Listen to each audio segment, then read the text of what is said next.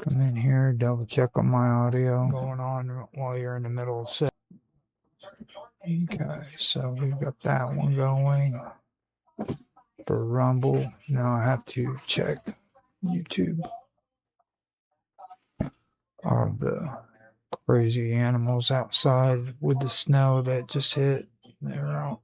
Snow's melting away and animals are on the roof. So if you guys hear that, I apologize.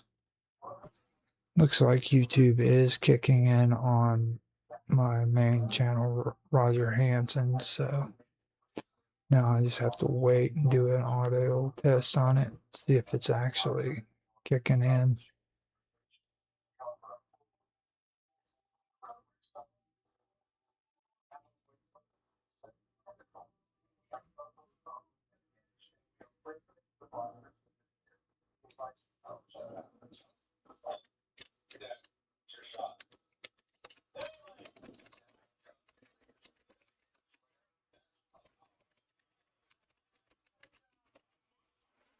Okay.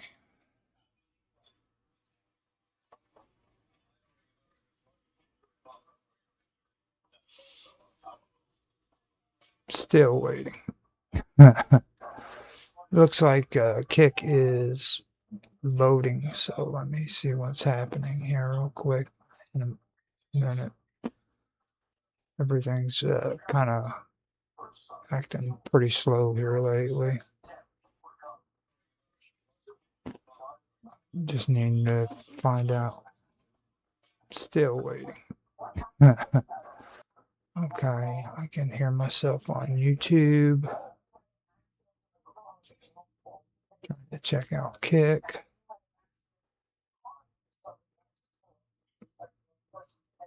Twitch looks like it's up and going too. It's just a matter of waiting. Everything's loading. I just went ahead and hit refresh on Kick. Yeah, I don't know what the deal is with all of that, to be honest with you. It's things have been really messed up. We just had like a stage 4 solar flare, which is supposed to have affected a lot of things. So I don't know. It could be that. Things. So I don't know. It could. There we go. It sounds good on Twitch.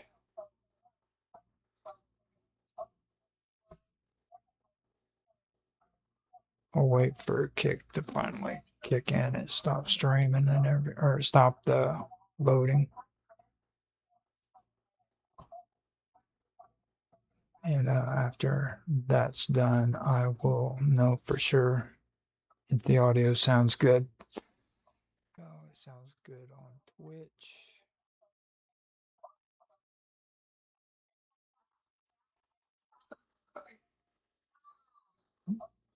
All right, so I'll wait for Kick to finally kick in and stop streaming and or stop the loading. Okay, so the audio sounds good on Kick as well. So we are good to go.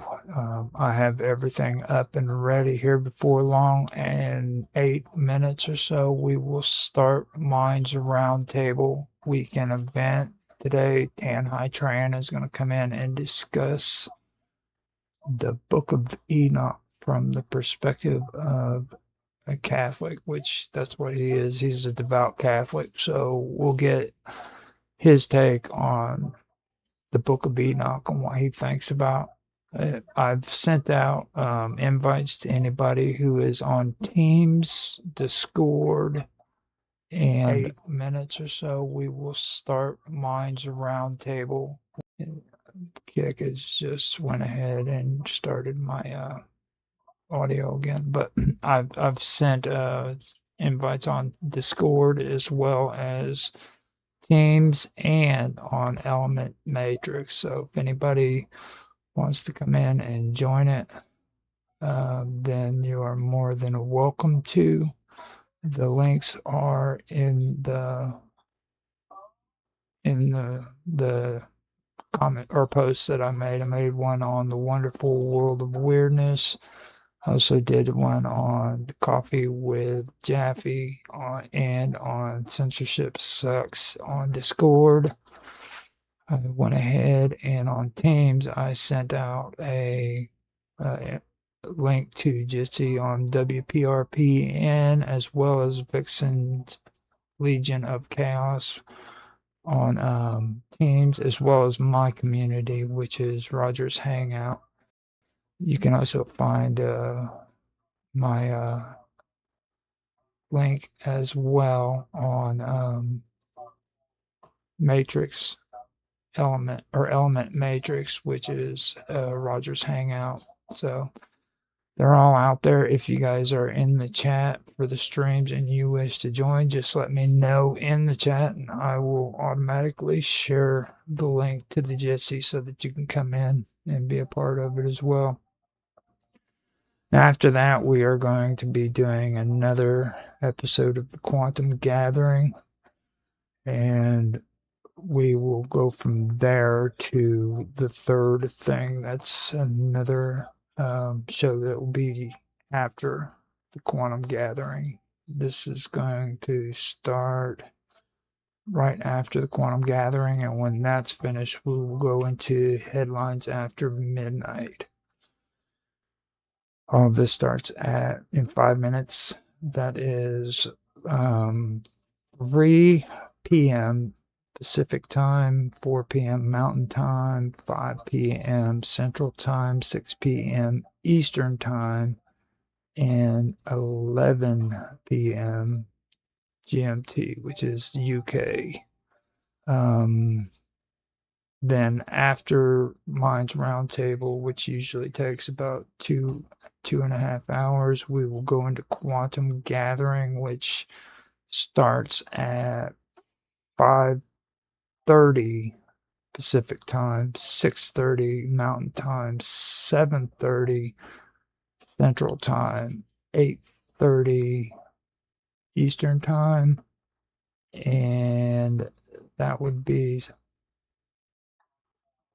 12:30 a.m. in the UK. So those are the times that we have set up with that. That usually goes until, well, that could go an hour, it could go farther, but usually after that we go right into the third thing, which will be going on until midnight Central Standard Time. That's 10 p.m. Pacific, 11 p.m. Mountain, 12 p.m. Central, 1 p.m. Eastern. That's 10 p.m. and 5 p.m. or 6 p.m. General or GMT or UTC, however you want to say it. I'm getting tired of the unmuting on Kick, which it has a tendency of always doing, so I will most likely be dropping that. It gets a little bit out of hand, and it does it all the time. It just, for some reason, does not want to let the mute stay on in the chat. So let me see here. It sounds like we have everything up and running though. So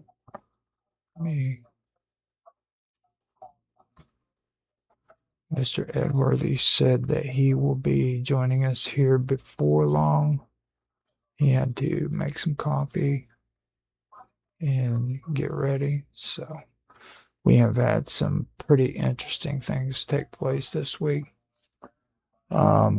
Now, I want, before everybody gets in here, I want to also mention that if you are a part of the Minds community, we have all of the full episodes of Minds Roundtable weekend event as well as the Quantum Gathering in my memberships area. Now, the reason why I have the memberships area set up on minds.com is so that we can get support for keeping Minds Plus. So I know right now that the price for membership is like $12, but we're doing that because it costs approximately $12 a month to have Minds Plus. Without Minds Plus, we're not able to schedule posts and stuff of that nature. So that's where that all goes. We make maybe 2 cents profit off of each month right now because Tanhai Tran is the one who is the only one who has sponsored us through the membership. So if you want to help contribute and sponsor through minds.com, you can go to my account, which is Roger_Hanson, and get and join the membership. Also, I have 15-minute video clips of the Minds Roundtable, as well as things from my Strange Stories group on minds.com that I am posting each month. So that'll be free for everybody to watch, but there'll be 15-minute videos instead of the full videos. Now, if you want to help support us, you're not a part of Minds, you can also do that by going to locals as well as going to Patreon and supporting us there. On Patreon, I've also taken some of the songs that we've been using for the shows and doing them separately, so that if you want to contribute, you can buy a song, and those are the same basic setup as what you have for the memberships in minds.com. It's just purely to help donate towards the show. All proceeds go back to the stream. We don't use it, we don't squander it away, basically. It won't go towards boosts or anything of that nature. It'll go towards the membership. Now, if you want to, you can also join our locals, which is the same as on Patreon, where you don't have to pay to be a member. Go in, just join and be a part of it. And you can watch the videos there for free if you want to. So that's an option there if you guys want to do that. What we're really wanting to do is set up a community-based streaming, or a stream that's community-based is the best way of saying it. So if you're interested in coming on and maybe starting your own show, or if you want some help with doing it and you need me to help you with the recording and the streaming, I'd be more than happy to do it. Just contact us through those channels and we'll get you set up. So that's enough of the soliciting. I'm trying right now as we speak to get an episode to publish on Patreon. It's an episode of Esoteric Agenda. That's a part of the video series that I do have on Strange Stories, which you can find on minds.com. You can also find Strange Stories on YouTube as well. And that's a sister channel to the Wonderful World of Weirdness. So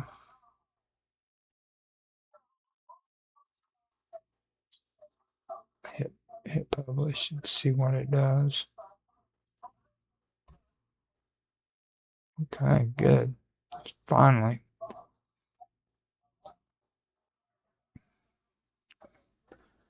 I've been having an interesting week. I went and started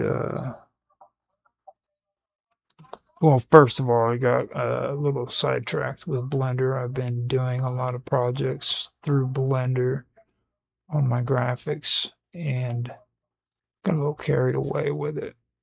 needless to say. And by doing that, I got backtracked on the editing that I had to do for a lot of the videos that I have been editing and putting out. So that caused me a little bit of a issue. So for the last 3 days or so, I have been going through editing videos that I should have edited and sharing them. Now, on the posts that I do on Patreon, I usually post clips from there onto X.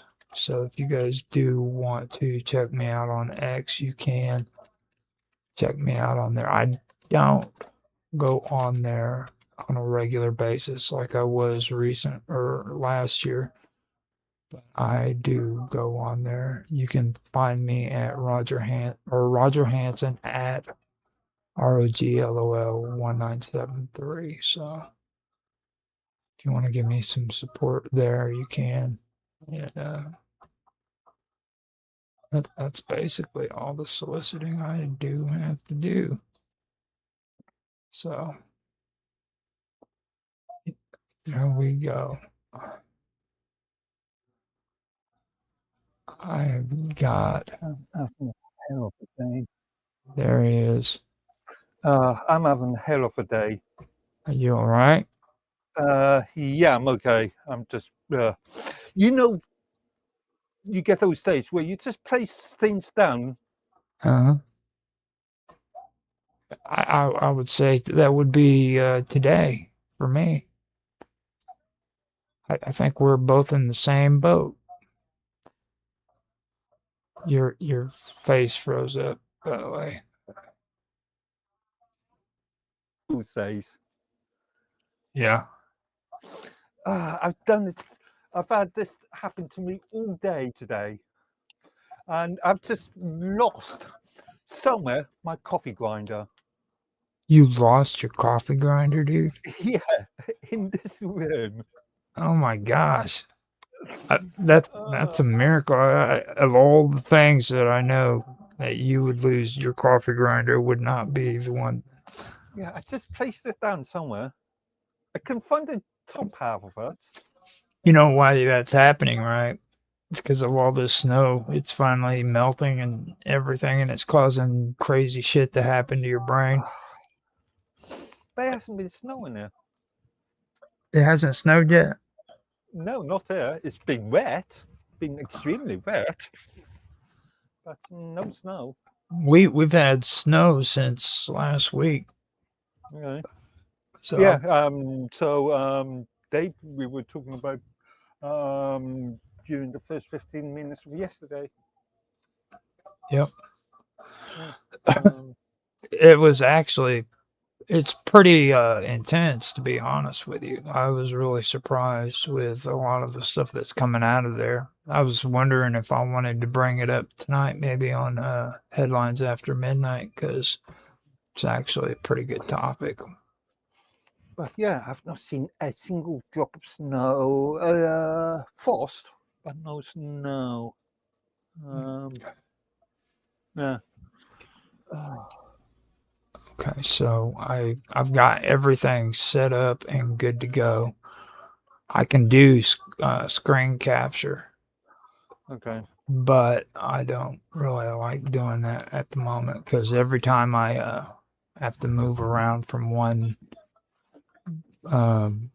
browser tab to another. Found it. You found it. It was hiding behind this monitor all the bloody time. No, can I find my other part? Which I stuck down here. It's one of those days. I would say. Right? I would say. Freaking you got all hysterical, thought you lost your Well, I'm not going to spend 8 hours without a coffee. I might still be able to do that if I can find my grinder top. Yeah. That's not, no. So we do have I everything. found it.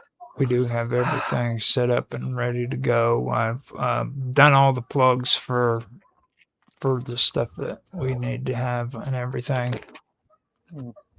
Okay. And I am running the newest freaking background video for minds.com, by the way. It looks pretty cool. Or for Yeah, Minds Roundtable. You created a new intro jingle, or you uploaded a new intro jingle for something just yesterday. Mm-hmm. And I thought it was about 2-3 seconds short. 15 minutes is usually about the. Oh no, it was only something like a 10-15 second thing anyway. You're talking about the one on Teams, right? No, well, Teams. I think I came across it on YouTube first. Yeah, okay.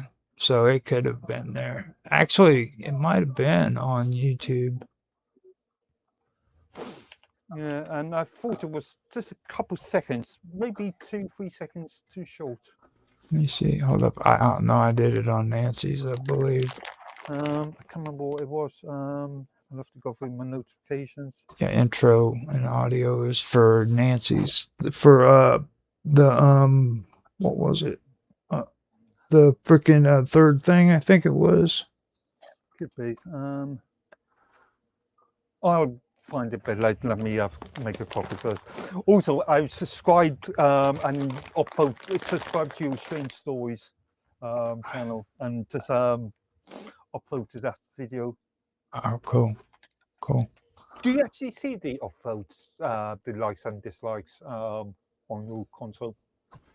Well, no. You've disabled visual. I haven't seen any of that. Everybody keeps saying that you can, but I've yet to have it to where I could actually do that on there. I'm wondering if it's maybe the size of the channel or not. That might be influenced by it. I think it's maybe just because you've disabled the visual thing No. as far as the user's concerned, and therefore you can see it as well. I haven't disabled anything on there. No, or you've not enabled it. Oh, yeah. Well, but then not disabled, same difference. But I get nervous in there because they've applied a lot of AI onto YouTube. So like when you go in there, you got to be careful because a lot of that AI is messing people up when it comes to like views and stuff. So okay. I'm kind of like taking baby steps through all that to find out exactly what they are before I start enabling a lot of their new stuff. Just trying to look back. As you can imagine, I get a lot of YouTube notifications on a daily basis, so I have to scroll right down. It's probably for me. No, all different channels, all kinds of channels. Let's see here. Regular subscription. Yeah. Oh, you must be. Wasn't it on the same channel actually as Could be. There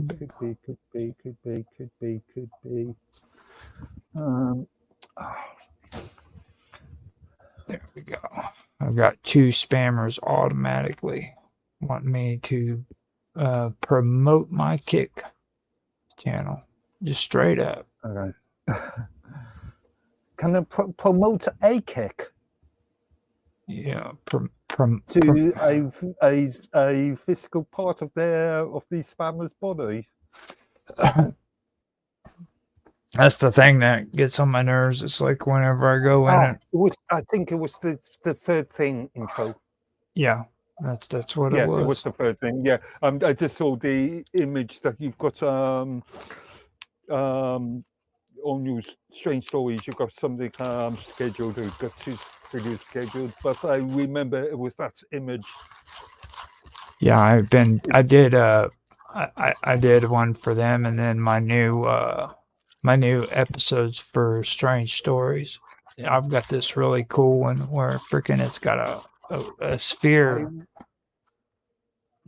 Just yeah, I'm sorry. I'm just thinking on that piece of tune, maybe just add 2 more seconds and then maybe a fade down, a fade, I could, yeah. or yeah, it just sort of fade blunt at the end. Well, that's I love that bluntness stuff. You know what I I mean? mean, a bit overly. Because the music's fairly repetitive. You're expecting a repeat or what is it today? Higher octave or lower octave. Freaking Or Mark Edward yeah, or Mark Witosik. He's a nut. He just came out with a freaking song called "No Paper for the Sasquatch." okay. Shithead. You just missed that, Dan. Can you hear me? Say something real quick, Dan. Tan, speak to us. I don't think he can hear nothing. Oh, okay. There he goes. No volume. Yeah. Sometimes you have to back out, come back in, and it'll straighten itself out, Dan. I can see him. Can you hear me now? Yes, there you go. There you yeah. go. Okay. Yeah. All right. How's everybody going? Oh, it's going so far. Oh, it's been a weird day so far. I went on Teams and I was telling Mark about Mark Watoshik. He just made a post for a song that he just made, and it's called "No Papers for the Sasquatch." Is that what Mark's doing? Mark with the papers? No, Dragus Production. Mark.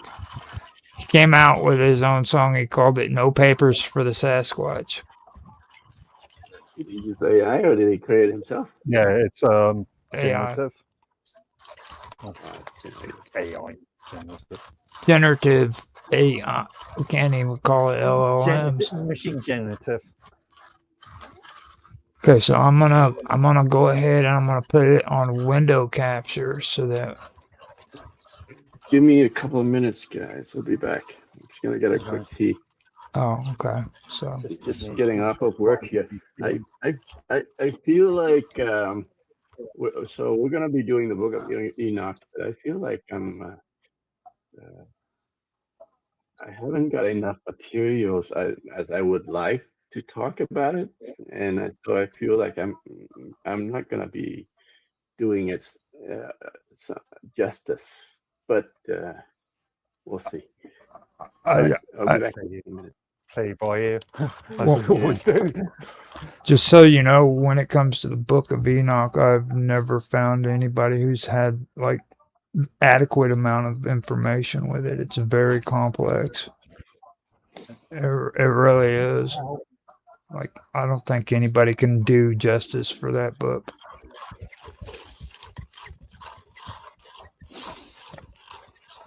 It's kind of why I was mentioning the Book of Jubilee last week, because that's another one that's really interesting. Yeah. And I don't know for sure if I said it last week or not, but I had to make a correction when I was talking about Enoch. Enoch didn't die because of his roof falling in on him. That was Cain. Yeah. Cain built his house with his roof made of stone, and he died because his roof fell in on him and killed him. I don't know for sure if that was in the Book of Enoch or the Jubilees.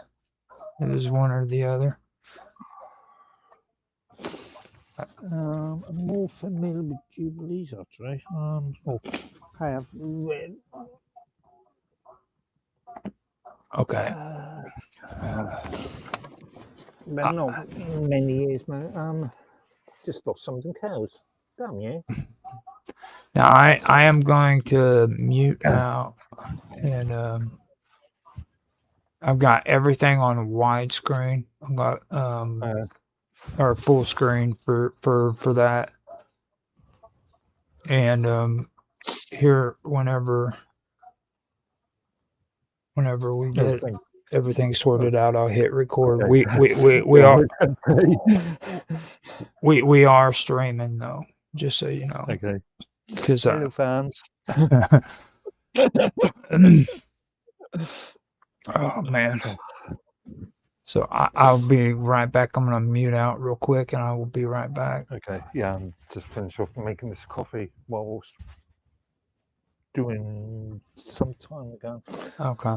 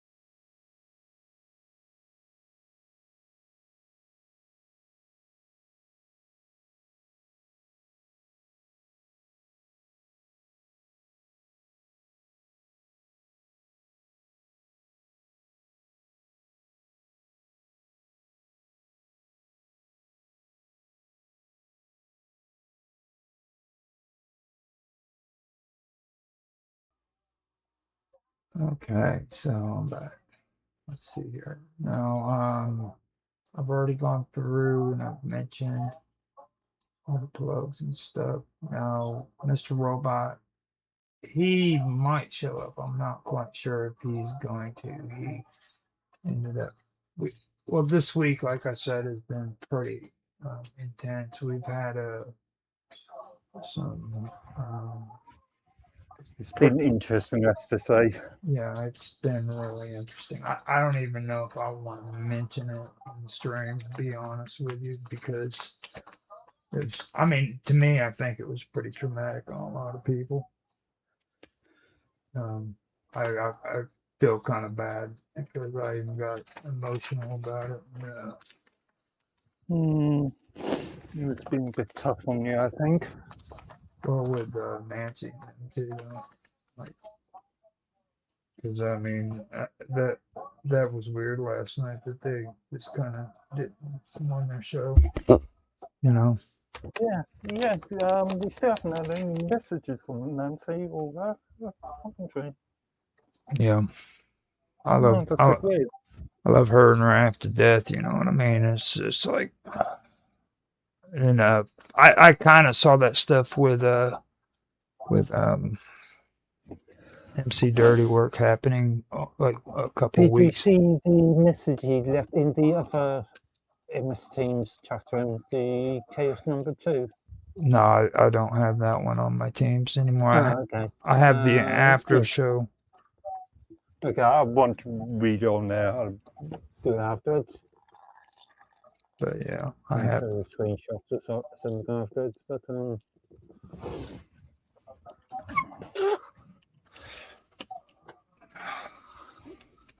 was not appropriate for public consumption. Oh, you're talking about the poster, or the Huh? the post or the coffee? Oh, yeah, the post, the Oh, comment. Yeah. Yeah. It was nice, but it's just not appropriate to do for public listening. Yeah. Well, I mean, for me, I just, I've been like really wanting to change the whole direction that I'm going, and I've been having issues with a lot of things that's been going on a lot of these streams that I've just been sitting back and allowing to take place on my streams, and for me, it just doesn't feel right, and when I hear it, it makes me sick. It literally makes me nauseous. Okay, and I've been Okay, I get what you mean. yeah, Yeah. yeah, and I've been doing it, and I don't feel good about it. You know what I mean? Just allowing that shit. It just because I know what that's all about. And But these aren't happening on the streams that our streams, those streams that you Well, typically control. we have dignified people, with the exception of Mr. Robot. Him and V is like a freaking pervert from hell. We got V that's the pervert, and then Mr. Robot, which is the crazy man.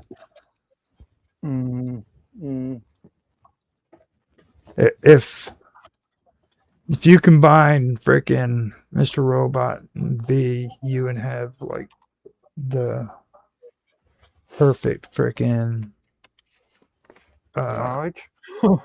villain for a 007 movie.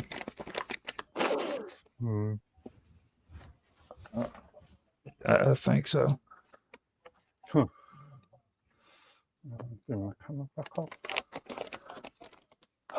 Okay. So Mr. Robot should be back in. No, not Mr. Decided to stick this black suit on today because Mr. Robot was complaining the other day that he's got the impression that I've only on one suit. Did you saw that green screen comment they made? Oh yeah, Yeah. That sort of annoyed me. Well, I mean, the thing about it is you gotta stop letting them trigger you like that. Like today, there's a good chance he's not gonna show up. He just kind of like comes into the chat and he spills his shit and he just never shows up. You know what I mean? I don't know. When he does show up, he will show up for a couple of hours. Well, he fell asleep the last time, or the time before last. Last time was pretty good, if I remember. Yeah, it was pretty good. So I mean, I don't really invest too much when it comes to a lot of that because like he's more of like he likes to come in and just dump a lot of shit on those into the chat, and he doesn't really get involved very much. So Well, there's the time difference then, isn't it? And also, which is a lot worse than our time differences. And also, isn't he back in academia at the moment? you can't blame academia for that. Or education. Well, Like- I'm just thinking time. Well, I The mean, time issue. with Like, Mr. as well as the other stuff's concerned. The long march with institutions. So yes, I can blame the academia of that. With Mr. Robot, you blame it specifically on bad sleeping habits. Okay, the dude doesn't sleep properly ever. But do either of us? I sleep pretty good actually. Like I woke up at 10:30 this morning, and I was feeling like I woke up late. And then like when I do have my late night stuff going on, I don't. I don't like being up that late because I know it's going to mess up my sleeping habits. Like I conscientiously worry about my sleeping habits because I don't want to stay on an all-nighter for long periods of time. This is why I sort of monitor my sleep. Mm-hmm. Okay. Actually, I didn't have anything to. No, that was yesterday. Now, B, he said that he's at the grocery store. He's got errands to run, and he will try to make it in about an hour and a half. That'll probably be around the time we do quantum gathering. Yeah. That means we can have a responsible conversation about the Book of Enoch. Is Otto doing? Oh, you said Otto. Otto said he was curious, but I told him if we were going to do it today, and I didn't get no response from him. He might show up. I'm not quite sure if he would or not, but he did sound pretty interested in it. It's just he has to work until later in the evenings, so I don't know if he would show up or not. We had a pretty good show the other night with that automatic pilot. That was actually pretty good. I was able to. Yeah, I missed. You. Well, we broadcasted it today. I broadcast live, quote unquote. And I missed the first. I don't know, 30 minutes. Yeah. Okay. Catch it from there. I thought it was pretty decent. We started talking about the Shinto over in Japan, and then we also started talking about what do they call them? The ones over in China. The I should know. You got me curious, actually. Halfway through that, you were talking about Alcoholics Anonymous. Yeah. And I was wondering if the UK version had any direct relation to the US version, and found out that the US Alcoholics Anonymous started in 1936, 7. Yeah. And then it was brought over to the UK by a member in 1946. See, that's And it actually took me down a long road of the Dorchester Hotel in London, because that's where the first UK meeting was. And obviously the Dorchester has got quite an interesting history of its own. That's pretty cool. See, that opens up a whole area for me too, because I went in and did research on a lot of that stuff. I learned about Dr. Silkworth. He was an interesting guy, and then you start learning about Dr. Bob and Bill W. And it's just a whole weird thing. That's how I learned about what's his name, Dr. Young, Carl Jung. I also learned about Emerson, and what he came out with a book called something of spiritual experiences. I forgot the name of it. It was a real big book. It's been years since I read it, but I learned about not Emerson. Okay. Emerson came out with the Transcendentalist. Like you start learning about the Transcendentalist movements and stuff. Those were some weirdos. You want to talk about weirdos? Freaking, there ain't nothing that people can freaking say about UFOs or aliens that can outdo the Transcendentalists do. Walt Whitman and Emerson and what's her name? She's the one who started the kindergartens here in the United States. Peabody or something like that. people do. Yeah, rings a bell. Hmm. So it's interesting. Tan's back. Elizabeth? I'll figure it out later on. And Maybe. Mr. Tan Hai Tran, ladies and gentlemen, Mr. Tan Hai Tran. Now this is your presentation, Tan. So when you do it, you got to take charge, and you're the one putting it together. I'll be back up and make comments on the side for comic relief. You're gonna have to unmute. He's still having issues, yeah. having issues. Yeah. I'm gonna go ahead and hit record so that we have it recorded since we're all three here, and that way it's recorded. That way I can step away and smoke my cigarette, and when I get back, it'll be started, and Dan will be in his proper. If we can get over this issue. Yeah. I hear something weird in the background, like it keeps popping in and popping out, kind of. Okay, I think I'm getting background noise from you, but potentially, but Well, with all three of us on here, it's hard telling which one. Because like on Teams, it would at least show. Well, it does show the green on here, doesn't it? yeah, it sort of highlights who's speaking at this present moment. So Yeah. It's weird.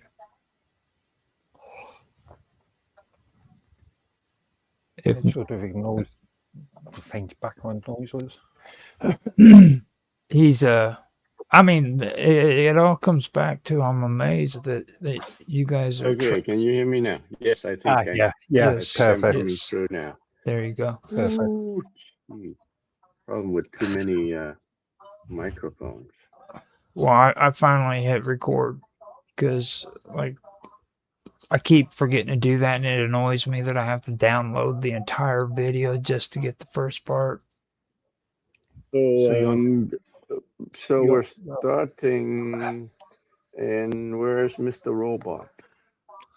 We was to say he may not. He doesn't turn up this early. Doesn't usually mine's the second half anyway. But seeing as he's not been with us for the entire Hey, day.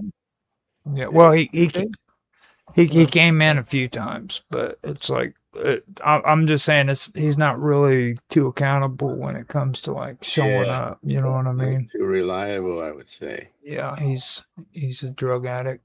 That's the way you have to deal with him. Those DMT drug addicts. He got would all. argue that he's got full control.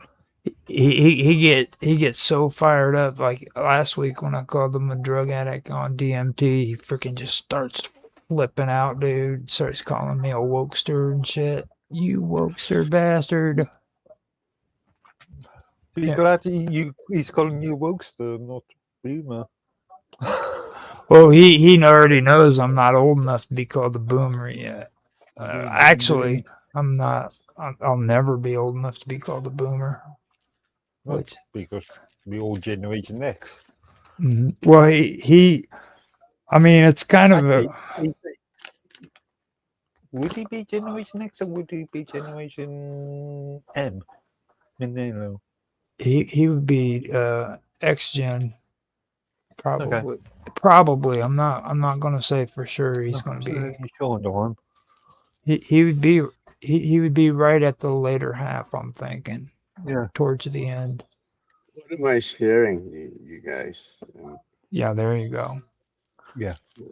Show me what I'm sharing. Oh, okay, good. Book of Enoch. Ooh. Okay. Maybe so. I don't have a. Would have been nicer to have a like step-by-step presentation, but this is just by my markdown types of all the stuff I Okay. got it together. Just your notes. Quite a lot. all this, all of that, and then it's not even nowhere near done yet. So, why don't you? Okay, so if we're gonna start, why don't you do some introduction, Mark? Maybe we can get into it. Not Mark, Rogers. So I mean, this is your show, so why don't you do some introduction? Rogers. I think he may have stepped. Yeah, that was his squeaky door. I think he just stepped out for a cigarette just before we start.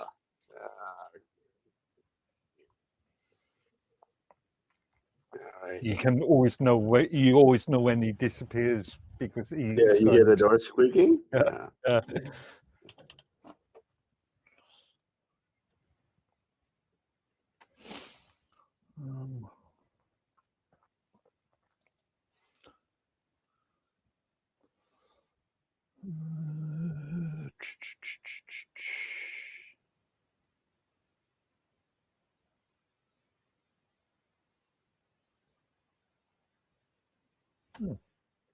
Is this thing legible from your end? The monitor I'm looking at is good 5 foot away, 4 foot away from 5 foot away from me. But that's better. Yeah, it's legible. Problem is that I've got 4 21-inch screens. These two, that one, and one on it. Not landscape, portrait orientation, but the one that I use for the camera is a good 5 foot away from me. So it's and being 20 inches, it's pretty hard to see any text on it. But okay, so but I can always zoom in if it's not. No, I'm just seeing if I can. I should be able to. You want me to zoom in? I mean, I'm looking at Roger's screen. I mean, it's legible if you are looking at the screen as a normal viewing angle. But it's just me. I can look if you look at it normal view. I can always zoom it in here. Let me just try it.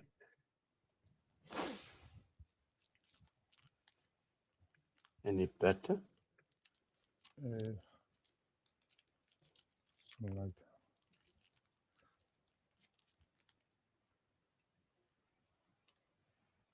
Yeah, that's better.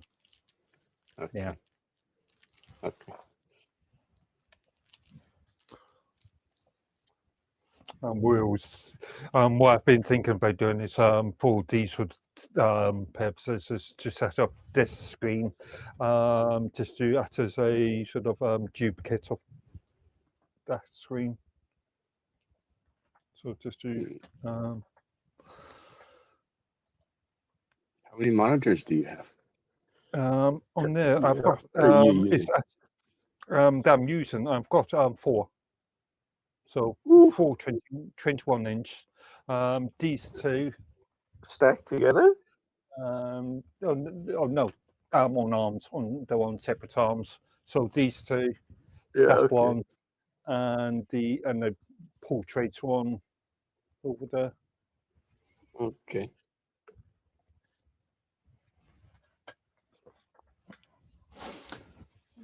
Having full screen's quite handy because I can have things like a chat log up there, my active sort of recording screen there, visual screen, and 2 extra screens for web research or whatever. We need to get Roger to reposition the stream because we're not seeing your camera and my camera on the stream. Just the background and the shared window. Okay.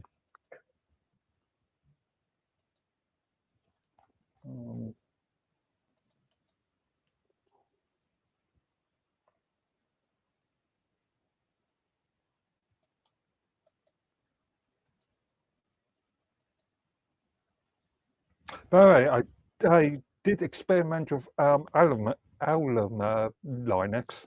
I was talking about looking for a Right. CentOS Red Hat replacement. Right. I did check out Alum Linux. Um, some interesting issues. Version 8 and version 9 branches with similar to Red Hat version 8 and version 9, Red Okay. Hat Enterprise Desktop. Mhm. There is an issue with mounting crypto Lux 2 encrypted partitions from fstabs. You're talking about Trying to Alma, automate. Alma Uh, Linux, right? Or Mint? yeah, Alma. Alma. Alma. Okay. Um, um, that I didn't like, and version 10 because it's a fairly new release. The with that there's an EPL repository that has a load of additional packages in it. Version 10, the EPL repository is extremely slim at the moment. Okay. So, So what problems, what's the issues did you run into? again, because I've got a Lux 2 partition, so an encrypted partition on one of my that works. That laptop, which I was explaining one, but in the home directory, it version.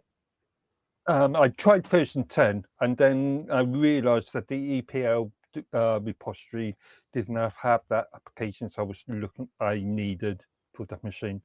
So I went back to version 9, and I realised that I had some major issues with, like I said, the Lux 2 partition of the volume. Because of the encryption? Yeah. Because of how it's a interesting issue with Red Hat Enterprise or Red Hat versions 8 and 9 branches, where if you know how Linux mounts drives automatically, the crypt tab file, etc crypt tab, is slightly it's malformed compared to the fstab because the crypt tab file has to be fstab references crypt tab for mounting encrypted partitions. Okay. And yeah, there's some weird mail. Yeah, but why do people like to mount these things? Like even with like ISOs, I on Linux they keep trying to always encourage people to mount the ISOs, and I'm like, no, dude, don't do that. Well, it depends on what you want to do. If you want to just if you are running from a desktop environment, a workstation environment, and just wanting to grab a file off an ISO, Yeah, that's the way I then usually do it. that'll be. But yeah, I'm talking about specifically encrypted volumes. So for this one or this laptop that would take out for general usage. Not a great machine, but because it is one that will travel with, I will keep my home partition encrypted for obvious reasons. And just so you guys know, the squeaking door won't be in the stream. I muted out the OBS while I had to go step out. So Okay. Really? Okay. Hey Roger, can you put us, the Mark and me, on the camera on the stream? You should be on there. No, it's not. It's not on It's there. just my screen share. Really? So, just going back to my previous point, I think I'm going to remain with SUSE Seriously, because a I've second. been using SUSE for I don't know Yeah, yeah. since early 2000s. If There not we go. earlier. There we go. I figured it out. Mm. I got it. Very cool. I just want to one single distribution that I can use for server and workstation usage. Yeah. Virtual So machine. Linux is a no-go then, right? Well, yeah, but I just didn't like the development. Linux has been it's current state at least. Can you make the whole screen there bigger, Roger? Because you have the. I mean, you have the whole stream real estate, and then you're just showing the Book of Enoch in the middle, right? Book of Enoch just on the side with all the cameras on the little No, corner. the view is your control. Now, like if you want to No, see I'm not how looking at the view. I'm looking at the stream. the Book of Enoch is in the center, and then you have Mark No, on it's one actually side. on the left. It's actually on the right, and it's That's weird. Yeah. say it's just covering. Oh, you're wanting the whole thing to be visible without the cool freaking background that I've taken time and effort to put together to look The so cool background freaking. can be When partially visible, but when this is edited out and it, I'm sharing the I screen to the swear, viewer. I How are you swear. expecting the viewer to be able to read stuff with Well, that tiny of a well, real estate you're giving us? your voice is what's important. It's not like you guys keep always wanting to do that stuff where you think that like what you put up here is more important than what you say, and that's not the way it works. I Yeah, agree. Actually, I was listening to an interesting sort of how to do well on YouTube video yesterday, actually, and the commentator, you need some infographics, man. Otherwise, it's just a boring. British barrister, was actually talking about that. Generally speaking, voice is more important than video, but again, if we've got actual visual content, such as Whatever. Okay, so what I am going to do, I've got a cool backup that's way cooler anyhow because I have the name of the show that I'm going to be putting above there that says Mine's Roundtable. Okay. And Okay, let's see it. Then you guys. Actually, looking at the YouTube stream, you've got that black border right up the top and right at the bottom, haven't you? Yeah. Where the Jitsi logo is. So yeah, I've got that covered now, so that actually does a better job. The Minds Roundtable weekend event at the top. I would actually make it smaller, move it right up to the top. So if you're going to have the Jitsi, in that case, remove the alpha background. So the Jitsi logo doesn't show at all. Make it an oblique black background.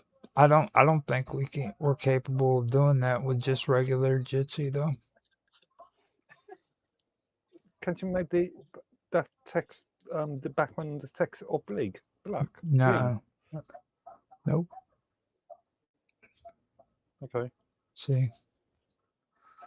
That is the best that we have. If I hit S, it'll go straight screen, but that's about it. So, and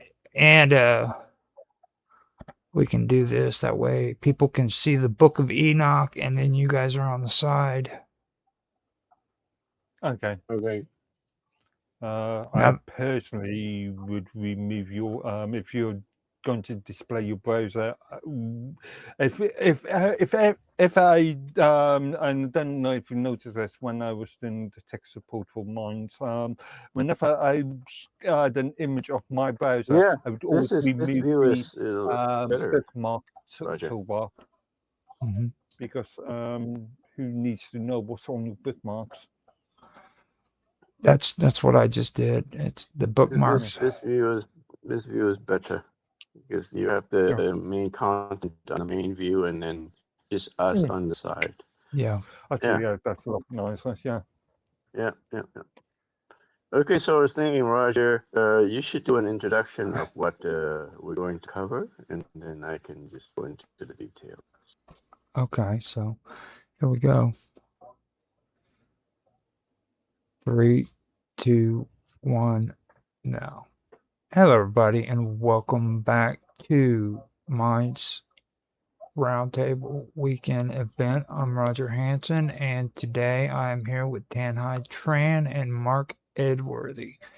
Today we have a special episode. Today is going to be a presentation that is presented to us by Tanhai Tran on the perspective of the Book of Enoch from the perspective of a Catholic perspective is basically how it is. So this is going to be pretty good. With that being said, I'm going to turn it over to Tanhai Tran and let him take it from here. Yeah. Hi, everyone. So, yes, today I would like to discuss about the Book of Enoch. In previous streams, we have mentioned it passing, and it seems to be quite interesting and controversial book. So I would like to give a brief perspective from a Catholic guy, me being from a Catholic Christian faith tradition. But before we go into that perspective, it'd probably be helpful to summarize what this book is about. I have on my screen share some notes that I put together. So we're just going to go through them one by one, point by point, and let's see how far we can take this. And time permitting, if we can't cover everything, maybe we can revisit for part two later on, where we can dive into more detail. I was just thinking that because the subject matter, this may have to go over to maybe even 3 episodes. Yeah, it's pretty intense, to be honest with you. Yeah. And it would be amiss if we don't mention Mr. Robot because he's not here. He promised to be here for today's show, and I would imagine he would provide quite an interesting take on this book pertaining to aliens and things like that might be he might see in this book, but not here. So on the first paragraph of my notes, I have linked to where there's several sites online that you can find the actual full content of this book. Sacredtext.com is probably the most popular one. You can see the full content there. So, Book of Enoch. It was reported to be written by somebody named Enoch, which is one of the patriarchs of the Old Testament, descendant of Adam, which is way, way older than its actual dating. So the book is dated to be somewhere between 300 BC to 100 BC. And we have no historical evidence that confirms that Enoch himself was the author. So more likely it is the product of a bunch of Jewish writers writing on his name for authority. I was just going to ask, is there any evidence that Enoch, or is there any sort of, well, it won't be evidence, but information if Enoch was educated or not? Was he able to write? Educated, he's very close descendant of Adam, right? So Yeah. anything that would have been passed down to him, it'd been by oral tradition, and then people would write it down later on, right? Yeah, Similar to Moses's or the books that Moses wrote before he wrote the first 5 books of the Old Testament Bible. It was all oral traditions, basically. Yeah. Now the book of or Enoch is actually supposed to be. He's supposed to be like the grandson, I believe, of Noah. Isn't that the case? No. Or Cain, one of the two. Cain, yes. Of Cain. Of Adam,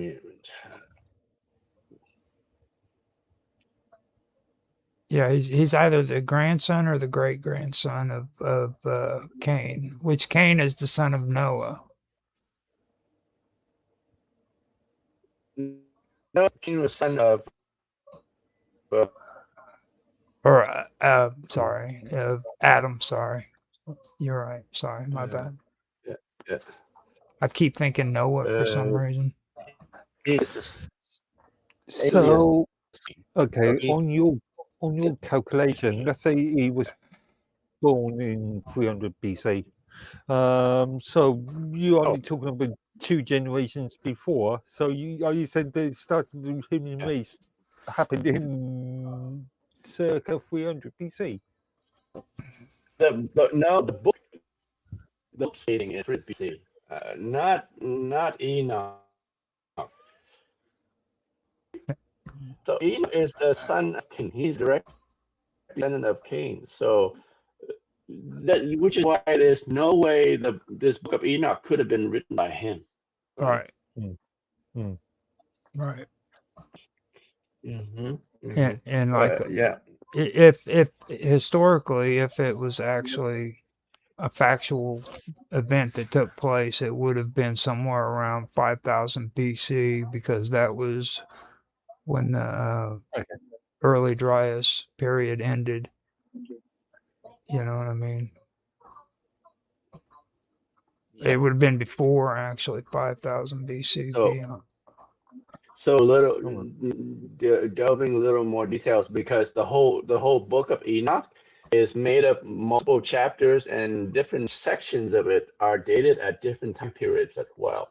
Mm-hmm. So the book of Watchers is the chapters 1 to 36 of Enoch, right?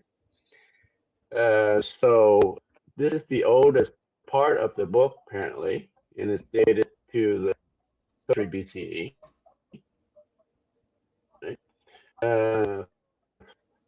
Based on analysis and fragments. Your mic is breaking up, Tan. Yeah. Your mic keeps breaking up. I don't know what happened. There you go. It's kind of in and out. It's like when you move around. I'm thinking when you get excited, you're doing a Mark Edworthy on us.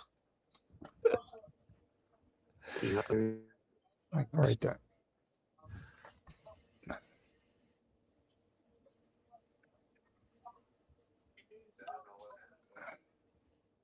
Yeah, I see it. I don't know.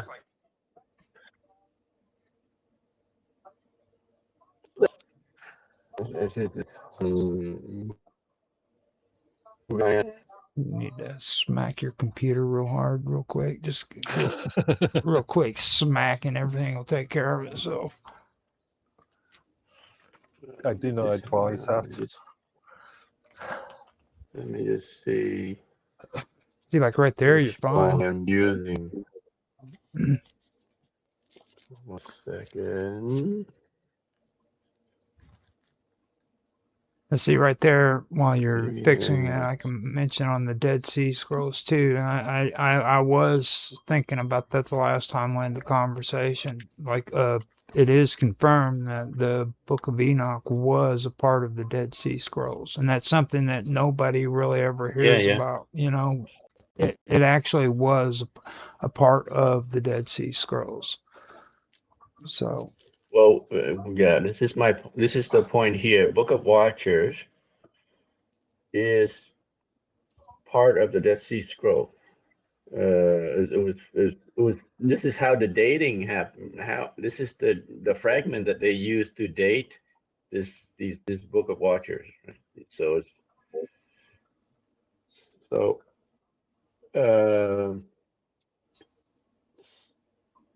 right. So chapters 1 to 36 is the Book of Watchers, and it's dated around 300 to 200 BC.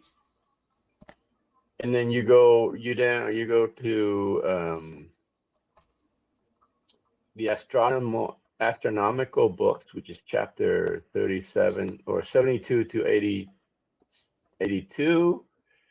Again, likely 3rd to 2nd century. And then you go to the Book of Dreams, chapters 83 to 90, dated around 165 BCE. And then the Epistle of Enoch, chapter 91 to 105, late 2nd to 1st century BCE. Right? And then going to the Book of Parables, chapters 37 to 71, around 1st century, 100 BCE. Okay, so the dates are derived from textual analysis and also based on historical allusions mentioned inside the book. For example, events like the Maccabean Revolt. And then there's manuscript evidence, including fragments found from Qumran, the Dead Sea Scroll. Right? And then there's also works originally composed in the Aramaic or Hebrew tradition with later Greek and Ethiopic translations.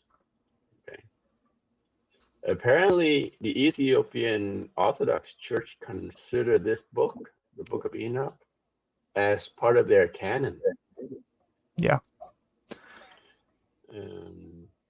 Right. Okay, so to note, so there are other books of Enoch.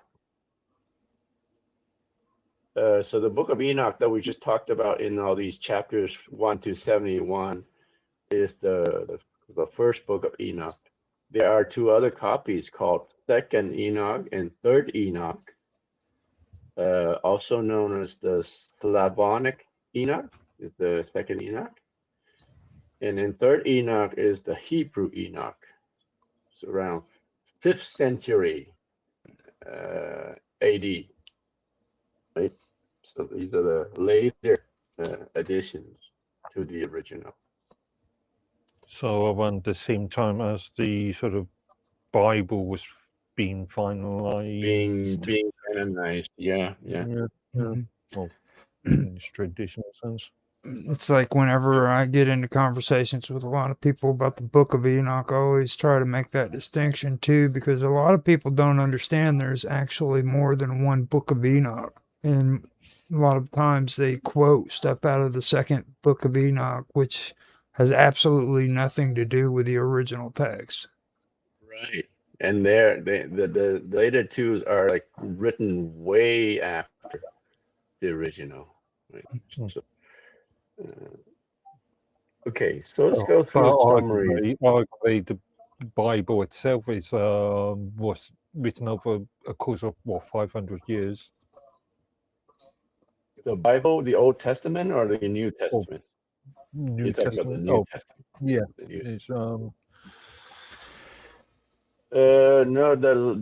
no, 100 years, I'd say. Because I think the last book of the Testament was written around 7 to 80, the year 780, right? okay. 80. May have been manipulated over that period, and obviously manipulated later on with the King James and King. Well, the King James and all the other ones are just translations of the original, so you wouldn't consider them. And The plus, King, like the Roman, between the Greek translation and the Roman translation, translating from Greek to Roman is really horrible. Latin.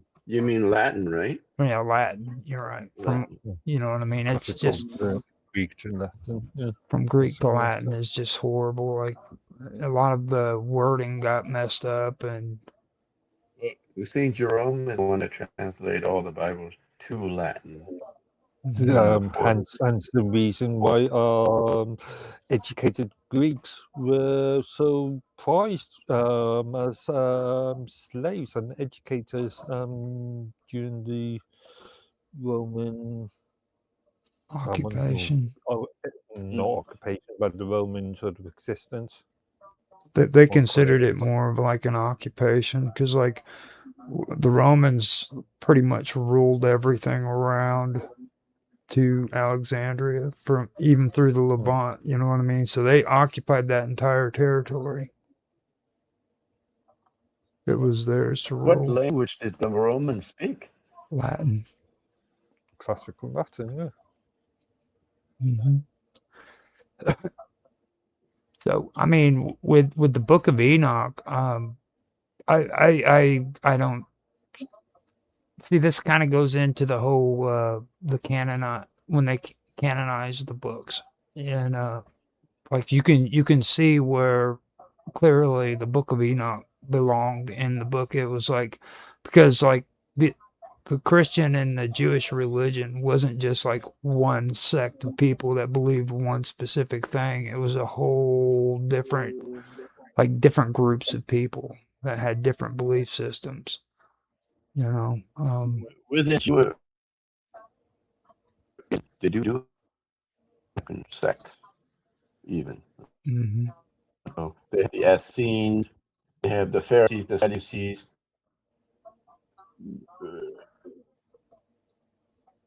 That provide the Gnostics. Yeah. Let's later. Let's not talk about the Gnostics. Oh my goodness. That's the part where Mr. Robot would have gotten excited and come in and started telling you a whole bunch of with the aliens. Well, that's a part of the Gnostic thing, yeah. We will talk on behalf of the robots. We go through some of these. For example, he probably thinks the watch are aliens, right? Oh yeah, of course. I mean, anybody in there, any respectable Ancient Aliens follower would say that the Watchers were aliens. Sorry, respectable and ancient alien followers. Those two phrases don't really work together. Well, I mean, it's all on how you decide on it. Like when it comes to a lot of the stuff that Ancient Aliens introduced, they did what I like to call cherry picking. Okay, and there was a whole bunch of stuff that wasn't actually truth. There was a whole lot of it. But what they did is they cherry picked throughout history, and they picked what they wanted to add into their shows and what they didn't want to add into their shows, so that it would fit a narrative that they were trying to build. You know, isn't that any sort of medium? Exactly. Ever since the creation of mediums, ever since we started Yeah, old traditions. And the Watchers, I mean, the Watchers have that element that makes you stop and think. They could have been aliens. I mean, they're that they would have been like the early version of what we would call alien sightings. To be honest with you, I mean, they would. Or extraterrestrials. Mm-hmm. Yeah. Got to be Let's. very careful. Yeah, because aliens and extraterrestrials, and when you talk about angels, it's a bit of a weird subject because aliens per se are just creep beings, often just not of our sort of realm, if you like.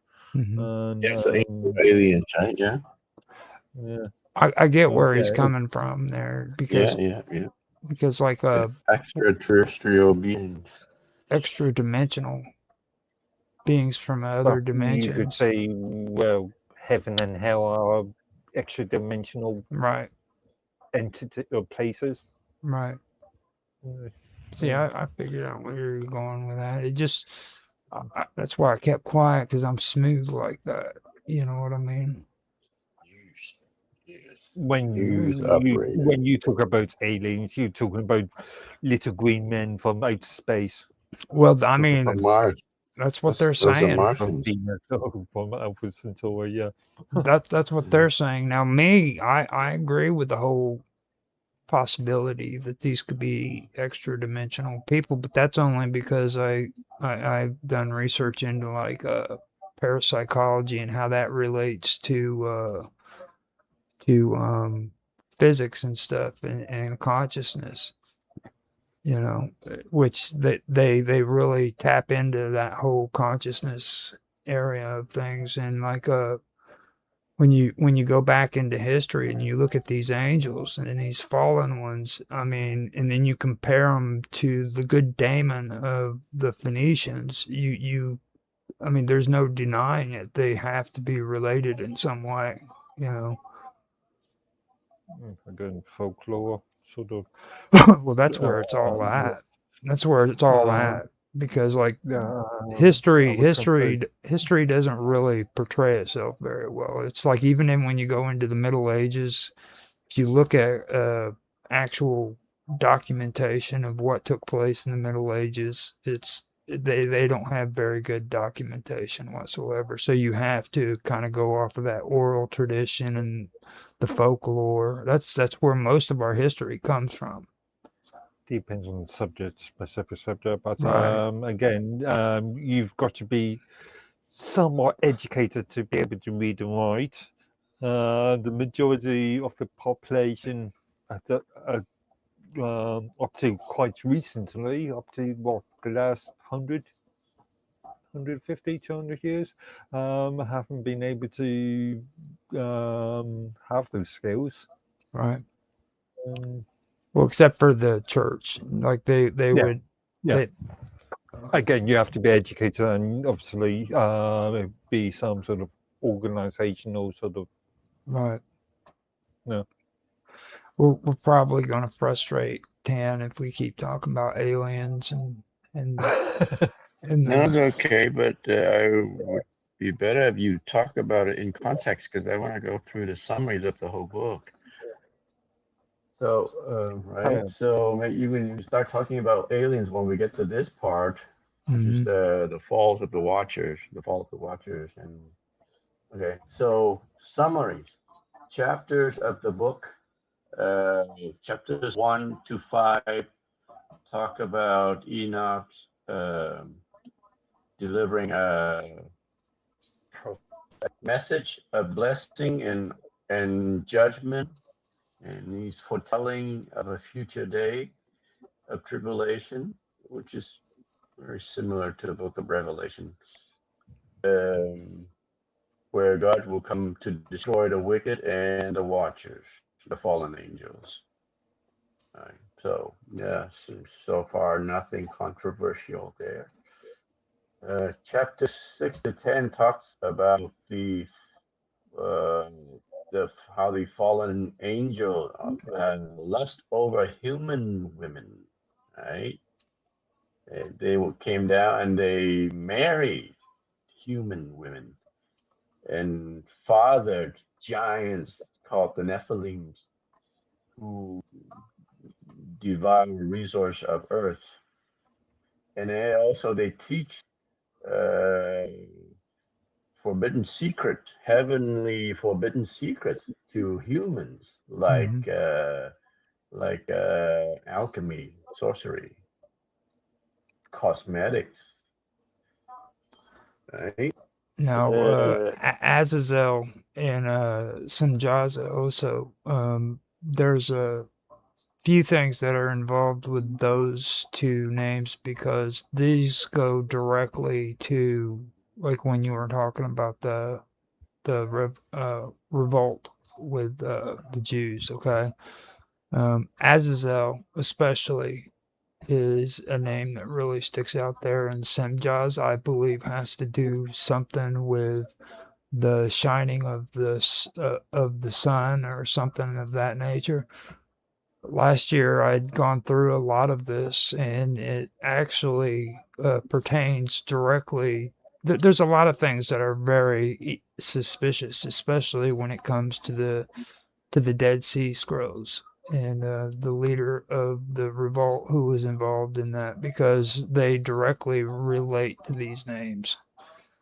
Um, and it's really weird how that works out.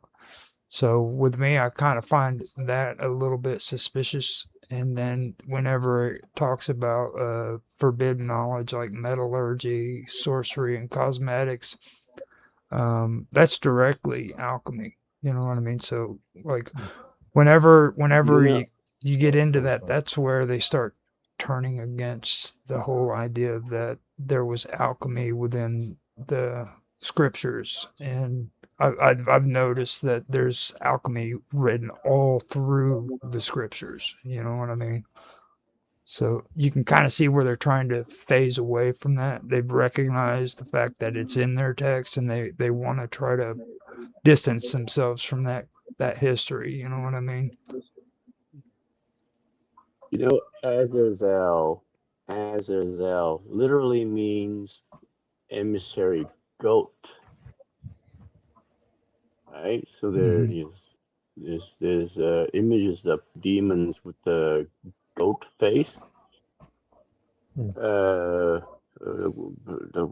we've seen uh, we've seen everywhere on the internet where it's associated to like Lucifer or Satan.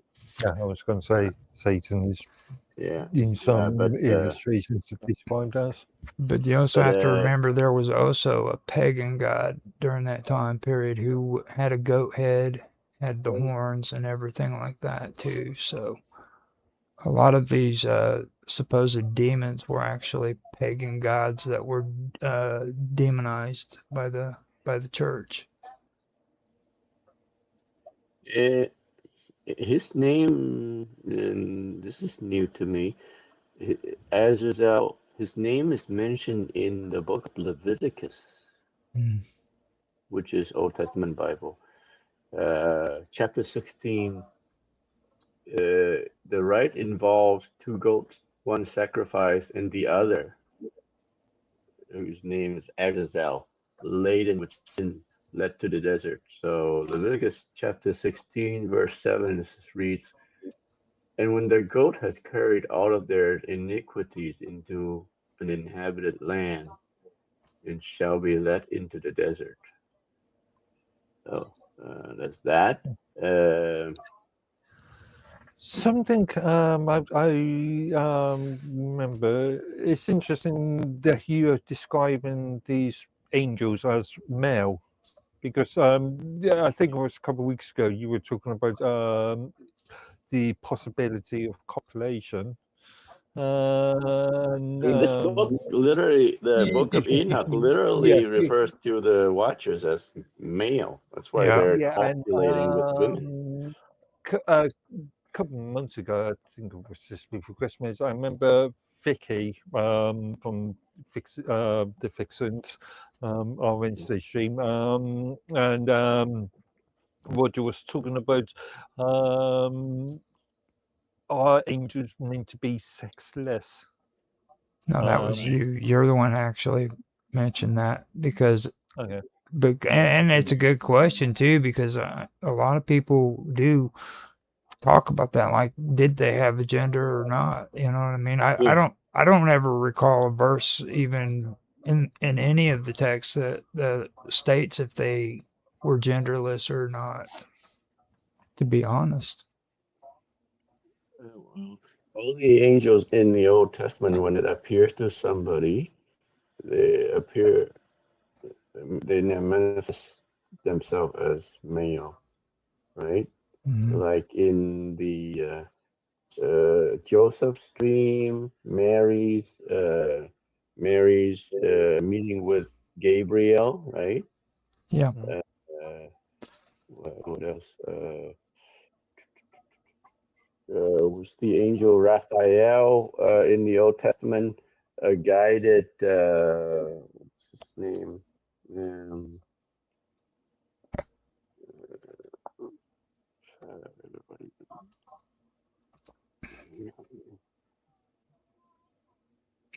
And when I hear Raphael, it reminds me of the Book of Tobit.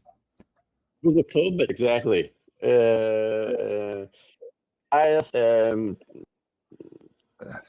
Tobias, yeah, Tobias was what's his guide? He was guided by the journey that his sent to ask the what's the girl Rachel in America, and Raphael was sent to guide on the journey, and during the journey, Mm-hmm. is first to him as Now, when um, I think your mic is starting to mess up again. Like you got all choppy there. I don't know, You nothing I can do but you might slow have him down. you might have Raphael on your heels trying to subvert your awesome live stream. Getting excited again. Yeah, My, there you go. Starting to sound a little I better. mean, Now, when with me, what I remember this of really sucks. This, what I remember really about Tobit, the Book of Tobit, was she ended up getting married and her husband died. Now, when Tobias is the guy. well, Tobias is the man getting what's his name? well, see, this is a second wedding though, is what I'm under the impression because like when I read it, what happened was is first how the story starts out is she gets married and the husband dies. Now it's a shame, Rachel, and Rachel, wasn't it? right? Oh, And, Sarah. Sarah. yeah, Sarah was. right. Yeah. Yeah, So, she was by the demon Alice Day. So seven husbands die mhm. before they consummate. And then, out of shame, the father buried the body in the backyard so that nobody would know that he had died. Because that was a customary thing that the Jewish did. Like, first of all, the Book of Tobit also mentions like you never touch dead bodies and you never lay out in the open. And that was what the whole thing was really about. It was so they start talking about like these customs that you're never supposed to do, and it comes down to this marriage that's supposed to take place. I don't know. Yeah, I'm so- just looking at it from a much more practical side. I mean, if you've got rotting bodies, obviously you're going to have to cover them. Well, she did it, or he did it actually in the middle of the night, so that nobody would see him burying the dead body. You know what I mean? So he was already committing a sin, I guess you could say. You know what I mean? He was already. No, I mean, no. Burying the dead is the corporate work. Well, he's trying to What hide. He's trying to hide his shame from the rest of the world because it was shameful to him in the eyes of God that his daughter's husband had died before consummation. You see what I mean? Yeah. Okay. Right. So we got that to this tangent because And the angels of watchers. and I think the church teaches well. well, Raphael. My whole point is like Raphael was actually a watcher. He was a bad guy in this story. Okay, and he was up to no good, and I believe it was Michael, I believe it was, had to chase him to Egypt, and he was bound, I believe. But which are you reading? The Book of Tobit. It's the Book of Tobit. Raphael was Tobit. and you Sarah. It's a The demon act. yeah. You're breaking Am up. I reaching out again? I can't hear a word you're Just saying. catching every other word of you. Yeah. Jeez. See, that's what Let happens. me He's gonna back out and come back in. most likely. Yeah, he's going to try again. That's what, Might have some hardware problem, maybe. yeah, the Book of Tobit. I could probably drop this down and pull it back up because it's very important when it comes to that. The like Raphael. Raphael was actually a guardian angel, I guess you could call him, or an archangel, but he was one of the fallen, and he was also demonified, vilified, basically. So it's really interesting how all that works out. I've got to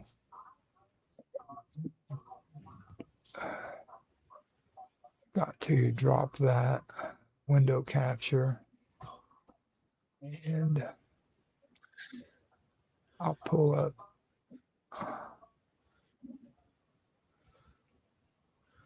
Let me see. Give a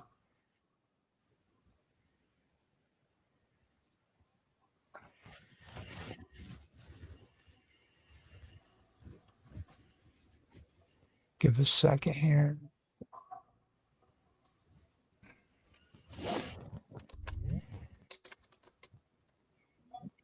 thinking maybe it's because my mic level is too low. That's that's perfect. That's a lot one. better. Yeah, it was too low before, maybe. Okay. Well, Jitsi, you also have to take Jitsi into considerations. See how long this Jitsi lasts? It hasn't seems got- to be readjusting itself automatically. I don't know why. Okay, so the Book of Tobit, I pulled up the information, and it's a deuterocanonical wisdom tale from the 3rd and 2nd century BC. It focuses on piety of a blind Israelite named Tobit and his son Tobias, who is aided by the angel Raphael. Yeah, that's what I was saying. Now, after Tobit is blinded and Sarah is tormented by a demon, okay, Raphael is the one who guides Tobias to marry Sarah. Yeah, and Raphael is one of the archangels, man. You can't compare him to fallen angels. He's one of the good guys. Actually, he's not. Now these days, I don't think they consider him as a good guy. Well, the church still does. You know. he's he's one of the archangels. Now, Sarah, he guides Tobias to marry Sarah and cures them both, demonstrating God's providence and importance of charity in the necessity of prayer. Now, the characters Tobias is righteous, wealthy Israelite living in exile in Nineveh who diligently buries the dead. And that is actually supposed to be not approved according to the Jewish traditions. Like you're not supposed to touch the dead. Well, you're supposed to bury the dead. You No, don't. You just don't leave them lying on the above ground. specific people have the responsibility of doing it, but like an average Jewish person doesn't touch the dead. You know what I mean? Now, Sarah is his relative, and she's plagued by the demon Asmodeus. Asmodeus. Yeah, who has killed 7 of He's her the husbands. demon that Raphael was sent to Right, to kill and or he to treat. right, and he's the one that chases Asmodeus to Egypt because Yeah. So are you confused between yeah. Raphael and Asmodeus? Well, of course I am. So Yeah, because Raphael's Asmodeus a good guy, man. So Asmodeus has killed 7 of her husbands on their wedding night, which is something that is shameful too. So what happens is Sarah's father during the night when nobody's able to see buries them in his backyard. Okay, which is another interesting aspect of this whole thing. Now, the conflict about it is like after being blinded by sparrow droppings, Tobit sends his son Tobias to Midia to recover a large sum of money. Now, simultaneously, Sarah prays for death in her despair, and God sends the archangel Raphael to help. Now, Raphael, disguised as a human who's named Azariah, accompanies Tobias. And under instructions from Raphael, Tobias uses the liver and heart of a fish to drive away the demon Asmodeus and marries Sarah. Okay. Yep. So that's how that story goes. So Tobias, Sarah, and Raphael after that return to Nineveh, where Tobias uses the gall of the same fish to heal his father's blindness. And Raphael then reveals his true identity before he leaves. And that has nothing to do with alchemy whatsoever, ladies and gentlemen. Same century, same everything. So the goal of a fish did not cure anybody of blindness. And my favorite part about that story is the fish tried to eat Tobit's foot. Like he put his foot down into the water, and this huge fish, this was a huge fish, came up and tried to eat his foot, dude. I love that. He was just eating its dead skin off of his foot. And we were probably talking about something like a pike, considering the region. And pikes can be quite vicious, can't they? Well, I doubt if the fish actually existed, Mark. Just. So, I'm going to push you back on the point you mentioned a while ago that regular Jews do not bury the dead. They do. Burying the dead is not reserved. It's not a duty that's reserved only to the priest, right? Mm-hmm. An example is in the case when Jesus died, right? Joseph of Arimathea, he wasn't a priest. He's just a regular Jew. He came in and asked for Jesus' body, and he went and he buried it under his own tomb. So, yeah, like I was saying, even in the old Jewish tradition, burying of the dead is a work of mercy. Okay, back to the content of the Book of Enoch. So we were saying, Azazel, Okay. we're saying he's the horned one. Okay, I got that actually to clear that up. It's not unclean. It's actually governed by specific and strict rules. They're called the tuma. It's ritual impurity versus sin, basically. It wasn't a sin. It's not a sin to touch dead body. It's in fact, it's caring for the dead and providing a proper burial is considered one of the highest acts. The unclean state is touching a corpse. It made an individual ritually impure for 7 days. Okay, now. Yeah. I'm just thinking, in medieval Europe, wasn't it a tradition that gravediggers weren't allowed to be buried within a cemetery because they were considered to be unclean or spiritually unclean? It would make sense because impurity was usually caused by touching, carrying, or even being in the same room. You know what I mean? As a corpse. That was one thing, and then the purification rite.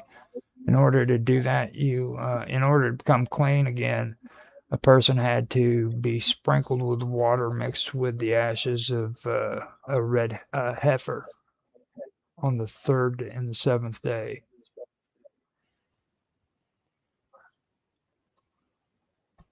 And then after that, until purified, the person was barred from entering the temple and participating in certain religious sacrifices.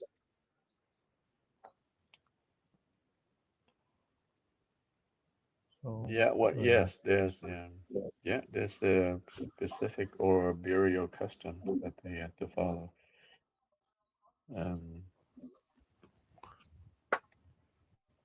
So I mean, so how do you balance that? Just basically you are sacrificing yourself when you're doing this work of mercy, right?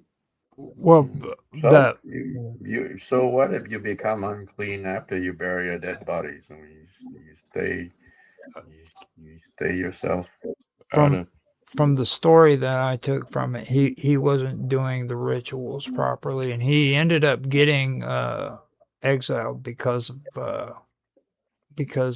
like not obeying the rituals of doing it. He would just go around burying dead bodies that he'd seen on the road, and he wouldn't go through the rituals that he was supposed to go through.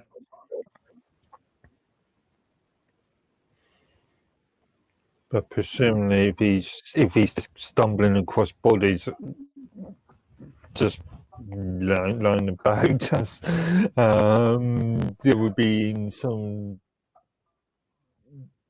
level of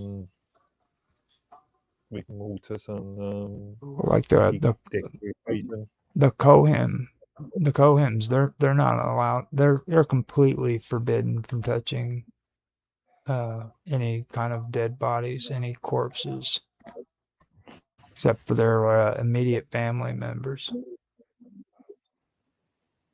Any dead body, right? Yeah, the only ones they can touch is their immediate family members. I'm sorry, not dead bodies, but dead humans. See, I'm just thinking food. Yeah. If you're going to have Okay. if you're going to have All right, guys, let's say, let's stop digressing. Get back to the content. So we're talking about the two angels. Do you Sam, still have Sam. the article to share so I can put it on the stream? Which article? The one that you had on the one before. they would display in. Was I not? Am I not sharing? Oh, I'm not sharing. Okay. Yeah, share that, and I'll pop it up.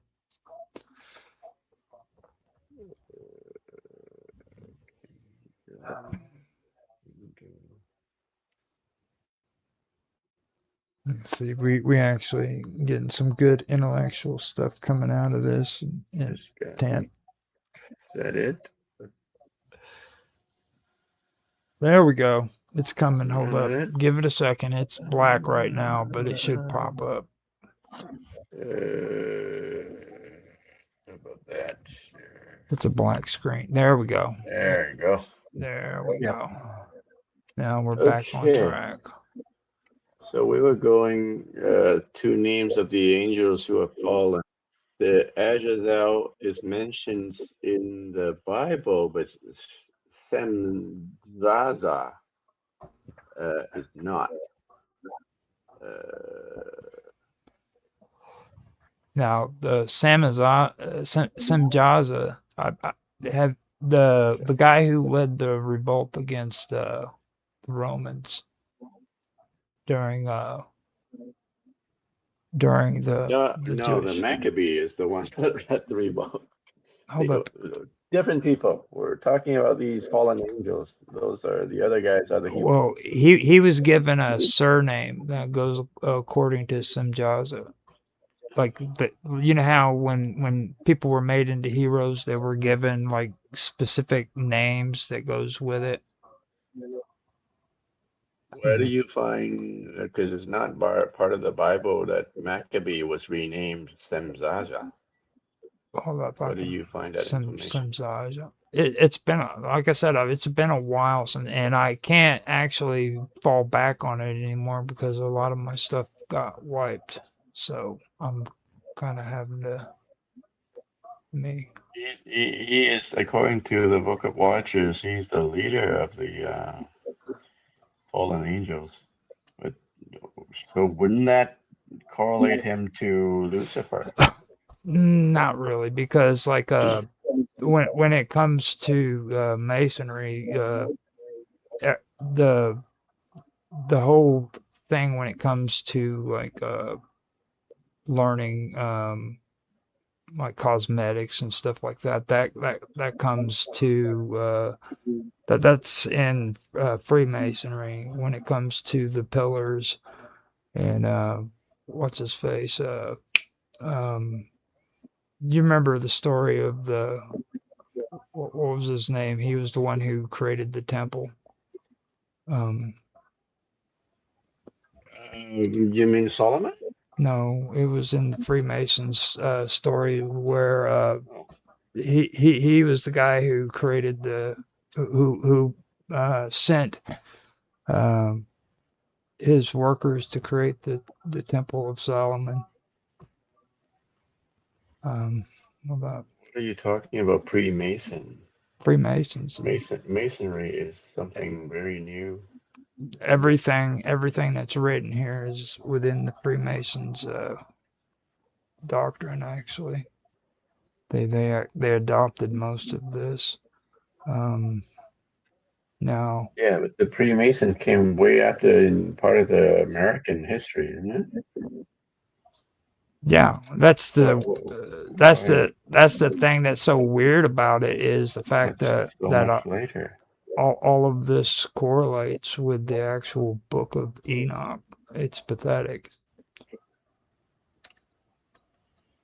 But okay, so if the Book of Enoch equates Samjaza to the leader of the fallen angels, then he's got to be the Enochian version of Satan, then, because in the Book of Revelation, Lucifer was the leader of the fallen angels that he later renamed to Satan.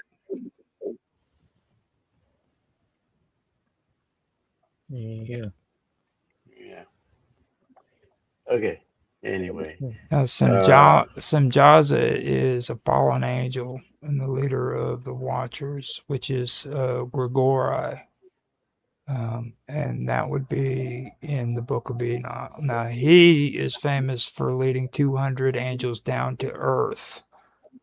Now, according to legend, he was punished by being suspended upside down in the sky, becoming the constellation of Orion.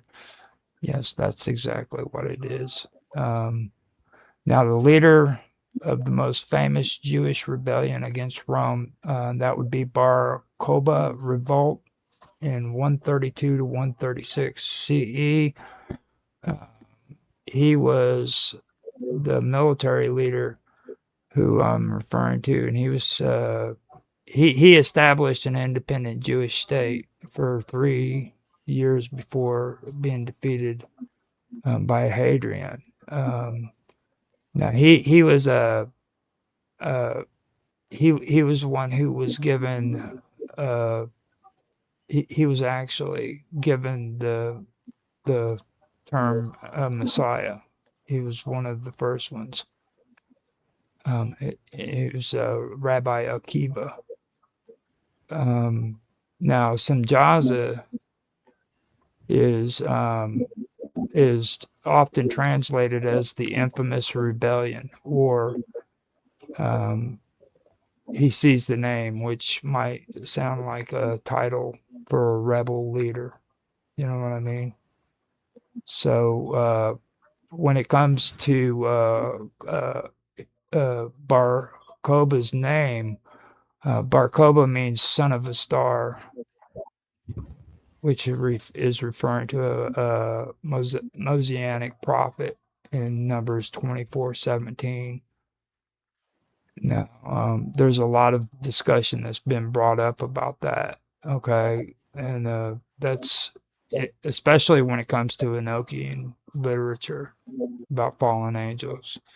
And Samjaza is something that kept coming up because it often describes using star symbolism, which is also in the Book of Enoch, if you remember what you just went through. And that's another thing that goes along with a lot of the Jewish mysticism. I don't. So, what are you trying to relate between Sandraza and the Maccab or the Jewish revolt, Simon Bar Kokhba? Now, Simon Bar Kokhba, okay, means son of a star. Okay, now that Samjaza's name is often translated as the infamous rebellion. Okay, so when it comes to Samjaza, that's kind of suspicious to me. I think that has more to do with Bar Kokhba's name rather than it being something that's true to its cause. You know what I'm saying? I just I don't know, because a lot of people believe that these people who had the scrolls, that they were like admired by people, but they weren't. They secluded themselves away, and a lot of the Jewish freaking cults that were in Israel didn't really get along with them too well. You know what I mean? They Maccabees, the Judas Maccabees and his brothers. I'm talking about the Dead Sea Scrolls though, like the what were they? I keep forgetting the name of them. But the tribe that was hidden away in the mountains who actually had the Dead Sea Scrolls, they weren't accepted by the majority of the Jewish community. They actually went off to themselves and had their own belief system, their own political system, everything. They actually denounced a lot of the things that traditional Jews actually believed in.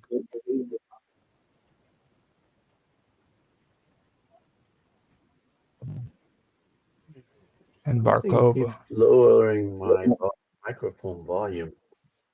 I don't know. It's maybe Simzaza is doing. It could be. Now, Did you notice my voice getting lower and lower? your voice right now is actually doing pretty good. It's Yeah, just, because I just put it back up. You can notice it. You just It noticed that it doesn't went back. seem like there's any difference there. I think possibly the Jitsi framework is sort of equalizing. Yeah, maybe. Well, how do I turn that off? I don't want it. It's okay. It's fine. now, the Essenes is the ones I'm talking about. The Essenes were the ones who weren't really, they weren't accepted into a lot of the traditional Jews of that time period. You know, Uh, back to the Book of Enoch, man. Um, so we were just talking about the fallen angels. This is the revolt that or of the angels that led to the flood. 16:11. Apparently, it's mentioned. Chapter 12 to 16. So Enoch died early in the book, or he taken to heaven, where he intercedes for the watchers. He intercedes for the watchers, right? Okay, so in this book, in these chapters, it talked about emphasizing that the angels were not created for procreation. You know this, and their sins defile the spiritual realm. So, um, if they were not created for procreation, how is it that they were allowed to procreate them, right? So, I mean, if their intrinsic nature does not allow procreation, just like I was mentioning in the last week, where I mean, the angels were created that many, and that is it for all of them. They do not, you know, copulate with each other and give rise to more angels, right? They were initially created that many, and that was it. And 1/3 of them fell. That's the book of Revelation saying, right? mm-hmm. So, but the book of Enoch is saying that they were not created for procreation, but they have the faculty of procreation, right? This is kind of contradictory, right? So, but that is what it's saying. It's saying they were not created for procreation, but they violated that rule. It's just like some rule that you are not meant to break, but you can, basically. So, Um, so this goes back to the concept of free will. This goes back to the concept of Eve picking the apple, even though she's been told not to. Yeah, it's about free will, isn't it? It also goes back to what you were talking about too, about gender. Because like if you stop and you look at it, it's like Dan's saying right there. I mean, are they capable of procreating or are they not capable of right. procreating? The argument would go something like But if angels can change shape, change the manifestation, then why can't I create the organs for the purpose of copulation? procreation, right? Well, the thing is, these angels, they are not creators. If they are creators, then they would be gods. Well, see, So I personally believe that, like, if you read the historical text on a lot of them, a lot of these supposed demons that were fallen angels were actually worshipped as gods. Like, if you take a look at, like, the Babylonian gods and the Greek gods and the yeah, Roman gods, that but they're false gods though, and, right? That and see, like, right there, not one place in the Bible does it say that these deities didn't exist. They just called them false gods. They don't say that they were all make believe and they don't exist. I you honestly believe that the people who wrote the Bible, Old Testament and New Testament, believe that these deities actually existed. but when it says they're false gods, it means they're not real gods at all. Like, No, it doesn't say that they're make believe and they're just that. no. You know what I mean? That's not make believe. That it's the people who can. Yeah, it's They're just a so matter of powerful. They consider themselves God, where they're not. yeah, It's just like the It Greeks. doesn't say that. That they honestly don't say that. Like they don't deny the fact that these other deities were there. They just say that the Jewish/Christian God was the one true God. I've never seen any place in any of the texts where it says that these are make believe gods that were invented by human beings. There's nothing in these texts that say that. But you just said that the the the the God of the Jews is the one true God. That's Doesn't the way that they mean all the believe. other ones are false gods? There's a difference between making gods up and being false gods, though. You know what I mean? What's the difference? For one thing, they believe that these were actually superhuman deities. You know what I mean? They didn't feel as though that these were just made up entities that just didn't exist and that there was only one God. Nobody is saying that they're made up entities. I'm saying that these people are they may be very powerful that they think themselves as God. I don't think that they believe they were uh, people. I think Roger's usage of the word "made up" is a bit unfair because what he's suggesting is, if you are one of these fallen angels, do you consider yourself as a god, or do the That's people that worship that. you consider you to be a god? All right. Well, definitely Satan would consider himself God Well, if he considers himself a rival to God. Satan himself didn't even exist until the creation of Christianity. You know what I mean? It was like, Satan was mentioned in the Hebrew Bible, though. Sorry to jump Yeah. in. Oh, hey. The book of Job is very famous for that. Satan is the crown prosecutor, if you like, and a servant of God, There as you all go. beings are, whether they admit it or not. now, did they Yeah. call him out specifically as Satan or Lucifer? Satan, yes, that's the word. It means The accuser. accuser. Yeah, exactly. Yeah. The accuser of the brother. Yeah, the book of Job. Exactly. So, Awesome. so Yeah. was he portrayed as an evil entity, or was he one of God's? He was portrayed, I think, the way you would look on a district attorney who Yeah, is like, prosecutor. let's investigate this guy, like lawfare. Mhm. You know, if you read the book of Job, God was very, as I recall, and Ten can correct me. My biblical knowledge isn't what it might be, but as I recall, Job was an upright man, beloved of God, and Satan's like, he's not so great. Take some of his stuff away, see what he does. Basically, like an entrapment thing. Mhm. Satan was trying to get him to curse God, and then like, oh, see, I was right. You know, put him in jail. You know, put him in hell, whatever. So it was almost like a kind of an entrapment thing, like they do today sometimes, I think.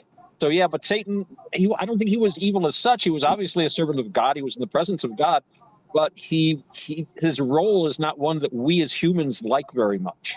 Yeah. You know, because we're constantly tempted with things. You know, in Buddhism, it's defilements. You know, these things that take us away from virtue, and I think that was Satan's job. Yeah. And at least in that book, that's what I got from it. Ten might have, I'm sure, a more nuanced look at it. Actually, when you said that, you brought up a good that actually fits in perfectly because that's what me and Tan were kind of going over a little bit on that because like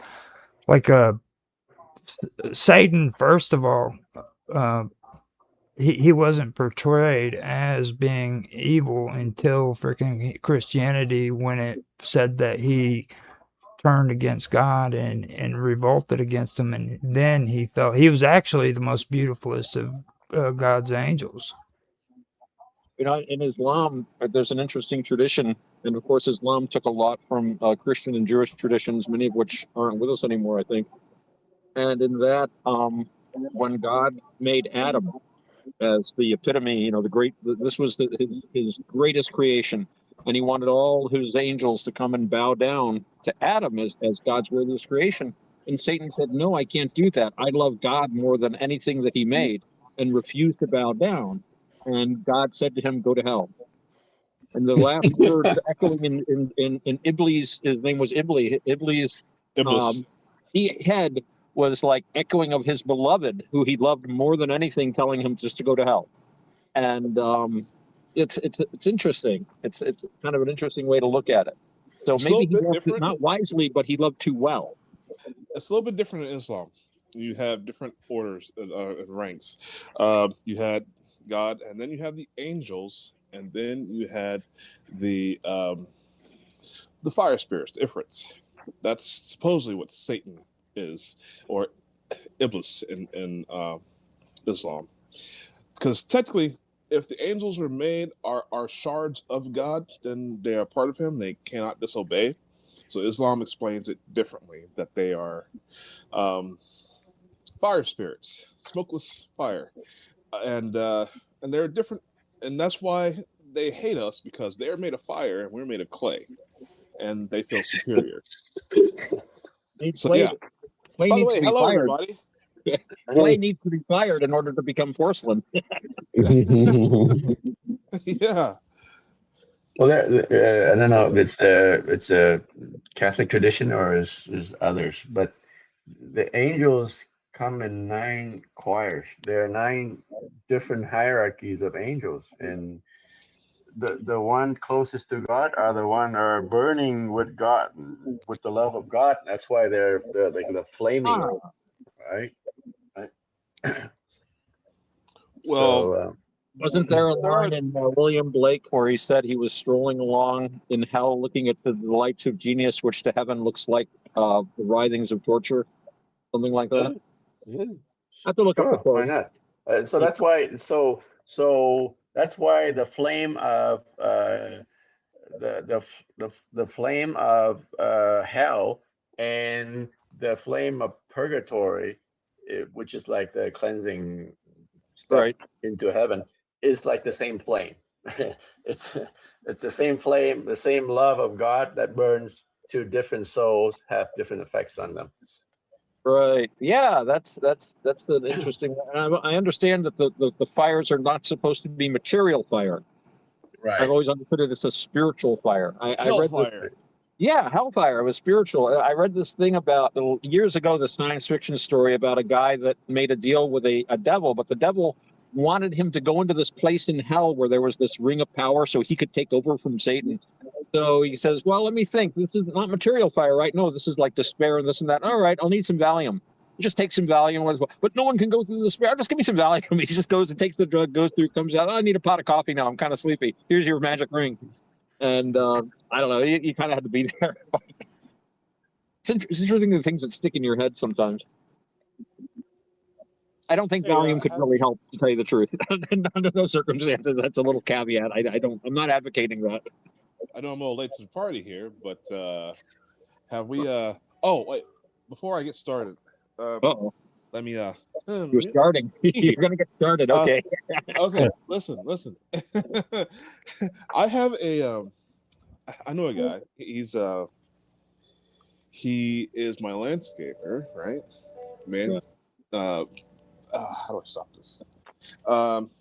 He's his name is Tanner, and guess what? He's a little bit darker than Tan.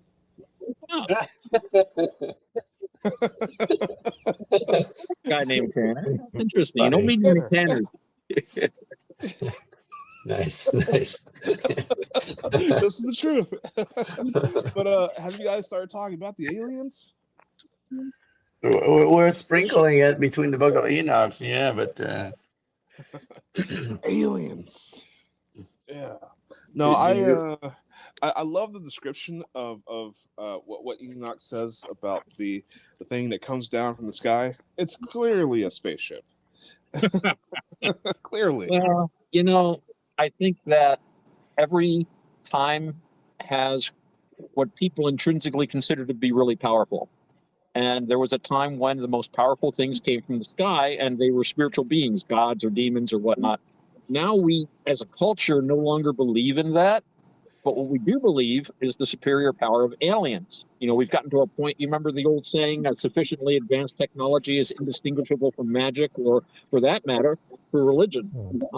So we have this idea that physical science can make us godlike. You know, that singularity idea. Oh yeah. You know, we're all eventually going to have, you know, infinite power and stuff like that. But really, this is simply a secularization of what people have always deep down felt. Something bigger is up there and it has a lot more power than us. And if we appeal to it, it can help us. And if we do the wrong thing, it can harm us.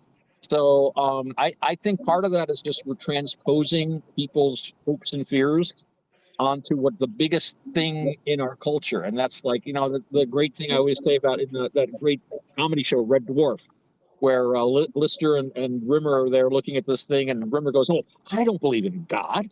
I believe in aliens," and that epitomizes it completely. You know, the space aliens, unfortunately, have become replacing, I think, religious and spiritual concepts for a lot of people. Well, you know, how about this? It's sort of a chicken or the egg kind of question. Which came first, contact with the aliens, with our species, or did we just come up with belief of gods just to explain nature? Which came first? Well, Occam's razor says that, you know, the simplest explanation is the most likely one. And to me, it makes a lot more sense to think that the Earth is at the center of the cosmos and that the planets and stars are pushed around by angelic beings that we can't see. I mean, it's very simple. It makes sense. You know, it's moving, so it must be alive or have some kind of life. Right? Huh. It cuts through so much balderdash. It's just like, well, it's just, you know, it's Yeah. four elements are a lot better.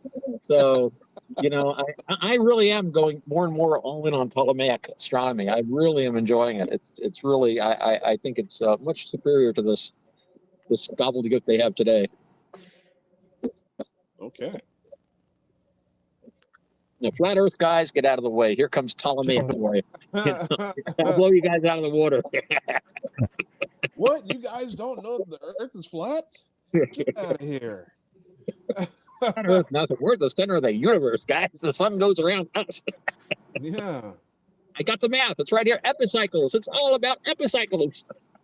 Well, I mean, and if the Earth didn't wasn't the center of the cosmos, then every king that was divine has divine right to rule us. They're illegitimate. Only if they're in the right church do they have divine right. You got to remember that has to be the correct denomination. Christianity in Europe just would not work at the time if that was not the case. You got to have the solar deity. That's why it's the sun. The sun is the sun. The mother's the earth, and then you have a holy like spirit of whatever your choice. You know, I was thinking about how consciousness is necessary for reality to be real. You know, that's a very bastardized version of quantum physics, but the consciousness is part of this. And you know, when you're sitting on the Earth and you're looking out into the universe, our consciousness of what is out there is what's informing it.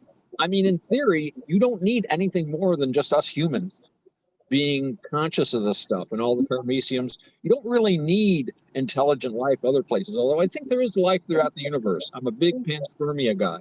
No bad jokes today. A big panspermia guy. I really think life is ubiquitous throughout the universe. And now, intelligent life, That's another whole kettle of fish, because my own theory is that our quote unquote intelligence is really a sign of mental illness. But we won't open up that can today. That could be another show. Well, you say no bad jokes, but literally, the Here we expression go. of God, the literal expression of God, when you look at Yahweh, the sound is supposed to be that of an eruption of a volcano.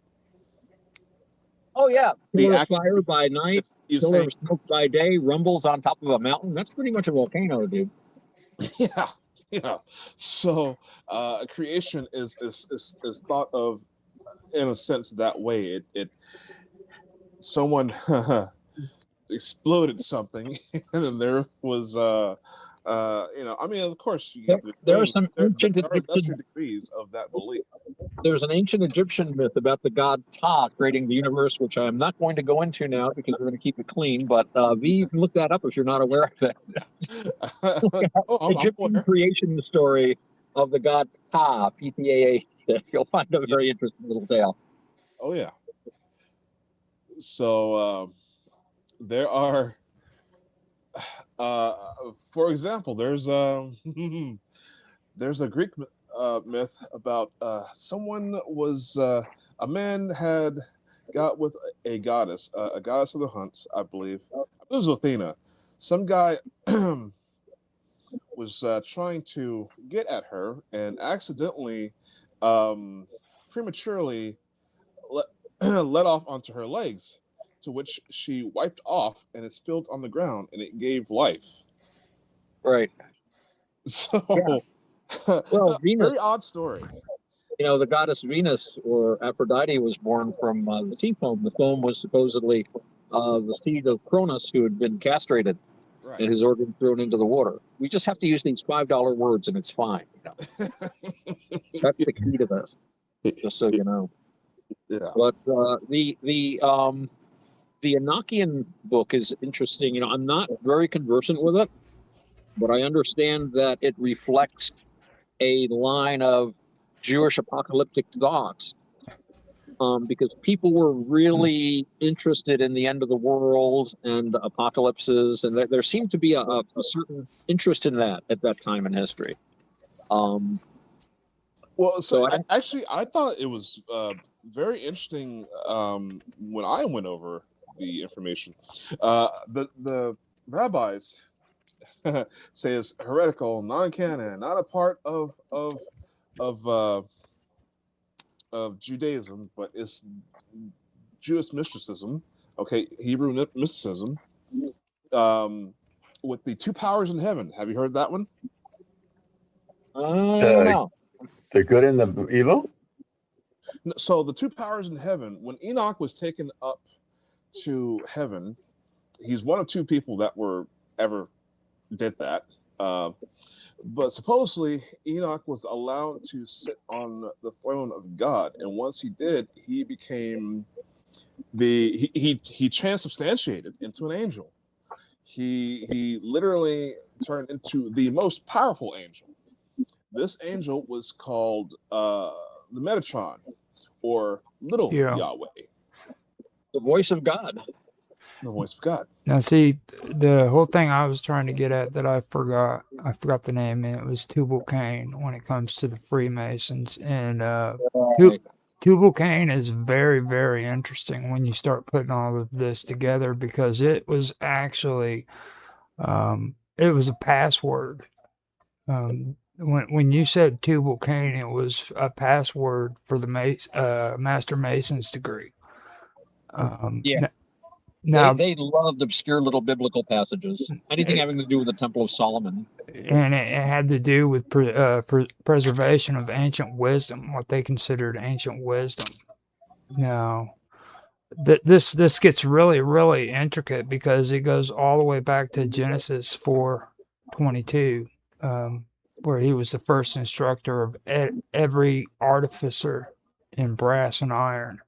And this goes back to what Tan had posted earlier about the book of Enoch, where it starts talking about these fallen angels and how they had taught humans these things. Now, if you remember in the story of Tubal-Cain, Tubal Cain sent Hiram Abiff to build the Temple of Solomon. Okay. Right. And he and his brothers were trained in these crafts which were forbidden. So you can see the transmission of the information being passed on. You know what I mean? Is what I'm Right. getting at. I was reading some very interesting stuff about masonry and its development from the original stonemasons to what they call the speculative masons, just guys that wear aprons but don't really do work. The aprons are like stonemasons' aprons, sort of things like that. And a lot of these Masonic traditions derive from these medieval groups who would create their own mythology. You know, they felt they had to integrate themselves into European mythology, which at that time was the Bible, for all intents and purposes. So my own feeling is that these craftspeople, well, let's be real, craftsmen. These craftsmen were perpetuating this mythology as a way to unify their group and also integrate it into the wider society so that they too are part of this great biblical narrative that the West used to regard itself as, Christendom we used to call it. So that was all I had. Unless you want me to start going on about Freemasons, but Well, so We've actually gotten Tan to where he's gone silent. So I think things got a little Yes. chaotic here when I popped in. I'm like, I think hey!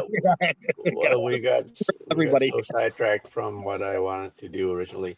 Let's pause this here and continue next week and move on with your regularly scheduled.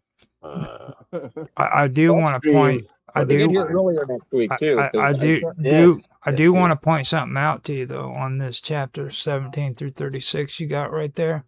Mm-hmm.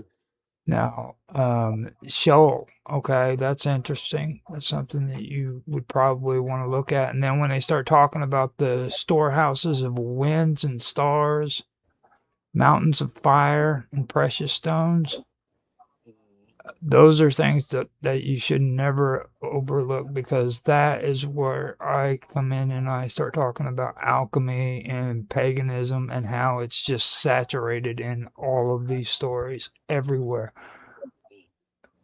I think a lot of these books are astrotheological, as they call it. A lot of them have to do with movements of the heavenly bodies, and I've talked about this a lot before. For ancient peoples, the sky was rocket science. You know, they saw, oh, this star rises and the river floods, or the sun does this and we can grow crop. So they figured everything was integrated into one big thing, and if only they could, figure out what the stars meant. So I think a lot of the time they were looking to the sky literally to see what was going to happen and what they were supposed to do. That's why they get really upset over things like comets and fireballs and stuff like that. Like whole cities would collapse. They have riots and things. It's because there's a comet or something. The government's overthrown. they Yeah, have folks the that want to drink comet. the Kool-Aid. Yeah. Well, I could see it. Hey, there's a comet. Time to go on a looting spree. Woohoo! And everybody just rises up. I'm getting a new horse this time. I don't think Tan expected all this intense. Logical insight, yeah. Well, I mean, like from a perspective of a Catholic, what would your take of all this be, Tan? The several sections down, I go over some of the early church fathers, how they consider this book, Mm-hmm. and how some of them actually accepted it as truth. But then later they got rebuked. They got rejected by the churches, saying this is why this is why it's this. How much access did the West have to the book?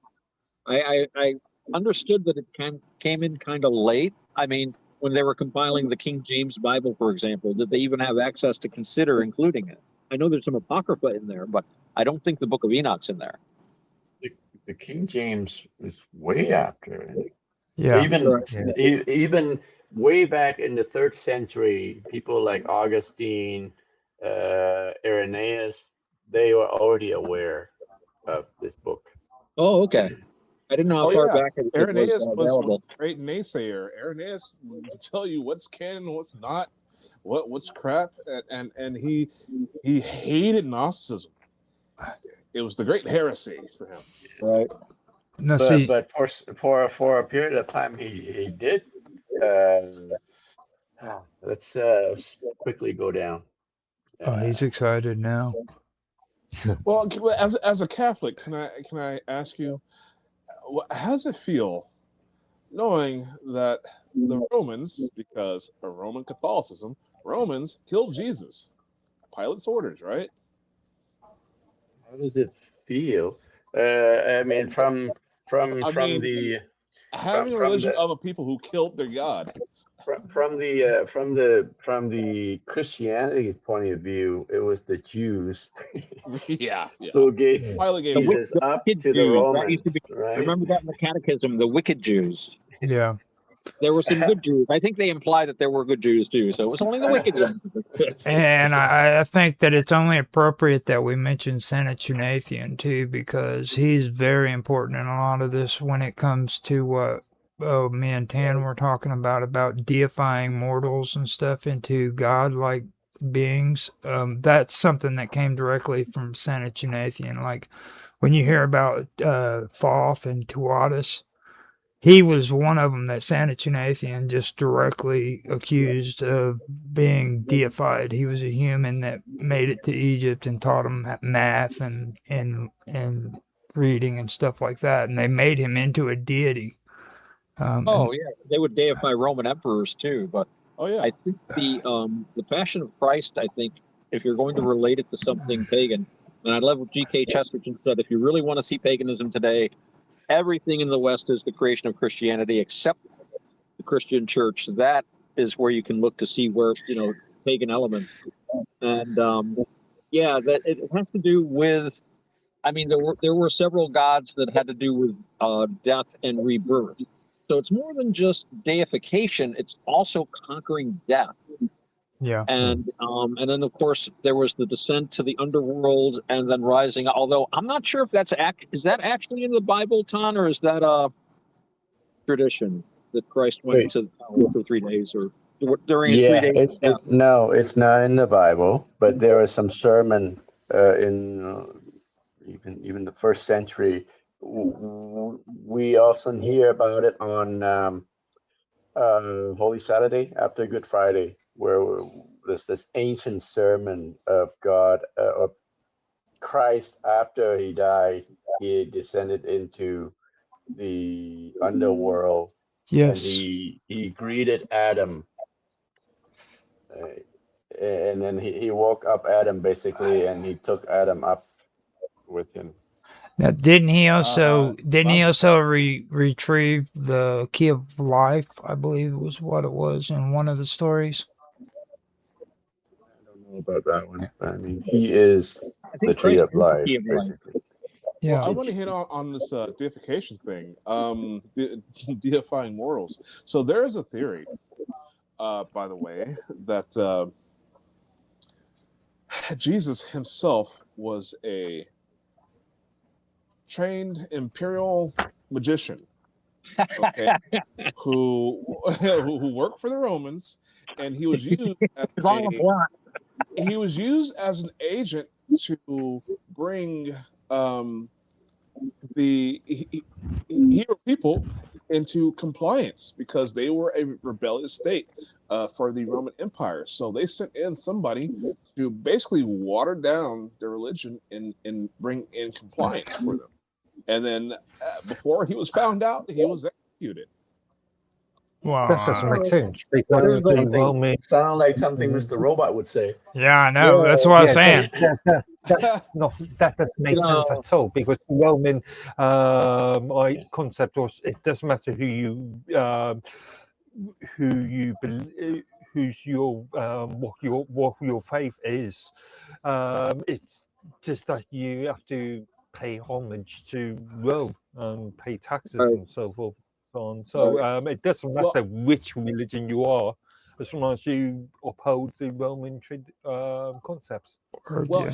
and at the time, somehow it was documented. I don't know. Some guy has an entire 12-year college education on Christ, but he said College. that like Christ, man.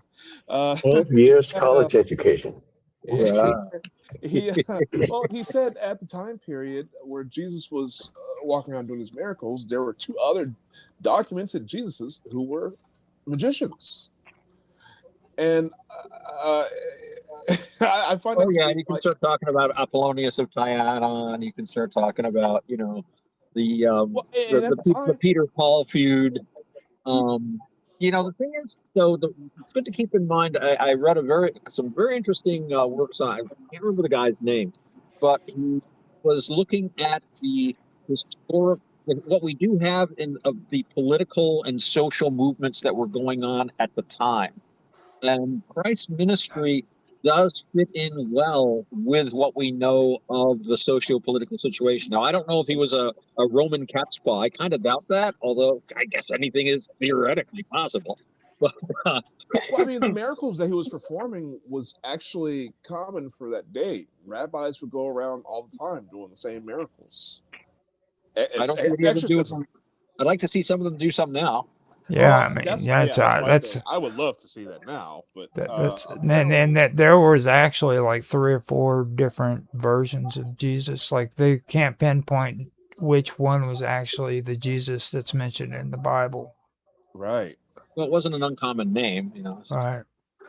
So I mean, there is some things that's kind of going off of that, but at the same time, I think this is where we probably should let Tan hyperventilate, take a break, and get back to this next week because he's put this together really, really well, and That's okay. I mean, while you guys was talking, I was just scrolling through to the end. Ooh, So St. your Robert Bellington. He your had jugs. readers, They well, make your jugs in his shape. I'm sorry, I just you ever see a Bellarmine jug? yeah. They make these jugs that look like St. Robert. yeah. They're called Bellarmine jugs. Yeah. I think we should pick this up next week. I'm sorry, Ton. I did not mean to interrupt you, but I mean it's like, wow, okay, I know that guy. Yeah. That's okay. Do you feel like picking this up next week? Because I think you've tapped Sure. into some really good stuff, Dan. Here. Sure. I will prepare more stuff actually. So I haven't gone through all of it, but I'm gonna come back with some more of this Dead Sea Scroll stuff too, because I think there's a lot of things that, especially because whenever I stepped away to smoke a cigarette, you were starting to talk about Satan, and I think that there's a lot of cool stuff you need to hear about this stuff because I learned this actually from Hell, Satan.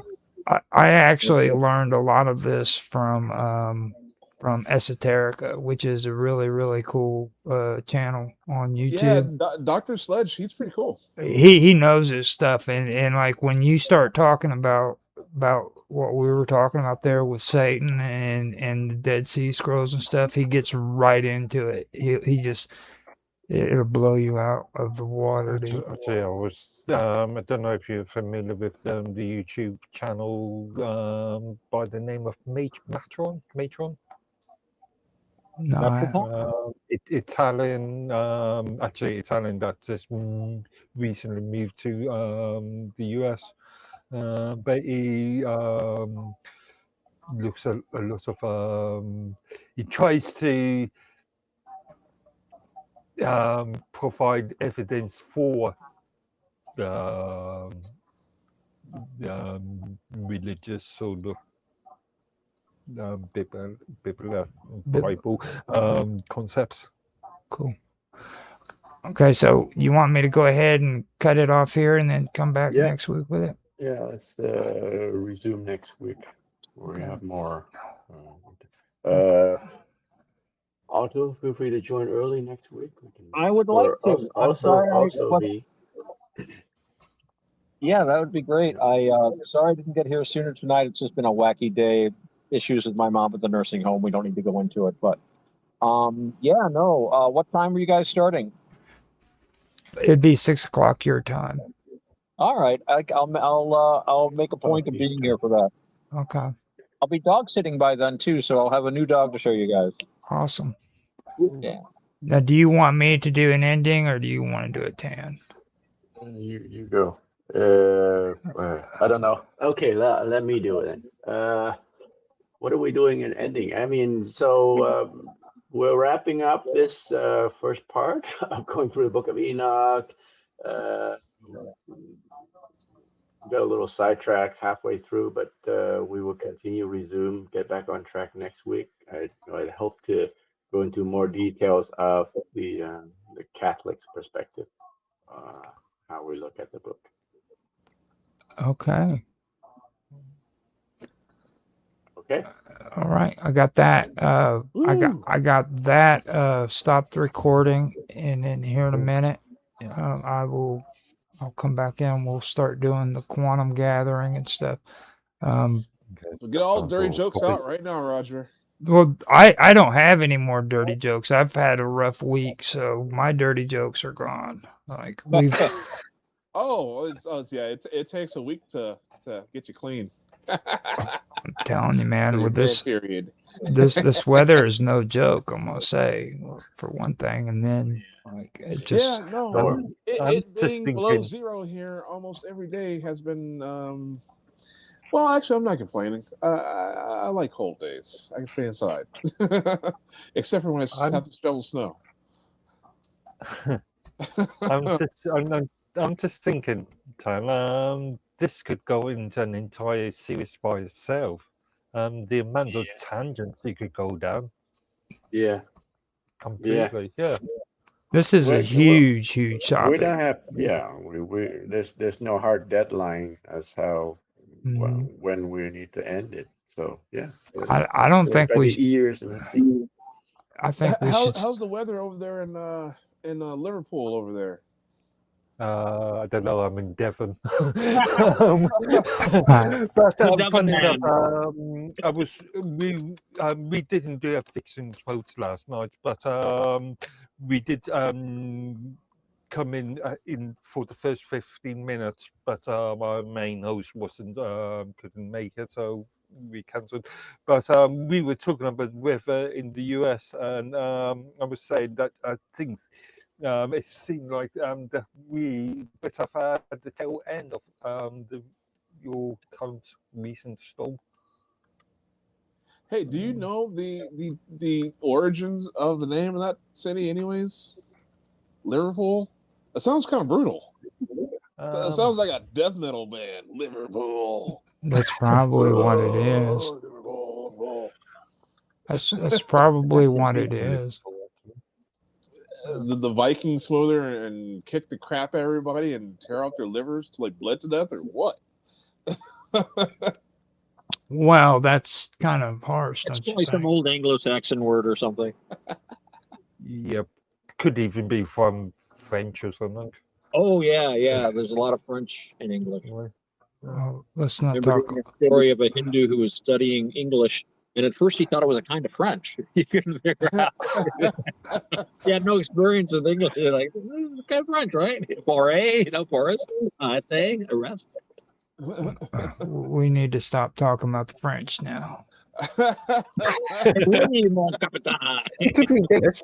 It could be potentially Danish origins. Yeah. Liverpool. Or Burgundian. Yeah. Live with onions. Well, apparently, before Julius Caesar actually invaded the island of Britain, he had driven off a tribe that were called Burgundians.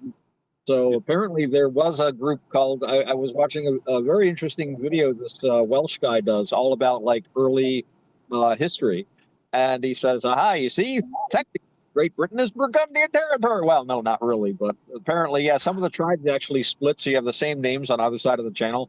And then the Romans showed up and we all know what happened after that. Yeah. Roads and baths. Yeah. Which helps, yeah. A lot of genocide, villages burned to make some roads. Yeah, yeah. We all know. Genocide, my favorite topic. So All right, guys, what are we talking about for your Yeah, what are we doing for Quantum gathering? Gathering? Well, we're going Yeah. to keep it clean. We're going to talk about our projects, and we're going to talk about what's going on with AI. I know Roger's been working with Blender a lot lately. He can tell us about that. He can tell us about things. I'm not sure what things he will tell us about. oh, AI porn. Oh my god. Don't tell us everything. And of course, Mark and Penn can provide the intellectual edge to this discussion if we're hang out for Roger, it. yeah, Roger will tack on to that. well, the thing is I'm supposed to be the camera guy, so I'm not really supposed to be talking. Well, screw you and your voyeurism. Okay. Yeah, Well, I you, mean, As a matter of fact, turn on your camera, put your hands on the screen. well, if I turn on the camera, I'll lose views. So I wanna, Yeah. you know what I gotta- mean? You're the producer. Yeah, that's right. It's like, Well, just a little heads up. I did. My brother has been texting back and forth because we're trying to get. He's looking at turning his novel into a graphic novel, and I know a comic book artist. We're going back and forth about that. I said, "Hey, I'm in a live stream. If you want to, stop it and say hello." So my brother might show up, although I kind of doubt it because it's 10:30 in the morning where he is, and he's at work, and he just finished giving a makeup exam for his students, and he's probably got like a shitload of work. But if suddenly somebody Ah. shows up, it's probably my brother. Does he Has he ever is been he on? interested in making it into a manga? Because I know a anime illustrator. He might, shoot. Right. I've been talking to him about. I know a guy. You guys might not have heard of him. Probably haven't. His name is Barry Windsor Smith, and he's a comic book artist. He's been in the industry for decades, and I know the guy. We partied and this and that. And I was talking with my brother, and he said, I want, I'm talking to somebody who wanted to make my book into a comic book, a graphic novel. And I'm like, too bad Barry couldn't do it. He's like, Barry Windsor Smith? I'm like, yeah, I haven't talked to him in a few years, but we're going to approach him about that. But no, shoot me the intro about the manga artist. I'm sure he'd be interested in any possibilities. He's just like nosing around right now. This one comic book company approached him, but it's like a Kickstarter kind of a thing. And if he could get somebody that's in the industry already, that would be a big plus, Absolutely. because with comics, especially alternate comics, like his book would be, it's all about distribution. And you got to get like something like Top Shelf or Dark Horse or something like that if you're going to really have a hope of getting people to see your stuff. So, and if Barry did it, he hangs out with Marvel. Yeah. They hired him because he could draw just like Jack Kirby. Really? If you know comics. Yeah. In fact, I found this old Jack Kirby comic. I'm looking. It's like, wait a minute, this is the artist by Barry Smith. He went by Barry Smith back then. I mailed it to him. I said, dude, I thought this was Kirby. He said, yeah, that's why they hired me originally. I could draw just like Jack Kirby. The big washerboard knees, I love that stuff. Yeah. Okay. Commandy. I used to love that comic. Remember Commandy? Guess it's before you guys' time. Oh, Got a kid, the kid that survived the nuclear blast, and he was the last human on Earth, and everybody else were like funny animal. They had dogs and cats and lions and bears and stuff all running around on two legs, and they're basically humans with animal heads, stereomorphic beings, if you like. Well, I used to love it when I was a little guy. Could have been in the 60s, I think. yeah. That's you like Cats on Broadway, don't you? No, I never saw Cats. They did come to a theater I worked at once. And I remember it was tough because they'd get glitter and stuff all over the stage. And the dressing rooms were a mess.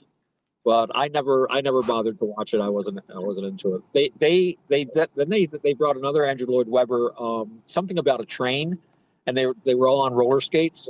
And we had to pull out like 10 rows of seats so they could build this thing out. And it was all these lights and stuff. And back then, this was like the 90s probably, they brought in their own generators. The back alley smelled like gasoline for days. I mean, big generators, bigger than my car kind of deal, just to run the lights. Yeah, I didn't bother watching that either. I'm not a big roller derby fan. Oh, man. Midnight Express or something. It's some kind of express was the name of the play. Yeah, Midnight. Yeah, I'm just trying to remember because Andrew Lloyd Webber was really in his heyday in the 90s, wasn't he? Yeah, Midnight Express. I did meet Topol when Fiddler on the Roof came through. I didn't talk to him too much, but I did meet him. He was the Israeli Minister of Culture at the time. You know, the star of Fiddler on the Roof. So he had like these security guys with him. I popped out of nowhere with a full beard. And they're like, oh no, it's not a jihadi. It's just some hippie.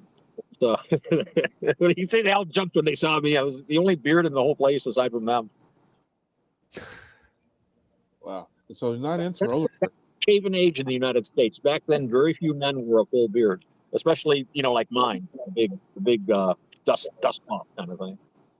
Well, you can't teach at a school of wizardry without it.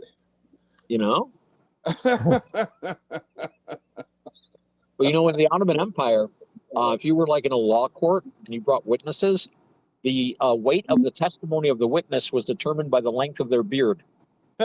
Longer the beard you could get to testify, the more weight would be given. On the other hand, if someone was found to have testified falsely, their beard would be trimmed. Depending on how far the magistrate thought they had lied, they would say, no, you're not trustworthy enough to have a beard that long. I like that metric, actually. Yeah, I deal with that. That's pretty cool. I know a lot of weird stuff about beards. Made a point of collecting all kinds of minutiae about beards at one time in my life. Why? That does not surprise me. Well, with a beard like yours, you better be an encyclopedia on it. I did a little research. You got people asking questions all the time. How long did it take you to grow? Now everybody's got a beard, except for people that don't. But it's not. You're not penalized the way you used to be if you decide you want to grow a beard. Yeah, I get that all the time. I don't know. Beards facial hair comes and go in fashion, doesn't it? I mean, Well, so I have my hair. My hair goes all the way down to the top of my buttocks, right? And everywhere I go, it's either, oh wow, your hair's so cool, or how long did it take you to grow that? Yeah. Quite honestly, I have not kept track. I didn't know I was supposed to, but I've had long hair most of my life. But bring back the old Victorian Edwardian mutton chops and with the wonderful beards.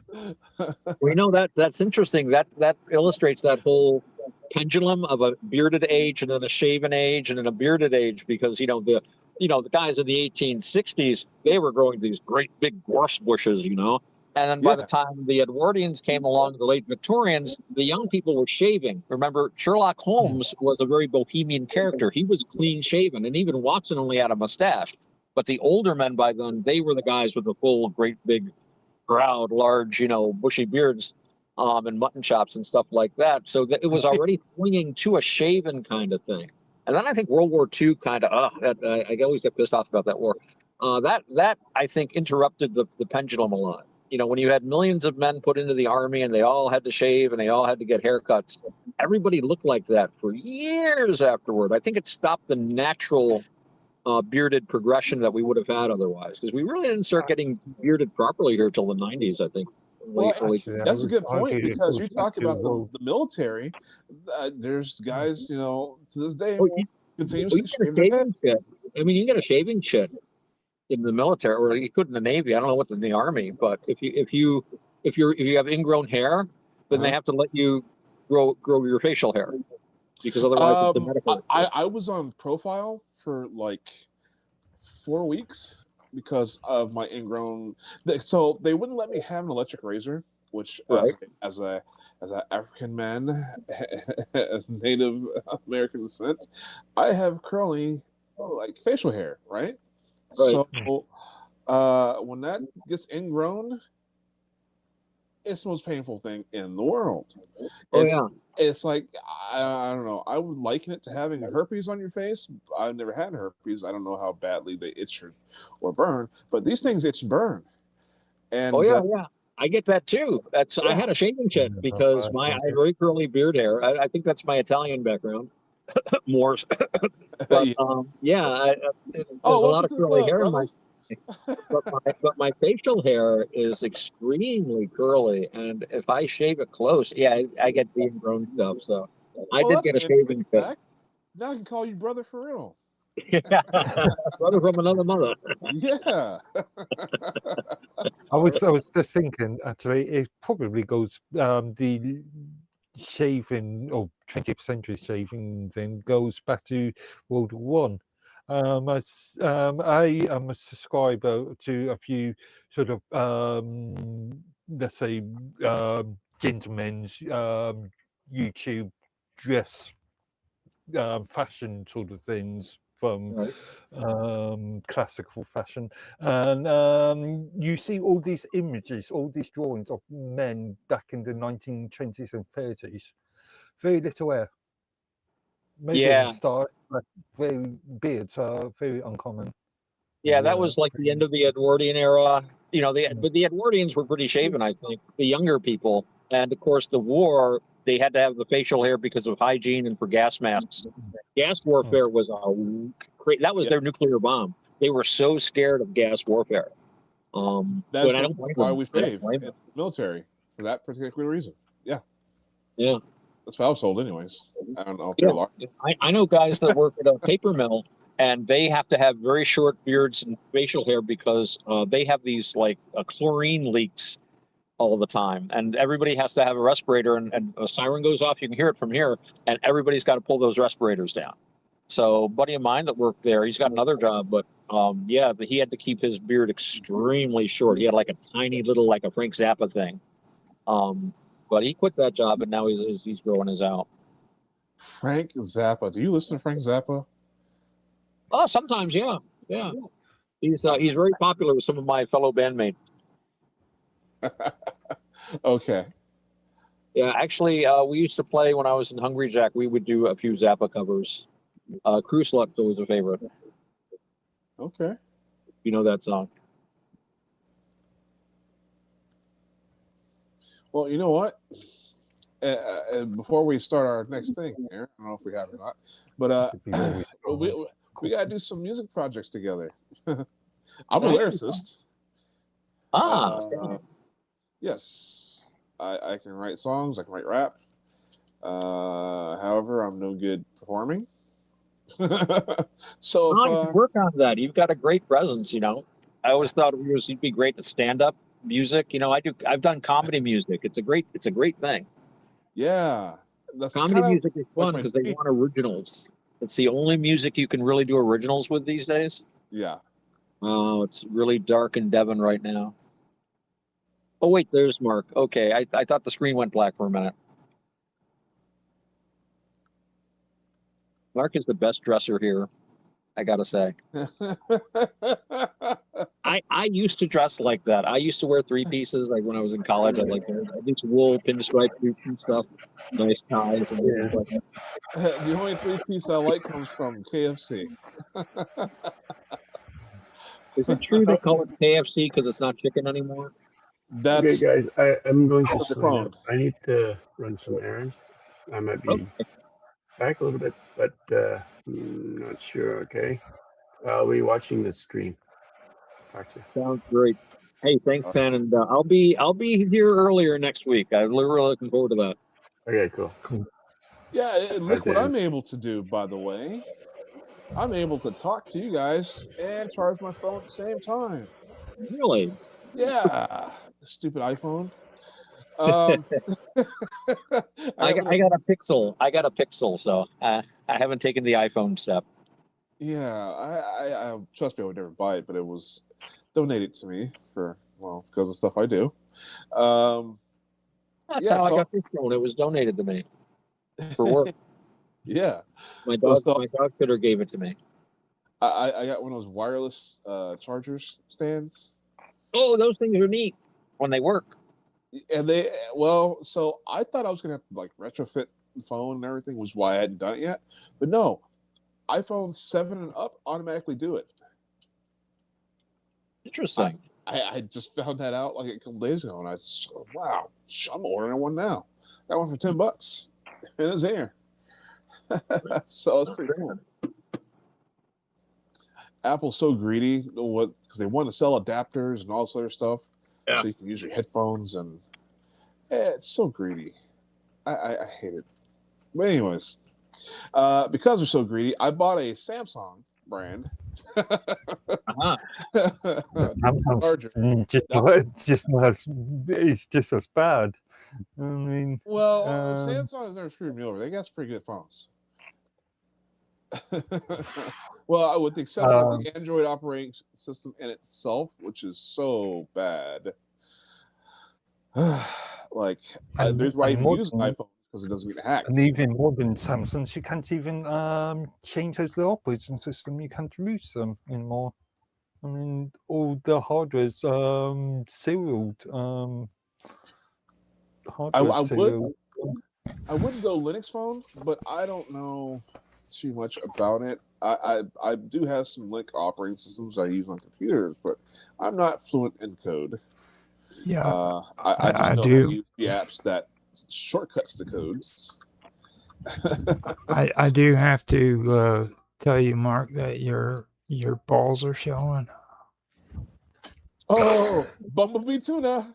Yeah, Bumblebee Tuna! you just My balls, nice suit, by the way. my balls are not showing.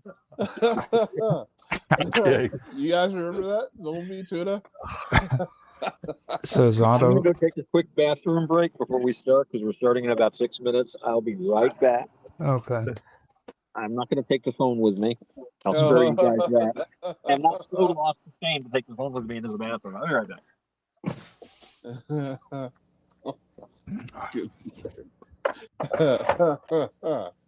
Yeah. Anyways. And just so everybody knows, we have been recording. So later on, this will be edited out. It'll be made into a pretty good episode from everything I've heard so far. You are saving the edited out materials for like extra paid stuff, right? That goes into headlines after midnight, which is actually even put out in increments too, because like in our live streams we have really freaking amazing conversations in the live streams too, so it's kind of like a balancing act putting this stuff in with the actual live streams, because I still haven't been able to make it through the New Year's Eve episode. Is there anybody here around my age? Does nobody remember Bumblebee Tuna? No. No. No. No? Okay. It must have been a California thing. No. So,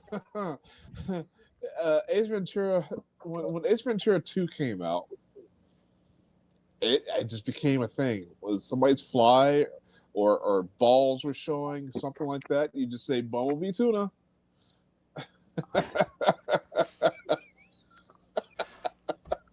Yeah, I don't know. It just became a thing with everybody at school. So I don't know. Whatever. No, you were out of high school by the time that happened, right? Wow. I was Ace Ventura. What year was that? Don't get me lying. Nah. Probably in college by then. You could be in college by then. Yeah. Yeah. I'm really not supposed to be talking. You need to talk once in a while, Roger, to keep the flow going. You should have heard. I would not tolerate being here without you.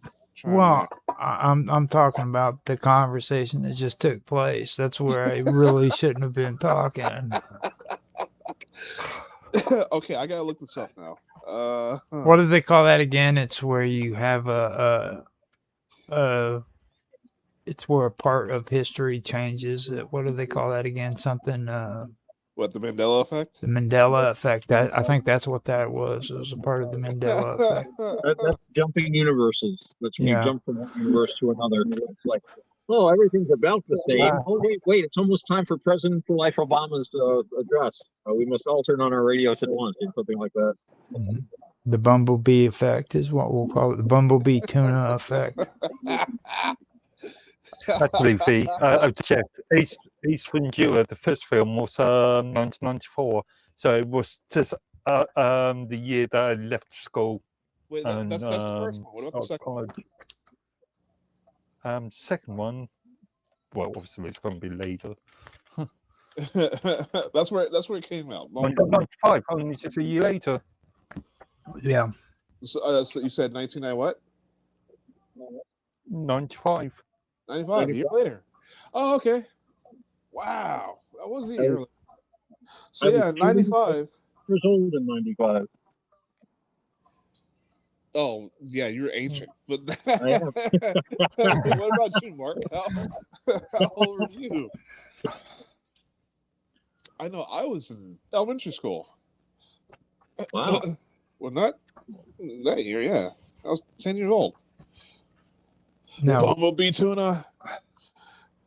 that's Alrighty actually. then. I remember like watching that with my oldest nephew whenever he was like 2 years old, 2 or 3 years old.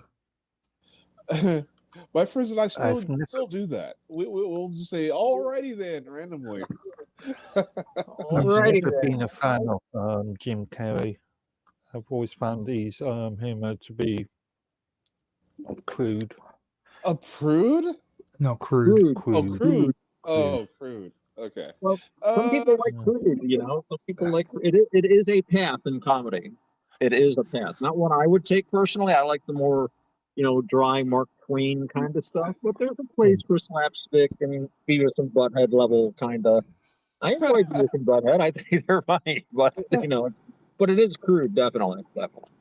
I was never a Three Stooges fan. It was a little too much slapstick for me. Now what really got him started was in Living Color. Like him and Damon Wayans were just they were the pair, dude. You know what I mean? That's where I first saw him. That's where I first saw Jim Carrey. Yeah, in Living Color.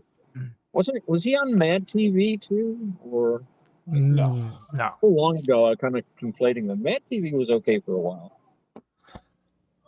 Now with Mad TV, what I liked was what's his name?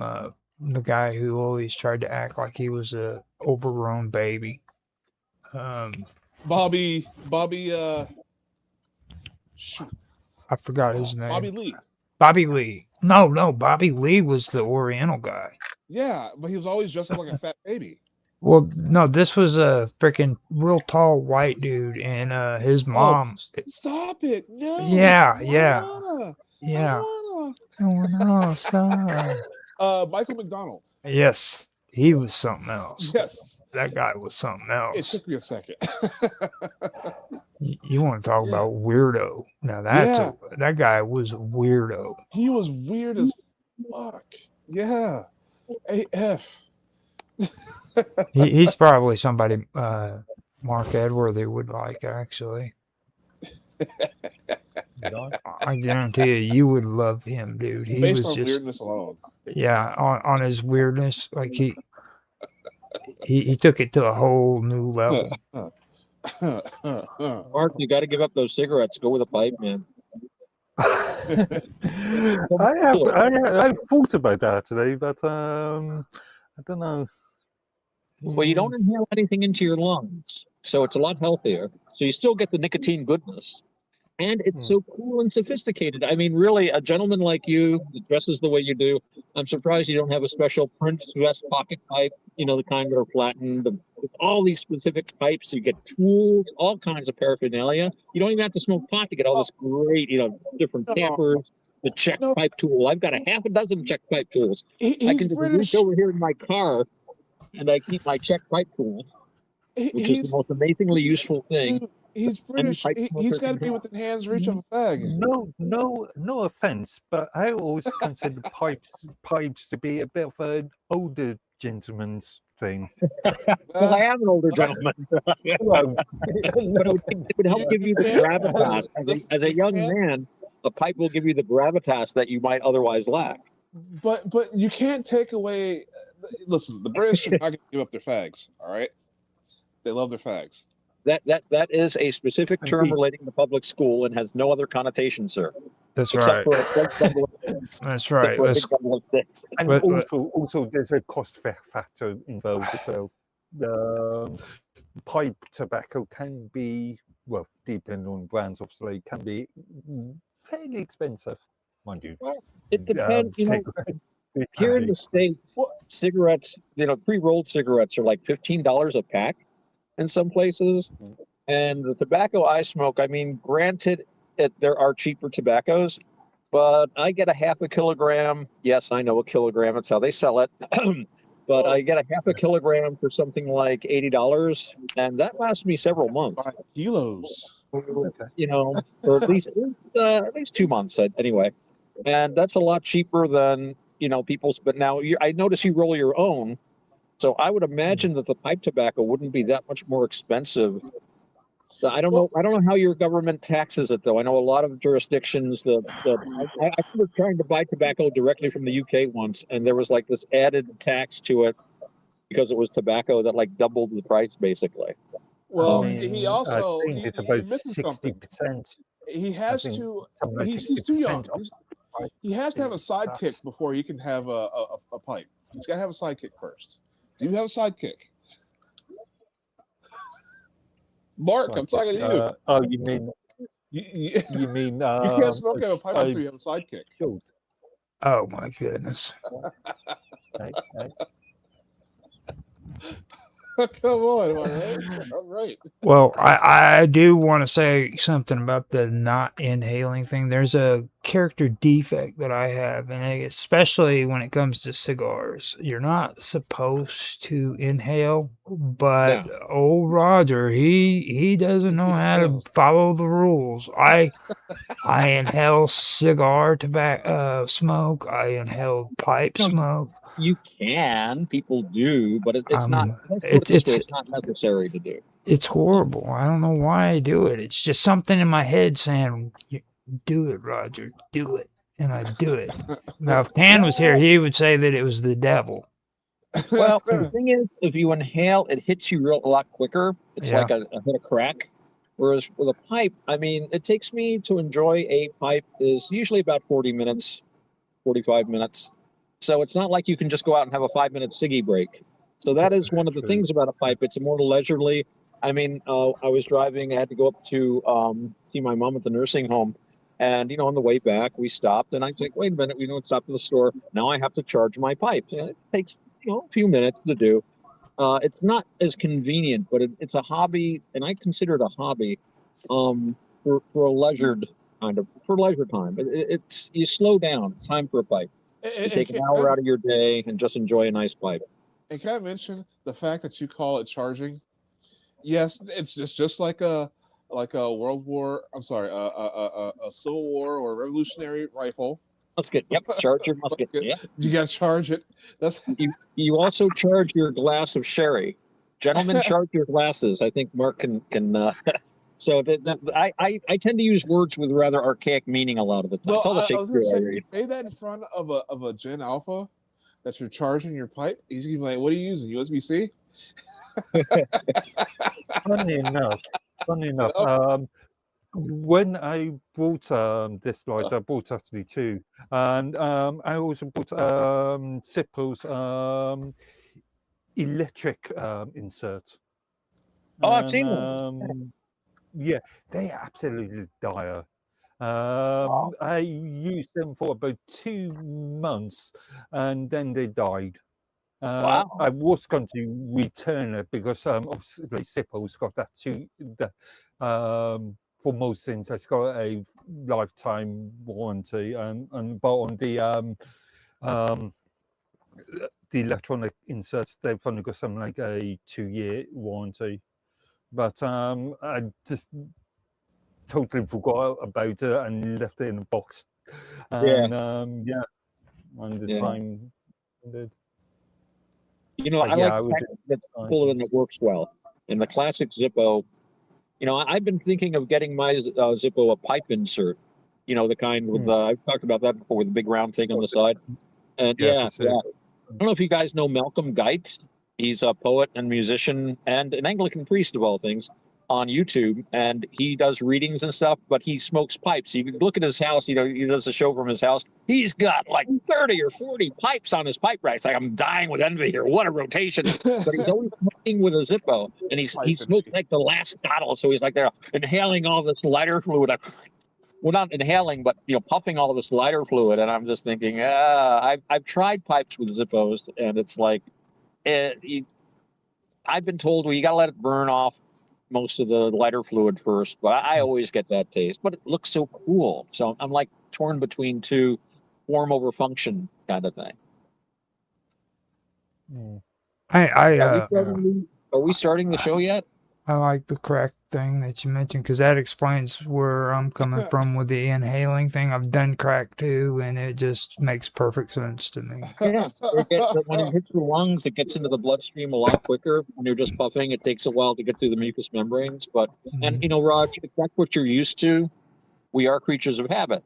Yeah. So I tell you, actually, when you mentioned that, that reminds me of a funny story. I had quit smoking cigarettes, and I hadn't smoked cigarettes in, I don't know, 2 years or something. And I was in a bar with some friends, and oh geez, I got a call coming through. I'll have to call them back in a minute. Anyway, I was with some friends in the bar, and I'm like, I really want a cigarette. I want a cigarette. And I said to my buddy, give me one of your cigarettes.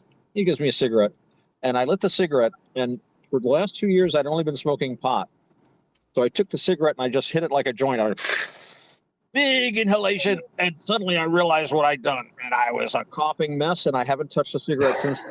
It kind of cured me of it, but it was just like the force of habit. Gentlemen, I have to leave for about 5 or 10 minutes and do this phone call. I do apologize, but we will proceed as soon as I'm done with this. Cool. Okay? I'll be right back. Sorry about this. We'll start out. I was joking. Anyways, yeah. Roger? Okay, I'm gonna drop the link. I need to drop the link within Quantum Gathering and stuff too. So that was something that I needed to do. I don't know for sure if anybody in there is gonna show up because Bob Dub, we were talking to her earlier and she said she's not gonna be able to make it tonight.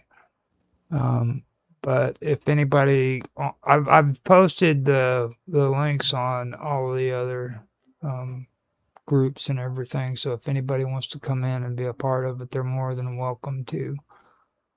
So, Yo, did you really hit some crack?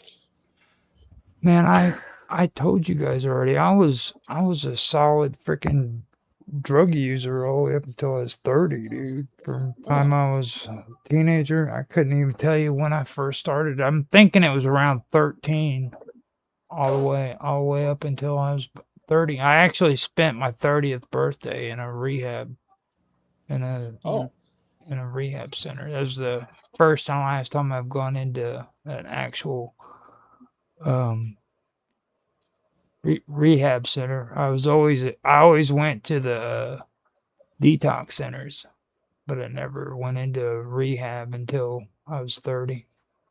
Mm-hmm. And it's interesting you talking about cannabis, and I'm going to have to be somewhat careful what I say here. But allegedly, in the UK, it's very common to add tobacco to a spliff because it helps burn smoother, easier. Whereas in the US, it's sort of frowned upon, isn't it? Not really. It's just you don't want to waste a good cigarette and you don't want to waste good pot. You know what I mean? It's like you enjoy both separately. But if you're walking around with, let's say, well, you heard what I said though, right? Like you want to enjoy both of them separately. At least that's the way I've always. That's the way I always pictured it. So I don't know. Allegedly, again being careful. Tobacco and cannabis goes as well as gin and tonic. You wouldn't have a gin without tonic, wouldn't you? Well, I'm not a fan of gin. Okay, fair enough. It's just, Fair enough. I mean, you gotta have balls of steel to freaking drink gin, dude. I'm a big fan of gin, but Yeah, that's some crazy stuff, man. What the hell's wrong with you? British. Oh my god, like gin. You know what? You know what gin's for? Muffins were and sort of That's for freaking Degreasing Irish. engines.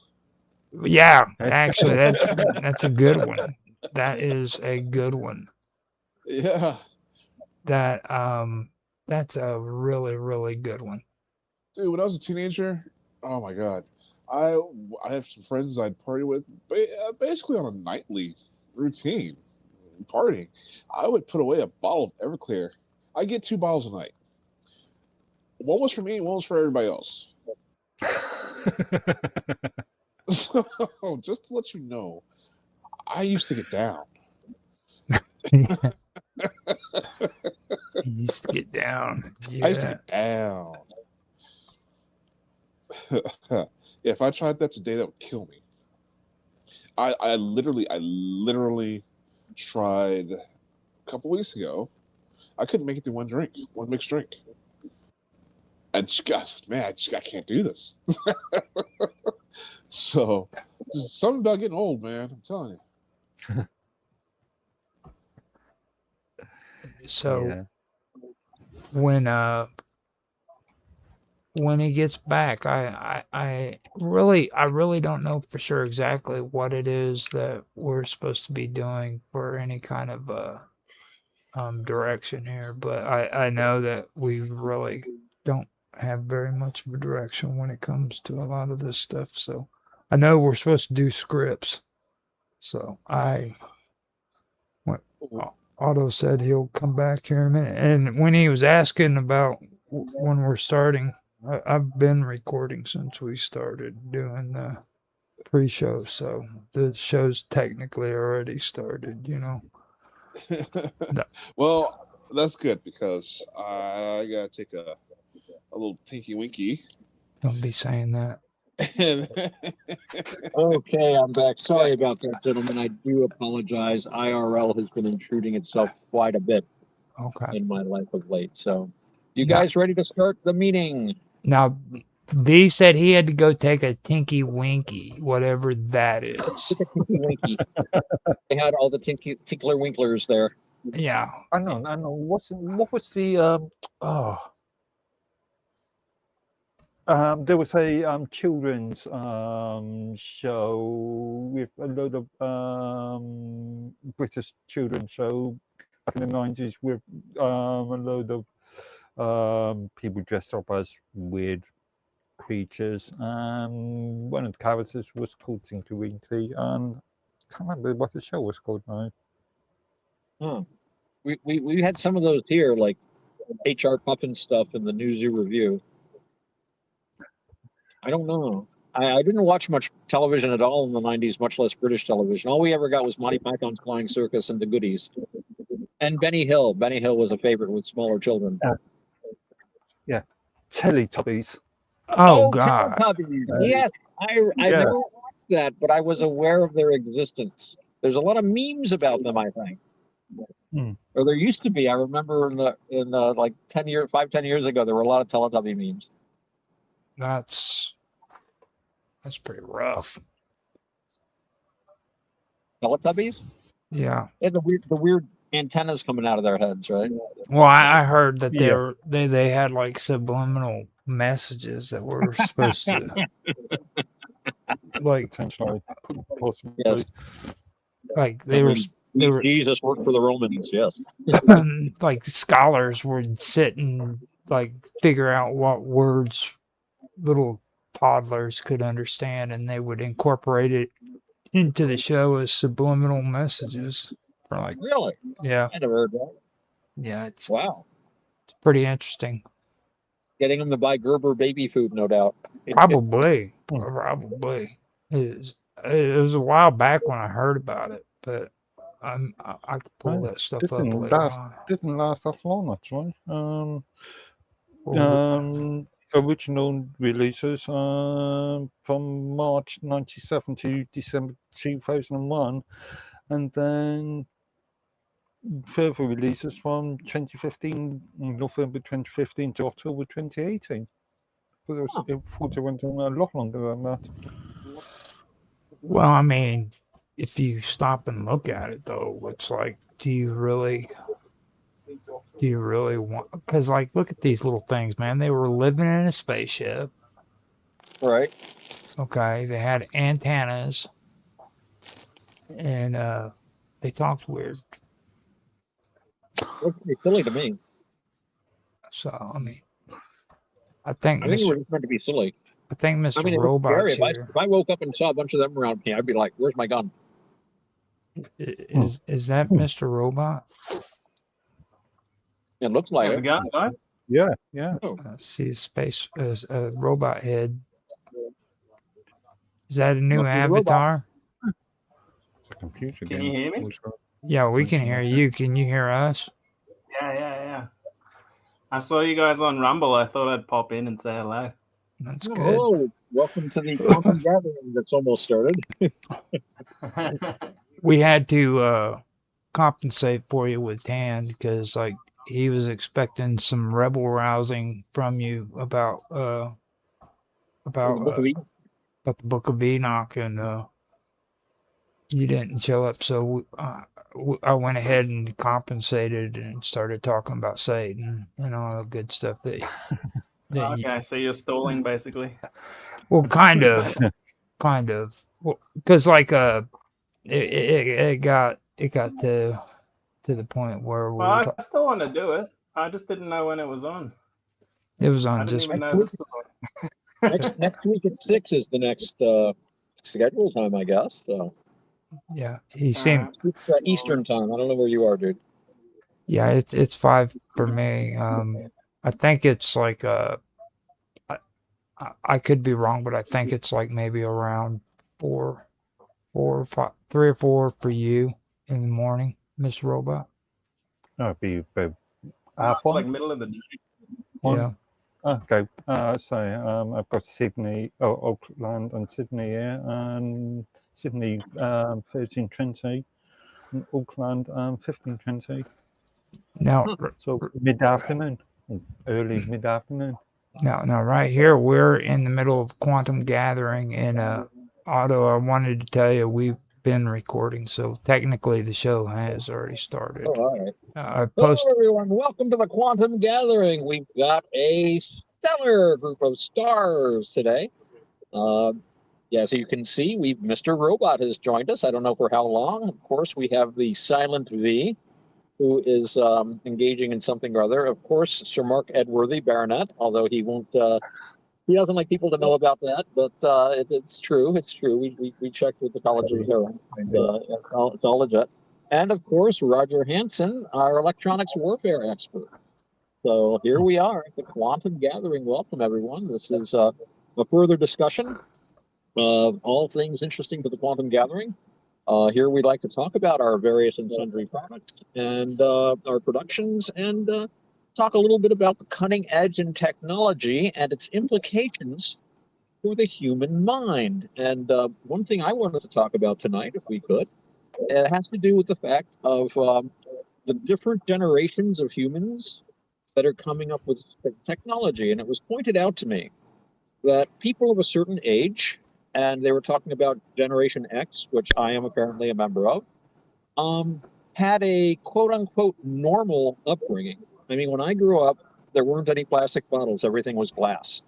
And there were no computers. You had books to read. And when I was 10 years old, I could wander around my neighborhood or the woods without anyone even blinking. You know, I would go off on like bus trips when I was 12. That wasn't a problem. And then I grew up and came into this world of high tech and cell phones, dopamine hits, and people constantly walking around so that you are invisible sometimes because you walk through a room and 10 people are there and they're all staring at their screens. And people are now growing up this way.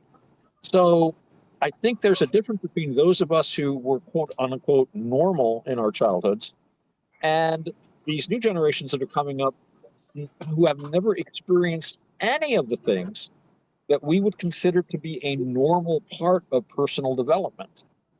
And everyone here is of various ages and can all probably remember their first encounters with this new high technology.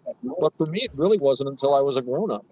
You know, I discovered the internet when I was in my early 20s, and I was basically tired of pornography by my mid-20s, and then started dipping into it a little deeper. And but for people that were brought up in it, I wonder about how they're able to relate to it, because our technology was created by people who also had that quote unquote normal or like traditional outlook.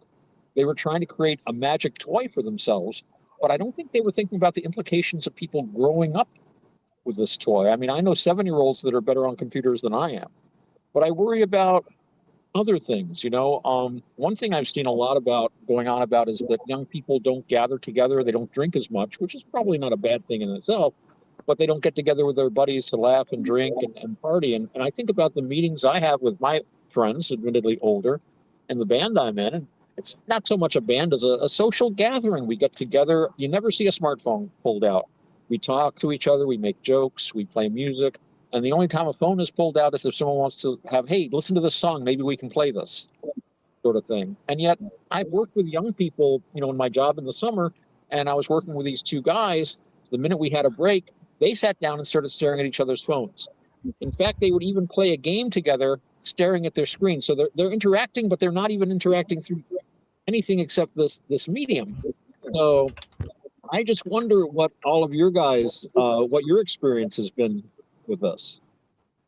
I've got a completely different perspective on this, because back in the 80s, I was born in 76, so coming up to 50 now, jeez. Wait till 50, dude. Back in the 80s, from an early, I think it was 81, 82 possibly, the British government went into partnership with the Department of Education, went into partnership with Acorn Computers and the British Broadcasting Corporation to produce a entire educational curriculum around early adoption of computers and learning how computers work. And in fact, I've got a couple of interesting videos that online that'll tag you into after the show. So I was brought up at a very early age, and with some appreciation of computers. And we're talking about 8-bit machines, so we're talking about things like Commodores, Spectrums, BBCs, and Awaken BBCs. But funny enough, I didn't get my first mobile phone until 98, 99. And for several years beforehand, I was just using a pager. Right. But I would argue, if it wasn't for the Conservative Party and Thatcher's push into getting schools to take early measures into IT adoption, I wouldn't have the same interest I have now, and my career, my life would have probably taken a completely different step. Well, I will point out though the area you're talking about, and remember in my case, even after these things were introduced, I kept my distance from them for the most part. I didn't see any reason to. I got booked. What do I want to? People, you should be on the internet. I don't know. But the time you're talking about, as I recall, the computers, like Commodore 64, stuff like that, Pong for a video game. it doesn't have the same power that it does now, that subsequent generations, like I say, I see kids that are like, 10 years old. For the last 10 years, they've had, been inundated with the kind of electronics that, and I don't think they get the training you're talking about, but the electronics now are so much more powerful, so much more pervasive. So I'd say, Mark, you still had a pretty quote unquote normal life when you were a child. I mean, you still went out and played and stuff like that. Yeah, Cricket, probably in your case, we play baseball and things like that. So, but and of course we have that terrible vision of the couch potato that grows up to be a couch potato in his 30s and 40s and just sits in his, I know of a couple of these guys. A friend of mine's nephew is like, he's 42 years old and all he does is sit in the basement and live off his dad and play video games and he's too scared to get a job. I mean, that's a stereotype, but it's also true. There's a reason for stereotypes usually. And we've often talked on here about some of the negative as well as the positive consequences. I think, Mark, you were coming in not quite as early as I was, but not that much later. So the tech that you got exposed to as a kid, I don't think was as powerful to affect the mind as, like, for example, AI is now. I mean, I think we keep growing up with AI. One thing I will point out is when it comes to computing power, that's just a matter of perspective. I mean, I was learning things like maybe not Fortran, but Lisp and Forth the 80s. But these things were controlling banks. Fortran was the programming language that was used for the Apollo space missions back in the late 60s. Right. So I'm not sure. When I say power, I mean, I think power over the mind. I mean, obviously with faster processing speeds, you can do the graphics, you can do all this stuff, and you can do the large language models. So, these things have a greater impact, I think, on a young mind than, and you're also talking about, you were learning it. You knew how it works. These kids today, they hit a button. It's completely empirical. I joke about me, I'm an empirical guy. I push a button and something happens. So I think your understanding of how it's structured, that's not the kind of introduction most people get today. So I think that kind of insulates you from some of the bad effects. You know what's going. You are the man behind the curtain. You can write. Read these programming languages and write programs and stuff. Well, to a degree. I don't know. But I've given up that. With a suit like that, you've got to be an expert. With a suit like that, you've got to be an expert. Via's returned. Hello, we've started. How'd you know I was behind the curtain? He's always behind the curtain. Now, I'd like to add. Mic is like pretty low. You might want to turn it up a bit. Yeah. Just one point before we move on. Otto brought up another interesting point about young people being more susceptible to technology. I acted as technical after I left college as a student. I was offered a job there. It became a 2-year contract, and I acted as technical support and classroom assistant, classroom support as well. And I did both, supported both sort of 16, 18-year-old secretarial students, plus evening classes where we would have, 50, 60-year-old actual secretaries and administrators. And it was interesting to see that how some adults actually picked up on technology quicker than how some of the younger students picked up. I'd also like to add something into about Mark Edworthy. Now, when you're talking about like all of these younger people today learning all that, Mark Edworthy is the epitome of what today's children were back when we were kids. Like he didn't even get into stuff like MTV or any of the pop culture stuff. Like and I've had enough time to hang out with Mark to understand this stuff. Like, if you want to know our generation's version of what kids are today, that would have been Mark Edworthy when he was younger, because he did all the stuff that younger people do today. You know what I mean? Back then. So, He doesn't even make jokes, guys. He right, doesn't even exactly, make jokes. at Oh, all. snap. He, Who's our he favorite sometimes says Australian?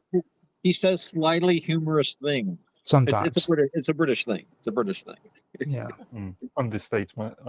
Yeah. Yes. He's what modern kids would call cringe. You know? I still don't know what that means, to be honest. I've been trying to figure it out. Like, there's so many definitions for the word cringe. Oh, it's you know I'm it. just kidding. You I'm know just it because kidding. you'll cringe.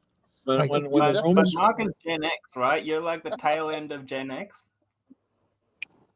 Is that right, Mark? Yeah, 76. So, Before 1980. well, well, see, like with Otto came from the satin shirt era, whereas I came from the Metallica concert shirt era.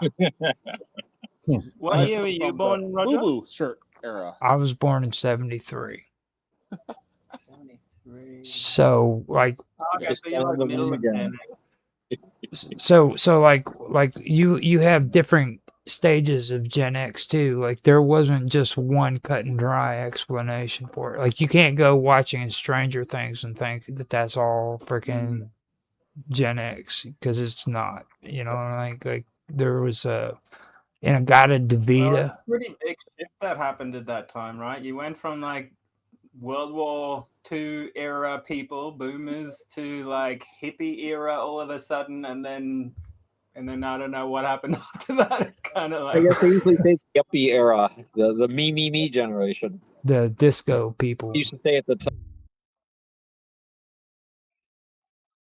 Okay, give me a second, guys. I have got to jump back in. I've got some issues again with my Jitsi that knocked me off. I can have that taken care of and back up and going.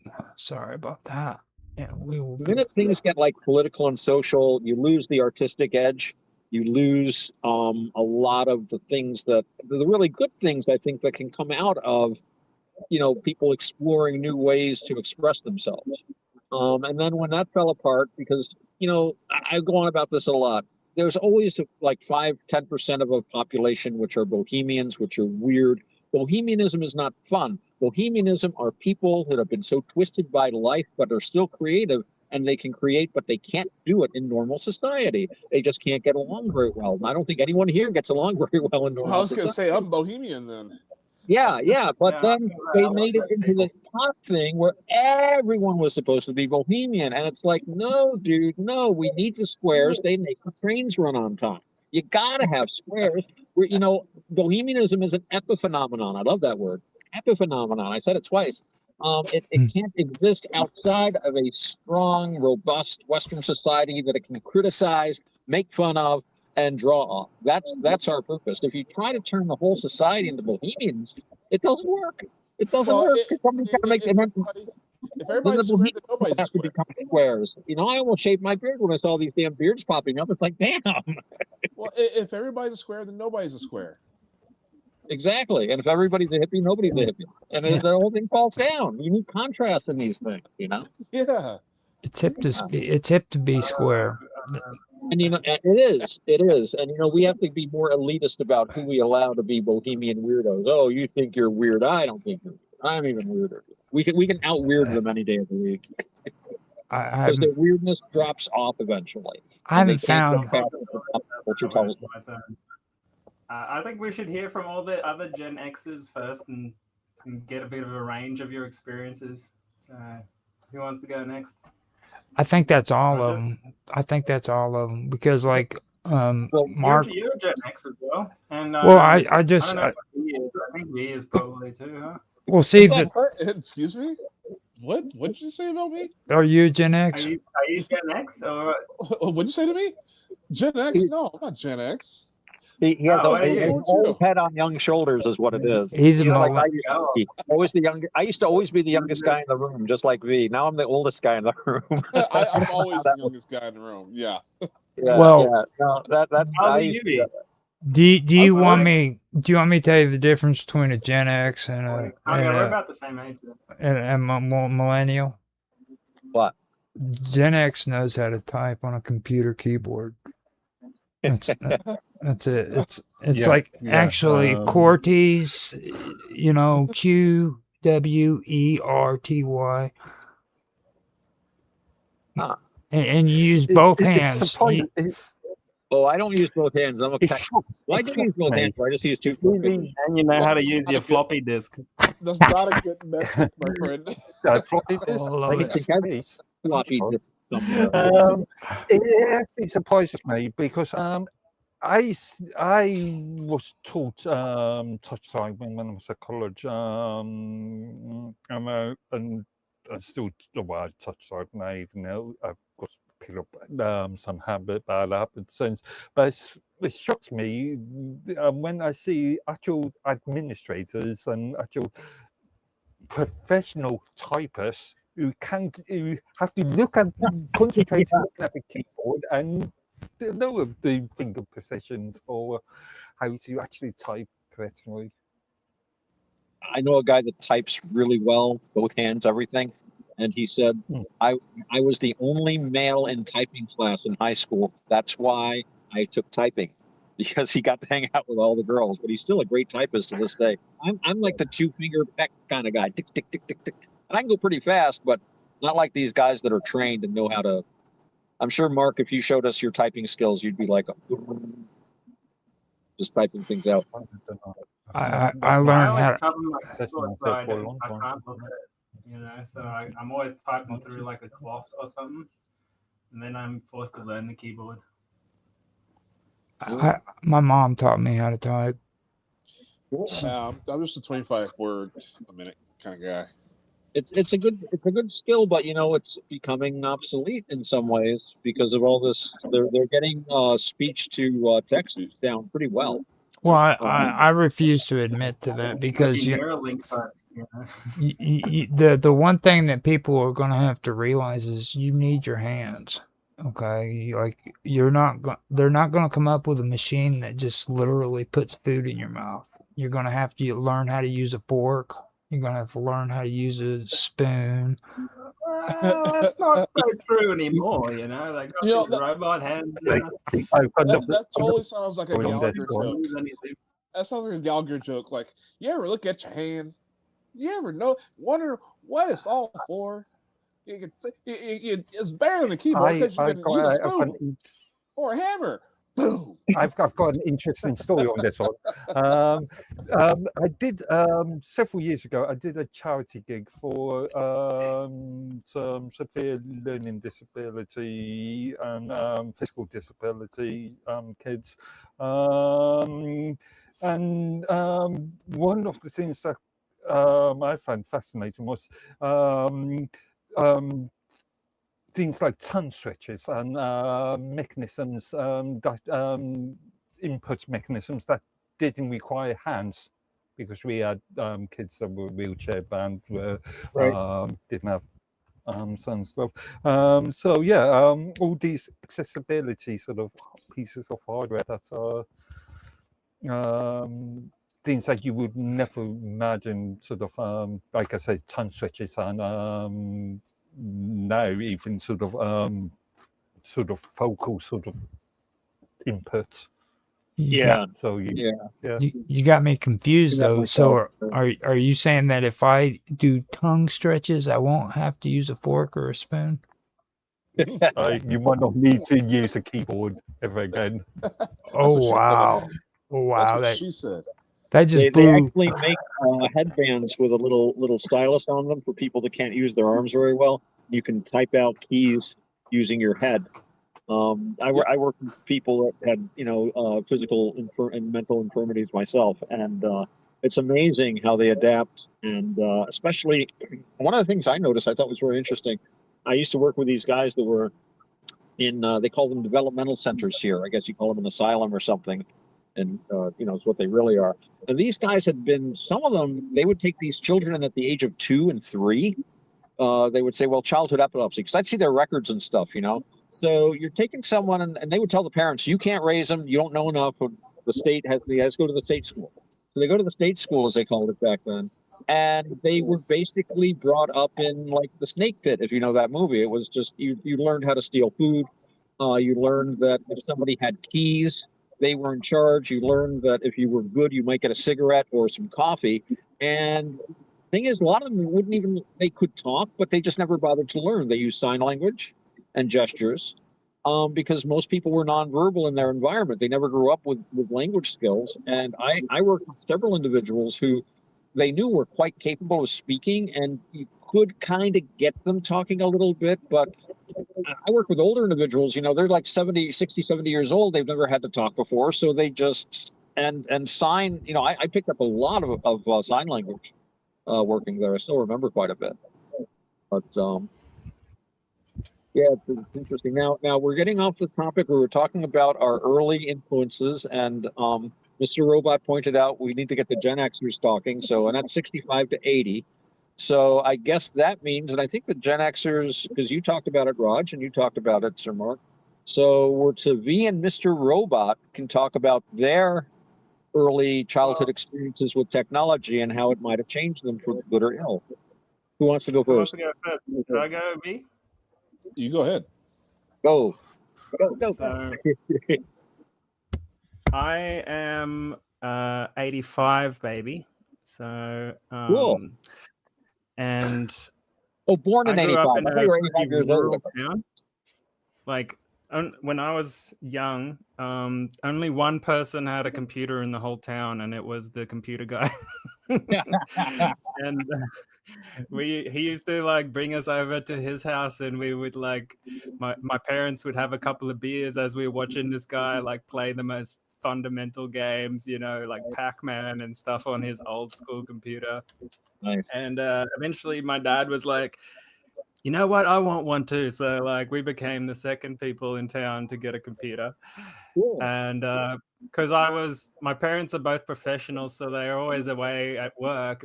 So I was left with the computer, and parts of the computer was kind of like password protected away from kids, but it wasn't passwords back then. It was like questions it would ask you that only adults would know the answer to. So like I would rack my brain because I wanted to play like Leisure Suit Larry, which is like an adult themed game.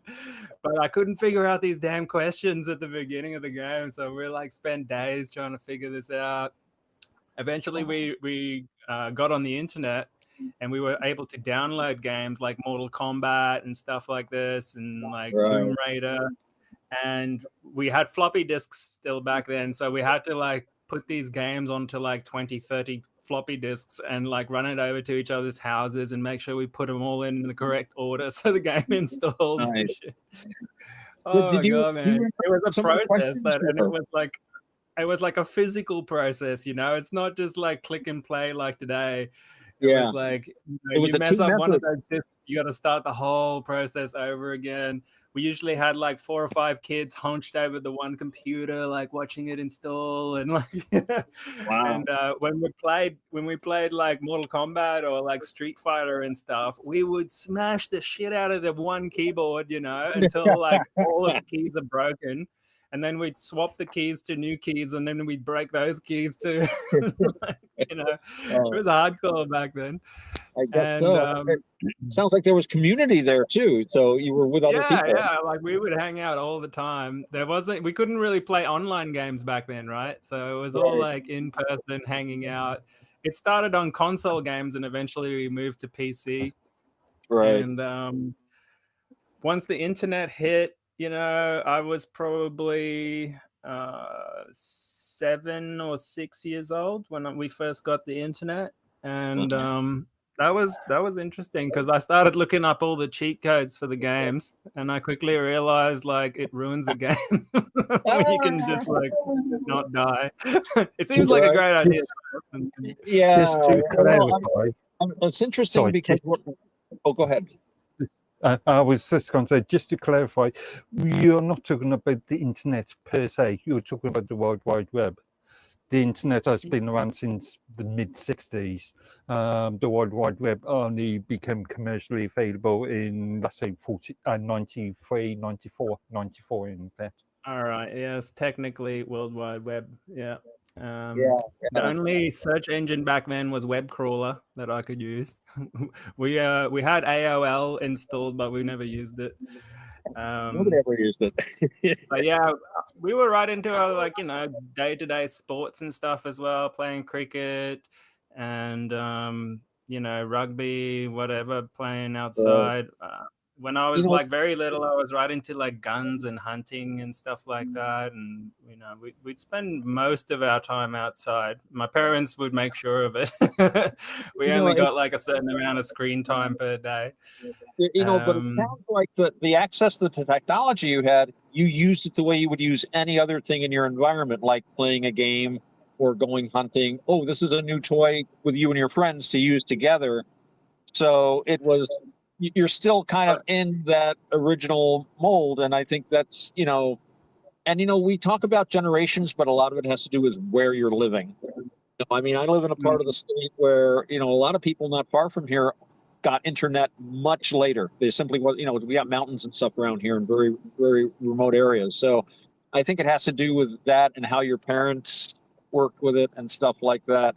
So, but yeah, well, now, it was such a new thing in society still that my parents took like a cautious approach, and they didn't want us to, like, you know, get too obsessed with it, which we did slowly more and more over time. But they made sure that we still got our daily exercise and playing around outside. A basis of. I got to ask you before we move on, because V's got to tell us about his experiences with tech.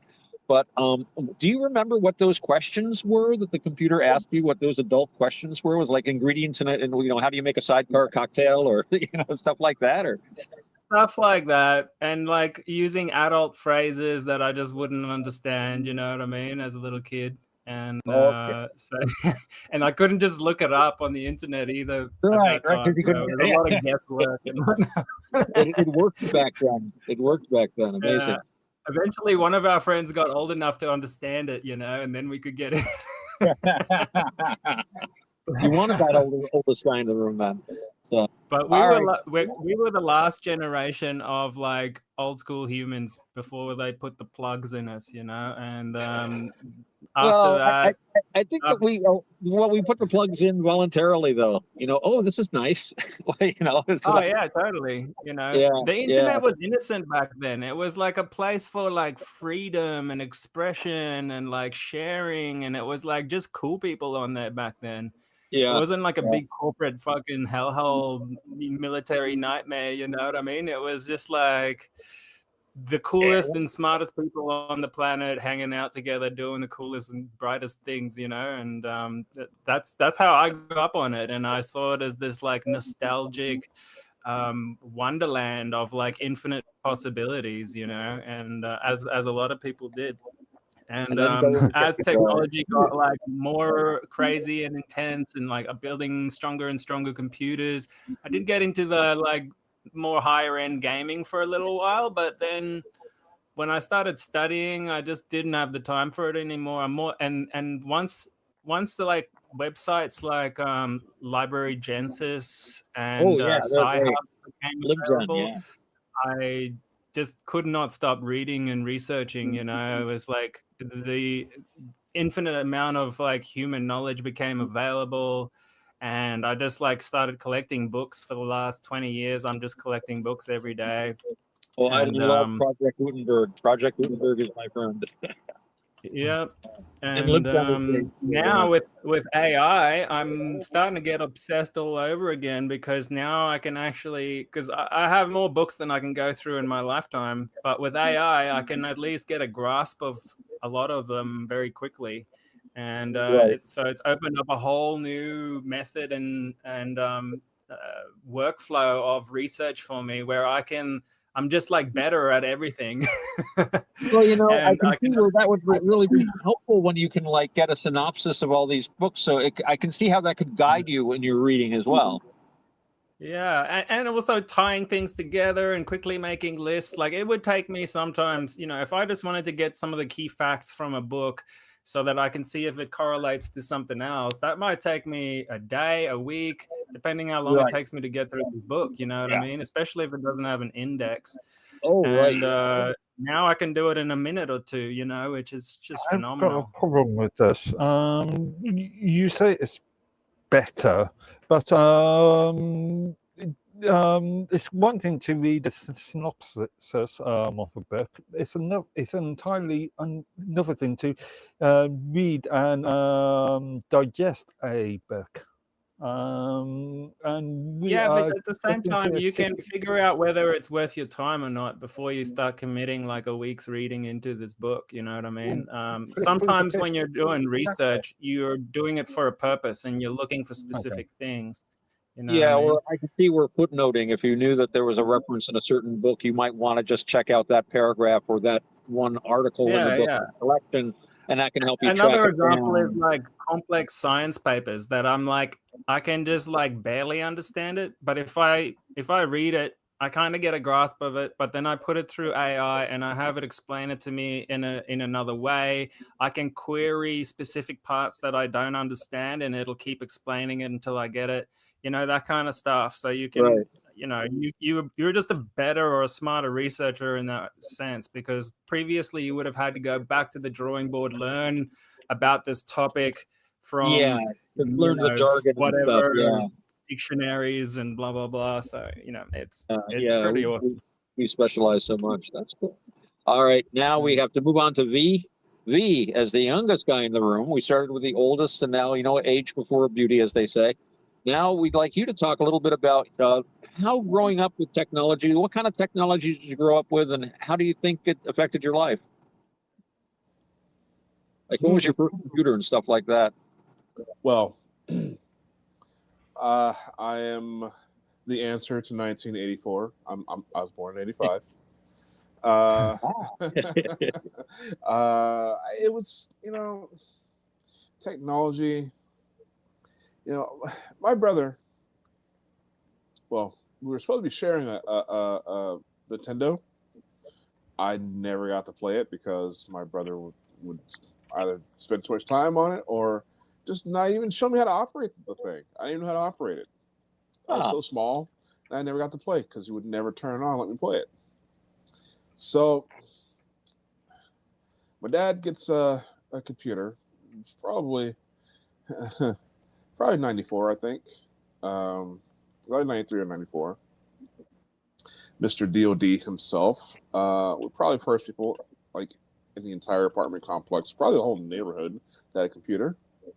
But he never let me touch it. I was very good at video games. Well, there's a reason why he didn't let me touch it, but not a good one. But at least he had one. So I would help my dad because he would play Doom a lot, and I'd help him figure out the puzzles. Because I guess I don't know. I'm that guy. So if he got stuck with something, he would come and ask me, knowing that I haven't played the game or I'm not even allowed to touch it. He would come and ask me how to beat it, and I would. So I went through that same thing with my dad. Yeah. So I got my first Super Nintendo. My dad got for me for Christmas, and it was mine and mine alone. And that was my real first gaming experience. I'd been a console guy, namely because my dad didn't want me on computers. Because knowledge is power, and some people, I guess, you don't want knowing certain things, so you keep them ignorant. Yeah, so that was my father.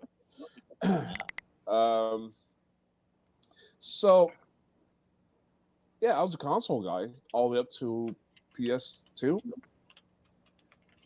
and yeah, you went to PS2? Everything from. I went to PS16. Wow. Well, So I started hanging out with a lot of my friends. I spent a lot of time with my friends, probably more with my friends than at home, because they know how to have fun. They had computers, and we would game. You know how you have these gaming channels with these groups of people and they're talking and laughing and being hilarious. Well, had I known that there was going to be a thing called YouTube and people doing this first, I would have recorded us, because me and my friends were way funnier than anybody would see on YouTube. Way Yep. funnier than Game Grumps. Way funnier than Oni Plays. Way funnier than these tag team duos or these groups of people. Way funnier. And so, but that's what we did. We had fun and laughing. Live, love, laugh. That whole thing. Yeah, I didn't have my first cell phone until I was like, I don't know, 19. I bought my first laptop when I was well out of the. I think I was out of the military by then. About 22, 23. Bought my first laptop, and the rest is history. I don't know. But it sounds like that you too, when you had access to this technology as a youngster, you were doing it in like a social way. You were basically applying what we would consider "quote unquote" normal kid behavior. You were getting together with your friends. Yeah, The stern parent was forbidding you from using it and stuff like that. Just like Mr. Robot said, his parents kept a close eye on the tech, which parents were more aware of that back then, I think. Well, it was entirely a social thing. I mean, before I discovered the social aspect, I'm sitting there playing Mortal Kombat by myself, sitting there playing Tekken by myself. It's like, and I would get so bored. Because I was so bored with it. I mean, it's all I had. I would actually go and I was kind of a video game shark. Ooh. I used to hustle people. Wow. For either their money or their drugs. Like he's literally playing a video game while he's in the middle of the stream talking about back in the day. You know what I mean? Come on, dude. If the explosions every so often, the whole room gets red. It's like, no, he's literally playing a video game right now, dude. Right now, I am. While he's having a conversation. I'm literally like right now. Like all this stuff just happened back in the day when he was younger. Well, and the thing is, I became such a shark. Like, so I had a friend, a roommate, who was #1 in the world in death matches on. Well, he used to do these tournaments, and he used to do these worldwide tournaments with Halo on the Xbox. He was like literally like #1. We would do LAN parties, and he would kick the crap out of all of us. Myself and our other friends. I got completely hammered one day when the party was supposed to start, and like he would usually kill everybody. The limit for a death match is 25 kills, 25 frags, and when he got his 25 frags, I would have maybe 4 kills. Everybody else would have like 2 or 3. But I got totally hammered one day, and we did what we always did and had a tournament between us. And before he could reach, was it 7 kills? I already had my 25. Nice. Like, that's when that's when I really came to terms with my drunken master abilities. Because we had that discussion about the clear-headedness, with the Buddha and all that stuff. They'd be clear-headed. No, when I get jacked up, I get superpowers. Like, seriously. So I learned to hustle that way. Like, I would boost my skill dramatically by having a few strong drinks, and nobody could touch me. Well, they did do a study, and I remember it in school books when I was a child, but they removed it, I think, sometime in the 80s. But I remember reading school books printed in the 60s and 70s that pointed out the fact that when they did studies, they actually found that one drink made you a slightly better driver. If you were they compared people that had no drinks, one drink, and of course many drinks, and of course the people with many drinks, they had no coordination. But the people with, and they did something similar with cannabis, where they found that cannabis smokers actually perform better than people that were not stoned, with the caveat that it's for people that are used to it and weren't overdoing it. But if you're a pothead and you usually have a couple of hits in the morning with your coffee, it's probably going to make you slightly, I remember I always tell the joke about somebody gave me an edible and I didn't think it would kick in too soon. So I took a drive and all of a sudden I was halfway home and boom, it hit me. And man, I started driving like a complete stoner, coming to a complete stop, obeying the speed limit, looking both ways, really careful, using my blinkers. You just get really careful and drive really carefully because you're just like enjoying it. It's like, yeah, I don't have to hurry. I'm just doing the speed limit, Yeah. kind of deal. But I can see. I also think that if you learn certain skills when you have a certain consciousness alteration, whether it's alcohol or pot or fresh air, you're going to be better. Like I play music.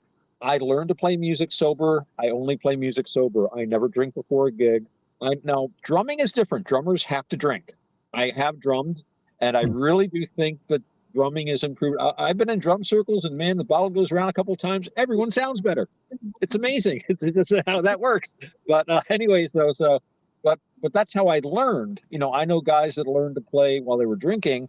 So yeah, they have a few drinks when they play. I'm not that guy. If I drink at all, when I used to drink. Oh, thanks, Mark. When I used to drink, I used to have a beer after the gig. I played for 2 hours. I loaded in my equipment. I loaded it out. I want a goddamn cold beer. But that was when I would have my first bevy. And then later on, I just left it entirely. And then me and my other buddy that doesn't drink, we watch the drunks in the bar. And that's actually pretty amusing sometimes. Yeah, I'll tell you, my favorite thing to do is be a barroom sage when I go out. There you go. Wow. So Yeah. yeah, I don't think any of us though have experienced that fully digitalized childhood. I know these children that are being brought up with their very first toys are like basically smartphone-like devices where they play games. And I remember seeing these kids playing this, and I Dude, said I to had myself, plastic "What in the heck liquor are logs. this thing doing?" And I look at the game they're playing, and it's really not bad. It's about matching shapes. Where does the triangle go? And just the simple stuff like that, blue, red, and green, and color identification. It's not any different than I might have seen on Sesame Street, that was the beast back then. TV was going to ruin a generation. Don't sit too close to the screen. Then I got to college. They're like, sit up 3 inches away from the CRT. And I'm like, oh, wow, this is the thing my mom spent like years telling me the last 20 years. Like, don't sit too close to the screen. Yeah, but I picked up stuff from Sesame Street, all these educational programs they had. And basically it's the same stuff. So I'm thinking, maybe we have to think about the effect television had. That was a kind of a scary thing for parents too. Many parents limited television time. I mean, did any of you guys, like Mr. Robot, you said that your parents were like really tight on your computer use. Did they also limit your TV use? Are you there? Oh, he's gone. Maybe not. Maybe they can't. He left the meeting. Personally, my parents were fairly liberal when it came to that. So there wasn't really a sort of hard and fast rule as such. Yeah, and like with my family, like we didn't have very much money, so like whenever my dad pictured like being successful, I remember he believed that a successful person had a 2-car garage, they had a television in every room, they owned VCRs, things like that was something that he thought was important to show that he was successful in some way. You know what I mean? And like today, people don't really look at things like that.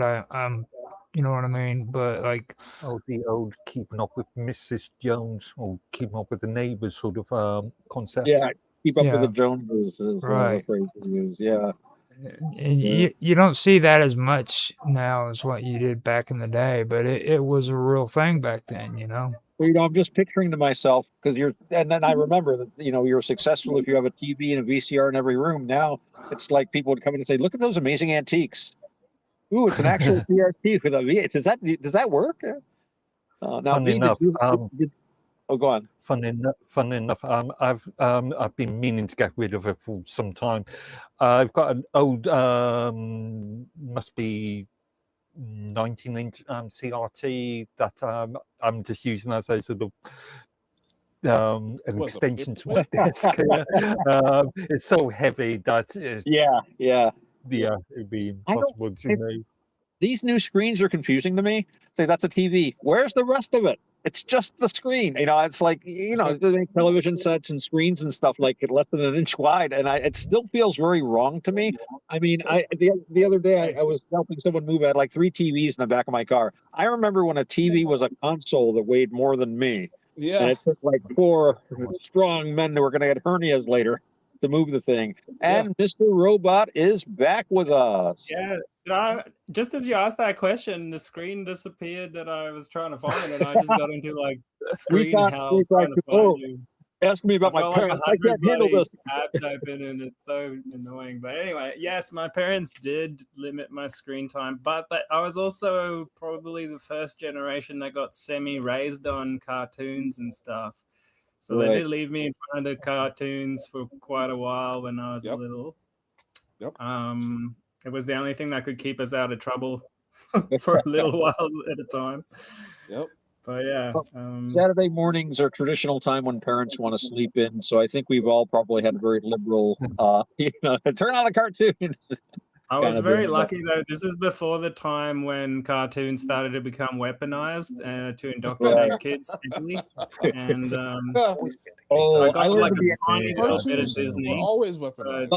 Bugs Bunny will teach you to be an anarchist, especially the early cartoons. Later on, they kind of modified him, but he was a bloody outlaw, man. Oh yeah. Yeah. It must be a nightmare being a parent who actually wants like a sane kid these days. Like if you can't leave them alone for a second, they're just being attacked all the freaking time. Yep. Just on a note, I've already tagged you into 2 posts, also a mind post, but on the chat here, I've also referenced 2 posts, 2 minds posts. The first minds post is actually a part of a 3 series posts. But yeah, the first one is looking at the history of the BBC Acorn computer from mainly how it was treated within British education in the 80s. And the second post that I've referenced is one of the first domestic TV program that relates to domestic usage of computers. Oh, all right. I saw them. I clicked on them and I bookmarked them. So I will take a look at them later on. Thanks, Mark. I appreciate that. I'll check that out. Yeah. All right, now it's V's turn. You can't escape any longer. Did you have any kind of rules about TV? How was your TV viewing when you were a kid? Do you think it affected you? Absolutely.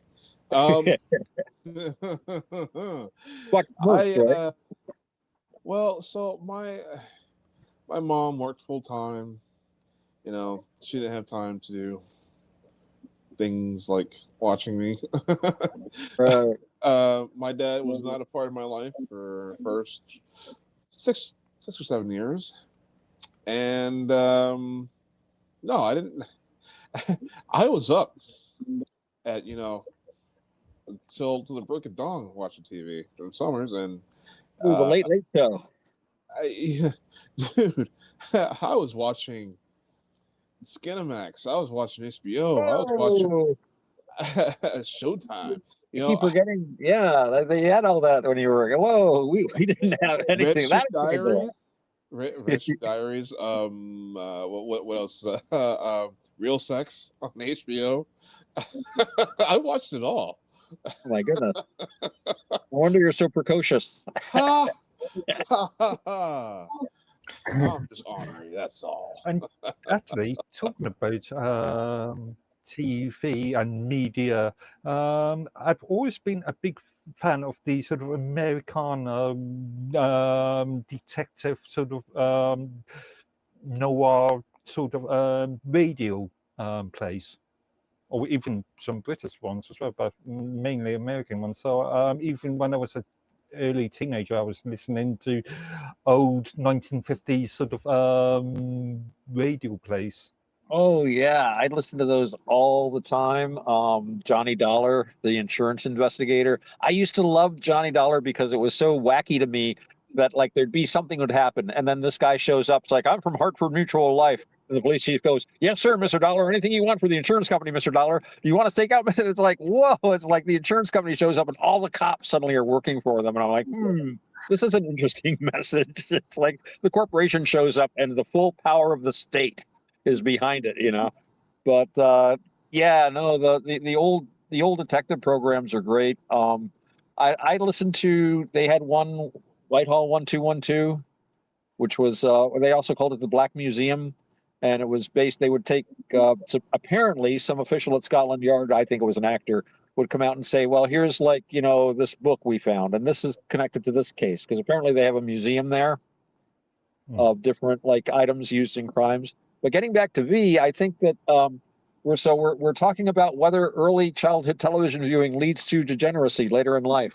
So I think obviously there's no effect of these things on this stalwart young man, a pillar of the community.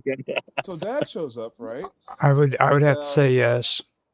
Dad shows up, and yeah, it limits not necessarily my time, but what I could watch. Yeah. So I spend a lot of time grounded, anyways. Most of my time grounded. So I read my encyclopedia set from A to Z, the whole thing. Nice. That's how long I spent being grounded. You know how large an encyclopedia set is, right? Hey, you're throwing on your own resources, and you got the encyclopedia. That was my internet. If you like encyclopedias, get the Encyclopedia Britannica 11th edition. It's the dread and envy of all other and hence lesser editions of the Encyclopedia Britannica. I think 12th edition was published by some place in Chicago or something, and it just became like it is now, a coffee table book. But that 11th edition, man, that was the old idea of an encyclopedia, was something you could start a civilization with. You know, complex formulas. Oh, this is how you make gunpowder. Oh, look, naphtha. That could come in handy. Stuff like that. Yeah. Oh, I love those really old encyclopedias. That's sad. Now you got anybody with an encyclopedia today, and they're probably terrorists. The only time I ever They don't had sell to them use anymore because at the internet. The internet is an encyclopedia. Yeah. I was in a library book Wikipedia. sale, which I had to Wikipedia stop. is more Yeah, than- Wikipedia. Yeah, because I went into I go to library books. I had to stop going because my house has so many books in it. I think it's going to collapse. But I would go to these book sales, and I remember one day going in and saying, "Oh my God, they've got like 8 different sets of encyclopedias for sale," and they're like, "A book? What the? I'm going to buy all the book." And suddenly I realized, wait a minute. There's a reason why nobody wants these. I have the internet, which is like the Hitchhiker's Guide to the Galaxy. I mean, it's a monstrous encyclopedia that's updated by the second, and it's got so much wonderful misinformation in it that you just don't get in a regular encyclopedia. Well, the That's the misinformation problem. in the That's- encyclopedia is that's the gradual. problem. It's gradual. Like if you look at the ones that are 100 years ago and then compare them to ones that were like 75 years ago, you can see where they changed the information in it. Oh goodness gracious! Like Sonia that's the Sonia problem. was showing that to me. That's the problem with today, especially in today's political climate. We have Wikipedia is a good example of this. We have much more bias. We have much more rewriting of information. That's actually referred to as disinformation because it's on purpose, not Mhm. accidental. Well, they've been doing this though since the beginning. Everybody, yeah, like if you compare that's the all it is, ages you of say. what like different stages of encyclopedias and dictionaries. Okay, it's like I hear people say the word stupider today, and my English teacher back when I was in the 6th grade would have said, use proper English. That's not a word. You know, More Ain't- stupid or even more stupid. Yeah. yeah, ain't isn't a word. Well, Yeah. it is in Shakespeare, You know what but I it's mean? no If longer you a put a word. P in front of it, yeah. But It's no longer a word. you can see the My spell check gradual recognizes it. changes. Well, they do now. That's my whole point. You know what I mean? It's like now they Yeah. do, but you can see the gradual changes. It's faster now, like Mark said, but back then it took time for him to actually start incorporating that stuff in. You know, and it's disinformation. Well, I find Grokkapedia pretty interesting now because it's meant to sort of do a little bit of checking on this stuff. I haven't found like a controversial enough topic yet to see how biased it is, but it should have less human bias because it's made by a machine. But as we know, AI can be biased as well. which is developed by humans. Yeah, no, totally, and trained by humans. But Yeah, trained by material that's been But created by hypothetically, it would the have old less WYSIWYG bias because thing. it's only one or like only a few humans' biases, not everyone's. It's difficult because, and as Roger pointed out, there's always been bias in writing. And, I'm thinking about the fact that originally, if you wrote something and somebody disagreed with it, they could write something, but it was very easy just to simply have them burned along with their books. Then later on, as the printing Do press you came remember out, in the Bible it says, "Render unto Caesar what is Caesar's, and render unto God what is God's"?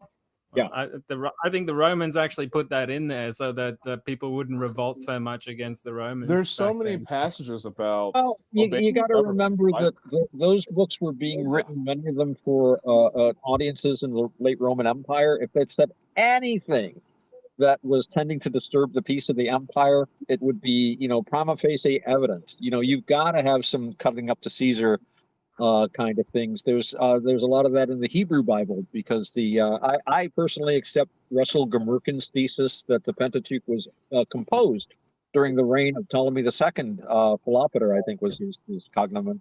And it's all full of how great Ptolemy is and how great the Egyptians, because at that time, Palestine was under Egyptian control, and the Temple of Jerusalem was under Egyptian control. So you always have that. But what gets me is, though, that in those early days, it was very easy to suppress people. Then, as we got the printing press and many governments started doing freedom of the press, although it usually didn't last too long. Cromwell tried it for a while and he freaked. But it was harder to suppress another idea. And what I noticed when I was a kid was that some ideas could be shouted out louder than others. And you had just a few newspapers to read. And when I was a kid, they weren't owned by 3 people. There was probably like 80 different papers around. So you could get different views, but it was still restricted to what they agreed to talk about. And then the internet came along. And the first part of it was like you guys were talking about. At first, it was like, this is freedom. This is great. Nobody was watching. Nobody cared. But then the establishment got involved. And again, this is very simplified, Mark. I know we're going to have a comment when I'm done. And then we came to this loudest voice thing. And electronics, it's very easy to cancel things. I've always distrusted electronic books because what happens when they want to, look with Agatha Christie's books. All the electronic versions of her books have been altered with a keystroke to remove all the references to Jewish people. Claiming that it's anti-Semitic. Now, I've read a lot of Agatha Christie, and I don't think I've ever came across anything that I would regard as anti-Semitic. The only thing she does in her books is she notices that some of the characters are Jewish. That's it. I don't really see anything. There's no negativity. There are some characters that are... What time period is this? Agatha Christie. Agatha Christie, so 20s, 30s, 40s, 50s, 60s. Yes. She was writing all through Yeah, the... anti-Semitism as a word wasn't created back then. It was I've got them. It was probably created around the 60s, 70s by Mossad to label people so that they can attack them. Right. Well, I'm Similar just saying this was done recently. Just a few years ago, the publishers announced that they were going to just remove all references to people's Jewishness. Yeah. And if she had said something offensive, I could see the argument, but I simply didn't see anything offensive in it. She simply described people, and she described a lot of different cultures and races. And I personally didn't feel that she was being derogatory to anyone. I mean, if nothing else, she was a writer. She had a customer base. You're not going to piss off people that are going to buy your book. And at the time, nobody said a word. including many Jewish fans. I think they were happy to see a Jewish character. This So- goes back to the culture wars of the last 15, 20 years, really, which we're still in. Yeah. It all started with political It's a correctness. modern- That's when they started to Yeah. control the mind, you know, and then like bully us into like certain thought patterns. It's like, you're not being politically correct if No. you think that, and blah Before blah it was- blah. Before it was political correctness, we used to have something we called, when I was a kid, white liberal guilt. And we used to laugh at it. Why would anyone like just hate themselves so much, have this toxic kind of thing in Rogers their head got a where it's lot like, of that. I'm white, you're all black man, I'm all and it's like, you know, I don't know. I used to live in Central America, and it's very racially mixed. When I was a kid, I was just saying, I went to BS16 in the Bronx. We were all more scared of the teachers than really caring about what color our classmates were all that much. It was like, and the thing was, it was interesting because the white kids tended to hang out with the white kids, but not all of them did. And the black kids tended to hang out with the black kids, but not all of them did. So there was always a little like kind of mixing around the edges, and everybody knew everyone. And I never saw anything that I would call a racial, third grade too. Kids, I think kids are pretty innocent back, at least they were back in the 70s. But yeah, it's just, I think white liberal guilt turned into political correctness. And that got laughed out by Frank Zappa, was a big anti, and back then it was very religious right oriented. And then later on, the PC banner got picked up by what you would regard as the left. Although my father, who was an actual Marxist, would laugh at these kids calling themselves communists today. Deviationists, class enemies, and running dog lackeys of the bourgeoisie is what he would call most of these guys. But I'm not going to. We're not opening that can of worms today. I was gonna say, can we Champagne not? socialist. Can we not? No, sorry. I was just thinking, and I've made this argument a number of times before. The web, the internet, if you want to call it, prefer web, is probably the most important important technology as far as democratization of information is concerned since the Gutenberg press. Yeah, I would agree with that. But on the other token of that, it's also become the most powerful tool for the ruling class to limit knowledge and censor free speech at the same time. So it's a double-edged sword. This is still a test. We're still in fairly early stages. We don't know if the entire censorship. Well, I think it's going to come down to open source versus closed source. If closed source keeps dominating the ecosystem, obviously everything's going to be locked down, under control. If we manage to get a large enough open source community and enough adoption and interaction in the open source sphere, we could have a chance at free communication, free knowledge, and so open source. The term open source, as far as I'm concerned, is just a matter of license and contractual agreements. But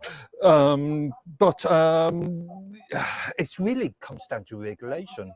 And as we're seeing at the moment, that regulation. The problem we have is too much regulation in things that affect our freedom. One of the problems, and again, I think you're both correct as far as it is the most important thing since the printing press. And of course, the minute the printing press came out, I know King James had people snooping around for anything that even looked like lead type. That would, you wind up on the gallows. So the censorship's always been there. And the potential for censorship, as I was saying, if you can change every article with a keystroke. On the other hand, though, as you point out, Mr. Robot, we have also the ability to spread information, under the radar. And right now we're seeing a lot of things playing out on a level that doesn't really concern all of us, but the fallout from them, the populism versus statism, individualism versus authoritarianism, cats versus dogs, whatever you want to call it, all these different dichotomies that people use to divvy themselves up. One of the things that's become very important has been this freedom of information. We've had Grok. We were just talking about Grokpedia, and Well, also the pinnacle of that was social media, right? Like the coming about of Facebook, MySpace, all those early players, and Right. that was the first time we really could create networks of people that easily communicated online. And like we had Okay, chat rooms and yeah, stuff in the past, but it was yeah. I was nothing going to like say that kind of RC.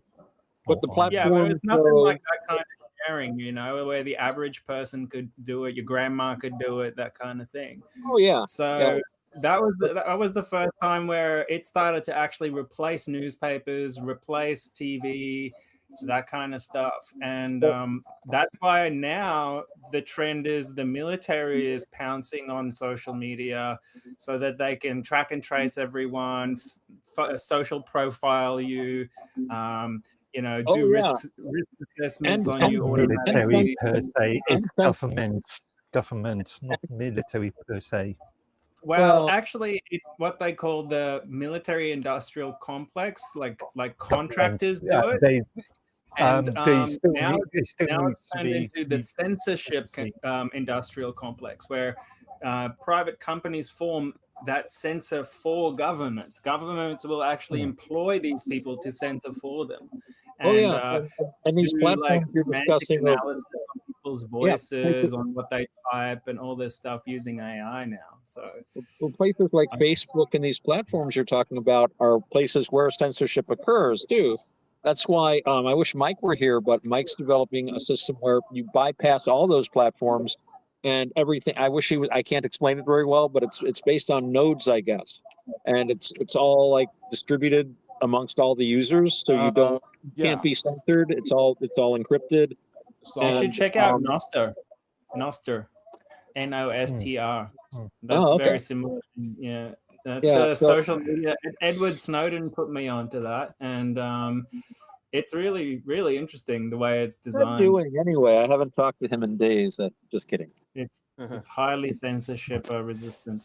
No, I tell you one thing I've noticed whenever you guys are talking about the thing that I noticed where all this has become an issue, and it would never have been an issue, is with the whole analog thing. I think that if the internet would have stayed on the path of analog, it would have actually prevented a lot of this censorship and all of this, you know, regulations and stuff. And I think that's really what these people are afraid of. They're afraid of people actually being able to communicate without being regulated.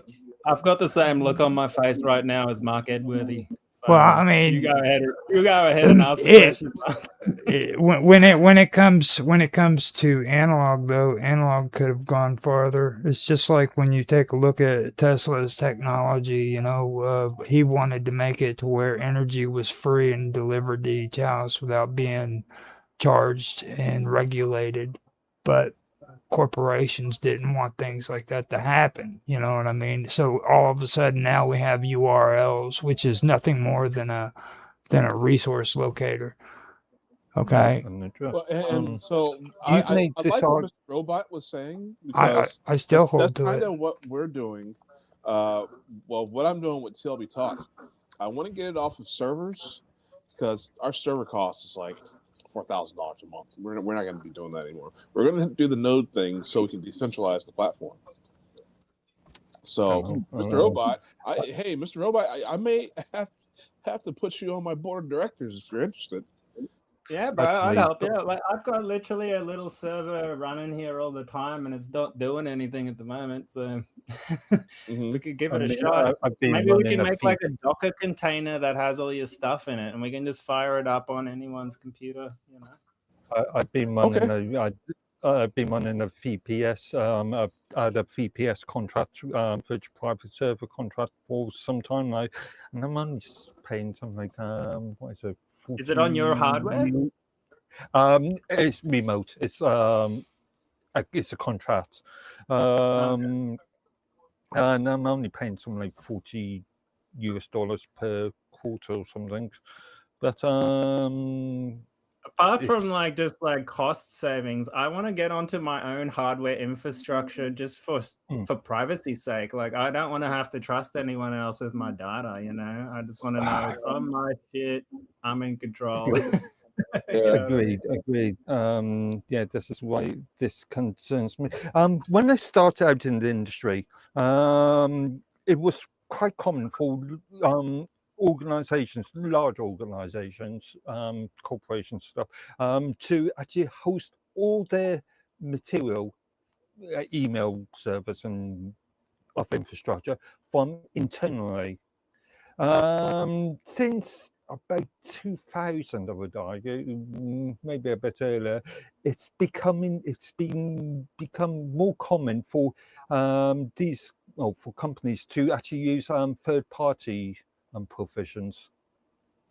So I've seen a real dramatic shift from all in-house to, or if not most, infrastructure being handled by the likes of Google and Microsoft and whatever other providers. Yeah, what do you think about Web3 and how that is going to come about? And like they talk about serverless computing. Yeah. Will that Can't work? see that. Well, node Oh, peer-to-peer sort of thing. But I can't see that. It depends on the application, obviously. I mean, if you're running a corporate emails infrastructure, the last thing you want to do is have just a sort of node-based sort of infrastructure. That could cause a lot of issues, both in security and privacy and issues. I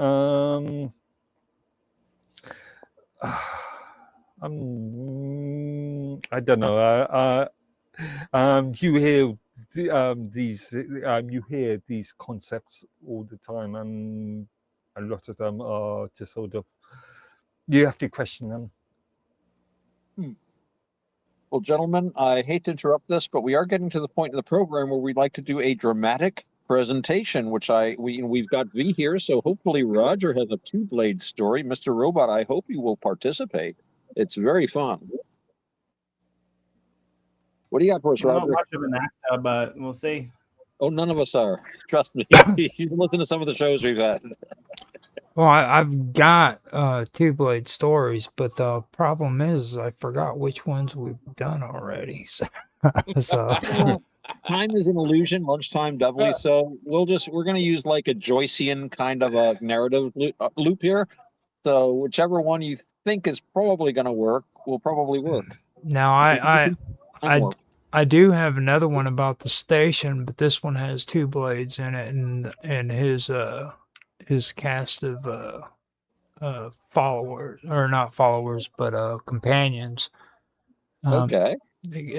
We did that last one with Bob Dub, and this one is goes on afterwards. Now, what I've set up with the AI is where, just so you guys who haven't been on here knows, is I've set it up with the filing system to where the index actually plays tricks on you. So like it creates false memories, and if the character within the story falls for that memory, the character literally dies.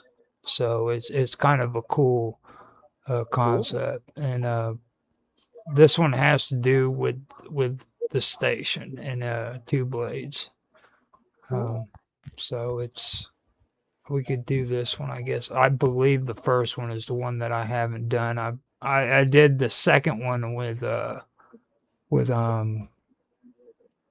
Mark Edworthy and Rapid, but this one I haven't done, I don't believe. If I have, let me know. I might have to bail because I'm actually in class right now. I'm like doing a test, and I can't give you enough attention to like make it worth it. I don't reckon. So maybe next time. Hey, Maybe next Robot. That's too bad, man. Contact info. Hook up with me on Teams, will you? Are you talking to me? Yeah. No, the other Mr. Robot. What were you saying? I said, connect with me on Teams. Teams. No, What's Teams? he doesn't use Teams. How do you two get in touch with each other? You should join Element. It he- is so good. Oh, So good. he does It's Element like, Matrix. Oh no. man, Yeah, it's what you want. It's like decentralized, chats. You I can know, encrypt your but stuff. since Skype did this Teams thing, everybody's split off onto Telegram, Signal. I'm tired of downloading apps just to at 20 Yeah, different but apps. I'm Talking to not 20 different going people. back on Microsoft. I'm not going on Google. I'm not going on Zoom. I'm moving away from all that big tech stuff. So Yeah, He's never I can send you my he's my never email? been a part of the big tech stuff. He's Question for you, Mr. Mr. Robot Robot. has always been on Matrix well, Elements. I'm just. I talked to. We're all on there, April the man. other You might as day. well. We got like 10 years worth of research on there too. Like it's fucking awesome. Yeah. Question for you. Is all of your classes on site? No. This Do one's Do you online. not Well, use Microsoft Teams or some other infrastructure to do remote it's classes? like I can go in when I want, but right now I'm just doing like research assignments, so I don't need to interact with my teacher. No, I was just wondering if you were using Microsoft Teams for remote classes or something. No, I can't even get on any Microsoft stuff. I'm on Linux, unless I well, run. you can. Well, I've used Microsoft Teams all the time, and obviously my setup is Linux based. Well, I he wouldn't does do that because then I doesn't can't do trust it. my machine anymore. If I put Yeah. Microsoft, It's all in here, browser. It's all browser based. So He sounds like me back in the day. You know where this goes to, man. It's come on, don't play it. I can't Mr. trust my Robot. machine Mr. anymore. Robot will never be on anything that says Microsoft. Ever. not unless I'm trying to break it. Again, I have 20 different people that just dispersed from Skype, and all 20 of them want a different platform. Don't you have If I have Signal? more than one person or- per platform, I'll download the app. Mr. Robot never did Skype. Just put it to you that way. Like he's completely against anything that has to do with Microsoft or any of the major. Well, here's the thing, right? We already know it's like completely controlled, completely monitored. Yes. Like if you're running a company or you want to do anything privately, you just can't use it. I mean, it's as simple as that. You're opening yourself up to someone stealing your IP. You're putting everyone at your company at risk when you do that. I just think it's like a terrible base level of operations. Every company, every person needs at least one method of secure communications with anyone. Yeah, otherwise, you're just like an open book. You might as well just be 100% public. Well, this goes back ways to when you connect to the my. internet? So this goes back to my point of going from a sort of all internal infrastructure to using third parties, but also if any corporation that use third parties or use external infrastructure will have their own security mechanisms within the company. They will have at least one firewall internally, if not multiple firewalls. And Yeah, for sure. But at the same time, like, look, Facebook Messenger used Signal's code to write their app, right? But when you delete your messages in Messenger, it doesn't delete them. It just archives them so that they can go through them later on if they want, and form a profile on you. That's what I mean is like, how can you trust anything these cunts are doing? They're basically mining all your data. If you put it on the internet and you do it on the internet, somebody knows. For sure. Yeah, but there's different layers of security you can have. If you use the most commonly used stuff, you're just going to be the lowest hanging fruit on the tree to pick. I and also I'll go back to my old argument is that you, the user, have agreed to a contract. You, the user, have agreed to their professions and their Well, terms. and you guys talk shit when I bring up analog, like it's just something so horrible and I'm whatever. not sure Knock it off. I You know, heard I your like argument, like you guys but love I'm you guys not love sure- this. You guys love this contract stuff and you I'm got not sure how analog is going to aid in. Do you mean like this, dial-up because that's modems back in the a day? form of Or... interface. yeah, Well, you do it like back in the day, man. Freaking Oh, dude, you're not going far enough. Rheostats. I love rheostats. you know You what know, I mean? did you ever see the movie Iron Sky? yeah. It's made it's in Finland, and just the way they presented the technology of the Germans, it was like a 1930s version of the future. So, you know, their computers like filled rooms and stuff, but they worked, you know, and they had this weird, but they needed like a laptop to give them the computing speed they needed to make this. It's actually a fairly funny I could film. just imagine that's like Roger's room. Oh no, I mean you guys are like not even able to comprehend what I'm saying. Like our technology in that field would have advanced. It wouldn't have been like it was back in the 1970s and the 80s. We would have gone farther. And I guarantee you the technology we have today would have been more advanced if we didn't go the direction we've gone, because all of this that you guys like and you enjoy is just regulation and nothing more. How can they control you, make you say what they want you to say, go to the platforms and abide by their rules? All of this started because Max Headroom, No one's forcing anyone to do these things. People are Nobody's just forcing dumb you enough to to sign go up and to do it. Facebook. Nobody's No, forcing you no, to seriously, sign up to- you were brainwashed into believing that this is the right way to do, because Max Headroom Wait a hacked minute, what are you Chicago talking about? news channel. All of a We sudden, still have USB keys. That's the new floppy disks. So what are you complaining about? USB. That's not. Floppy disk has Micro absolutely SD, nothing. 1 terabyte. Floppy disk has absolutely nothing to do with freaking analog. Okay, I mean Well, analog. it's an analog. Actually, It is floppy analog. disks are analog. There we go. Mark, back me up. technically. That rarely happens. Yeah, because there's a magnetic media, You know. much like tape, cassette tapes. So Can you define VHS. what you mean analog, Roger? Because clearly we're understanding An different analog terms. signal that you freaking plug into, and at the moment you plug into it, you connect to another network, through analog signals. Is light analog, like Ethernet? Do you consider that analog? Not really. No, But you plug into Wires. it. So I why is want it different? wires. that's wired. Like You want wires. back in the day, man, you freaking took a phone, you hook it up to freaking monitor, it did a freaking signal through the freaking phone system. Copper wires. Yeah, None of this fiber optic crap. Copper. I know. Impulses, dude. Rheostats. That's what it was. Especially today with wireless telephone. I mean, you know what I mean? It's like you don't even need freaking a wire anymore, dude. Oh, I don't do that. I got That's analog. 800 Mark's feet of got cable. analog cable right there. Yeah. Mark's got a cable. I've got a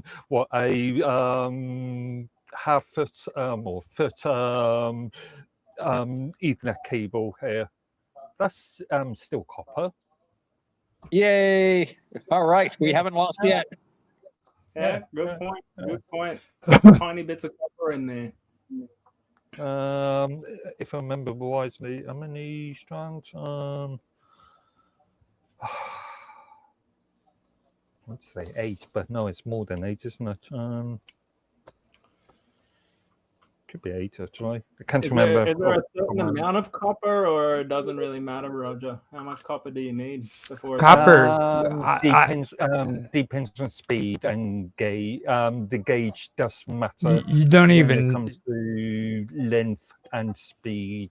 It's really hard for me to believe that you guys have no clue what analog is. Like, even Well, I know even what analog is, but even you want in to know what waveform, you understand what waveform is, right? Like, the reason why freaking waveform was created in the first place was so that it could actually turn analog into digital, because it had to figure out how to make it visual.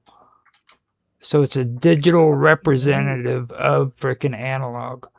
I just know about it from music, and I know when digital music came out, a lot of people, Neil Young, got all upset and pissed. Oh, no, it's digital.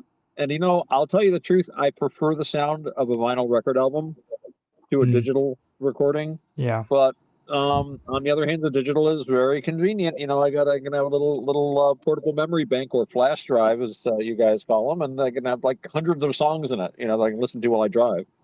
So I got rid of my So, track. Roger, to confirm, do you think that like radio frequency signals are analog or digital?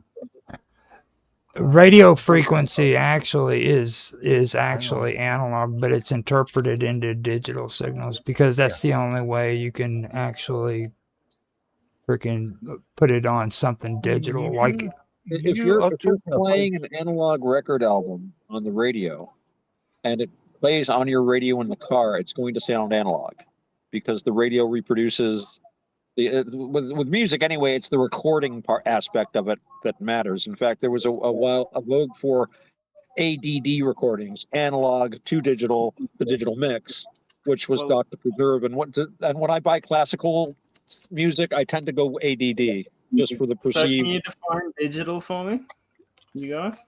Not you, Mark. I want to hear what Roger thinks is digital.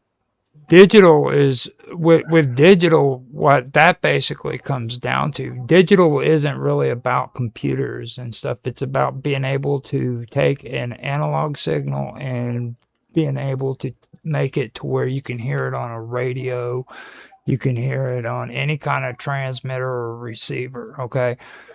When before that happens, analog is nothing but ambiguous. It's just noise that's freaking not put together. Okay, and the digital part comes into play when it actually takes that vibration and it makes it into something that you can hear. Or something you can see, or something you can see. Like waveform is what is the equivalence of That's digital. completely different from music.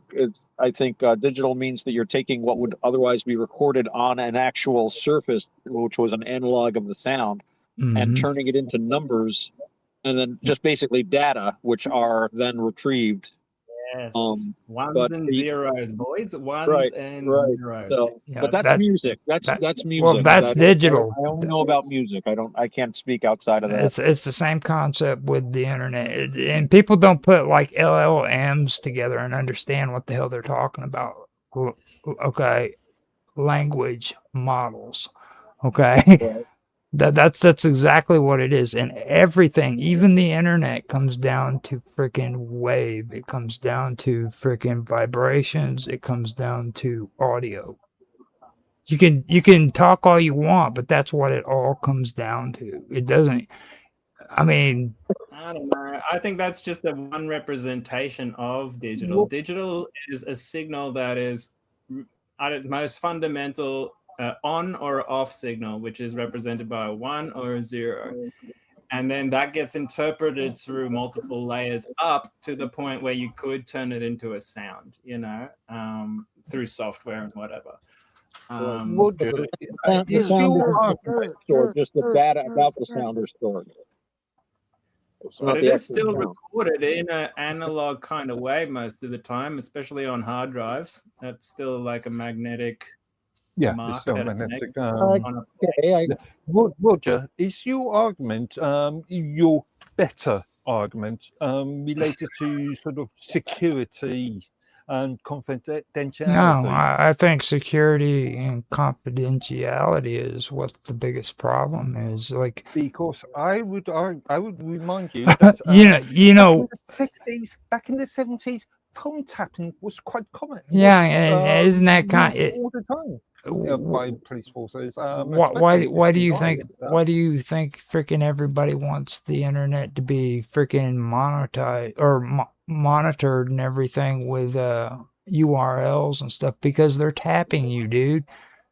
I mean that's where the whole mentality of what you guys believe in came from, is the wiretappings on the telephones. Like telephones, when they first came out, people weren't running around tapping them, dude. You got on a phone, you talked to another person, the operator might listen in on you, you know, but nobody was tapping you. Then We had party lines when I was a kid. Yeah. Everybody Yeah, would listen.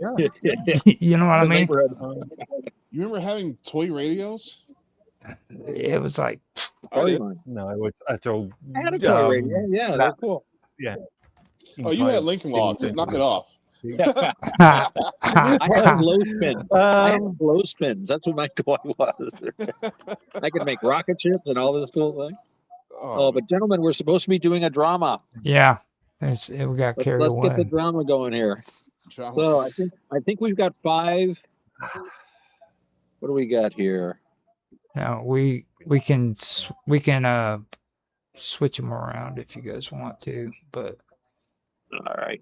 Now, I usually do the old Oh, ghost. I The just old read here that the first phone taps were made in New York City in 1895. Marketed as whatever. beginning the official government wiretapping in the United States. Phones. So Are you talking I'll about leave you with that, Roger. Are you talking about telegraphs? Because it says phone taps. that 18 there something. were like 5 phones in the whole city, so Yeah. it was easy to do. It's like you heard They about were in on it right in the ground floor. Let's listen in. Bastards. you heard about the first freaking prank caller, right? It was a freaking perv. He was breathing heavy on the telephone to Thomas Edison, and at the time, the only person who had his phone number was his assistant. That was smart. I'm sure he was just out of breath. Yeah. All right, so we got wild card, we got narrator, we got heavy, we got old ghost. Announcement system, the Yeah. heavy. Oh, yeah. So, alrighty. Now, Mr. Robot, you don't want to narrate?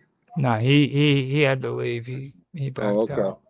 He heard us starting again on this. Yeah.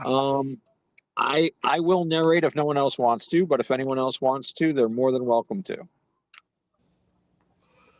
all yours.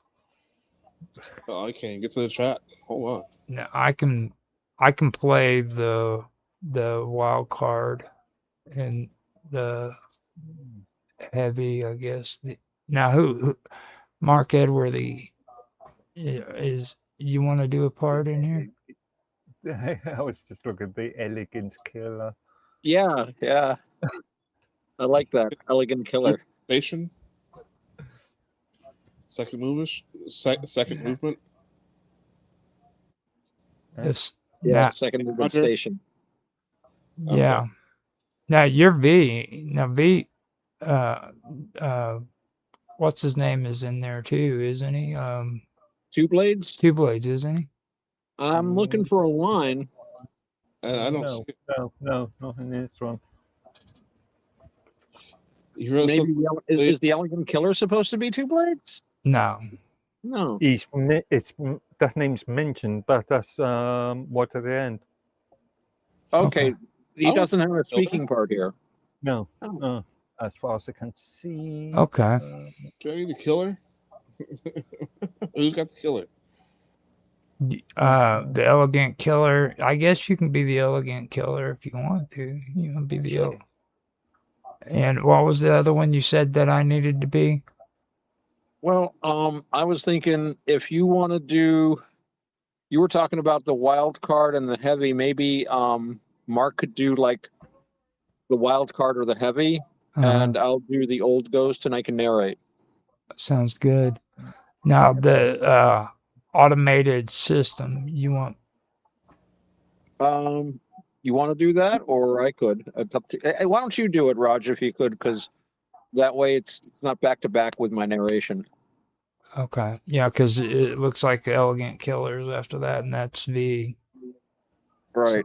So So, yeah, and I think the automated voice is it's just like a couple of lines, so that's not adding too much to your burden. oh, that's fine. Just have to sound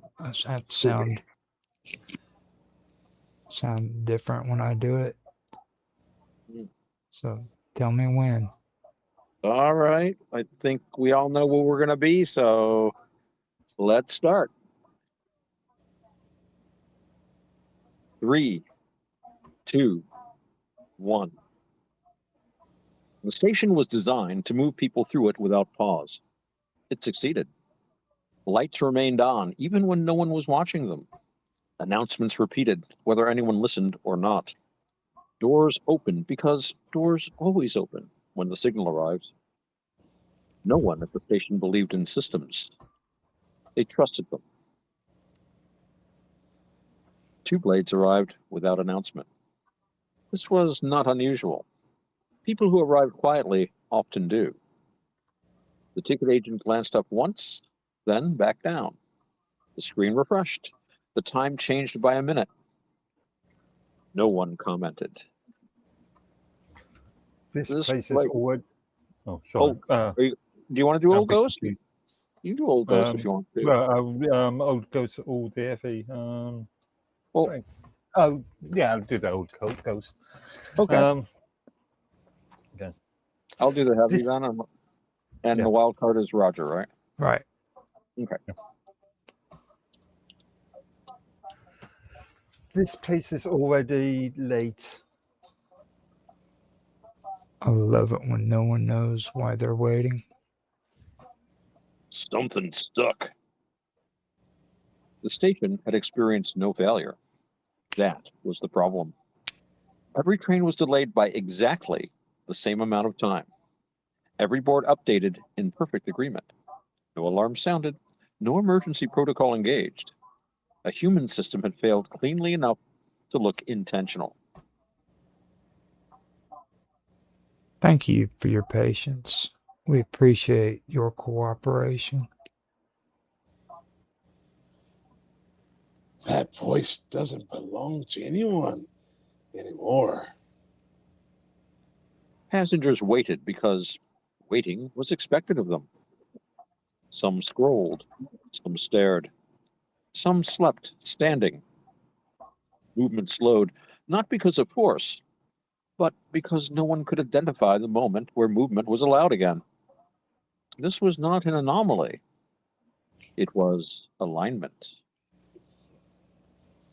2 blades did not approach the control room.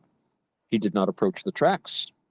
He watched the people who kept checking their watches, even though the clocks agreed with each other. They have accepted the delay as normal. That's how it gets you. Not with a wall, with a hallway that never quite ends. A maintenance worker walked past the group for the 3rd time. He did not recognize that he had already done so. He's looping. The system did not malfunction. It performed exactly as designed, without interruption, without escalation, without decision. Human oversight had been removed earlier. No record existed of when. If we force it, it will notice. 2 blades shifted his weight. That was enough. A ripple passed through the station. Not visible, but measurable in hesitation. One passenger stepped away from the platform edge. Another looked toward an exit that had never been marked. Thank you for your patience. That's the 3rd thing. Thank you. That's the 3rd thank you. It's getting nervous. The heavy moved first, not toward the system, toward a man who had been standing too still for too long. The man blinked, stepped forward, missed the edge by inches. The system did not react. It won't stop on its own. Two blades nodded once. Not agreement. Confirmation. The group did not break the station. They exited it. Not together, not quickly. Each took a different route, or possibly route. Each left behind a different absence. A door that closed later than expected, a light that remained on without purpose, a schedule that no longer matched memory. When the last of them left, the system corrected nothing. Trains resumed on time. Passengers boarded. No incident was reported. It's going to happen again. Yes, but not here. Two blades adjusted his grip. The station continued functioning. That was the failure. Wow, that was great. Well done, everyone. It's interesting. I like that. Now with this, the third movement is the one that is the next one. I think we've already done that one. I don't think we did this one. And we moved on to the third one. That's the one where me and Mark and Rapid did it, I believe. Uh-huh. But Yeah. but we didn't do this one. And then the next one was the one that we did with Bob Dub, where she narrated with the station, and the behind the scenes where the guy was the where he was the it was case file basically, where he was Right. the auditor Right.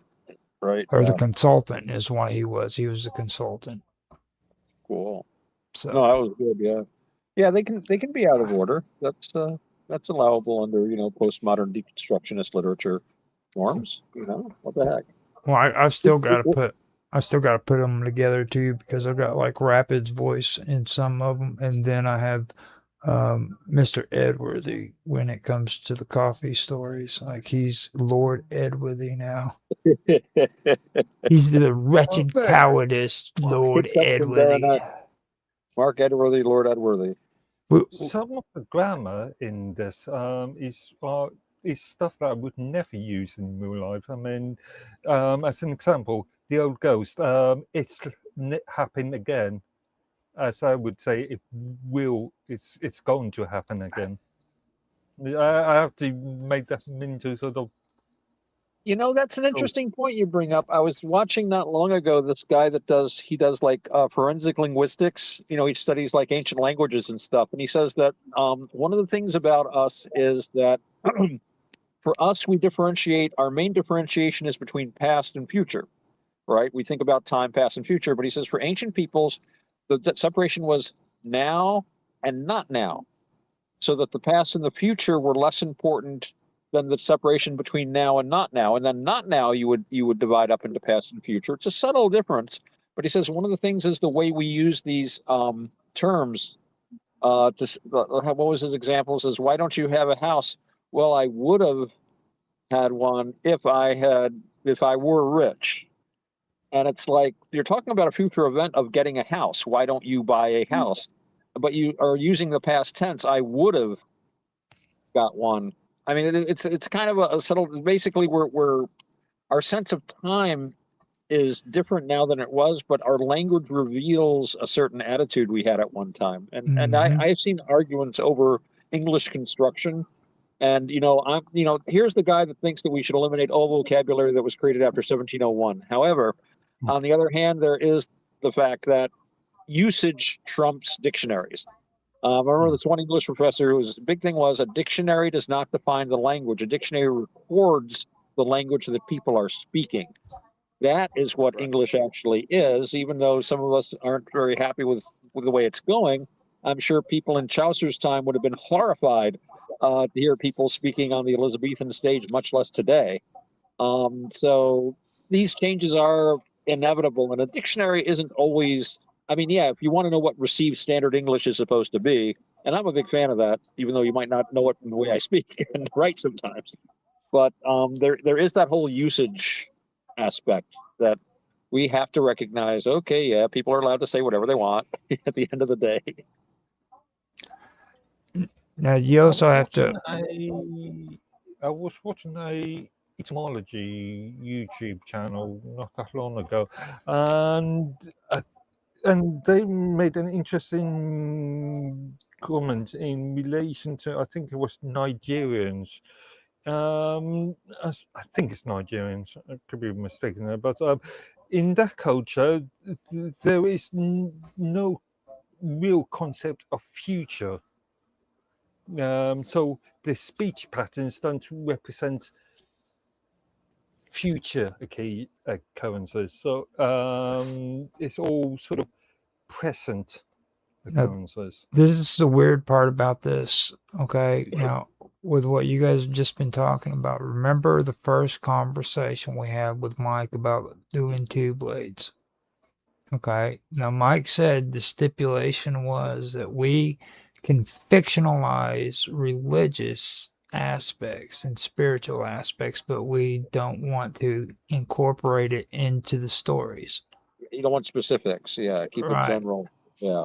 So that was applied to the rules that were set down in the Two Blades Bible. So we have this rule system that is incorporating that, and now it also incorporates this really weird aspect where nothing is it's not finished. Okay, like there's no solution to it. Like with the story, there's no conflict that's going to create a victory. There's not going to be anything that shows defeat or victory over a situation. It just kind of goes through. You know what I mean? Mm. There's no resolution to this story. That Just makes like life. right. And everything is literal. Okay, like everything is literal. There's no spiritual aspect to it. Everything that is supposed to be spiritual is literally physical and in your face in this story. So you can read your own spiritual lessons from it if you like. Right. Like the machines are literally talking to you. Right. You know what I mean? Like when they say that in the story about the machines, they're literally talking to you. Nice. You know what I mean? Gentlemen, it is now 10 minutes after 11 at my time, and this is our traditional time after we've done our wonderful, wonderful audio drama, and I think it came out quite well. And Roger will have to get the rest of the episodes up and going. I want to thank everyone for having attended, and thanks, Mr. Robot, even though you're not here, for stopping in and saying hello, even though you chickened out on the audio drama. But we understand you've got to pass your college. V, always a pleasure to have you on. The youngest man in the room gives us very important insights, especially when paired with the oldest man in the room. Sir Mark Edworthy, Baronet, the most stylish man in the group. I gotta say, you're making me ashamed of my t-shirts and jeans. Dust off some of my suits or something next time I'm on. And of course, our ever-present Roger Hansen, the silent partner who always has something to contribute, and my electronics warfare officer on automatic pilot. Which I think is going very well. So does everyone want to give their socials? Mark. I'm fairly straightforward. I mainly can be found on minds.com under the username Medworthy. Now, Roger. You can find me on minds.com as well as Roger_Hansen. I'm also on Elements Matrix. You can find me at Rogers Hangout. I'm also on Teams at Rogers Hangout. Now on Discord, I have the wonderful World of Weirdness. On X, there's Roger_Hansen at ROGLOL1973. And that is all the socials that I'm willing to give. All right. And now, of course, our mystery man V. Any socials you'd like to share or any ways to contact you aside from carrier pigeons to your rooftop penthouse? Yeah, wants to get a hold of me. Just get a hold of Roger. Yeah. Good to know. And of He- course, I've got navakavada.org, NAVAKAVADA.org. It's spelled just like it sounds. And of course, AutoX on minds.com. Gentlemen, this has been a wonderful show, one I'm going to be very proud to share with Roberta. And I think we've done quite well tonight. I hope we can forge into the future with further really creative, cool, and insightful shows like this. Everybody really had great stuff to contribute. And I think it all came together really well. Thank you, everyone. that was good. That really was. It Yeah, was, yeah, it was, that's right. this was a good one. We did well. We And did well. I want to. Now we have free speech. Now I Well, want. now we can talk again. Penis, vagina, buttholes. Good man. You restrained yourself. I do. I let it all out. You I- overcame the Playboy channel when you were a kid. You know, it's like, Yeah, many times. yeah. I didn't say come over the Playboy. I said overcome. That's the difference. You stopped recording, right, Roger? Yeah, I stopped recording for that one.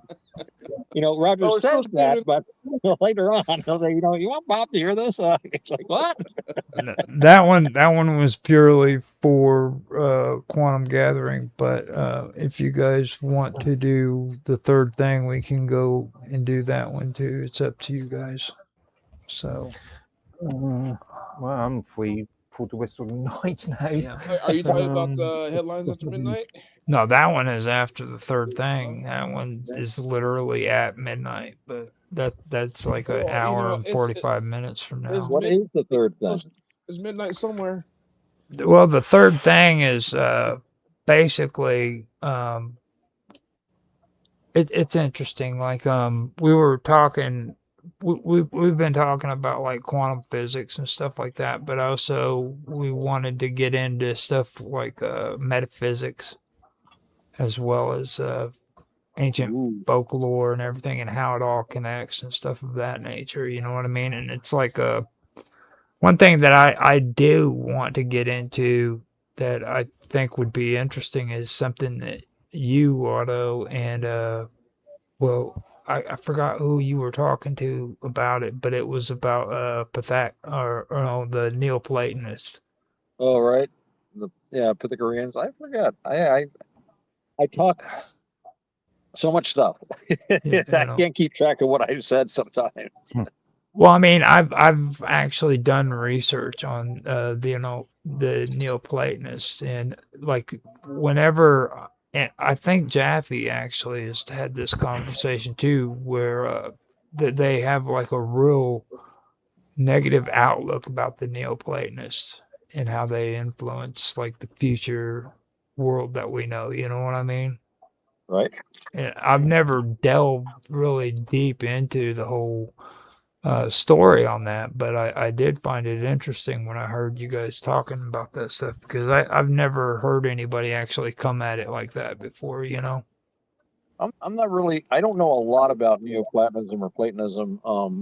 I know some people argue that you really shouldn't divide the school up into Paleoplatonism and Neoplatonism and stuff like that. But I know they took a lot from the Pythagoreans, which I know a little bit more about. You know, a lot of Plato's mysticism seems to come from Pythagorean ideas at the time. At least that's what people were saying in ancient Greece at the time. It's like, he's cribbing from Pythagoras, kind of deal. So, but how that influenced the later Neoplatonists, I read a little bit about Proclus once years ago in a book by a guy. Oh, what the hell was his name? He wrote a book about how he thought humans had been contacted by space aliens coming from the star Sirius, because these Dogon people in Africa had preserved this knowledge of like the Sirius B and these things you can't see without a telescope. They actually even had the orbital period of the two stars correct.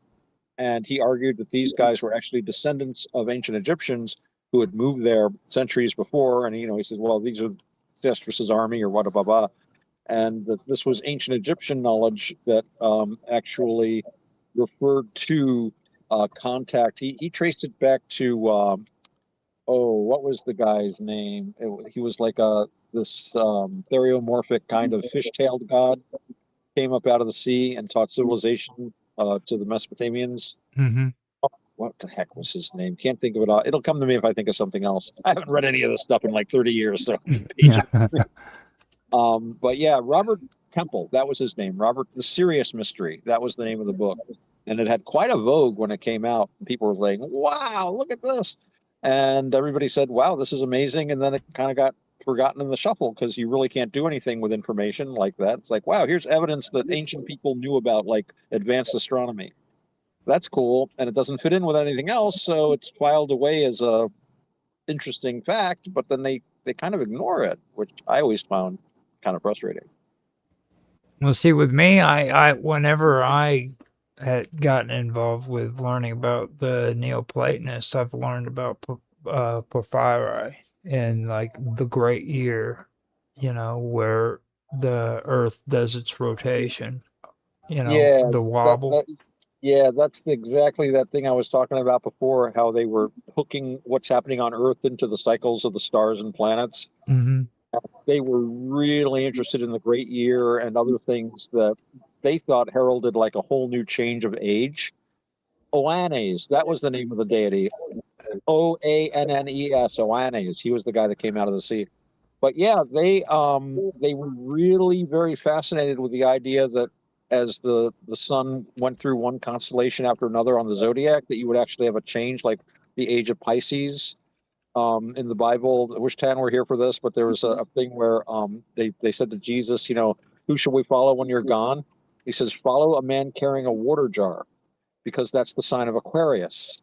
That would be the next age after him, the Piscean age. And this age was recognized by everyone when Nero, who was a contemporary of Jesus, was born. I forget which one of his poets there was going on about this is the new golden age. Everything's been reborn because the great year has changed. This was also one of the reasons why a lot of the pagans went over to Christianity, because you read like the Hermetic text, the pagan priests were saying, yeah, we're going into the age of Pisces, everything's going to be destroyed, all the old worship's going to go, and there's going to be a new religion. So a lot of people saw Christianity, especially once it got imperial backing, obviously, was obviously the religion that everybody was waiting for. And when you had like cohorts of Roman troops showing up with sharp, pointy spears, this became even more evident, rendering unto Caesar, et cetera, et cetera, et cetera. So, but yeah, I think there's always been this idea, and I know the Neoplatonists were kind of into that. I remember in the book he talked a lot about Plotinus and these guys preserving these secrets about Sirius and about the planet, the stellar orbits of the in the stellar system there. So Yeah. Now, like Plotinus, that was the one who I was taught that Neoplatonists started from, and then like I've also been told that a lot of people they mistaken Neoplatonists with people who believed in like the Plato and his philosophies, and I was told that they were two totally different philosophies, and the reason why they got it mixed up was because there was Plotinus and then there was Plato. You know what I mean? So yeah, I think I'm trying to remember now. I seem to recall that one of the things they were saying about the Neoplatonists was they were interpreting Plato's writings in a metaphysical way. That Plato, it's kind of like in Buddhism, where like the Buddha said all this stuff, and then like 800 years later, you got these guys up in Tibet, adding all this stuff. Well, he really meant this, and this interprets that way, and yeah, I can have a girlfriend. That's okay. It's like, and in the same way, the Neoplatonists were taking Plato and trying to like, well, he really meant this. yeah, And he, this actually is a metaphor for a much more sophisticated and complicated kind of an idea yeah. that they had basically come up with. And since Plato knew everything, obviously he knew about this. So this is what this or that dialogue actually meant. And see, So, that's kind of what I got out of it. Like they took a lot of the teachings of Plato and they incorporated mystical and metaphysical elements into it. You know what I mean? Like because Plato had enough of that as it is. I mean, he was very, yeah. I'm not going to start going on about Aristotle, I promise. Well, it's like when you hear people talk about like the teachings of, or like the relationship between the one, you know what I mean, the ultimate source. Right.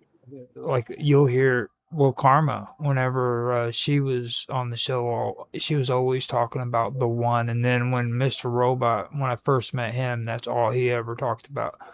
I think he kind of got that out of his system now, but like that Right. that was a big Neoplatonist thing too. And I always tried to explain to him like what you guys talk about when it comes to the one was actually like saturated down versions of what Neoplatonists were teaching. You know what I mean? That's exactly where all of that comes from.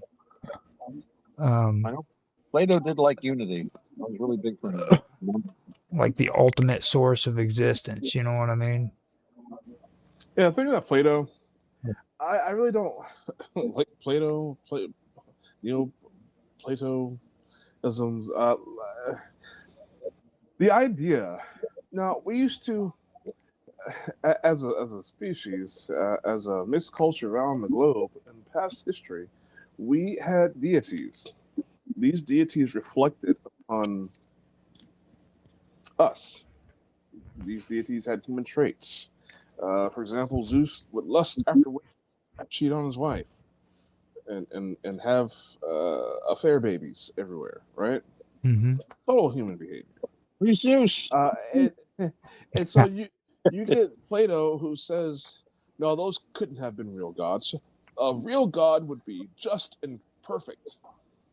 And then that sort of gave the foundation for Christianity and religions after that. I don't subscribe to that. I don't think God is one perfect being.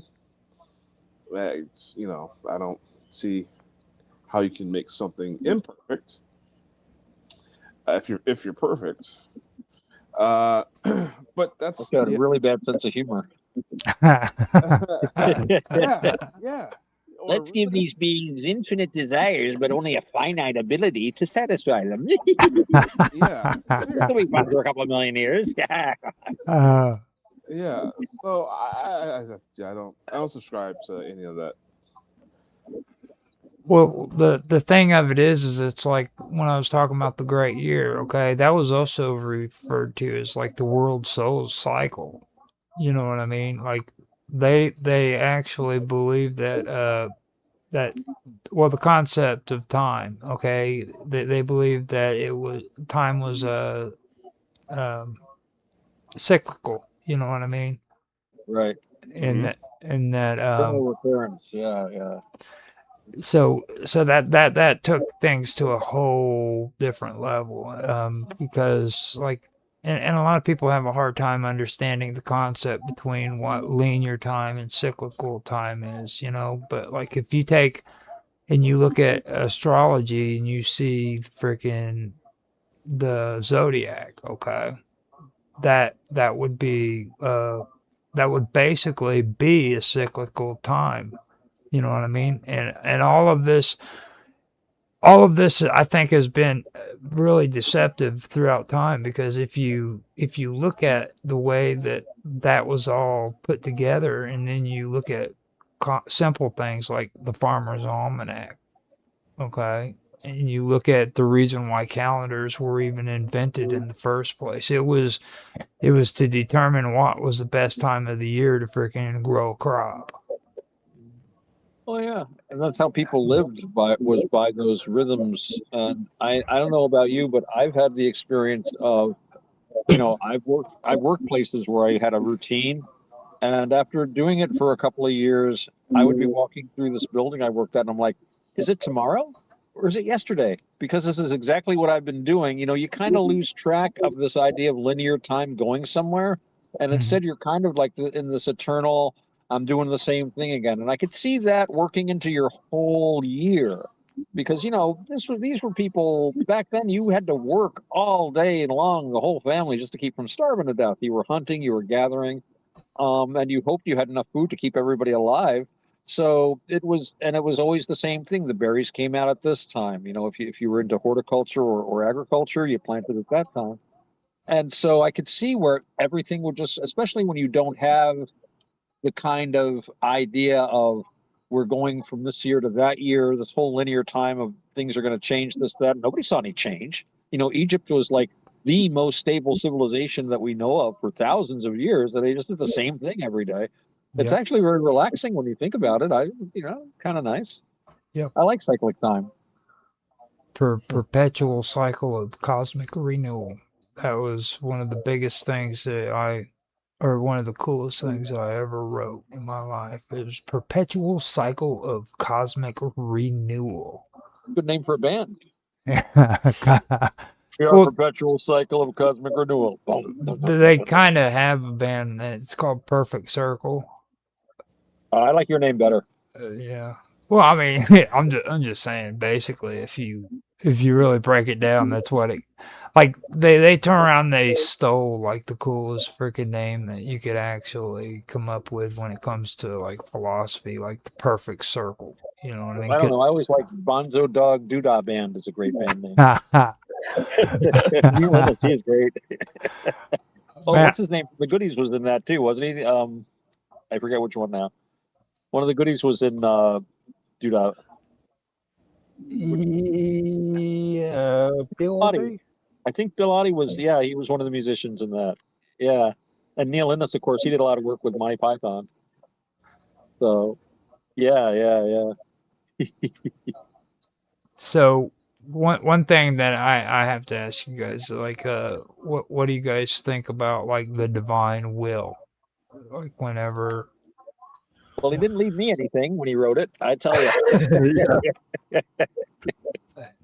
Well, it's definitely one of the considered occult magics.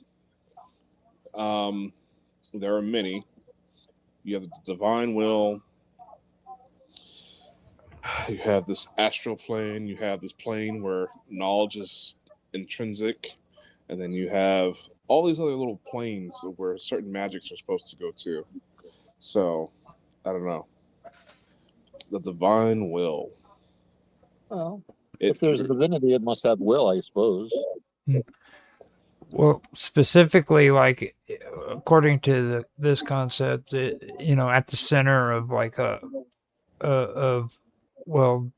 cyclical time, there's this idea, which is the great year. But this concept is basically it suggests that like the entire cosmos goes through a cycle with periods of creation, destruction, and renewal. You know what I mean? So it's basically it repeats itself, and the great year is usually associated with like the motion of the heavens and the duration. Yeah, I think it's when Saturn goes all the way around, dude, or all the planets. No, wait, it's the precession, right, of the pole star, 25,000 years. Yep. Yeah. That's it. It's supposed to link to time, and it takes for the celestial bodies to complete a full cycle. Right. It's all coming back. There's a great book named Hamlet's Mill, which talks a lot about that. It's written a long time ago, and I can never pronounce the names of the authors. I think it was Santiana and von Deckend, Dechend, von Deckend. I remember that. And the other one was either not Santia, I think. Might have been Santia. No, I think it was Santia, Giorgio Santia or something like that. And I highly commend to anyone here or listening.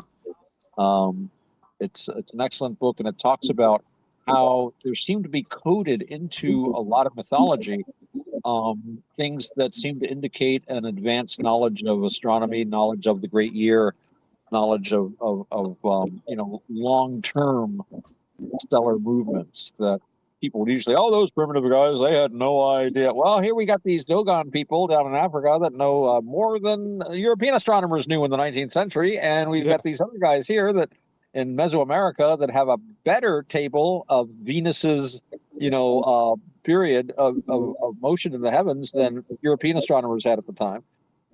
This is old knowledge. And these are people that were very, and to do these observations, all you need is a good eye and a good brain. It's like humans. I always look at humans. Well, they don't have laser beams and nuclear power plants. How could they possibly have done anything? Well, it's like they got the same brain. You can do a lot with your brain. Yeah. I think that what really catches my attention about all of it is the whole concept of the world. So, because you've heard me mention the Axis Monday. Right. And whenever you take a look at that whole concept of the world soul, and then the way I've been learning about the Axis Monday, it's like energy isn't destroyed; it's actually everything, data, information, all of it. It's sent to the Axis Monday where it's actually reconfigured into something new, and that right there means like civilizations that collapse and fall, that doesn't disappear, it's just transferred into something new.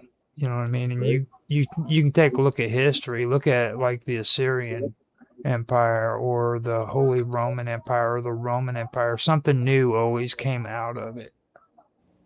True. You Hey, know? Roger, you ever play? You played Dungeons and Dragons, of course.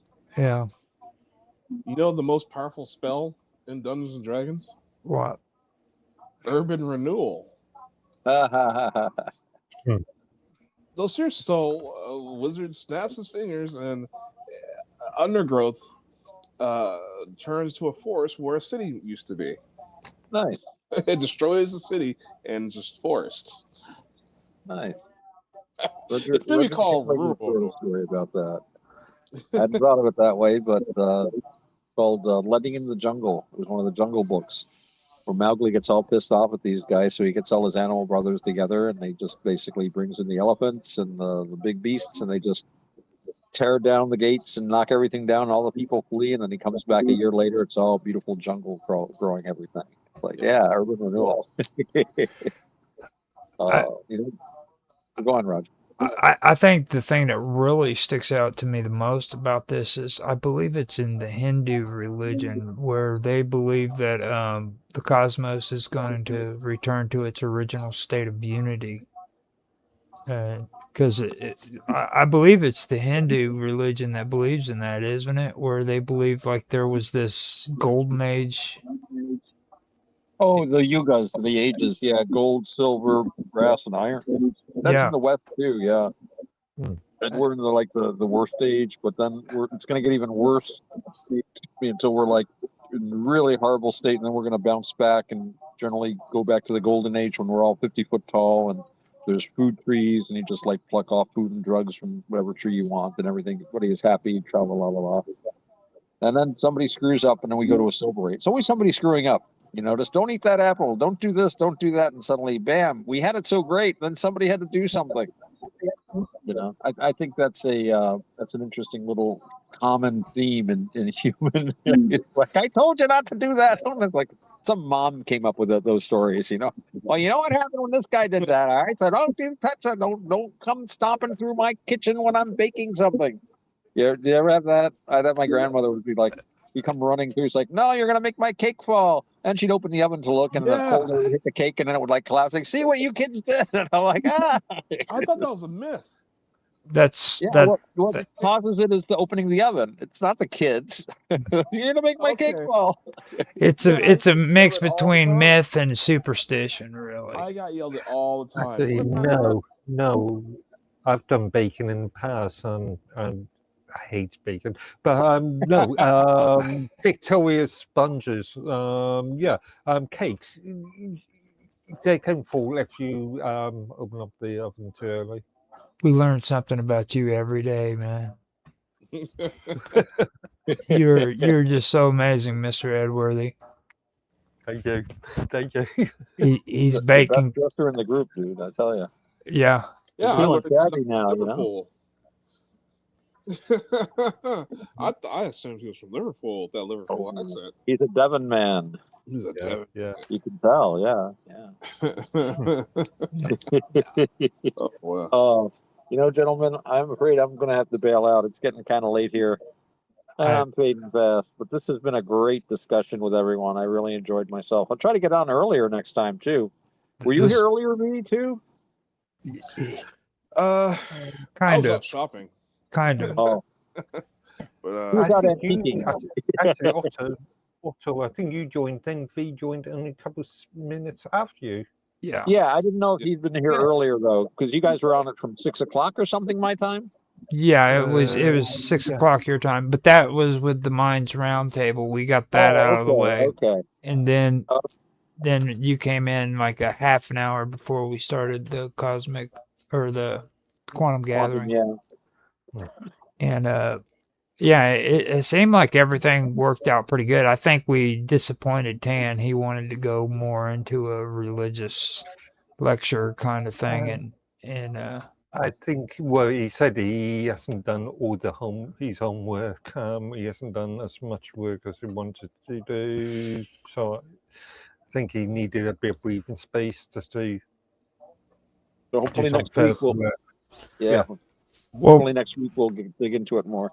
the thing about it is though, like there's a lot more about what he was discussing than just what he was discussing. You know what I mean? Like the Dead Sea Scrolls is very, very important when it comes to that stuff. And like the book of Tobit, like that's during the same exact time period that the freaking Book of Enoch was written. And if you can't see the correlations between Tobit and the Book of Enoch, then something's wrong. You know what I mean? There Because was I think there was a continuum of thought about that time where people were very interested in these subjects. So not surprising that people would be writing about a similar topic or have related ideas.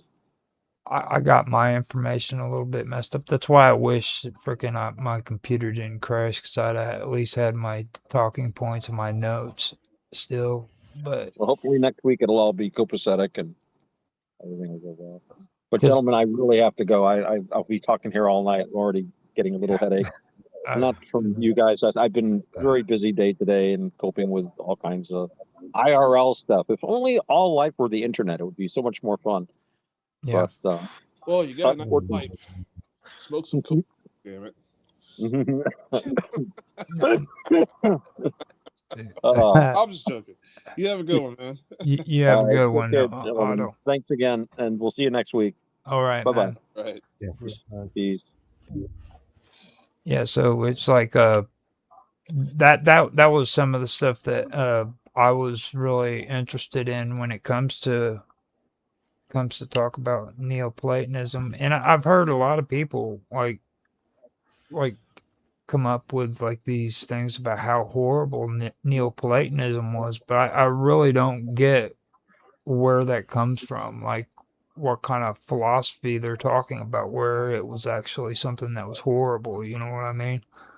Because everything I've actually done research on when it comes to the Neoplatonists, it doesn't show anything that's really negative.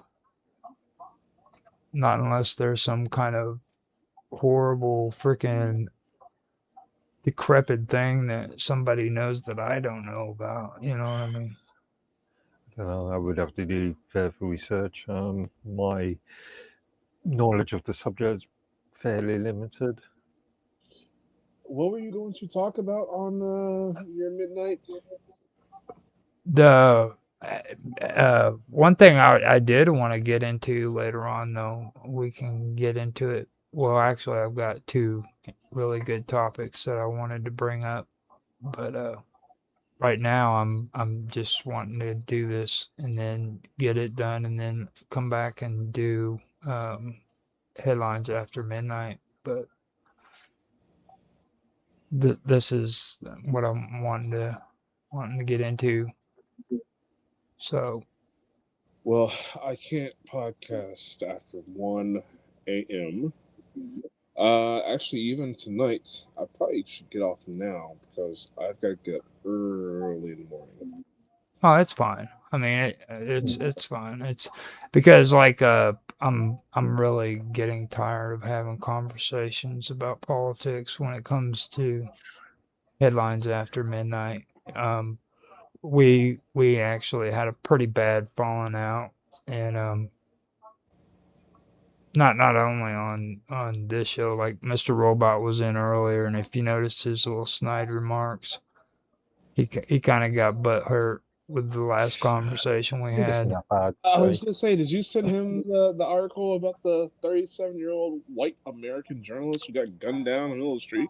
Oh yeah, he didn't like that, so that kind of hit him the hard way, and let me and then it got even worse because I'm trying to get back in the chats just so you guys know, because after that Say extreme interest in U.S. Politics. yeah, I'm back. As far as his own country's politics is concerned, little mention. Yeah, and I did mention it to him, and it kind of fueled it and got it even worse to the point um, where things were said, you know what I mean? And then before that, we actually had a conversation on Nancy's show too, where things weren't really too copacetic. Hey, So, yeah, you gotta hook me up with Nancy. well, no, actually, right now, I don't think anybody's hooking up with anybody when it comes to all this stuff, because like the stuff that's been happening has really Oh, no, gotten. she wanted to interview me. Well, I mean, Yeah, she actually put a message up on the second room tonight. Actually, just reply to Jason's thank you, Becky, bye sort of message. you know, it just Um, a lot of this stuff, man, and it's like I've said too before. You know, I'm trying to go a different direction. I'm not feeding into this kind of stuff. Like I I do want to get more serious about the stuff I post and the streams I do. I don't want to be getting involved in this, you know, Donald Trump garbage, which to me, to be honest, that's all it is. It's there's nothing good, positive that comes always out been of it. bad. Yeah. You know what I mean? It's just a bunch of people that like to talk shit to one another, and it escalates into fights. And according, Also, something I've keep on noticing and becoming much more prevalent at the moment is there's U.S. Americans are becoming much more insular. You've always been an insular sort of people, but as a simple example, talking to various people, they will only they will not take any interest in international affairs unless it affects the US. I don't agree with Yeah, that. I mean, yeah.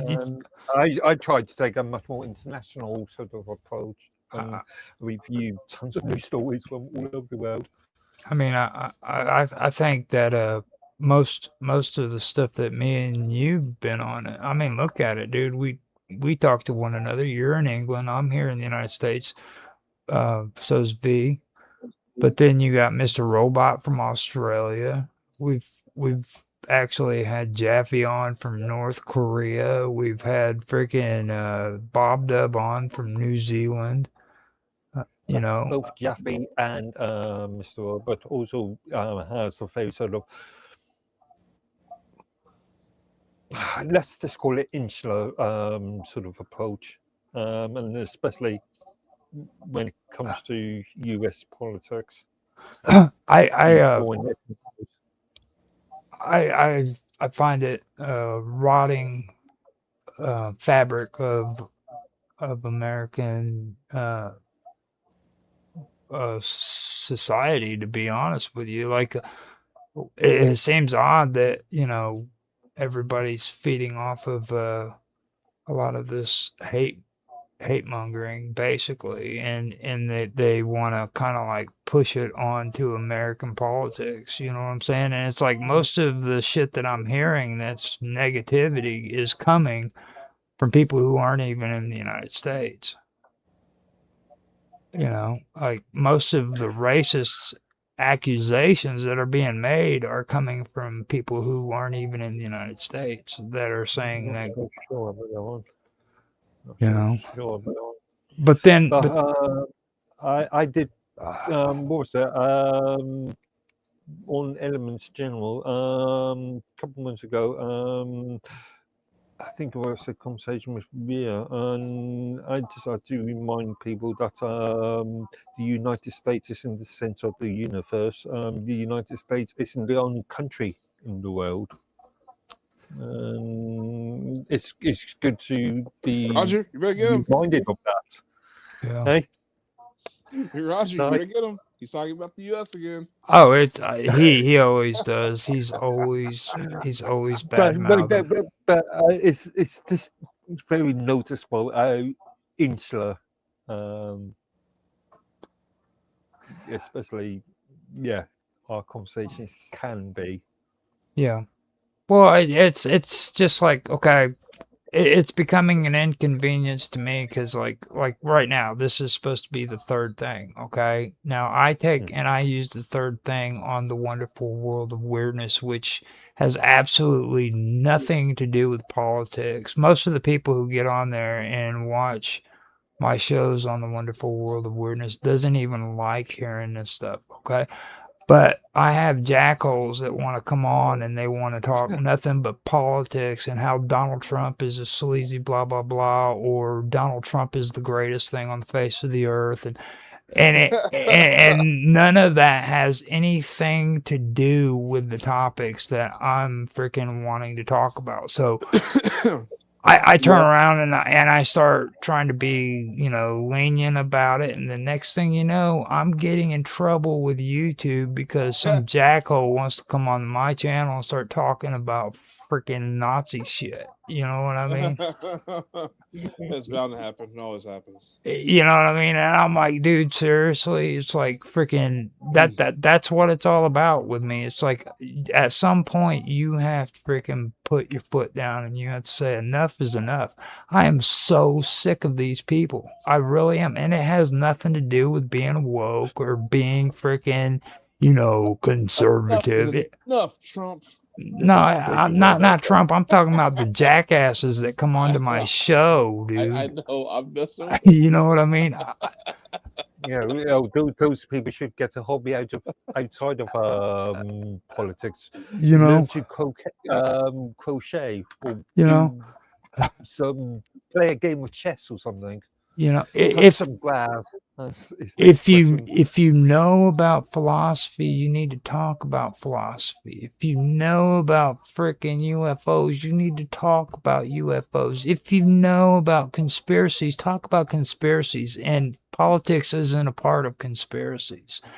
Everybody's onto this whole Alex Jones bullshit. Like it's oh, that's real. No, Alex Jones is he is a puppet, dude. He was Alex Jones is a performer.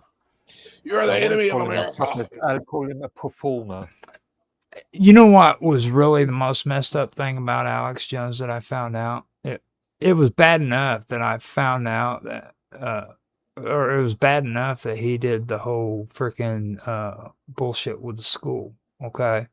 But then I found out that when he came up with freaking the prison planet, all right, I fell for his shit for a little while. But then after I started doing the research, I found out that prison planet is actually a term that was used by Scientologists.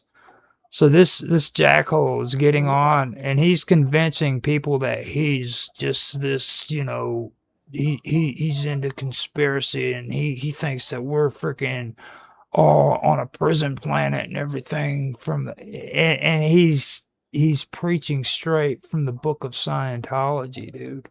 And people are just falling for it left and right. Like is he preaching, or is he just misappropriating? He's probably doing both. He's using what he's learned as a way of getting people to listen to him. So he's just going to spill out a whole bunch of stupid bullshit that is meaningless, just so he can get people to listen to him. You know, Mm. I mean, Again, like I said, he's a performer. yeah, He exactly. needs an audience. He Eh, needs. Well, since his lawsuits and that sort of thing, he's declared himself as a performer, so it can't be argued. Will he openly say that he's a Openly says performer? he's a performer. You know, Openly on in television or in on the stream? courtroom when he got sued for $1 billion, he said I'm a performer. Well, I mean, is he doing it when he is on InfoWars though? Like when he's sitting there in front of his loyal followers, is he saying, "Now look, guys, I am only a performer, and I No. am," you know what I mean? I've not watched recent InfoWars. I've not watched InfoWars Oh. for many years, but It's been quite a few years. from what I've seen of InfoWars, it is. I don't know. Yeah, performance is performance art, if you want. Mhm. Well, it's like I turn around. I've been doing research on a lot of this stuff, you know, and like when I freaking like even with Mr. Robot, you know, I drop names to him like Al Kendi, you know, ask him if he knows who Al Kendi was. No, I have no idea who Al Kendi was. You know, well, I mean, if you know anything about freaking the esoterics or anything about, you know, conspiracy or anything of that nature, you know who Al Kendi is. He was one of the freaking, he was a philosopher that was involved in a lot of this stuff. You know what I mean? Um, and that's my whole point. It's like, I don't understand how like a lot of this stuff isn't common knowledge to a lot of these guys. You know what I mean? It just because I'm the type of person I had to actually sit down and do research into this stuff and start figuring out what it was all about. You know, so when I get on here and I start talking about stuff, I'm not just like pulling up the most popular shit that's freaking on the internet and bringing it up as a topic. You know what I mean? I want to talk about Vocaloids. You know what I mean? That's cool shit. But nobody knows what that is. Everybody's always talking about freaking AI today, and nobody even knows what a Vocaloid is. You know? You guys remember those? You'll have to remind me, refresh me. Back in the day, Vocaloids was like a music it was a technology that they used. There was a Like Roger Zapp used to use, no, it was like little keyboard with the tube in your mouth. yeah, well, kind of like it. It was it was yeah. Actually, I think that is it. Yeah, That's where it all. Okay. They used Yeah. to create songs with virtual singers and stuff too. It was actually I believe Yamaha was the first ones that came out with it. Like you can actually Like put there would be Yamaha, Casio, something. Yeah. you can Yeah, actually Yamaha. input lyrics and melodies in and everything, and they're sung with a synthesized voice and stuff like that. You know, that right there was Is that your instrument for when we have our band? When we start up a band? oh sure, I can do that. You know, I can do that. But this right here was way before, you know, AI, what everybody calls AI. I know Mark gets all upset when you start using the word AI. He starts What you're talking about is like a generative machine, you not know. machine generative. Roger, what are you going on about now? Oh, that's what they all say. They're like, Roger, what are you going on about now? You know what I mean? I was just happy going back to the Yamaha then. Back in the 90s and late 80s, they were really well known for the chipsets. They created some of the most, especially in the synth keyboards. Yeah, they were really well known for producing really good chipsets. Well, the thing that gets Audio chipsets. Right. the Yeah, sorry. when you're talking about chipsets, though, are you talking about motherboards? Yeah, I'm talking about the actual audio chips themselves. Okay, all right. Yeah, that's what I wanted to make sure, because like a lot of people are using the term chipsets on motherboards these days, and like that's not even close to the original terminology for chipsets. You know what I mean? Like I'm not sure what you mean by I'm talking about chipsets as in yeah, I know. processing units or yeah, Well, I it's see. Oh, yes, I see. Yes. well, Yeah, man. it was like, you remember back in the day whenever freaking you wanted to upgrade your computer. I mean, you literally had to go to the computer store. You had to get a big box, and then you had to bring it home, and you had to manually install it into the back of your computer for everything. You know what I mean? Remember, I've been in acting as tech support for many years, and I've done things like corporate and retail. So I have built, I don't know, thousands and thousands and thousands of machines in my time. Pulling out boards and sticking boards in, and Well, I didn't take you for a hardware guy. yeah, all through the mid '90s to, well, even now, but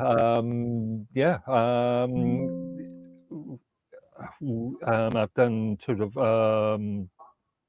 both hardware and software. I've done network deployments, network infrastructure deployments, and workstation server deployments, both physically sticking them in and configuring them and administrating them afterwards. Since he's graduated to terms and services, though, he's become extremely lazy, and that's all he ever talks about now. It's like the terms of service. Like he's turned into an old dude that sits around drinking coffee and talking about terms of service and shit. That's all he ever does now. It's horrible. He's retired. Actually, I'm doing some interesting research at the moment. I'm looking at speed, speed and white longevity on NVMEs using BTRFS, ext4, and XFS for a specific project. I'm looking at encrypted LUX parts volumes, trying to see what's the best for in regards to speed and longevity of the drive. And yeah, the amount of documents I've got on this machine with tons of figures and graphs and data points is seriously mad. So yeah, I don't just do terms of service contracts these days. See, we had to bend your freaking leg just to get you to finally say something like that, because like you hold out with your secrets of what you're doing and stuff, and then like one day you say, yeah, look, I've just started this website, and that's like you never mentioned it. I didn't want to say something that I may I've got a to-do list longer than my arm. I want to say something, I'm going to do this, that's in 2 weeks' time, when I know it could be dropped for another 3 months. Well, I mean, it's good to know, like, when you do stuff like that. I mean, because like always hearing about like terms of service and stuff, it kind of gets old, especially when I know you doing a lot more than that. You know what I mean? Kind of let everybody. That's just how our conversations go. Well, mostly it's because we have to deal with Mr. Robot. and end users that will just click and wonder why their content's not getting posted or they will just agree to anything and wonder why they've just they just had to sell off their left kidney. Yeah, now the reason why I get into the whole thing with the whole AI music mostly is because of this Vocaloid thing. Because like that was something that always got me interested in a lot of it. And like back whenever I first started, I asked Bob Dub about it because her um and Satori was into like the video concept of AI, and she hooked me up with this one website called Udio, and Okay. that's when I started doing that and started playing around with it. Studio.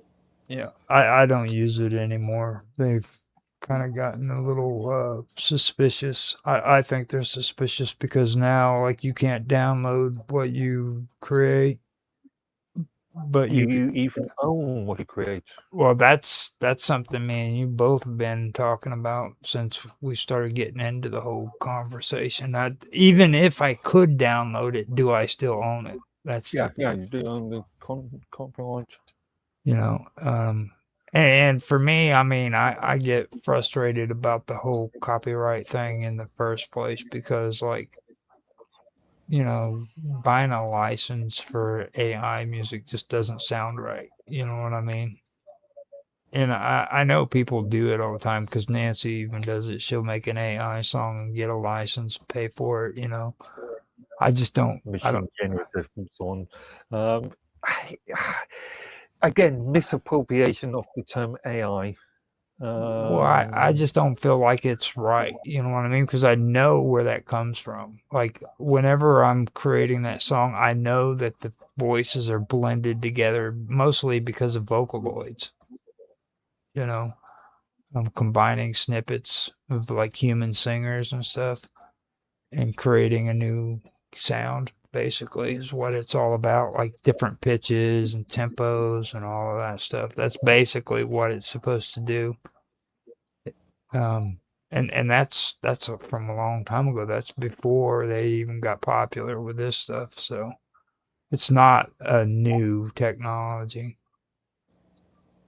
No, I remember well, back in the good old Commodore 64 days, there was a entire, actually, no, it was in the 16-bit era, so it was Amigas and Atari STs and STs, when it was popular for game people that would rip off software and we distribute that software to actually stick the one little jingles and graphics straight at the start of the piece of software, and and a lot of that was actually machine created, machine generative, and and it's just really an algorithm that can do some pattern matching. Yeah, like This is why I don't like the term artificial intelligence in this concept. what's the name of that new thing where they used to pick on it all the time? It was where the person gets in there and they start singing it and it makes a little like echoing sound. You remember that? Or karaoke. No, it's Oh, like that one song that came out. Um, there's what was it? The breaking into your house and there's raping your wife and shit. What was that? You remember? It was that old synthwave kind of song. Yeah, I don't know of any song like that. Yeah, it was. I think. It was on YouTube. It was actually pretty popular for the longest time. It was about If it's a popular YouTuber, then I wouldn't have seen it. Are you talking about Antoine? Antoine, do. yes, Antoine. Hide your kids, hide your wife. Yeah. Hide your kids, hide Again, your yeah. wife. Yeah. Now They what? raping everybody out here. Yeah. Now what was the term they used for that kind of music again? Back in the day when those remixes were being made, I Yeah. don't even know if they had a name. Just a lot of auto tune got slapped in Auto tune. Auto some tune. goofy Yeah. stuff. Yeah. Auto tune is exactly what I was thinking whenever. Oh, okay. Yeah, that would probably be like some of the stuff for Vocaloid. Here, I'm not having any idea what you're talking about until you ask me a question. Then I know the answer. I was glad somebody remembered Antoine, dude, because freaking I forgot the. Now the part I love is I know all the hood memes. All right. well, what's the one with the black woman on there, and she goes freaking about the house burning down. The whole house burned down, and I don't know something It was like or other. But she was like, "Ain't nobody got time I for said, that." ain't nobody got Ain't nobody time got for time that. for I that. love that. Ain't nobody got time for that. I said, oh Jesus. Oh, that one too. The one that had her pizza or something like that. She grabbed the pizza and got the hell She goes, oh Lord. out. Again, I don't know what the hell you're talking about. I Yeah. don't do modern populism. Well, Popular culture. when you look at like J-pop, that's another thing where that has to do. J-pop, You know, it has a lot to do with K-pop. Vocaloids too. K-pop. No, J-pop. K-pop. J-pop is You Jap. lost me. Korean pop. You have K-pop and then J-pop. K-pop is Korean, and then Oh, then J-pop. there's the Japanese ones, right? Yeah, Okay. Oh yeah, J-pop. Gotcha. it's basically experimental music. Now, the K-pop, I believe, is the little girls that are screaming all the time, and J-pop is the little Oriental girls that are freaking like supposed to be like weird little Barbie doll looking porcelain dolls. Now you're not supposed to say Oriental anymore. Oh, I'm not. Whatever. I'm still trying to That figure. Negro kid over there sure had some rhythm.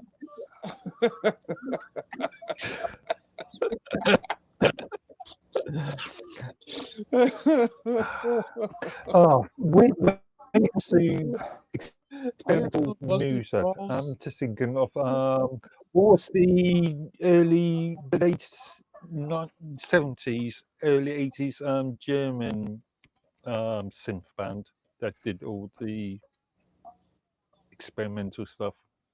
That is weird shit. I don't even want to get into that. Like they have this.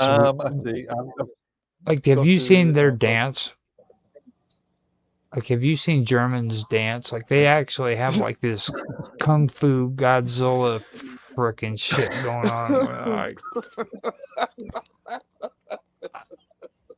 You know what I'm talking about? Like I don't know if I know what you're talking about or not. They do this robot stuff where their arms are like swinging around and shit, and they're like doing like slashes and they're punching and like the chicks have dreadlocks and shit. You know what I mean? It sounds like ska.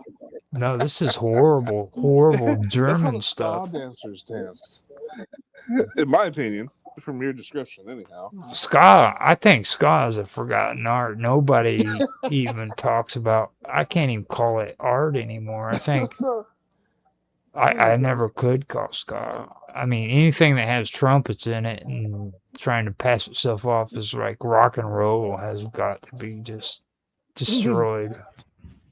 Cake was okay. I do have to say I did like Cake, but that's the farthest I could go into ska music. Like I couldn't go any deeper.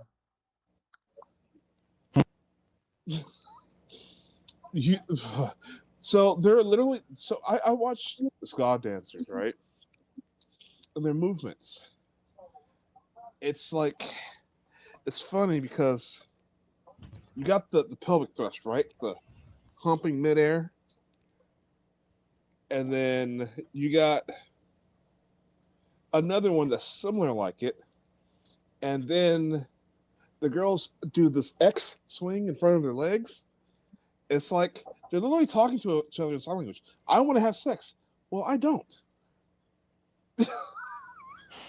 I don't believe that one bit. I'll send you a ska clip. I And you just I analyze the don't believe you. movements.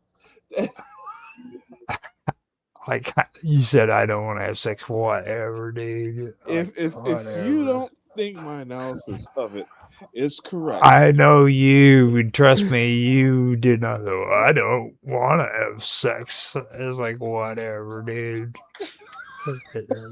Yeah, I know. well, Just remembered you- the band I was mentioning earlier, the 1970s experimental synth Kraftwerk. Roger, you must remember German Kraftwerk. It kind of makes sense. Kind of go into that a little bit more. So that German craft Well, work. yeah, well, Kraftwerk was a band in. I can't remember. wait, you know what? Hold up. We're not doing a show right now. We're just on Craft stream. work, yeah, actually, craft like Kraft, right? Kraftwerk. Wait, Yeah. what are we doing right now? What are we doing right now? Yeah. Is this just Talking about experimental synth music. or are we doing a particular show? Well, we're still doing the third thing. Oh, right now? Okay. Yeah. We're actually discussing freaking some cool stuff that I wanted to bring up in it about the whole Vocaloids, and we're doing a pretty good job at bringing Well, some. I'm asking because I wanted to touch on the Crown family while I had you, because Well, the link Lester Crown, this guy owns a piece of everything, which I can see why that looks Illuminati-ish, but I'm still not able to find a connection between him and Pritzker. Crown owns everybody in politics in the state of Illinois. Everybody. The whole family is like the dynasty. They run the state of Illinois, period. This guy owns parts of hospitals. He owns parts of tech companies. He owns parts of most amazing stuff. He owns part of an airport. Now, hold on a minute, because we can get on to that here in a minute. I've got an hour of the series for this that I can stop here on when it comes to the third thing, and then come back and we can do the politics, because it sounds like we're not going to be able to get out of that. And Naroki's here too, so Naroki doesn't like talking about stuff other than politics. Well, I'm fine talking about stuff other than politics and manosphere. Well, you've never brought me on for other stuff. Yeah, right. Well, Roger Punch him in the throat Hansen knows where you're at. I've told him over and over again that we need a little Jewish boy freaking to do script, and he said, "No, I will not be a little Jewish boy, Roger. It will not happen." I'm like, I'm not literally saying, Naroki, that you have to be a little Jewish boy. We know that you're a huge, humongous, there's no way you can actually be a Jewish boy. We just want you to pretend to be a Jewish boy for a Christmas scene. And then we'll come up with a nickname. Strawberries.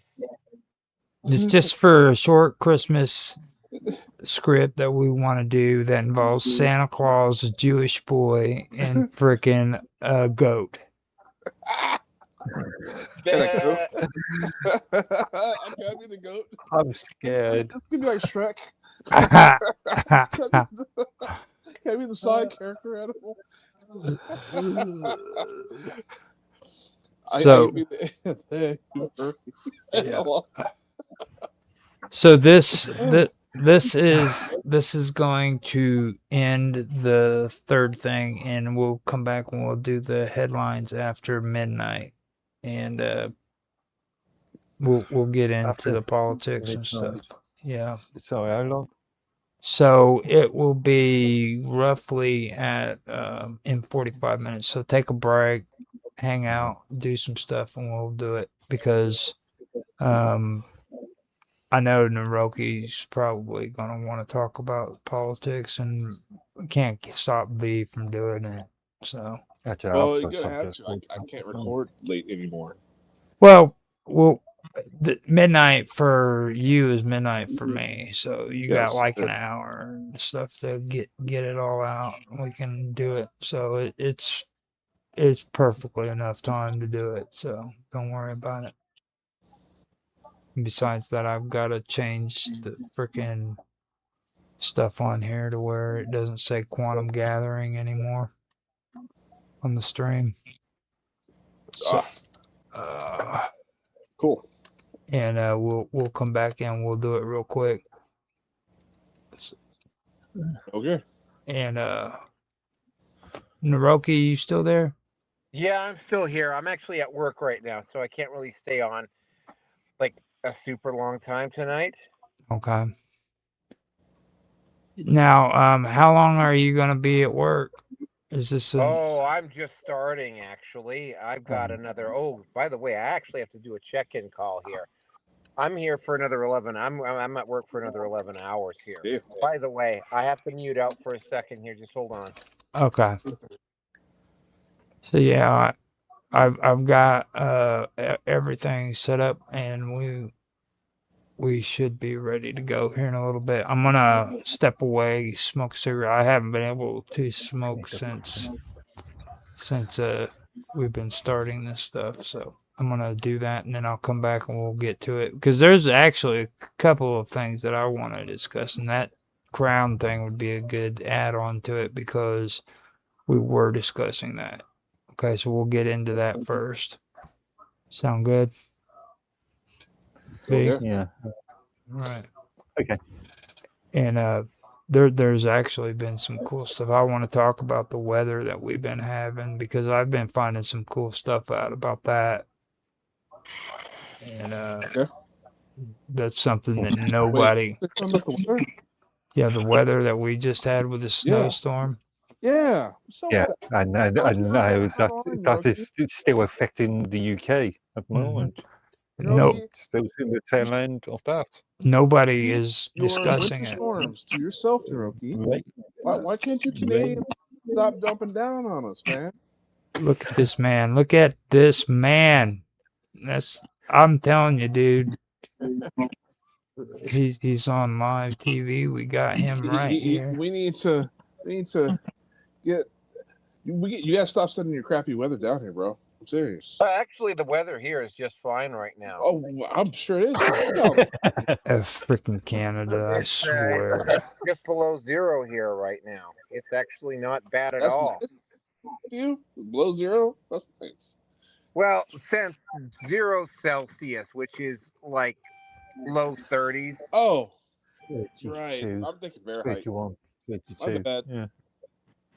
Fahrenheit. Yeah.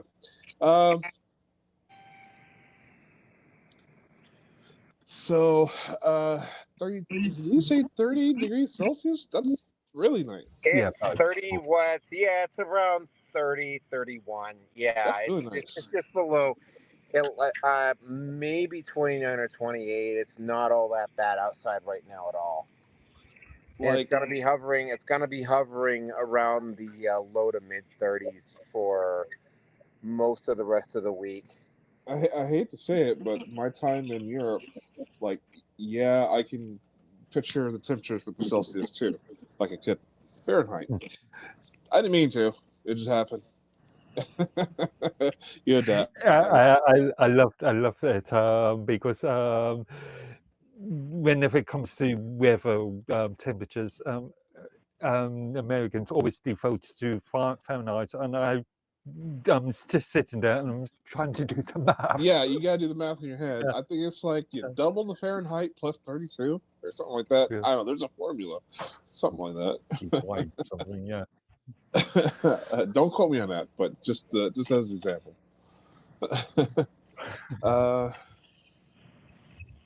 Good Lord. By the way, Roger, I don't know if you're around, but thank you for the bumper music.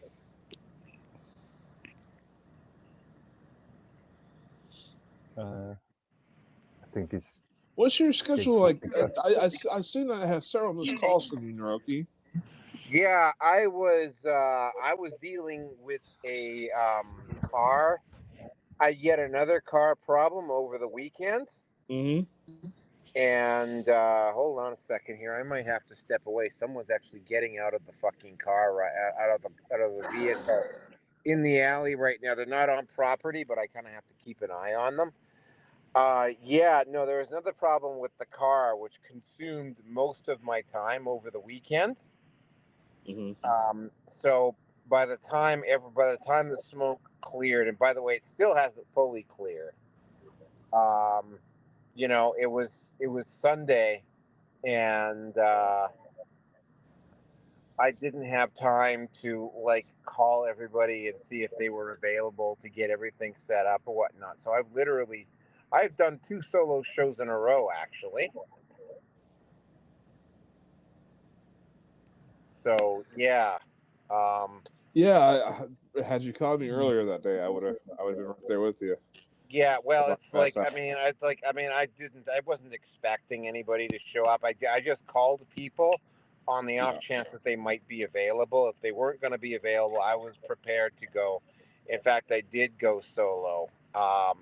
By the way, I also did in a row. You might want to actually go, because I posted up the article. I think I posted it up at RPN. Wait. So Playboy did a massive hit piece on the Manosphere. Actually, it wasn't a particularly good hit piece, but they did a hit piece on the Manosphere, which I did a rebuttal to. do you do your own articles with the show? What? Do you do your own articles with your show? Sometimes, yeah. Not all the time. Well,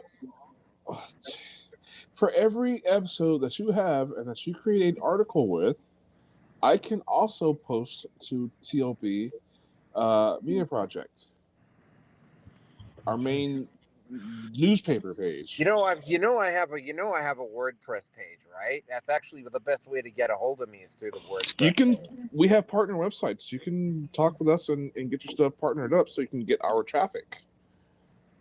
That would be great. By the way, I also passed 1,000 subs, just in case you didn't already know that. Yeah, it's all that. Congratulations. Yeah, that was that happened. What was it? Some point last week. Yeah. Yeah. I remember from you upon one of the rooms on that. Well, everybody here knows. I think I mentioned it to everyone at some point in time over the past couple of weeks. I will be rebooting the Red Pill Hardcore Radio Show. I'll probably be going back to RBN. But as soon as I have my other affiliates lined up, I'm gonna start the show. So do you have to have a consistent schedule with RBN, or do they just absolutely? Okay, yeah, no. Unless if you just they prefer live content, but if recorded content is the only thing you can do, then you have to talk with Mike and myself on this. Because I brought Vinny Eastwood over. I brought quite a few people into the network itself. However, after I left, several other hosts left at the same time. So they've kind of been. Is that the one with that chick that gets fucking triggered whenever Tate does something? No, she No, has nothing to do okay. with this. Yeah. She's a big fan of yours, by the way. But no, so I'm probably, because if I end up going back to Austin, which at some later point in the future is inevitable, but not necessarily immediate, but who knows, it could be more immediate. Once I do, I'm kind of taking up some positions with RBN to do better business, and with the advertisement, the Monet flowing.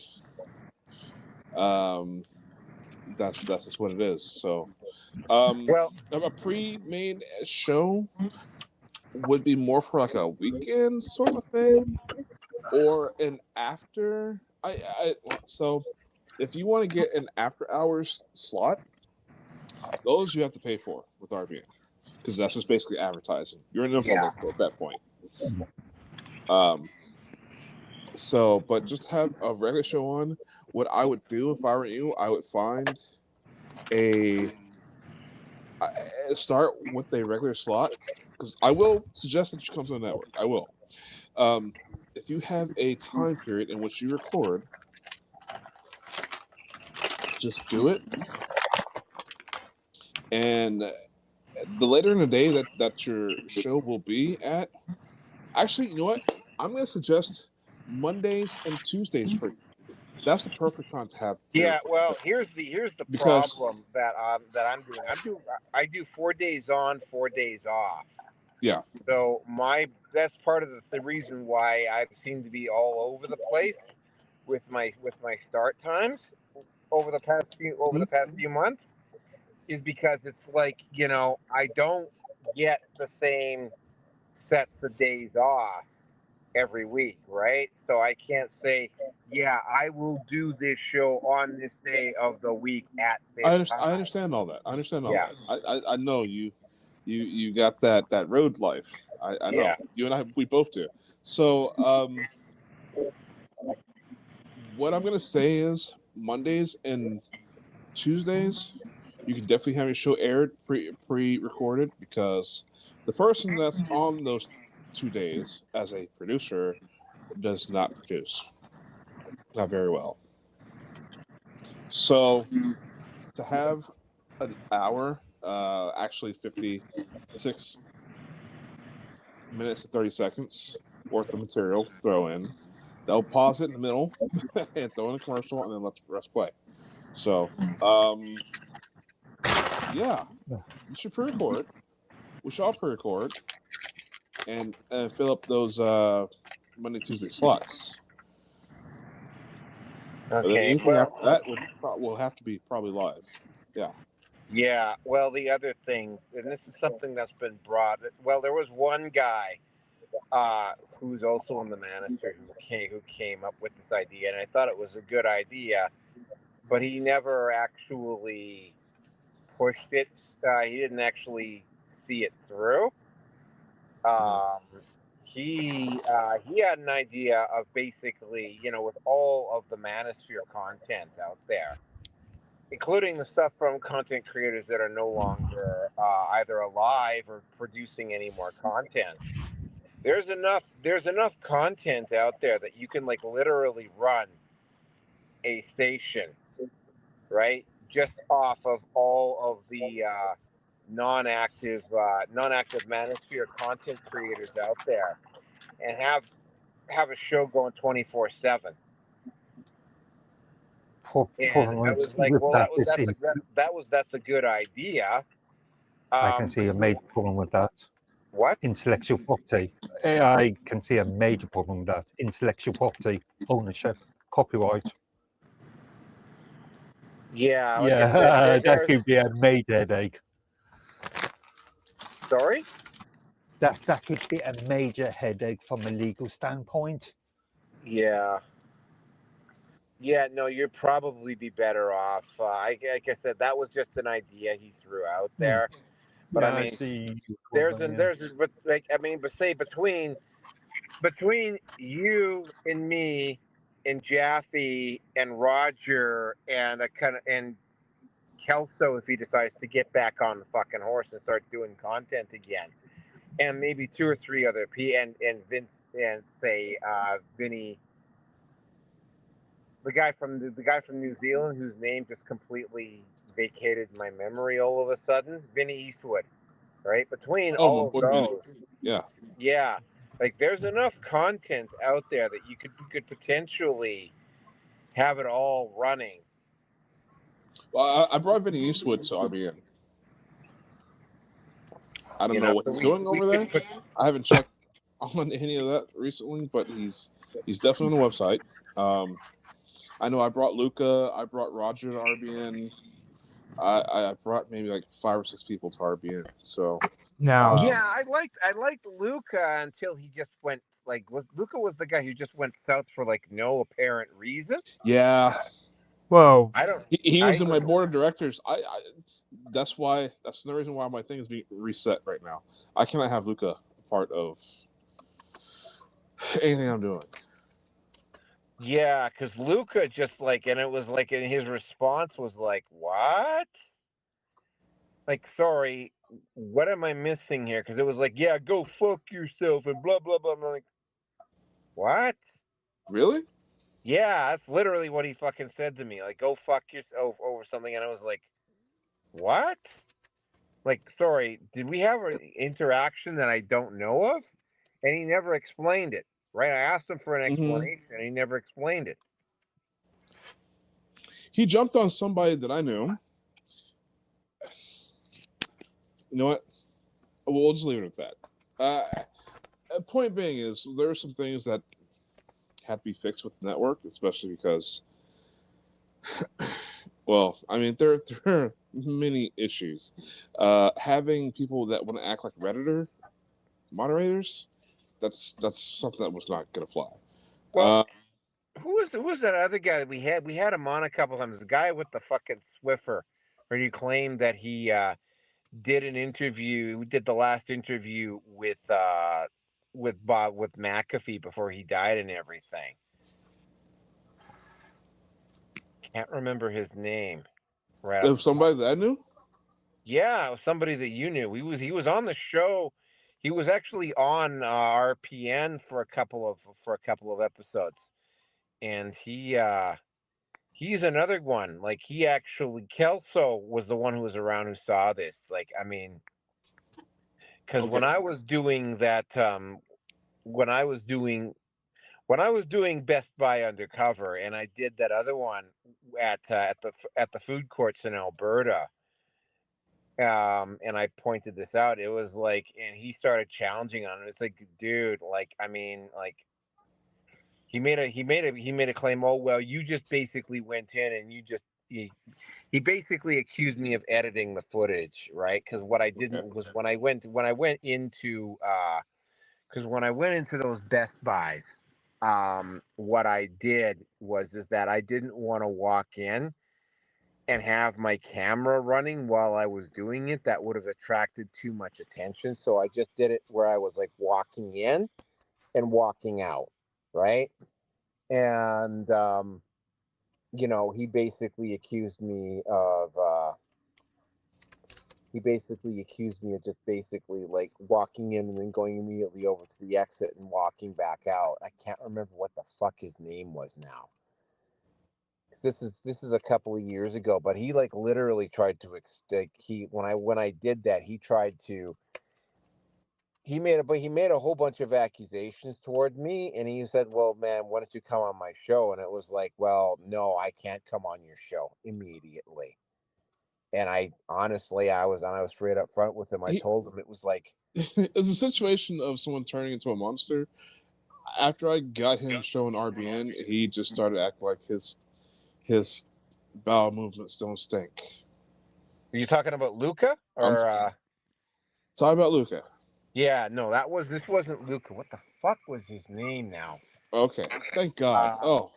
That wasn't Luca. Okay. It wasn't Luca. It was, who the fuck was it? There's he not real Mike fake news or something like that. Oh, Will. Will, yeah, Will. Previous co-host of mine. Yeah, he basically tried to extort me into going on his show. Kelso was in on the conversation as well. The thing about Will, he's a very tough guy. He's a, Well, he's a tough guy. he talks a big game, but when you actually when he did this, I actually went over and I actually started looking at his content. I mean, like the titles sound like he's a tough guy, but when you actually go in and you actually look at the content, it's like it's not as advertised. Yeah, I don't That's know. what I noticed about him. I, I, he's done his own thing. He pops in and out of my radar, and I don't know. He has a thing against me because I said I would use force if necessary to ensure my survival or the nation's survival, and he basically ghosted me because of this argument. I mean, if it came down to, well, I believe everybody on this call, if you had a chance to time travel and go back and shoot Hitler in the back of the head before he got power, would you do it? No, no. Well, who would? Well, Everybody speak up. actually, there's an actual Babylon B parody on this where a liberal does actually try and go and do that, and she goes back and she actually discovers that she actually has that her values actually line up with the National Socialist German Workers' Party quite nicely. Um, and they do actually. The current cultural zeitgeist. I mean, these pro a lot of these protesters are making claims that, oh well, Trump is just like Hitler, and it was like, well, okay, first of all, I have a You working history just making this of way world. too complicated, brother. Yeah, I have a working history of Well, World War II. I know well, hold exactly. on, but what about you, Mark? He doesn't agree with that at all either. Like now, for me, I believe that people call you a Nazi because you're a Nazi. You know what I'm saying? It's like there's no way around it. Like actually Wait, hold on. The part realize of what a Nazi is first of all. You know what I mean? And if you're talking like a Nazi, there's a good chance you're a Nazi. no, okay, no. But listen, the original question: if you would go back in time and kill Hitler before he killed 6 million Jews, Oh, hold on, guys. do it I have to step off. I have to step offline for a few minutes here. All right, I'll Well, talk to you in a bit. already. well, see, the thing about that whole issue is like you have to take that from a philosophical point of view. If you Any killed point of Hit, view, it's yes or no. Whatever your if you whatever your killed, philosophy leads to, what is it? well, this is what I'm getting at. Churchill said it best, okay, in his speech. He said that it didn't matter if Adolf Hitler was in charge or if it was some other schmuck who was in charge of Germany during that time. War was inevitable. It was everybody loves to clump all of these things onto Adolf Hitler like he was the root cause of all of that took place, but it wasn't. Germany was very, very much dead set in the direction it was going long before Adolf Hitler came into power. You see what I mean? Like me and Mark just finished doing a thing where we were talking about Bismarck. Did, You we know, did an Well, entire what? it doesn't Um, nullify the question. If you have a second dictator that would have also killed okay, 6 million okay. Jews, I'll or add, if you had, I'll add to your and after question. that I'll add to your assassination, you question, had but in another a one where they did kill the 60 million people, and then you have to prevent that one. You have well, to prevent them. well, you're still if committing. Go if it's ahead. in civilian life, no, I wouldn't.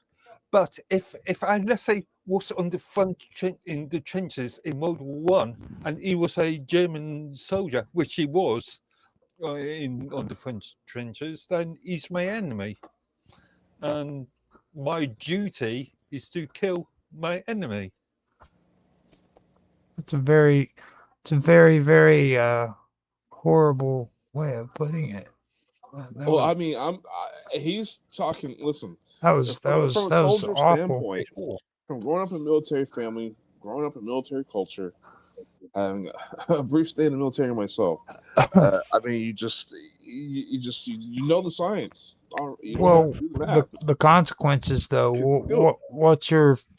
What's your take on consequences? Okay, you kill Adolf Hitler, but Mhm. something else crops up that could be As they worse. see it, that's a bridge that gets crossed at that point in time. You know, I mean, Does anybody remember I did it again. You gotta do it again. the game Command and Conquer Red Alert, the first game? Everybody's got. The thing is, everybody's got to play their part. It was You know? related. The storyline was related to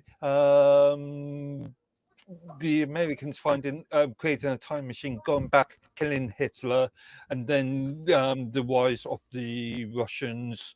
Cold War yeah, became a hot war. that would be actually a good way of looking at it. Okay, you kill Hitler, but then you look at the rise of communism. I mean, what would have happened there? Because it's like we barely. I mean, communism became a serious issue for them. It got so bad that they actually. I mean, and it's not a conspiracy. They brought German Nazi scientists to the United States out of fear of the communist rise. Yeah. You know what I mean? Operation Paperclip. That was a real thing, and the reason for that was because they knew ahead of time that once the Nazis fell, there was no wall between us and the communists. You know, Czechoslovakia, all of that. That's why Germany was split up in three ways. Mm-hmm. It's interesting. France, Britain, and no, France, Britain / America. So because there's a joint operation between Britain and America, but France, Britain, America, and Russia. It's pretty interesting. Also, on the point of your question about Nazism and the usage of the word Nazism, I really find this disgusting because we've seen the terms fascism and Nazism being misused, seriously misused.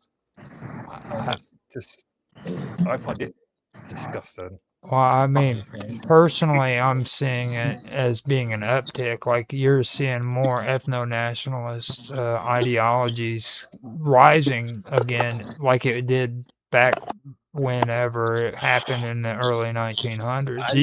I disagree with the concept that a lot of countries, especially in Europe, Well, becoming ethno-nationalism.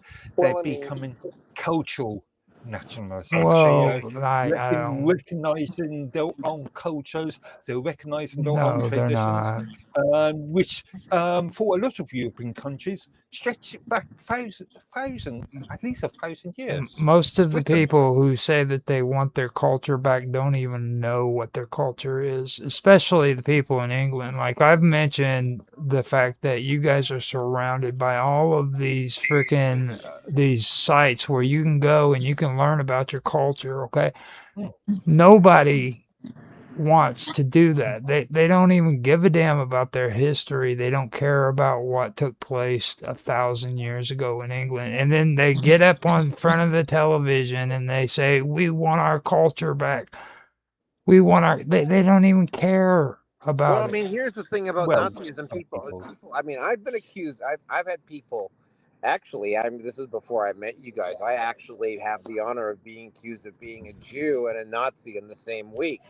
Join the A lot of club. people, they throw around the word Nazi and they don't even know what the Nazis did, right? It's like, and I got to point out that Reaganomics back in the 80s, their economic policies bore a rather strong similarity Yeah. to what the National Socialist German Workers' Party did in Germany back in the 30s. Like the way their economics worked, you know, it builds up your economy really fast. The only problem is that when it crashes really hard, right? But I mean, short term, you can build up your economy really really quickly using that model, right? And so I mean, I remember people comparing what Reaganomics was doing and comparing that to what the Nazis were doing too. And I was like, yeah, there's some similar. Also, and this comes into play around the drug around drug rehabilitation and drug treatment. 12-step programs have peer support, and you've got these recovery houses, right? And the idea with the recovery houses is peer support, right?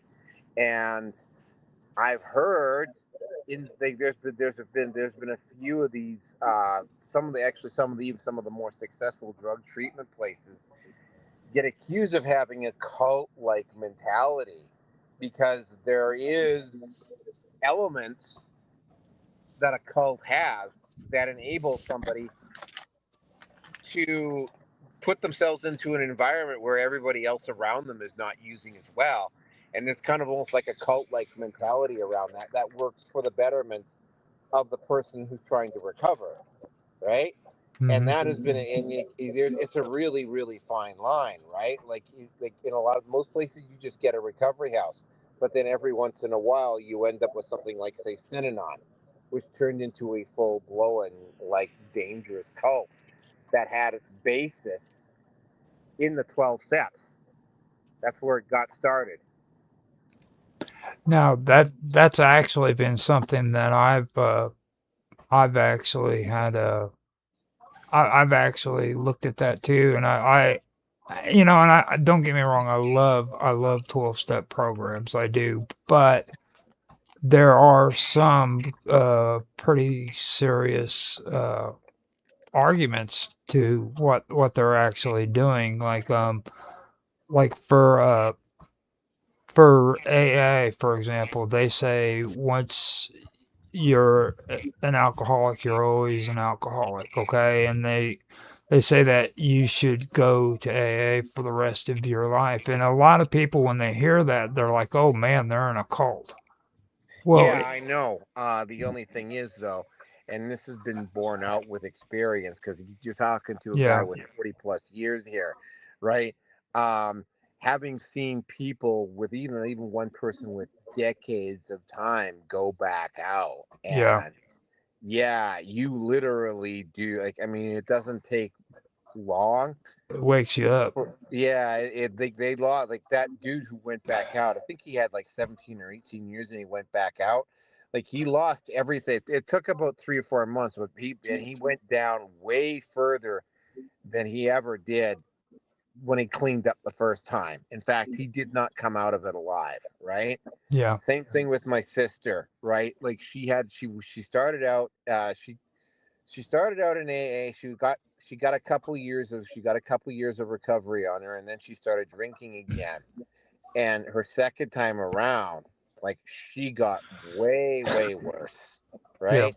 So it's like it's not that they're trying to say that although I definitely see your point, and I've Well, had I to mean, admit it's that is a point, perceived that right? way, is all I'm saying, and don't get Yeah. me. I mean, it really is seen that way, and I'm not saying that it's true or not, but it a lot of people do freak out, and they think that way. You know what I mean? And and there's other things too. Like it starts. I remember one of the biggest sayings that they had. It's more modern now. They say if you see a click, start clicking, that you're the problem and that you need to fit in and be a responsible citizen and do things like vote and become a part of the community and all of this socialist like stuff that they're saying that your whole problem was the fact that you isolated from everybody else and you fell into denial and started believing the lie, and that you now need to cling on to the group consciousness and become a part of the, a lot of that Yeah, is very, very yeah. disturbing to people. Depending upon the person, that can definitely happen. Yeah. Again, Yeah. right? The counterpoint to that is the fact that and I know because I'm a bit of an introvert myself, and I always I have to make sure that I don't fall into isolating too much, Right. because it's like because if I isolate too much, that's usually when things start going. That's usually when things start going awry for me. In fact, the reason why I have to step aside here is that, well, I mean, I had this. It was. I'm not going to go into the whole details of it. The issue is that, I mean, getting involved, even with the group or with the community, keeps you in touch with other people, right? Now, there's a bit of a trade-off, because some people are like me. For instance, I'm a bit of an introvert. I don't like having a lot of people around, right? But it's like, like interacting with other people will give you feedback on areas in your life that you probably need to work on above and beyond just like the addiction or the alcoholism, right? Right. It's like, I mean, yeah, I get, like, I mean, like I say, I've heard that one before too. And it's like, my response to that is, well, you don't necessarily have to get involved with the fellowship, but you are going to have to go out, and you're going to go have to intermingle with other people if you want to go anywhere in your life. And basically, you cannot, like, I mean, we're social creatures. You can't really afford to isolate, right? Like, I mean, there's, Well, you can, but there's consequences to it. well, I mean, for We instance, Listen, to live sorry. alone, one has to be either a god or an animal. Right. yeah. Well, you can live. We You can were live by yourself. You just can't have. You just can't live in a complete bubble, right? You can't be happy. That's Yeah. really the whole point.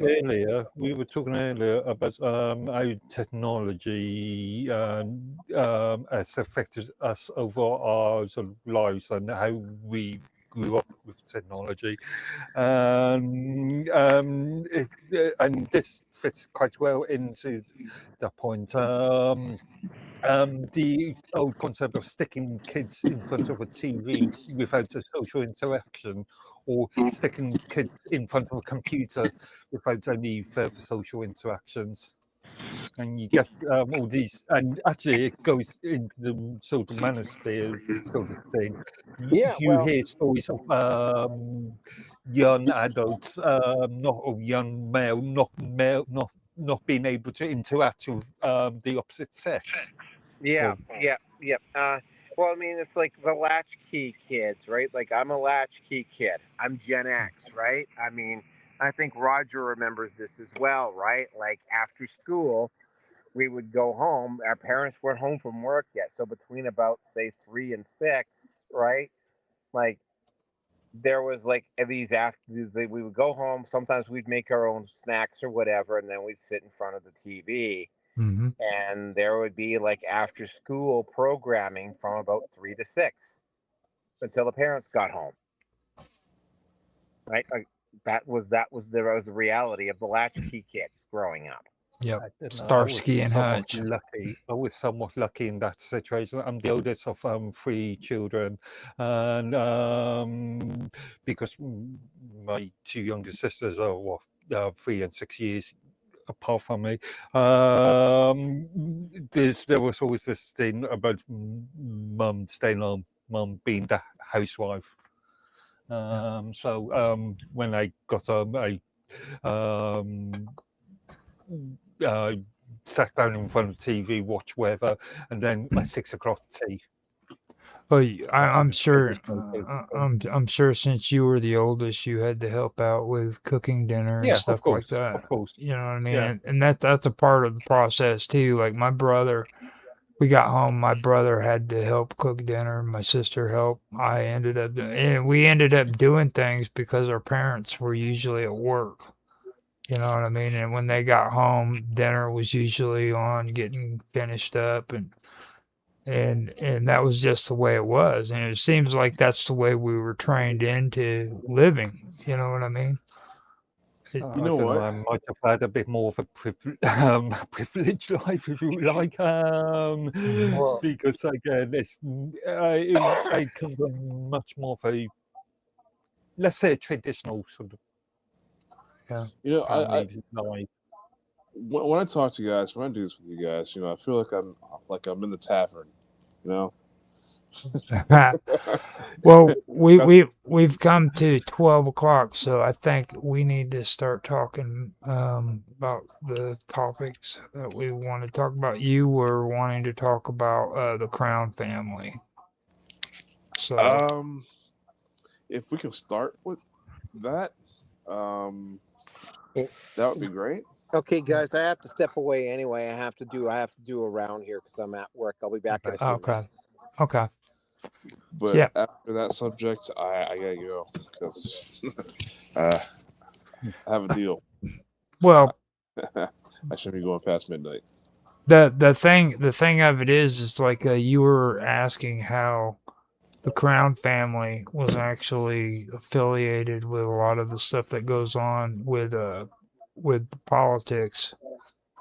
And the thing of it is first of all you have to look at the Crown family with their political donations. Okay, now the Crown family they're dominantly they're Democrats. Okay, so and if you know, which you probably do, Illinois is considered the Democrat machine, Okay. basically. You're going to need to explain a bit more about this family. Now, Yeah, the Crown family is pretty much the richest family in the state of Illinois. They run everything. They have tons and tons of corporations. Not only that, but they also have the Crown. What was it? It's they actually have their own factory where they make yachts. Okay. Okay, I mean that's how much money so these. they are a major employer. Mhm. Yeah. They've Yeah, yachts. yeah.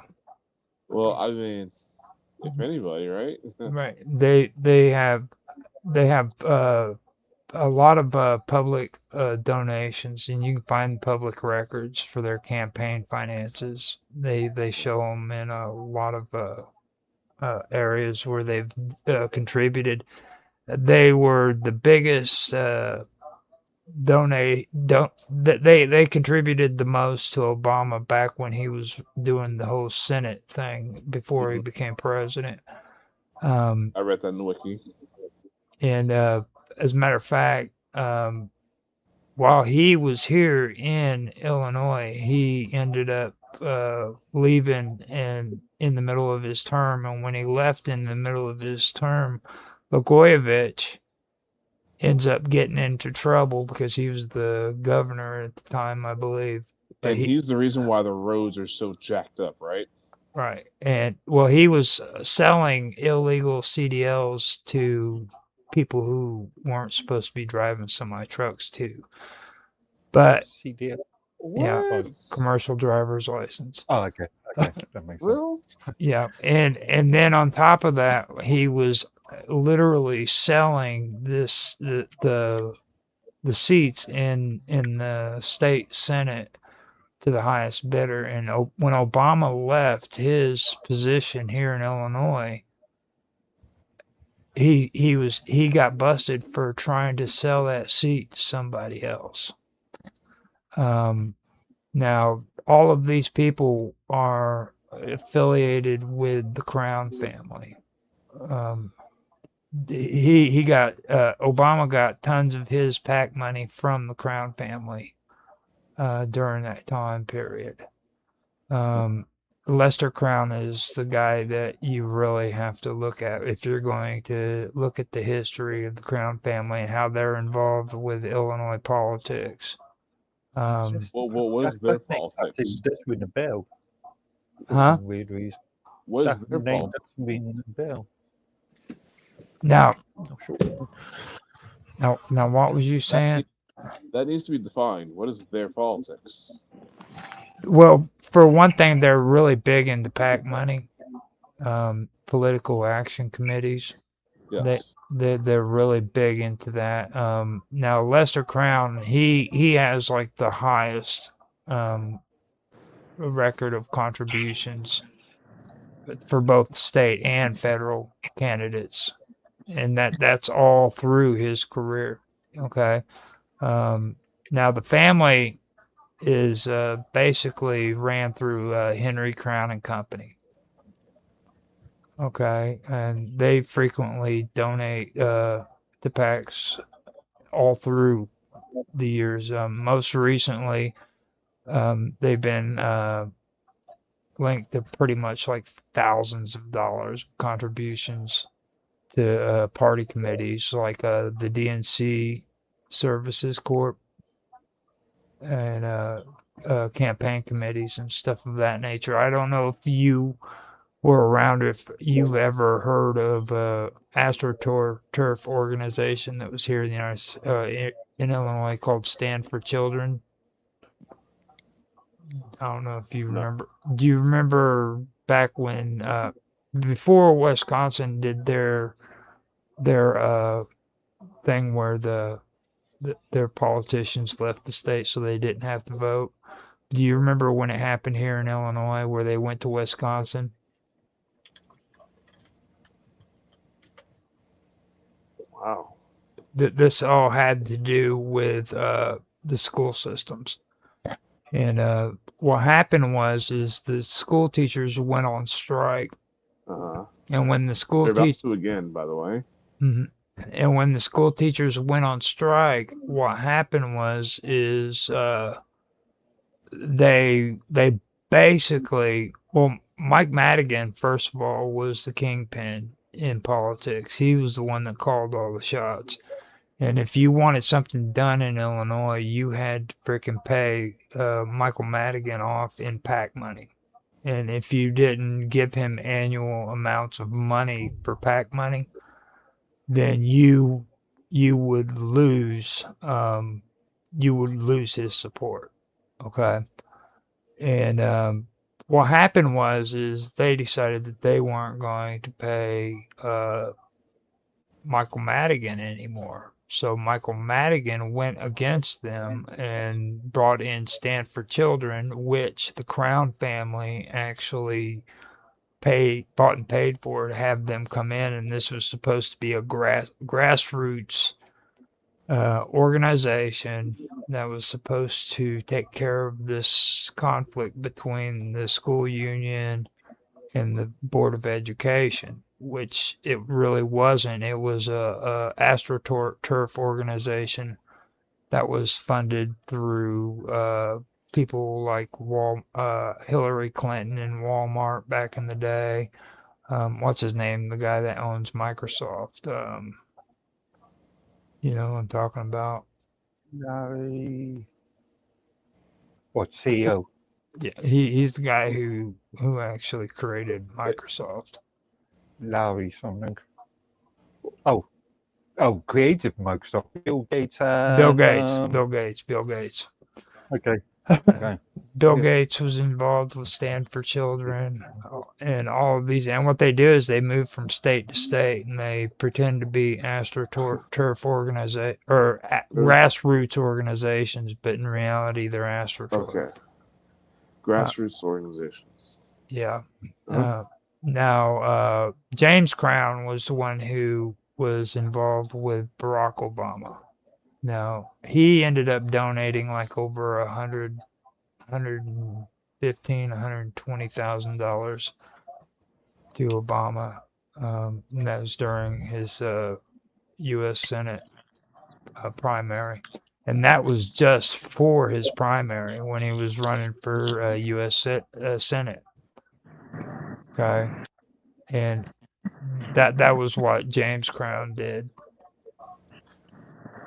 Now, you also have another Crown, and her name is Paula Crown, and she's also involved in making donations to political figures as well.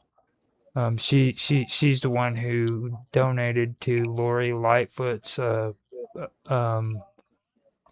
run for mayor of Chicago. And by the way, she also contributed previously to her opponent, who she supported as well. So they don't really care which side of the aisle they're on. You know what I mean? They just they contribute money to the person who's going to get their job done. So and they call it bipartisan, but the truth of the matter is like they just they buy they buy and sell these people left and right. Like Mitt Romney was actually one of the people who these guys actually donated to. Susan Crown, I believe, was the one who was involved with that. So, like, they even had their hands into people like Mitt Romney. And if you remember, Mitt Romney was also the one who came up with Obamacare. It was actually Romney Care first. Okay. So these are the type of people I'm talking about. These are the movers and shakers back in the background. You know what I mean? I don't doubt it. I can't confirm it, but I don't doubt it. I mean, I just told you all the names. You all you got to do is later on, if you want to, go back over this and pull those names up. And if I'm wrong, correct me on it. But I can guarantee you, and it goes a lot deeper than that too. Madigan just recently got busted here recently. He got put out of commission, but he was going all the way back into the 60s. Like the corruption with him was just insane, never ending. You know, Chicago and Illinois period has like a really, really bad reputation, right? Right. When it comes to politics. Like if you want a fixed election, they say go to Chicago. They'll pull names out of the grave and shit. Because that's literally what they did. That's how Illinois got a bad reputation. They were like all this voter fraud stuff that's been around. It actually started here in Illinois, and it's grown from there. Graveyard as voters, and they were found out for it. So that's where the voter fraud thing originally came from, was here in Illinois. That is, yeah, I heard about that. The whole thing. Yeah, I read about it a little bit.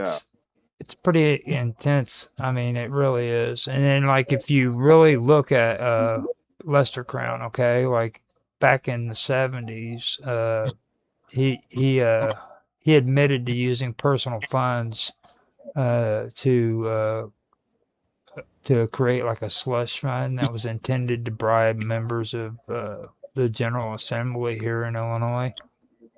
And the goal to that was to pass a bill that would increase highway weight limits for his family's cement trucks. And he ended up getting in trouble. And a couple of people were actually freaking convicted of it. But Lester himself, he actually got immunity in exchange for his testimony. So he's the one who did it and then testified against the people freaking who he was bribing. You know what I mean? Mm-hmm. I love the U.S. criminal deals sort of processes. Yeah. Yeah. Wouldn't be allowed over here. But yeah. Pillar of the wondered. community. Yep. Yeah. It's pretty messed up. And I mean, and then you get a couple of things that they get, which makes them a little bit better. Like James Crown, he did some stuff where he wanted to create a like a task force in Chicago that help with job creation and then violence interventions and stuff like that. But I mean, these guys have. Oh, go ahead. Using a not-for-profit or using a actual profit? Is he using a 501 or is he using a profit company? That's the thing. I'm pretty sure the Crowns when they did this stuff, it was so that they were going to make money off of it some way or another. I know that they're heavily invested into the educational system. That's where Stand for Children came in, and then also the weird part about that whole thing is Rauner was involved in it too. You know, and Rauner is actually supposed to be the opponent for what's his name, Governor Pritzker. Like they actually ran against one another, and Pritzker beat Rauner. But when it comes to Stand for Children, they were all they were all up to it, neck deep, I guess you could say. Mhm. You know what I mean? I'm curious. Why has this name come up now? Presumably, there's something that's happened within No, the last month. these people have been around since the 1970s and even Well, before. yeah. Just wondering why bring that name up now? Because after all, this is a current affair. Well, thing, isn't it? Well, I just moved here to Illinois, and Okay. just learning the layout. You know. well, I mean, B wanted to know about the Crown family because I'd mentioned it previously, and I told him like if you want to know about the corruption here in Illinois, just check out the Crown family. So I told him that next time we do this, I would go through some of the stuff that the Crown family were involved in because he started liking them, wanting to like support them and stuff, and like that's I can sort of see why, at least on the face of it. Pritzker was, at least saying no to Trump before anybody else did. In my opinion. well the thing about these people is like they don't like they balance their ties across the whole political spectrum. You know what I mean? Like Mhm. you had James Crown. He was involved with Barack Obama. Okay. And then you had Susan Crown, and she was a supporter of Mitt Romney. Okay. Now, then you had, and it's like I said earlier, you take a look at Obamacare. Okay. If you do the research, you'll find out that Obamacare wasn't Obamacare, it was Romney Care. Mitt Romney is the one who 100% wrote Obamacare down to a T, and he tried to get it to pass, and it failed. And then whenever Barack Obama got in office, that's when it passed. Okay, and these are two people, one supported by Susan Crown, and then the other one supported by James Crown. One a Republican and the other one a Democrat. So it looks like it's bipartisan. Well, it looks that way. It's kind of like the Koch brothers, okay? If you take a look at the Koch brothers, if there was a law that they could profit off of that had to do with frickin' smog here in the United States, they would support that frickin' law because they would make a profit off of it. Now, if they couldn't make a profit off of it and it wasn't popular in Europe, they would actually vote against that same proposition in Europe because they wouldn't make a profit from it. So it doesn't really have anything to do with doing the right thing. It has to do with what are they going to make a profit off of it with. You know what I mean? Well, doing the right thing turns into profit, supposedly. Doing the bad thing also. Yeah, You know what I mean? yeah, So, yeah. It's corruptible. You know, Very corruptible. it's like Well, I have no. I got no beef with anybody from Illinois, so I'm just right here. So don't mind me, Illinois. Be out of your hair soon enough. oh, I doubt that you're stuck. You just don't. You don't even understand how Illinois work. You fucked up, dude. Well, didn't Welcome it to was it Hawaii, 3 Lord. governors in a row either had to be stepped down or impeached there at one point? Yeah. Well, Yeah, almost. it Blagojevich. was like there's the politics there is really. I mean, look at how Barack Obama was the president, right? Like there's always a nasty vindictiveness to the way Barack Obama conducted politics. And there's somebody on Coast to Coast AM one time who was talking about Barack Obama's presidential style, and he was like saying, "Well, no, it's like that. He's from Chicago, right? That's how they do politics in Chicago. So what you're seeing with the vindictiveness out of Barack Obama is indicative of the environment that he came from." Mm-hmm. Yep. It's well, like okay, I was talking about the Stand for Children thing. Okay, in politics, it's actually called Senate Bill 7, the SB 7. Okay, now the whole thing about this family is they utilize Stand for Children basically as a vehicle to lobby for what's called the Performance Counts Act, which is SB 7. Okay, now this drastically changed like how teachers tenures were. It also affected the whole performance evaluations. You hear about people being evaluated according to performances and tests. They pushed that. And then on top of that, they also went in, and this is supposed to be Democrats, okay? But they also went in and they freaking made it almost impossible for freaking teachers in Chicago to strike.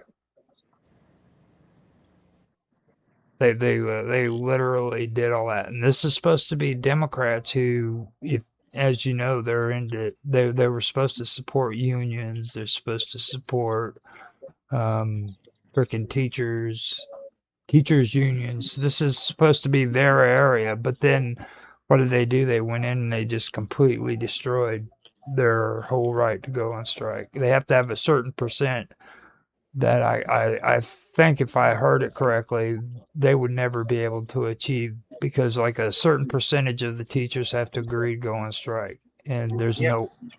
no way Well, they could do that. Yeah, well, I mean, an interesting parallel during the the convoy situation in Canada. You know, the one where B keeps claiming that Canadians have no balls, but staged the single largest massive protest of the of the century. The New Democrat Party, which is supposed to basically be the pro labor party in Canada, they stabbed the backs of the truckers Mm-hmm. and sided with Trudeau against the truckers when Trudeau passed that bill to get to get the truckers out of Ottawa. It's crazy. And this is a party that's supposed to be pro union and pro labor, right? Mm-hmm. you see that all the time too. You know, like one thing that I noticed is it's like this whole thing about teachers and their tenure. You know what I mean? And don't get me wrong, I don't agree with a lot of the stuff when it comes to unions and benefits and stuff. But like when you look at all of these agreements that were made with these teachers back in the 70s and the 80s, where when they retired, they deserved this. When you look at that and then you see freaking the horrible freaking things that these politicians do to take that away from those people when they, these old people are terrified that they're going to lose something that they worked their entire life to get, you know what I mean, to retire and then get the retirement that was guaranteed to them. That's something that stands out to you, and then you start learning how it's not just one party, it's both of them. Okay, like the Republicans, how this usually works out is the Democrats literally screw everything up when it comes to this kind of politics. Okay, and after they do that, then the Republicans come in with their reform policies and they reform it, okay, to make it better. But the truth of the matter is they plan this out ahead of time so that they can take and they can cut these people's retirements and make it to where they don't get it what they were promised back in the 1970s, because the debt that's going on in the United States has to do with people's retirements. It has to do with freaking education, school loans and stuff like that. And our country is in really, really in a bad situation because of all this shit, and they can't figure out a way of doing it. So they're trying to be crooked and corrupt about it. You know, I think that's the most messed up part about this whole situation when it comes to this kind of stuff. This is real politics right here. This is what's going on, and nobody wants to pay attention to it because they like the flair of all that other bullshit. You know. So that's my take on it. Did I go on a rant, by the way? Not really. Yeah, man, maybe just a little bit, but I mean, it doesn't really matter to me, right? Well, I enjoy talking about real politics. You know what I'm saying? Like nobody even knows who Jonah Edelman is. You know, probably. I've heard the Does the name. town- That's as far as it'll go with me. So, is there any known rivalries? With the Crown family? Yeah. Hell no, dude. Okay. You don't fuck with the Crowns. Okay. Now, Yep. the Crowns, okay, the Crowns, they freaking are the ones who gave MC Hammer the idea of freaking taking the toilets out of his mansion. Okay. I don't know if you remember that or not, but when he was losing all of his money and he was getting ready to go to jail, remember Okay. that? He pulled out all of his freaking toilets because they were gold plated. Huh. And Okay. and after that, that was kind of like a long going tradition with these politicians in Illinois. What they do is they take and they pull the toilets out of their houses, their mansions, and then they say that they can't live within those dwellings because they aren't up to standards. Mhm. I was just thinking gold toilets. Gold is metal that can get really cold. Yeah. You want to really sit on a really cold seat. Mm-hmm. So that's kind of where that all started from with the Crown family. They're an interesting group of people. Sounds like very interesting. Have you ever watched? You remember the old TV series Dynasty? Yeah. That's spin-off. Yeah. that's It's not ringing a bell. You've never heard of Dynasty? it was a real famous soap opera in what 70s and 80s, Mhm. possibly early Okay, 90s heard of it. in Never, the US. never, It was never upset. shown internationally. Yeah. What's his name? The guy who played on Renegade. He actually started on there. You remember? Renegade, the biker dude. Yeah, Man, La- you're reaching way back into the early Lamas. 90s This over here. it was even farther back with him. Lamas or whatever his name is. Lorenzo Lamas. Lorenzo Lamas. Actually, Yeah. he played on Dynasty as the boyfriend of the old woman who had the grapevine orchard or whatever it was. Or no, that was another one. That was Knots Landing. My bad. Yeah, that was Ronald Reagan's ex-wife. That one. Yeah. Yeah. So that one was actually another one. My mom was into all that stuff like Dynasty, Knots Landing, Falcon Crest. Oh, like that explains that CBC series that she was into. What the fuck was the name of that one? Oh They- God, no! Don't mention Heartland. Oh shit! That Oh, I'm just sorry. I remembering was all sorry. the- Fartland. Yeah. Fartland, yeah, that was a horrible, horrible show, dude. I I'm swear. just remembering the I British never, soap operas now. I never watched it based upon what you told me. I'm glad I didn't.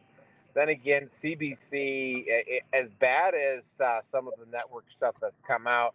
By the way, too bad you guys weren't on the last show. I was talking about Star Trek, Starfleet Academy. Oh yeah, 4 episodes, Yeah. and it's like that's it. Like they might not even get a second season. yeah. That's not surprising from what I've been reading about that. Yeah. Jeez. I seen some of the previews on that, and I'm like, well, it's cool to see a lot of those people older. That was about it, but like the storyline is pretty weak. Like if you really pay attention to Star Trek and the Starfleet Academy, like the only interesting thing you can pull out of that was Captain Kirk when he was younger. Okay. Like that's really the only cool part, like how he was able to cheat the system. Like I still want to know how he pulled that off. Like they really weren't too clear about that in part 2 of the movies. From my understanding, it's just an extremely woke series. If you thought the original Star Trek was version on communism, socialism, or communism, especially deep, Next Generation, this goes tenfold, hundredfold. Yeah. So I mean, that's did I give you enough information on the Crown family? That's I That's didn't. a really I good had start. heard of them. That was about that's the limit of my knowledge about the Crown family. Now, see, Yeah. I did most of this research back whenever this was back before Donald Trump. It was actually during the midterms, right before he got his first election. And this is when I started hearing about the Republican Party cannibalizing itself. For some reason, they were doing that, and I couldn't understand why. But now I know it was because they were moving in, and if they didn't feel that they were, I guess Trump supporters, or they eliminated them because all of a sudden they were freaking dying out. And then during that time period, there was a whole conversation about lobbyist groups and PAC monies and stuff like that, and United or whatever they call that. It was the PAC, the huge one. And I didn't understand what was going on at the time, but as time went by and Donald Trump ran Wasn't for that one of president. the sort of concepts of the Tea Party to remove or to reduce lobbyists? that was more of the Green Party, more of a Green Party kind of they're the ones that were real big on that, and I found out that that was all just a big hoax too, because like the Young Turks, they're notorious for it. They had what they called the Wolf Pack.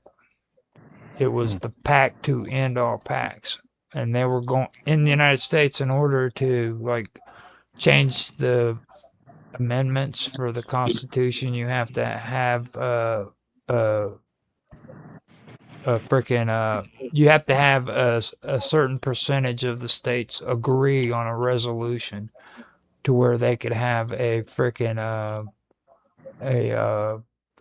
a fifth no, what is it, and then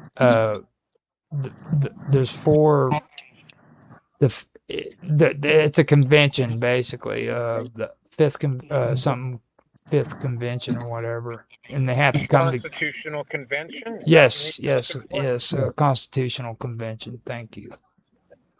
And they have to come together, and it has to be focused on one subject. It can't be sporadic. So what they were doing is they were going around the country and trying to get these votes into where I think it's like 3/4 of the states have to agree to have a constitutional convention. And they were saying that it was the pact to end all pacts, and come to find out that it was written up specifically for Citizens United, and that's what they wanted to end. They didn't care about getting rid of pacts, pack money out of politics or anything like that. They were specifically going after that, and telling everybody that they were wanting to end packs altogether to where people couldn't take freaking pack money in their politics. You know what I mean? So I found out that was a load of shit. So that's why I'm not a fan of the Young Turks. Oh man, the Young Turks lost me along. You want to know the first? Yeah.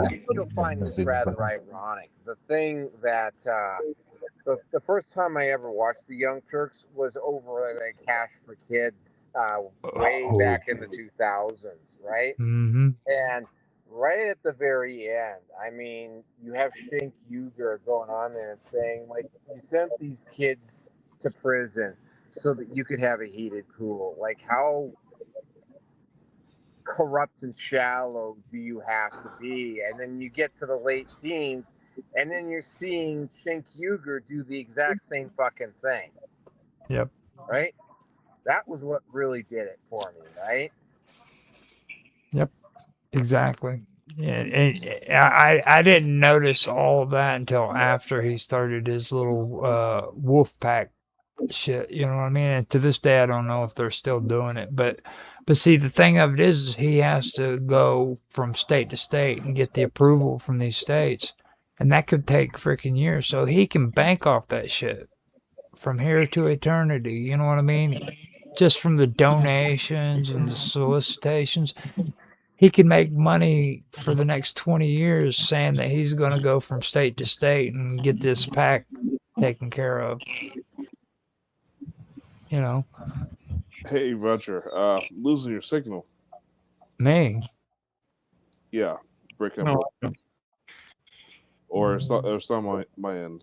But Could be your end. I gotta go anyhow, guys. Thanks for hanging out. And Well, I'm see you glad next week. I'm glad you were able to come in and talk about the Crown family, because now I was able to actually talk about serious politics, and I appreciate that. That's I'm appreciative of the information. I'm gonna have to go back over it. I don't get a chance to actually go over quality politics, you know what I'm saying? So I do appreciate you bringing that up. Well, and please make download somewhere for me as well, brother. Or show me a link. Oh, you're talking about the episode? Yeah, when you get done with this. Yeah, I can do that. Cool. I can do that. All right. Good night, everybody. Talk to you later, man. Now, since he's gone, I can talk to you guys about something else, unless you want to keep talking about this. But there was something that happened this week when it came to the weather, dude. And there there's something I think I'm probably the only one who's mentioning this and that should mention it. Nancy actually sent me a message before this weather kicked in about the S4. Yeah, I saw something myself about that. Yeah. Okay, it was S4 solar event that took place. S4 level solar radiation storm that had taken place between January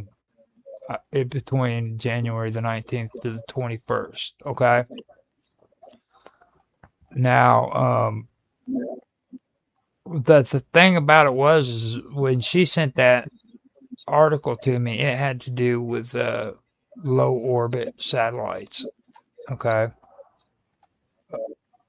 Now, for me, what really stuck out to me was the fact that this S4 level solar radiation storm happened right around the same time this winter storm has taken place. All right.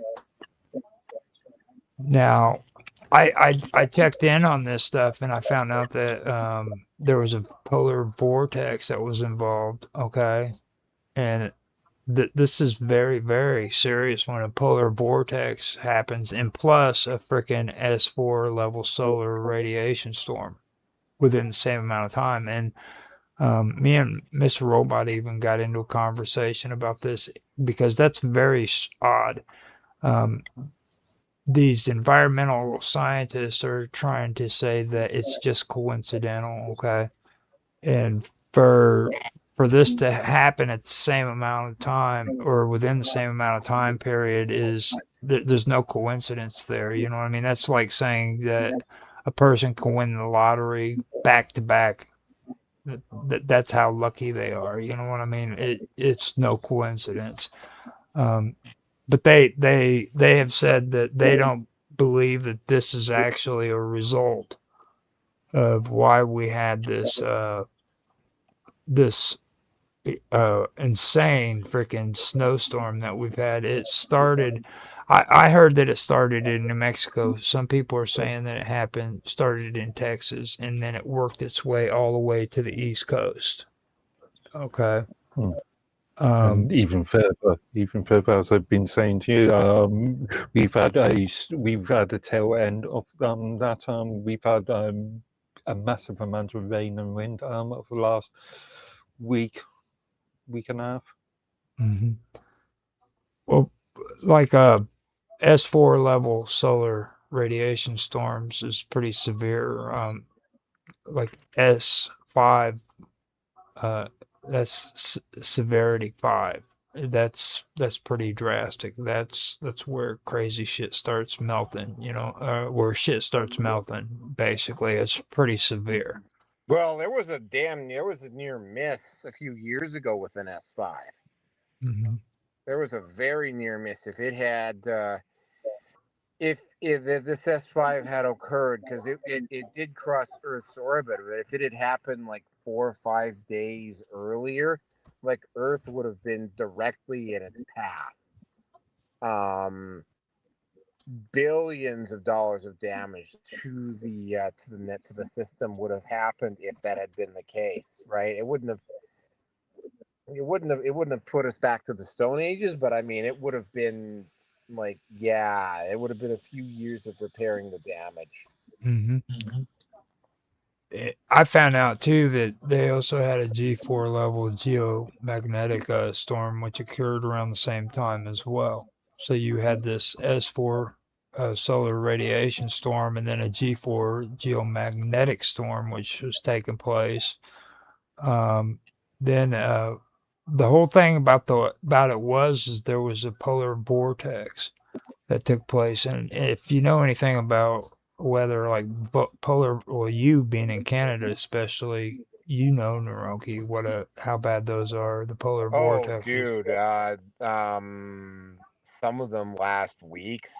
We had one. What the fuck was it? We had one in 2010 that lasted so long that we didn't even really get a summer. We didn't actually get a summer until August. Yeah, and this one actually happened here during this storm. It allowed like the Arctic air mass to like plunge south into the United States. And with that, the weirdest part about it is that I found out is they didn't even consider this as like a 100-year event.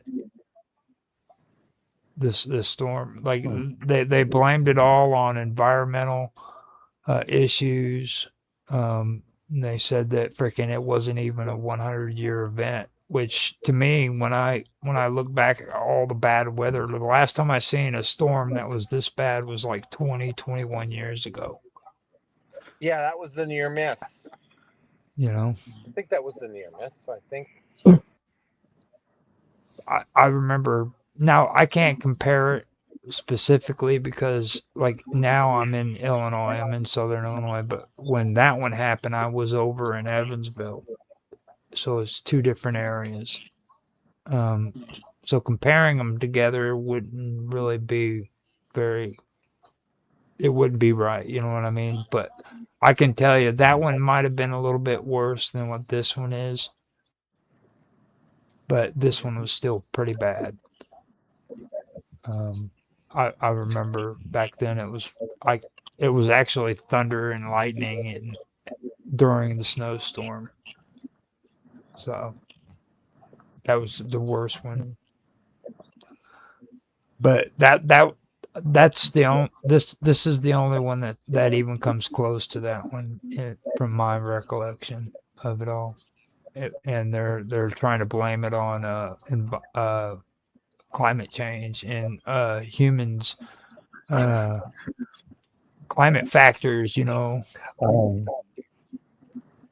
well, you were talking, I went back to elements and general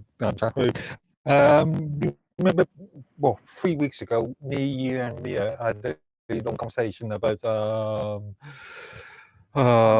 so-called climate change, and we were talking about solar panels and the waste and the con that solar panels are, and I point out to her she was on the sort of stance of anything we said was, what was the words, oil CEO talking points. Oh, and, yeah. Yeah, and I point out to her that climate change has been happening ever since the beginning of the creation of this planet, and other factors such as lunar sun contributory factors or contributory factors.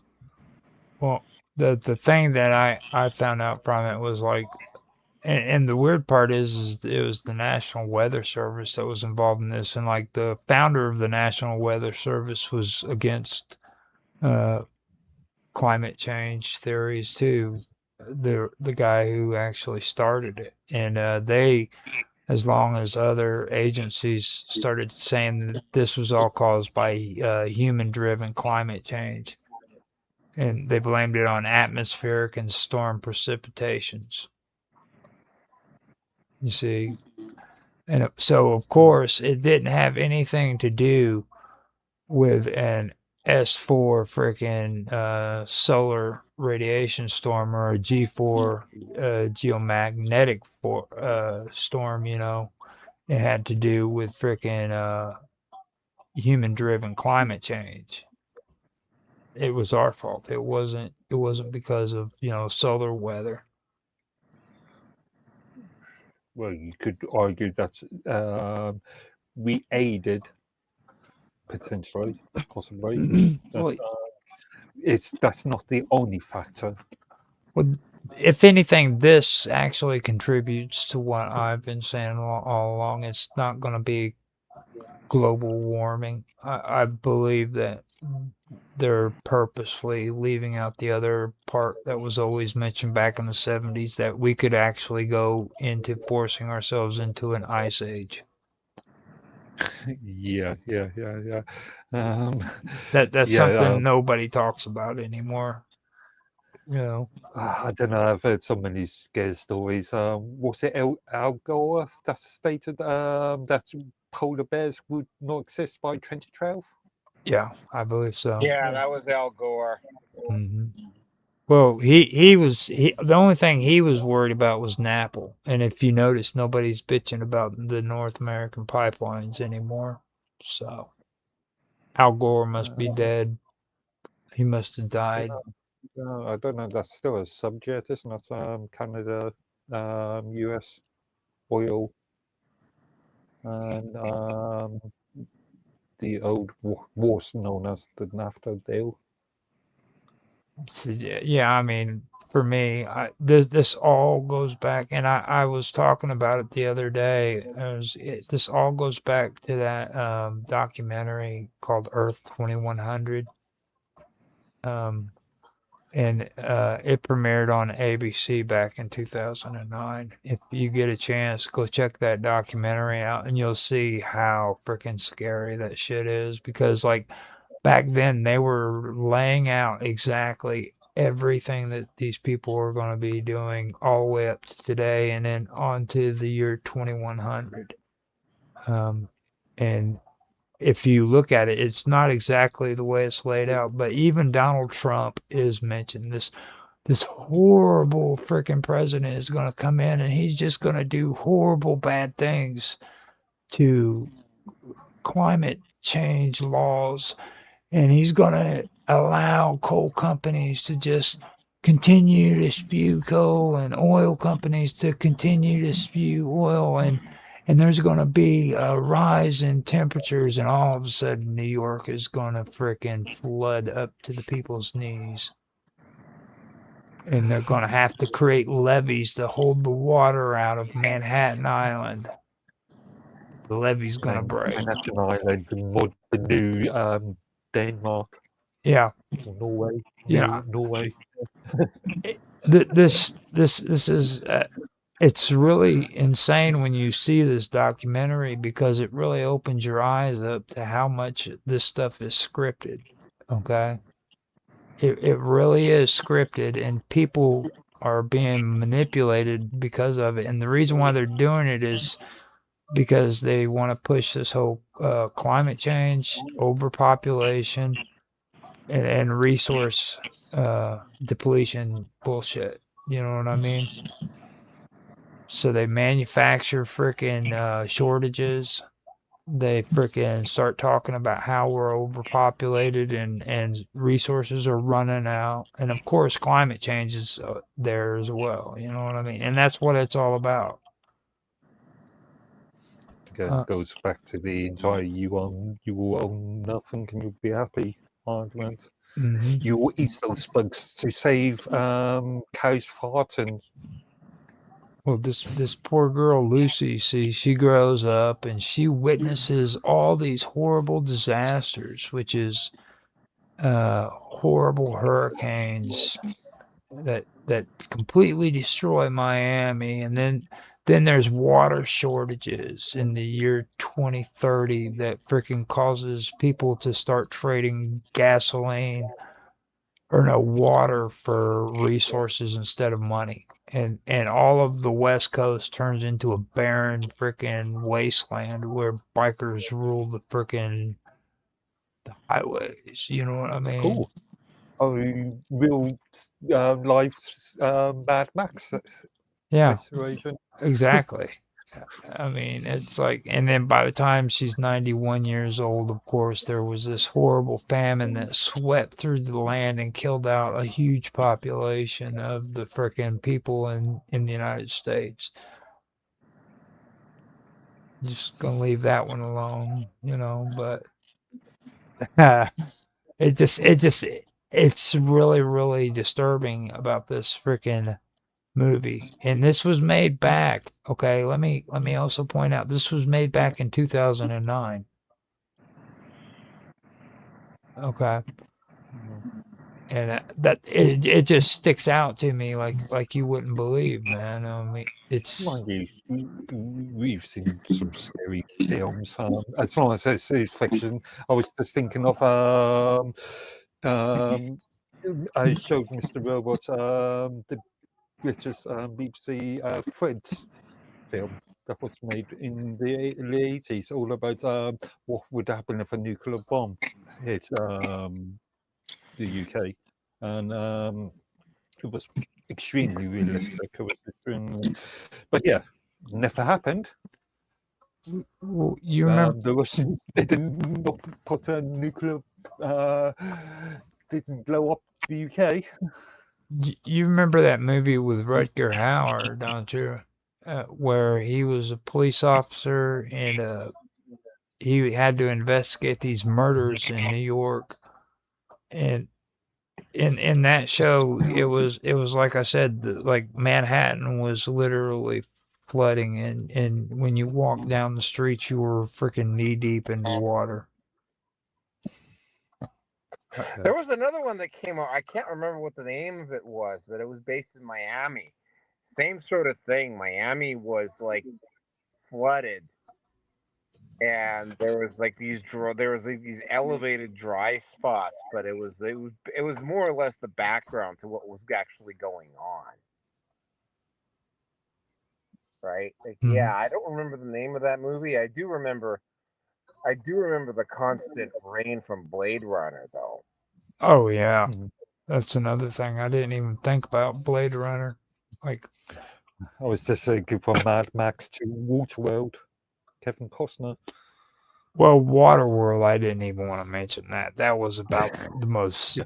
I mean, if you believed anything that came out of that movie, you were an idiot. Period. Like Oh, that was just straight up spec fiction.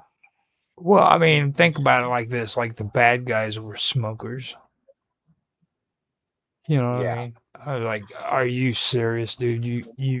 Your worst enemies were smokers, and the only thing they worked for were cigarettes. Seriously? And the entire drinking pee, drinking Well, I mean, if I urine. had to, I'd drink pee. I'm not gonna lie. Yeah. If I had to, in situations where like that, I would drink pee, but it would have to be filtered out and done Yeah, like of they course. did in the movie. Well, You you know? can't actually drink pee. It does have to be filtered out. I mean, Mm. Well, even Bear Grylls has said. I mean, that's times he had to drink pee. It was like he even said, because I remember watching those shows. Right? mhm. It's like, yeah, you don't drink your own urine unless it's an absolute last resort. Well, you don't drink your urine unless freaking like you're at the urge of dying. You know what I mean? I think that that is probably when you know how important it And if you're is. dying of thirst, then the salt content in urine is going to just, yeah, it's not going to be all that good for you.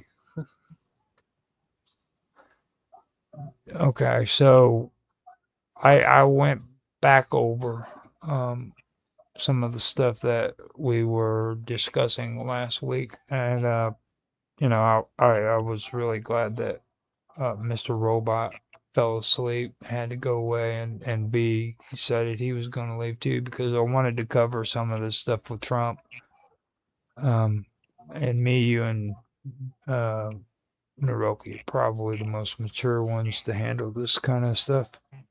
But, Oh, dude, Trump is incredibly triggering. And that's an understatement. For instance, there was another on my social media. There was this one person, and it was like, "Oh, well, Trump is doing exactly what Hitler did," and it's like, well, no, one, it's like that's not what's going on, right? Because right, unlike a lot of people, I get curious. I actually there's a whole it's on iTunes. It might even be on Spotify. Like, this guy goes into agonizing detail about everything that led up to World War II everything that happened during World War II and all of the repercussions that happened afterwards. He's done like several hundred where he goes into minutia, right? Like he actually goes into the specifics of what the National Socialist Workers Party, otherwise known as the Nazi Party, did before the start of World War II, right? He goes into detail. And some of the stuff that is going on, like for instance, like the apprehending of illegal aliens and whatnot, that does have a parallel with what the National Socialist Workers Party was doing, but there's a diversion from it. And it was like I was like pointing out to him, it's like, yeah, like there's similarities, but they're by no means they're by no means they're the exact match.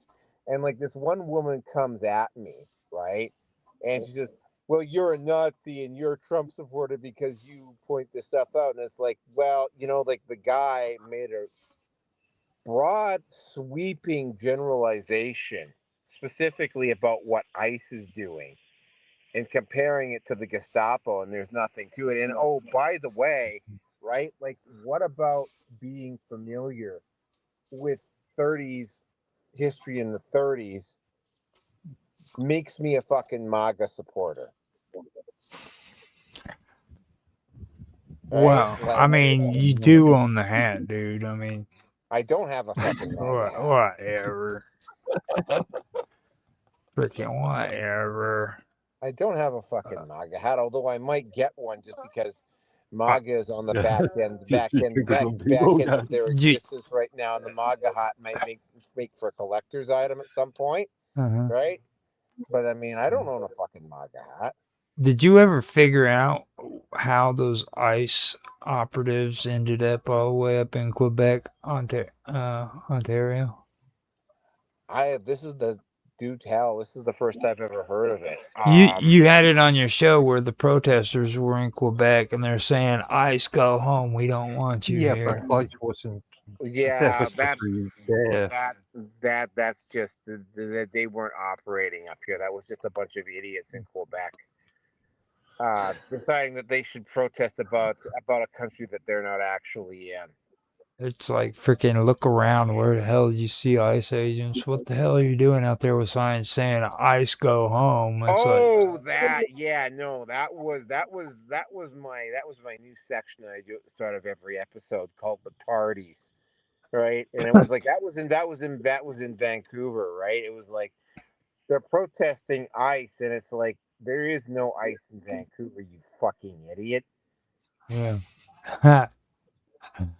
So it was like those women that wore those Handmaid's Tales right at the start, right after Renee Good got killed, and it was sort of like, what the fuck does that have to do with what happened in Minnesota? But I was like 3 or 4 of them. I remember. You remember that picture I showed, right? Mhm. Women. Well, like Canada, dude. You know what I mean? It's like you gotta kind of put that into perspective too. Why the hell are they out in the streets of Canada protesting over shit going on in the United States? You know? Yeah, that's not really any of their business to begin with. Exactly. Right. Now the one thing that I did want to point out too is like when it comes, because a lot of people are getting like really fucked up on these statistics. Like they really think that these supposed alternative media sources are giving them good statistics and stuff. Now I actually did some research on this, and like now when it comes to a lot of the arrests that ICE has been doing, the mass majority of the arrests that were made are immigration violations. That's like 70% of the people that have been arrested by ICE are illegal immigrants that have broken the law. Well, no, it's 90% are actually immigration specific violations rather than violent or property crimes. Okay. Yeah. Now, that's according to DOJ and Sentencing Commission data. All right. Now, So convictions we are talking about again. yeah, Just to be specific, yeah. they're the ones who are saying this, that immigration offenses are 90% of the non-citizen federal arrests. So, like, a lot of people are hearing that these people are supposed to be rapists and violent crimes and all that. And I even did deeper research into it. Now, with illegal reentry, that accounted for 72% of federal prosecutions for non-citizens. Alien smuggling, that's approximately 4%. Then you have visa misuse and fraud, that's approximately 2 to 4.5%. Now, other federal crimes, when it comes to that, non-citizens are arrested at like high rates for immigration violations, but they account for a smaller share of the other federal crime categories like drug offenses. That's 13% to 24% of all federal drug arrests. That's it. Okay, now property and fraud crimes, that's 25 to 28% of all federal property and fraud arrests. Now, in contrast, U.S. citizens are more frequently arrested for non-immigration federal crimes. They account for approximately 83% of all federal non-immigration offenses. The most common federal arrest categories include drug trafficking, which is 38%, and weapons violations, which is 21%, and then general fraud, which is 12%. Now,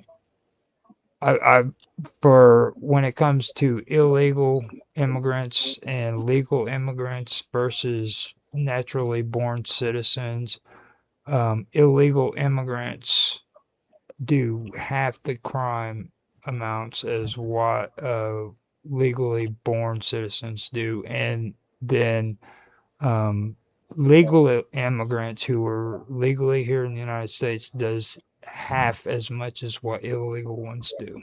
So that's what I found out from all of it. It's actually pretty interesting. And this is from 2025 to 2026. And some of the information that I got goes against what the Department of Homeland Security says, because they say that 70% of their arrests. Yeah, I was going to say, are those figures verified? Because what's today? It's only the 30th of January. And how can you have those figures verified within that very short, within less than a month? Well, for me, I pulled them off of the actual freaking Department of Justice and the sentencing commissions. Like, these are the people who deal with the prisons and the actual incarcerations and things of that nature. With me, I don't hold the Department of Homeland Security as a legitimate organization. They're constitutionally illegal, and they, in my opinion, need to be shut down immediately because of the. But their data might be still correct. I doubt it. Well, It's like I said, go and just look at the homepage for Department of Homeland Security. It's as a supposed federal organization, they should be a lot more professional, and they should carry themselves more in a professional manner than what they do. And presumably there are still prosecutions still going underway for arrests that were made last year. So, yeah, got your question, Liz, because I'm really surprised that data's all been released this early. Yeah, and I think that's intentional. To be honest, they like Trump, I guess, started backtracking a little bit after these shootings that took place. You know, the first one, okay, I was okay with, but then like that second one, man, I mean, they were beating the dude. Yeah, that dude was into that dude. The early part on that is that dude interfered when a woman actually started to attack a BPF. By the way, that wasn't nice. That was Border Patrol, but the woman actually like was physically attacking a Border Patrol agent, right? And the Border Patrol agent was pushing her off, and he knowingly stepped in and intervened. Like I've seen the video for that. I've seen the video for it too, and what really stuck out to me is like they pushed her to the ground. Then after they pushed her to the ground, they pulled him down to the ground, beat him, and then freaking one of the officers actually pulled his gun out of his holster. After he pulled the gun out of his holster and ran away, somebody yelled gun. And But the gun, and one of the ICE officers repeatedly shot the dude in the back while his fellow officers were beating him. Okay, so not only did they shoot this guy, but he also put his fellow officers in danger by freaking shooting into the crowd as they were beating him. You know what I mean? So Again, you've got to be very careful of video content. it's been that's you don't get the full context. They've got like over 4 freaking videos that were shot during that time period. Point of a court trial. And that's what needs to be done. See, I agree with that, but you know, we don't know for sure if that's going to happen. You can't hold this. Everything that's going on right now is just completely. I'm gonna tell you right now. We're in a situation, I believe, where this country is freaking under attack. Okay, there's a good chance that the United States isn't going to be the United States in the next 10, 15 years. Things have gone way out of hand. Like stuff like this shouldn't be happening in the United States. Period. It's like freaking the stuff that's going on right now is just completely freaking insane. All right. Could be worse. Well, I mean, did you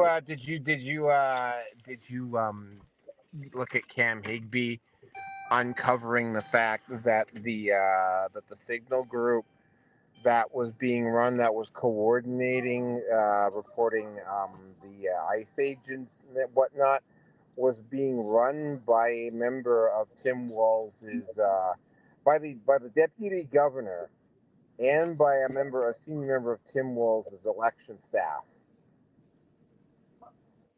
Now, which source is this coming out of? This is Cam Higby, and you go over to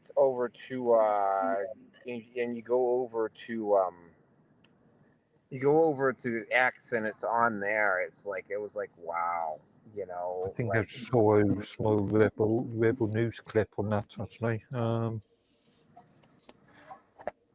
Yeah, pretty sure it was rebel news. Well, I know there's actual conflict going on between the governor and the federal government. Here's a good tell to figure out whether this is all a massive collusion or not. Ilhan Omar was allegedly attacked a few days ago by a drunk guy who had something in a syringe. It ended up just being like fucking alcohol and whatnot. And it was pointed out by Viva Fry yesterday that that's an assault of a standing public official, which is a federal crime.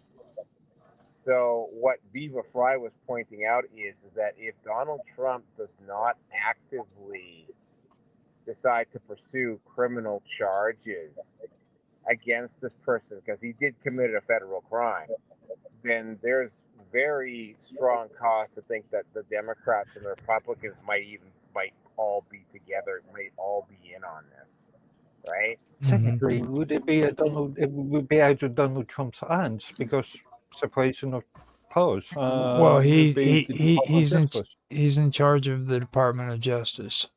Yeah, but It's a part of his branch. Now Mm. he can't like mandate certain things, you know what I'm saying? But he is commander of chief, and it is a part of his branch. He is a part of it's the executive branch, and yeah, but he wouldn't. If he had any sense, Yeah. he wouldn't do anything about this. He would just let justice, courts of But justice. yeah, but it has to be. It's a federal offense, so it has to be done. The charges have to be brought against this guy federally, right? yeah, Which means it has to come from somebody at the federal level to file criminal charges against this guy who assaulted Ilhan Omar or attempted to, right? Is this only related to officers, or is all assaults? If it's in if the it US if considered it federal? if it involves the federal government, then Yeah. that involves everything that a federal employee, like a person who is a politician, that's a federal employee too. Well, not really an employee, but that they're covered by the federal government. If So, as an example, as a hypothetical example, if you got assaulted tomorrow, that would not be considered as a federal crime. That would be considered as a state crime. Yeah, but if I went and I tried to rob the post office, that would be a federal offense because I was trying to rob the post office, which is a federal office. Or now, if you go and you try to rob a bank, that's a federal offense as well because all banks have been considered federal property to protect them. And you say the US is in a socialist country, got banks. Yeah. Federal property, right? Now, I also wanted to point this out because of another thing that I wanted to point out, and I have been saying this ever since the elections, and I've like Mr. Robot tried to accuse me of being, woke, and I want to point something out right now. The same shit that frickin' is going on right now is the same shit I said would happen if Kamala Harrison was voted into office. Okay, this is the same shit, exactly the same shit that I was saying back when me and frickin' not B what's his name? Oh my god, I cannot believe I forgot his name. He's in the now I'm gonna have to go on Teams just to figure out who the hell I'm talking about. I can't believe it. You know who I'm talking about, Naroki. I'm having a brain fart. Black dude. Me and him used to always argue like cats and dogs too. Well, anyhow, we were talking about this, okay? And that was one thing that I had an issue about with Kamala Harris, about how freaking she was in the state of California and how she treated people when it came to freaking being freaking black, first of all. You know what I mean? And the messed up part about this whole deal is I'm seeing Donald Trump, Angel. That's who it was. Me and Angel were always talking about this stuff. And I told everybody, I was like, Kamala Harris gets into office, freaking you're gonna see a lot of bad shit come down. It's gonna be freaking misuse of the freaking Justice Department. And it's gonna also be freaking misuse of freaking of law enforcement, okay?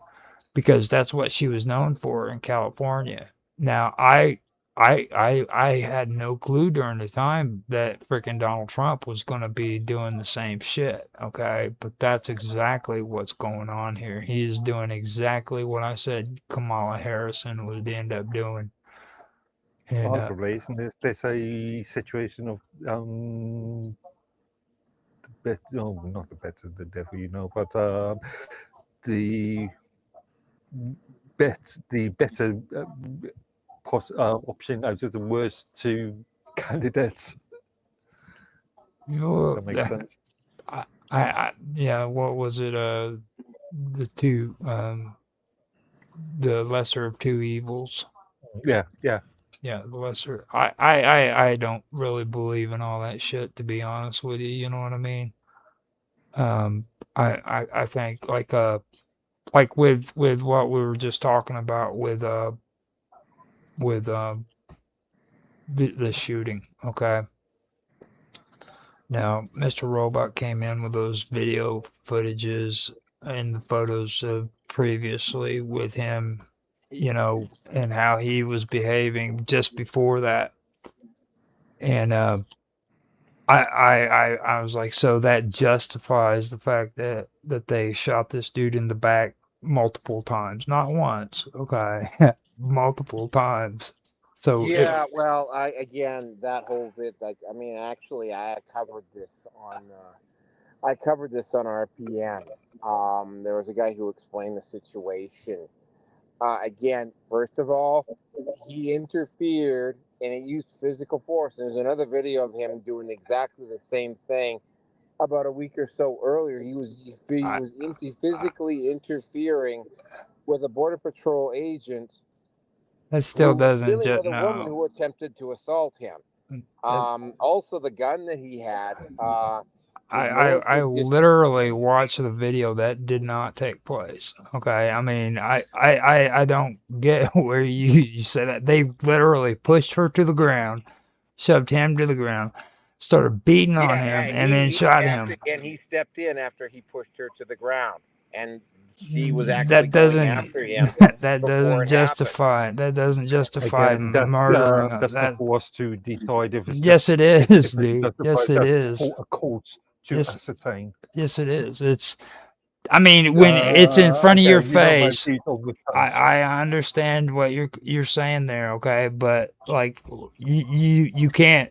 There was no physical violence whatsoever that was placed against any of these officers Well, then the court whatsoever. will find that out, won't it? Well, there's a definition as to what counts as interfering with Yeah. with a public official.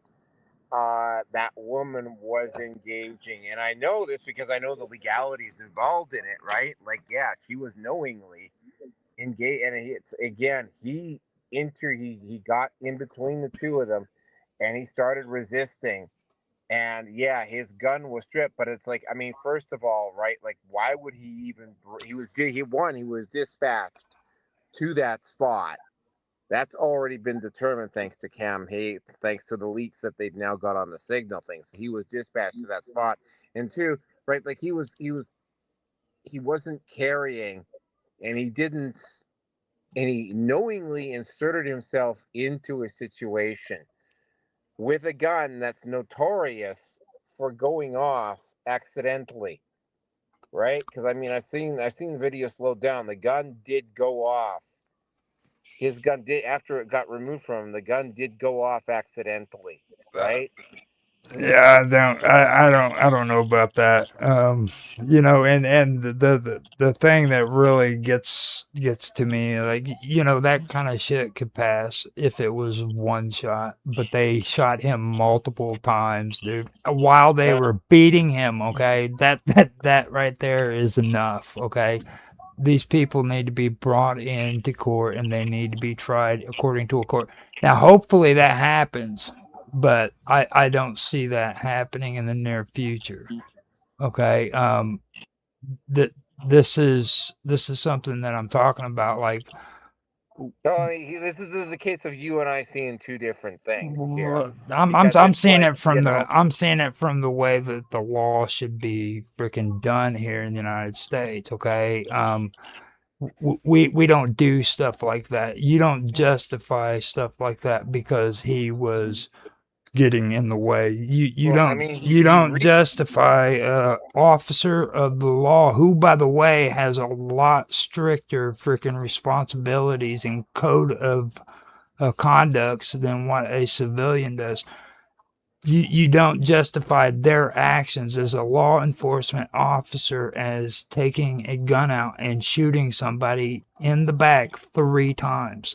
If it was a Well, freaking he person, reached around behind his back to where the holster was, though. he never did. He never did. The video shows him holding the phone in Like, his hand the whole time, yeah, dude. he pulled something out, but I mean, in the tension of that situation, right? That falls under the category of reason And as perception of potential use of a weapon, right? and Like the agent that had taken the gun off of Freddie didn't tell the other officers that he had taken that gun off.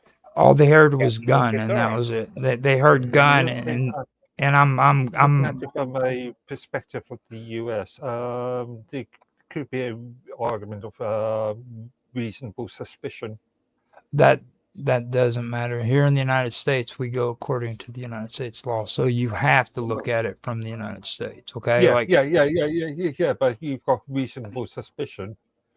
now the Yes. whole thing for me when it comes to a lot of this stuff isn't just the fact that this happened, but it's the fact that freaking these people also are not trained for these kind of situations. Like these ICE officers themselves are being put into a situation that they are not trained for. I heard the comment, well, they're trained freaking to freaking have to defend themselves, and no, they're not. That's not what their jobs pertain to. That's not what they were trained into doing. Okay. But there will have some self-defense training. Yeah, of course that, but they are not trained in what is actually considered freaking combat. You know what I mean? They're actually being told to go out and perform freaking combat freaking strategies. This is the same shit that freaking the military had to learn about in order to freaking go over to freaking Iraq and fight in Iraq. Okay. I mean, granted, there is a point of there was a ass in this in this lack of training and no sort of additional support. the high level of stress that's involved right now is crazy. Like these people are not trained to frickin' be doing this stuff because this is actually urban warfare. Okay.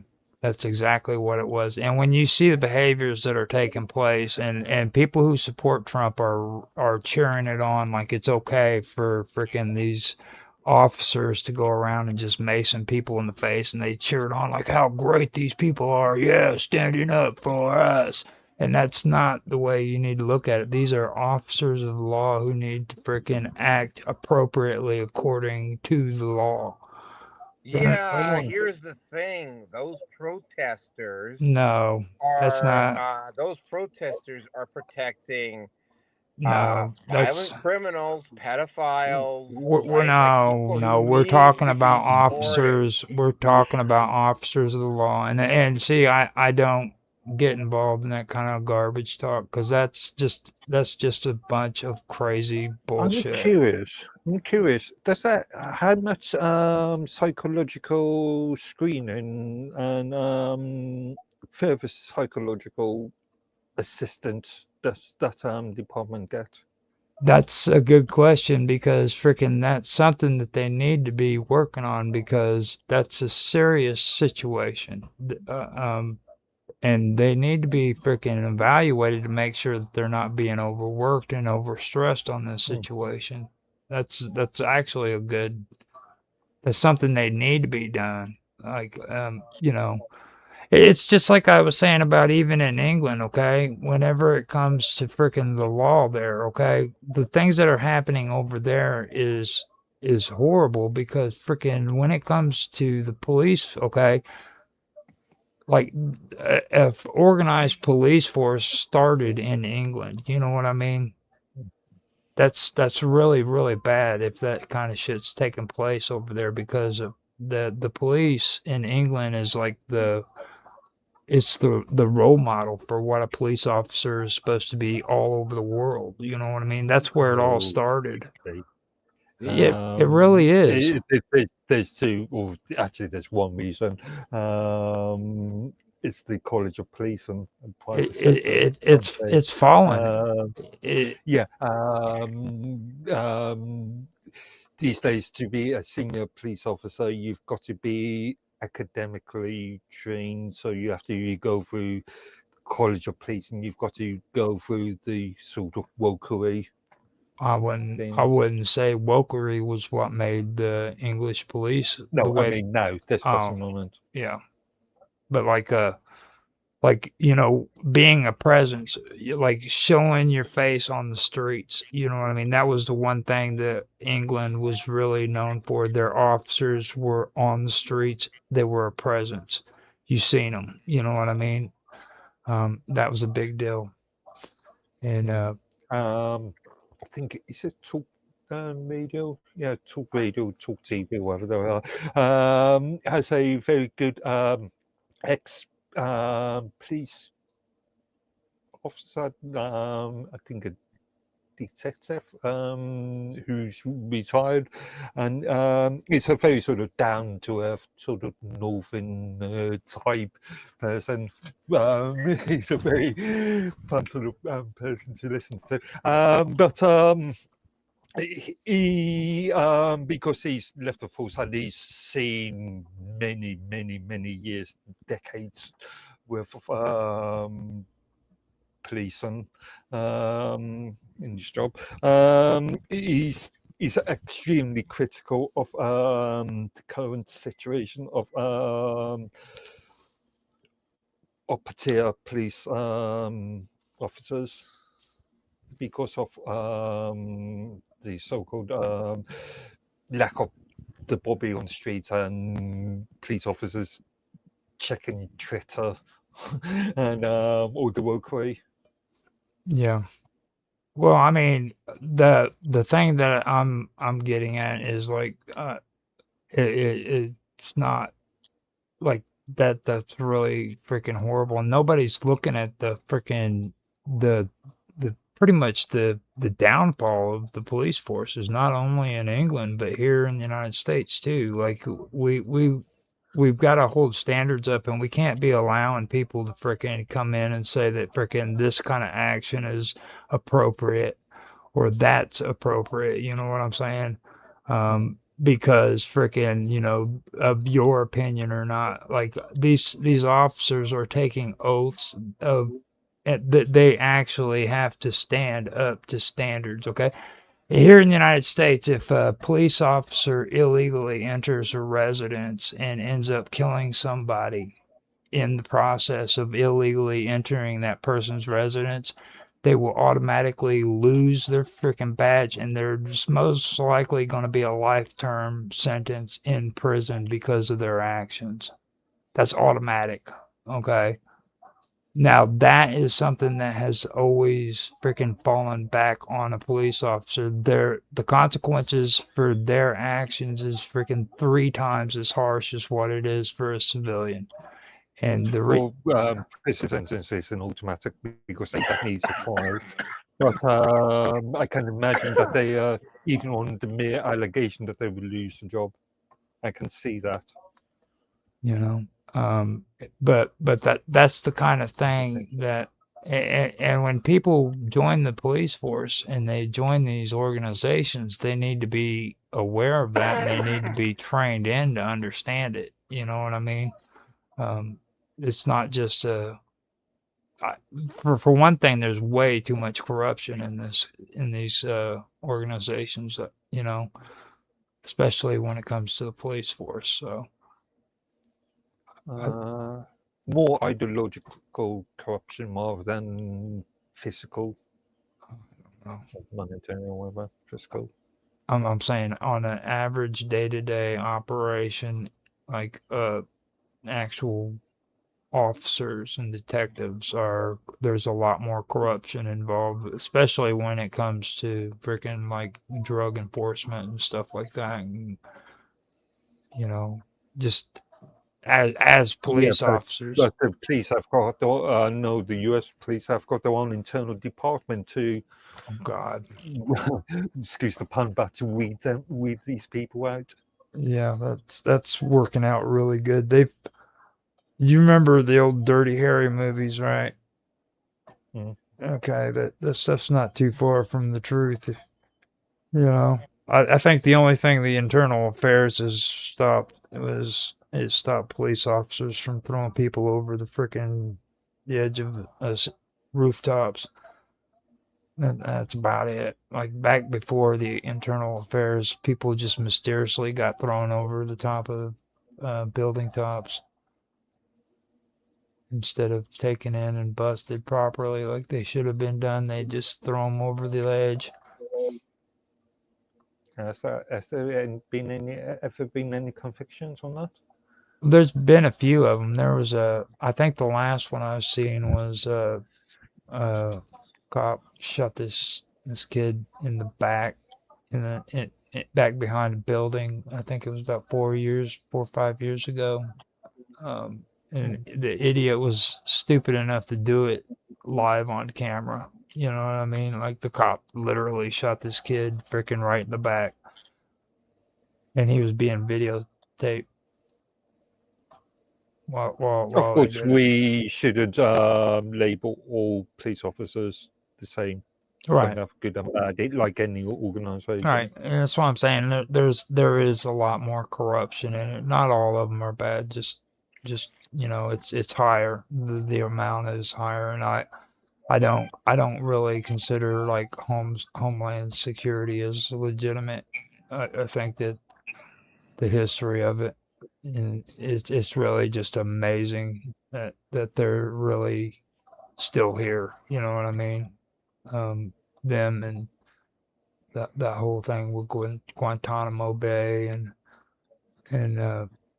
the shit that happened overseas in Iraq during the Iraq War. That was just horrible, and like people are looking at that stuff like it's appropriate and that it still needs to be accepted and when it shouldn't be.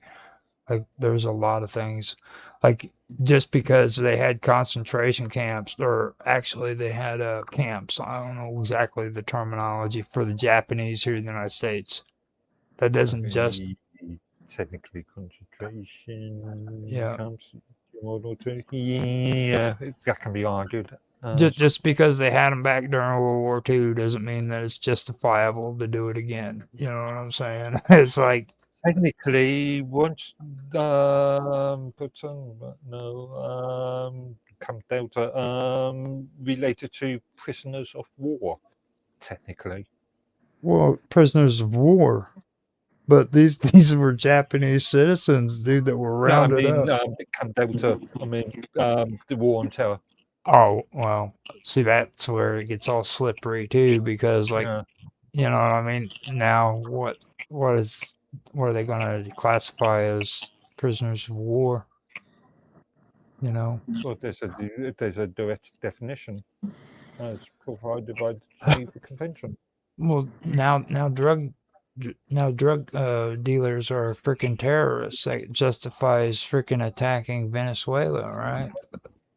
Yeah, but the Geneva Convention is a United Nations recognized. You know, the other day they just said that freaking Trump's making threats to go to war with Iran, right? Yeah, but as I've mentioned many a time, he's got a big mouth. He says a lot of things. Yeah, he says a lot of things, and how much of that does he enact on? You don't really know, to be honest. Like freaking, he could very well freaking invade Canada. He could do it. Well, there's a pattern that follows if the U.S. is about to invade a country, and I've had a lot of discussions with a lot of Canadians about this, because here's what's happened up in Canada. The moment it started to look like the separation petition and separation in Alberta was going to get serious, all of a sudden the Canadian government started talking about potential U.S. invasion. And oh, yeah, we recently, like in the last 24 hours, and this is no word of a lie on this, the premier of British Columbia accused the premier and the separatists of Alberta for being treasonous because they were talking to Trump. Yeah. And you see, you're going to see that just like For you. you're going to see that just like Ignoring, we're seeing it here in the United States. Okay, that's the same if you look, shit I'm talking about right there. They're going to turn each other against one another. yeah. I was just thinking, ignoring Article 5 for the moment, if the US did hypothetically invade Canada, wouldn't we Brits and the rest of the Commonwealth have to intervene? Or at least the British government would have to intervene for the monarch. I'm glad you said Article 5 because that was what the actual name for that convention was, the Article 5 convention, which would change the Constitution with the wolf pack I was talking about earlier. And I would guess that England would have to intervene because that would be a direct attack against one of their colonies. Like that would be a direct act of war, is the way I would see it. Yeah, well, Article 5 would also need to, Article 5 would have to kick in, but irrelevant of that, because it could kick in on paper, but in reality might not do anything. But irrelevant of that, I think the British Crown would have at least a moral duty to step in. Oh yeah. Well, it's just all I'm saying is you got to be careful about what you hear because like Greenland is a good example. I kept hearing people talk and like spreading fear about the United States attacking Greenland, and I found out later that it was actually tariffs. You know what I mean? It had nothing to do. Like he wasn't making threats to attack Greenland. He said that there were going to be higher tariffs that were going to be set against I think it's Sweden if they didn't allow the United States to buy Greenland. So that's what he was talking about. But if you go on to these alternative media sites, they're going to tell you no, he's making threats to attack Greenland. It's war is coming close, ladies and gentlemen. We're going to go to war over Greenland. You know, and it's like, are you serious? And they create that spin so that they can get freaking views, you know. I mean, and then you guys freaking always pick at me because I tell you that I'm probably the most unbiased person, and the truth is I am, dude. I even freaking talk about freaking aliens and UFOs, dude. How freaking unbiased can you get? You know what I mean? It's like, I mean, seriously, dude. And when it comes to politics, I try to freaking keep it as unbiased as Actually, possible. talking about politics, I've got a subject to give, but before we start on that one, did you hear that Trump is making noises over British selling of the Chagos Islands again? Oh God, he's actually gonna. Yeah. Well, I mean, I find it like the people who want the island. I find the natives.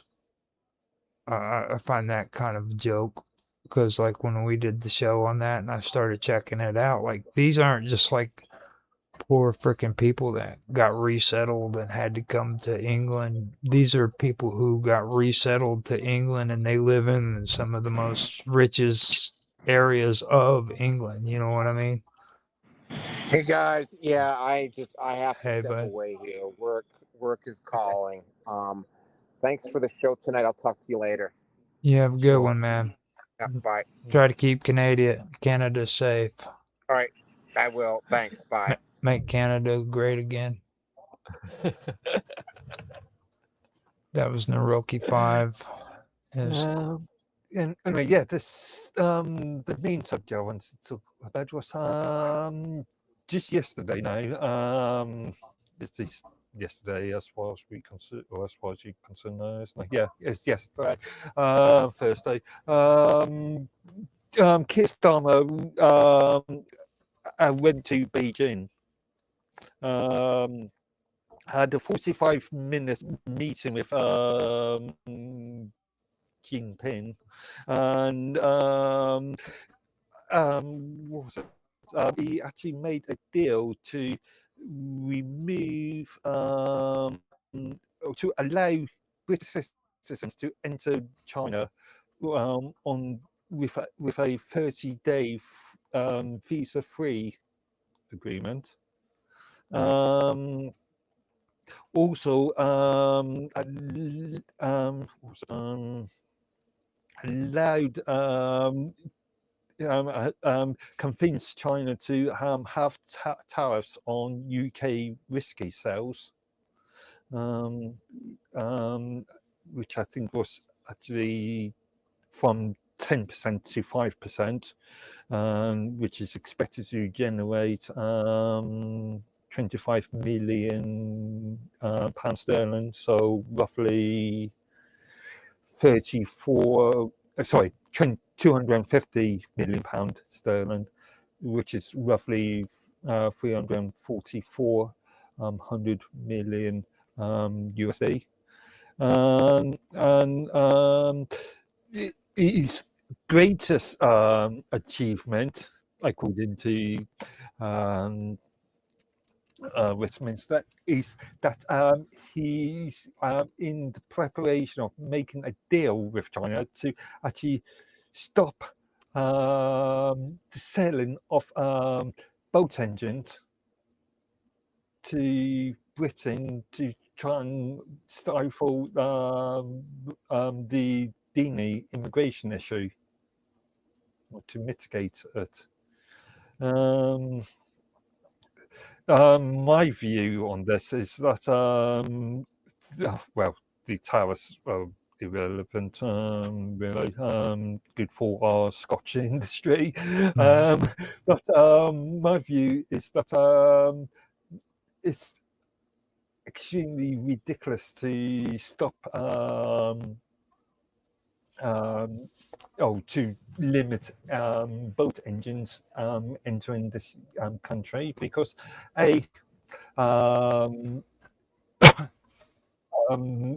it's not for governments don't decide what vendors sell. Well, Yeah. to a point anyway. There's also the old refurbished market. If you want to get a boat, a refurbished engine, you can easily get it on the refurbished market. I did some research earlier and found several manufacturers of boat engines in the UK, and there's not been any legislation, or not been any bills put forward in relation to limiting their provisions. And most importantly to think about is that these boats are coming in from France. So it doesn't matter if you're going to limit engines in the UK, because if you are a people smuggler and in France, why would you buy a boat engine from the UK? You see, now that actually makes sense to me, because my brother and me, we have conversations about China all the time. Okay, believe it or not, because he likes to call everything China. Like, if you're talking about freaking Japan, he calls it China. If you talk about Korea, it's China. Everything, Sounds like you know what I mean? yeah. So, Yeah. the thing that gets me about China is this, and I've had to actually do the research on this, and I can tell you, and it's true. You can check it out yourself too. Okay, but like we have all of these horrible restrictions and tariffs and embargoes and stuff on China and Iran and all of these horrible countries that are just doing bad things. Okay, but to this day you can freely go into China. Doesn't matter which country you go belong to. They don't restrict freaking people from coming in from England, from France, from freaking the United States even. Like well look at that last Karate Kid that came out, Will Smith's son. They filmed it right there with Jackie Chan in freaking China, you know. And they've been allowing people, and in Iran is the same way. They have no freaking restrictions on anybody outside of their Obviously, if country. you're in China, if you're a foreigner in China, then do expect a more rigid style of monitoring.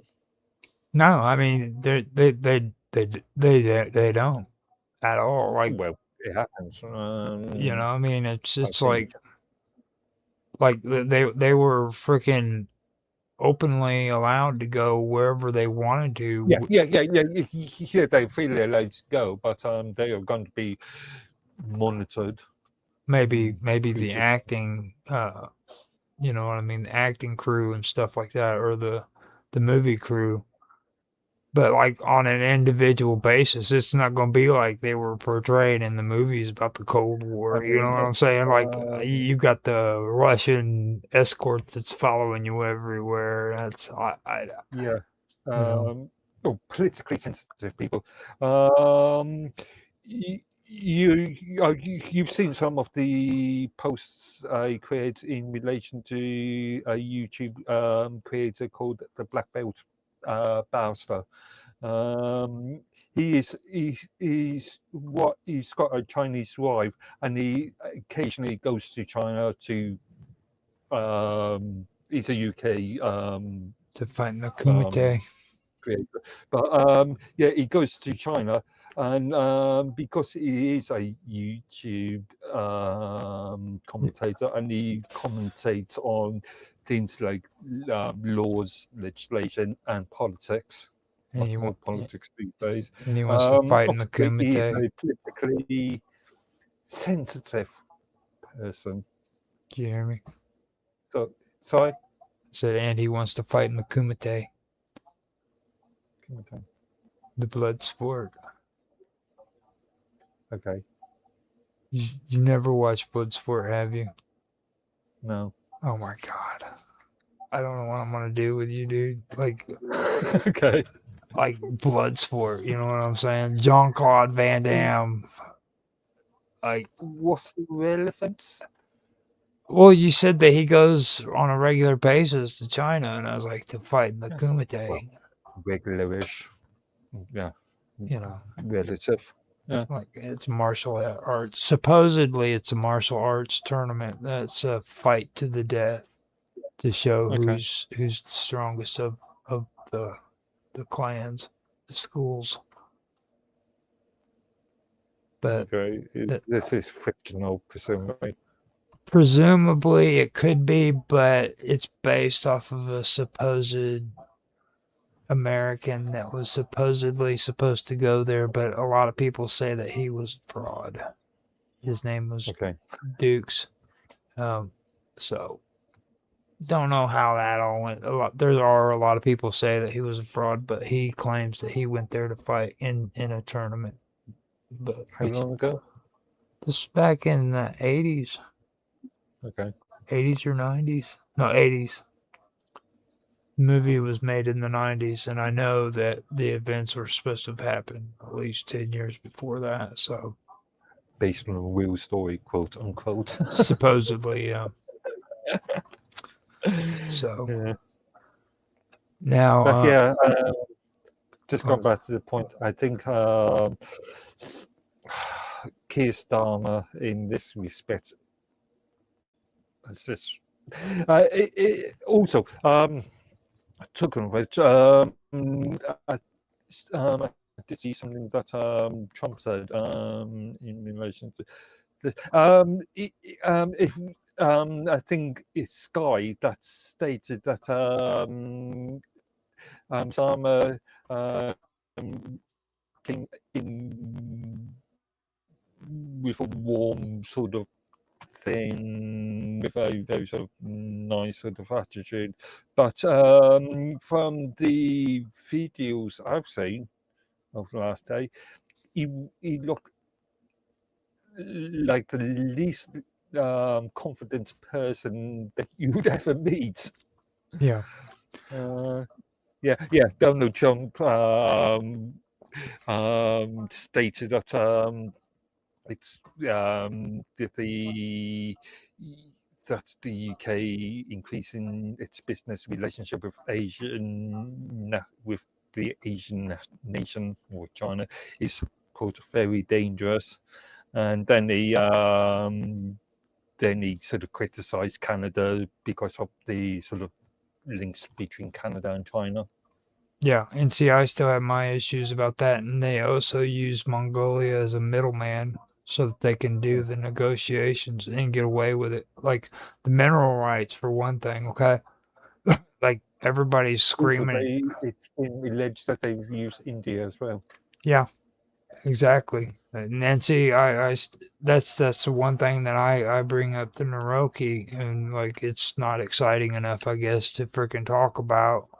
But it's a very serious. It's a big issue. Like people in Canada are being ripped off because their government wants to push this. We gotta save the freaking environment shit. You know what I mean? Like, oh, global warming is causing the ice to melt off on the northern poles, so we gotta stop freaking doing this and doing that. We can't be freaking digging for minerals and digging for oil because that's causing global warming. In the meantime, Question. they're I'm exploring. curious. What is Canada's steel and concrete manufacturing output like? I bet you it's horrible. I haven't even checked up on it. Because obviously we are buying a lot of steel and concrete from the US, from China, and things like so-called windmills, green power generation, the materials or the building of the wind turbines, and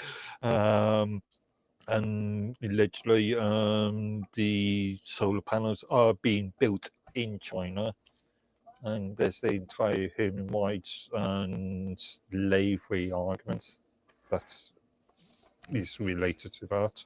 That's why I was kind of getting at, or was going to get at, because like with Mongolia especially, like that's cheap labor. You know, why I would was thinking of the Uyghur population. Mhm. Anyway. Well, look at it this way: if you can blame it on climate change and then frickin' exploit a third world country into doing the same stuff for lower wages, then that just cuts out all of the people working in your country. You can just have Mongolia and China take care of all that, you know. Technically, doesn't China recognize Mongolia as a province or I I believe don't know. I believe so. Yeah, a offshoot of China. Them or Russia, or they I mean, it might be like split down the middle. I don't know what the Not sure. politics is with all that anymore. I kind of dabbed into it a little bit when I was doing my research into ancient DNA I and think it is similar to how China treats Tibet. It's its own country, but senior ministers are sort of pushed into the role by China. yeah.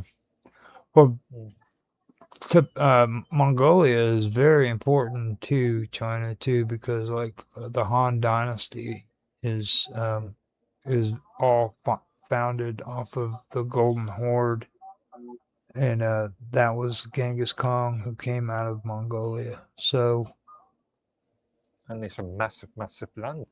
Yeah. Amount of land.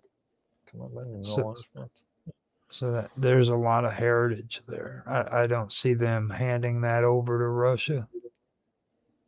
Hmm. You know what I mean? So I don't know exactly who it is. Later on, I can check that out, find out for sure. I think it's in a very similar situation as Tibet. Whereas China, technically, Mongolia is an independent country, but there's a lot of influence from China, from the CCP into elections on powers and Well- what they can and what Mongolia can and cannot. There was a big power struggle, and a lot of people don't understand. Like, especially in the West, we don't understand. Like, there's still traditions that are taking place in today's world that have gone back thousands of years. Like, for one thing, when you invade a country, the first 40 or 50 years in most of these invading countries, they're the way they do things is they oppress that culture for at least 50, 60 years, and then they slowly relinquish a little bit of freedoms. And that's kind I don't know because I'm thinking of southern France during World War II, the Vichy regime.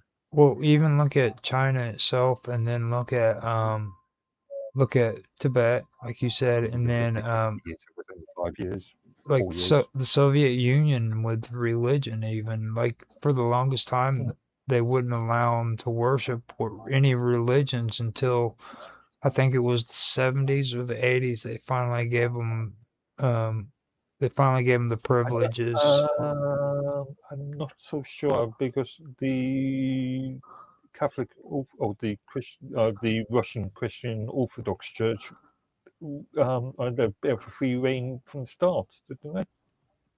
Ooh, I don't know, to be honest. I know that like they closed down the churches for a long time. And China has always had this sort of idea that you can have whatever faith you like, as long as that faith doesn't overstep any political boundaries.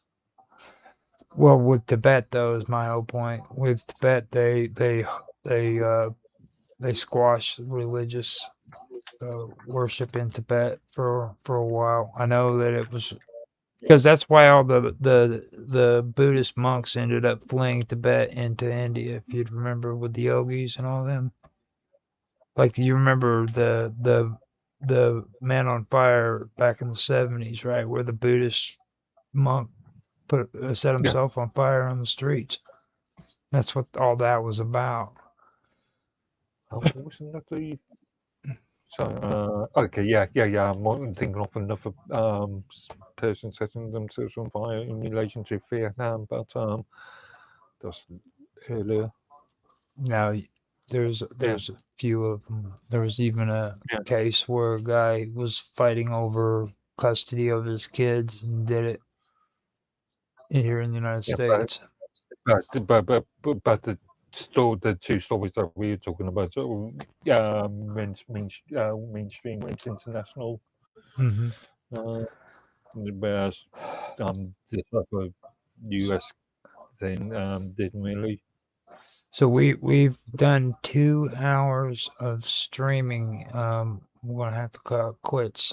I think if we go any further, our heads are going to explode. Well, 2 hours, 9 hours and 38. I'm really glad this week worked out the way it did because freaking I was able to get through it without getting too irate with Mr. Robot. He had some issues with me this week, and I think we handled it pretty well tonight. And like I'm glad that we were able to talk about Trump and what happened without getting it, too out of hand with Naroki. So with that being said, man, give everybody your social so we can get out of here. Get some sleep. Especially seeing this, it's 8 a.m. here. Yeah. Yeah, I'm on minds.com under the username Midworthy. Okay, and you can find me at minds.com as well at Roger_Hansen. You can also find me on Teams as well as on Element Matrix at Roger's Hangout. If you guys want to join us there, reach out. Let us know you're around and get involved with the streams. If you want to come on, you can reach us in those chats and we can go from there. And you guys be more than welcome on here. Like I said, please like, subscribe, share, make comments. Feel free to make comments so that we can get some feedback from you. And that, I hope you guys have a good night and we will talk to you later. Indeed. All right, we got that taken care of. That was straight up. What was it? 9 hours and 35 minutes. Well, we didn't really take a break. No, at all. Not one time. Maybe 10, 15 minutes. Well, that's this is worse than a full-time job, isn't it? yeah. Well, I mean, you know what it is, don't you? It's just like freaking. We've narrowed ourselves down to one time a week, and everybody really enjoys being on with me and you, so they come on and spend time with us. I was kind of thinking that would happen because, like before, you know, we would end up going on and doing all these streams and then going on to other people's shows, and we just became a hanger on the freaking, you know what I mean? Actually, Wednesday and Thursdays for me, arguably, or Thursdays and Thursday more. Actually, weirdly enough, it's Thursday early morning to Thursday, and then we take a break, and then from 11 p.m. Thursday. Then all the way to Friday. Yeah, so yes, from what 2 o'clock Thursday morning to 5, maybe 6. Yeah. And then and then 11 o'clock till 8 o'clock next day. Well, you got it's advantages and it's got its disadvantages. just I'm quite fairly awake now, but yeah, can be.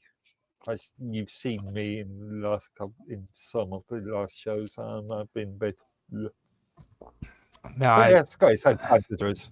I did get a message from Nancy. She said that she is all right. She ended up having an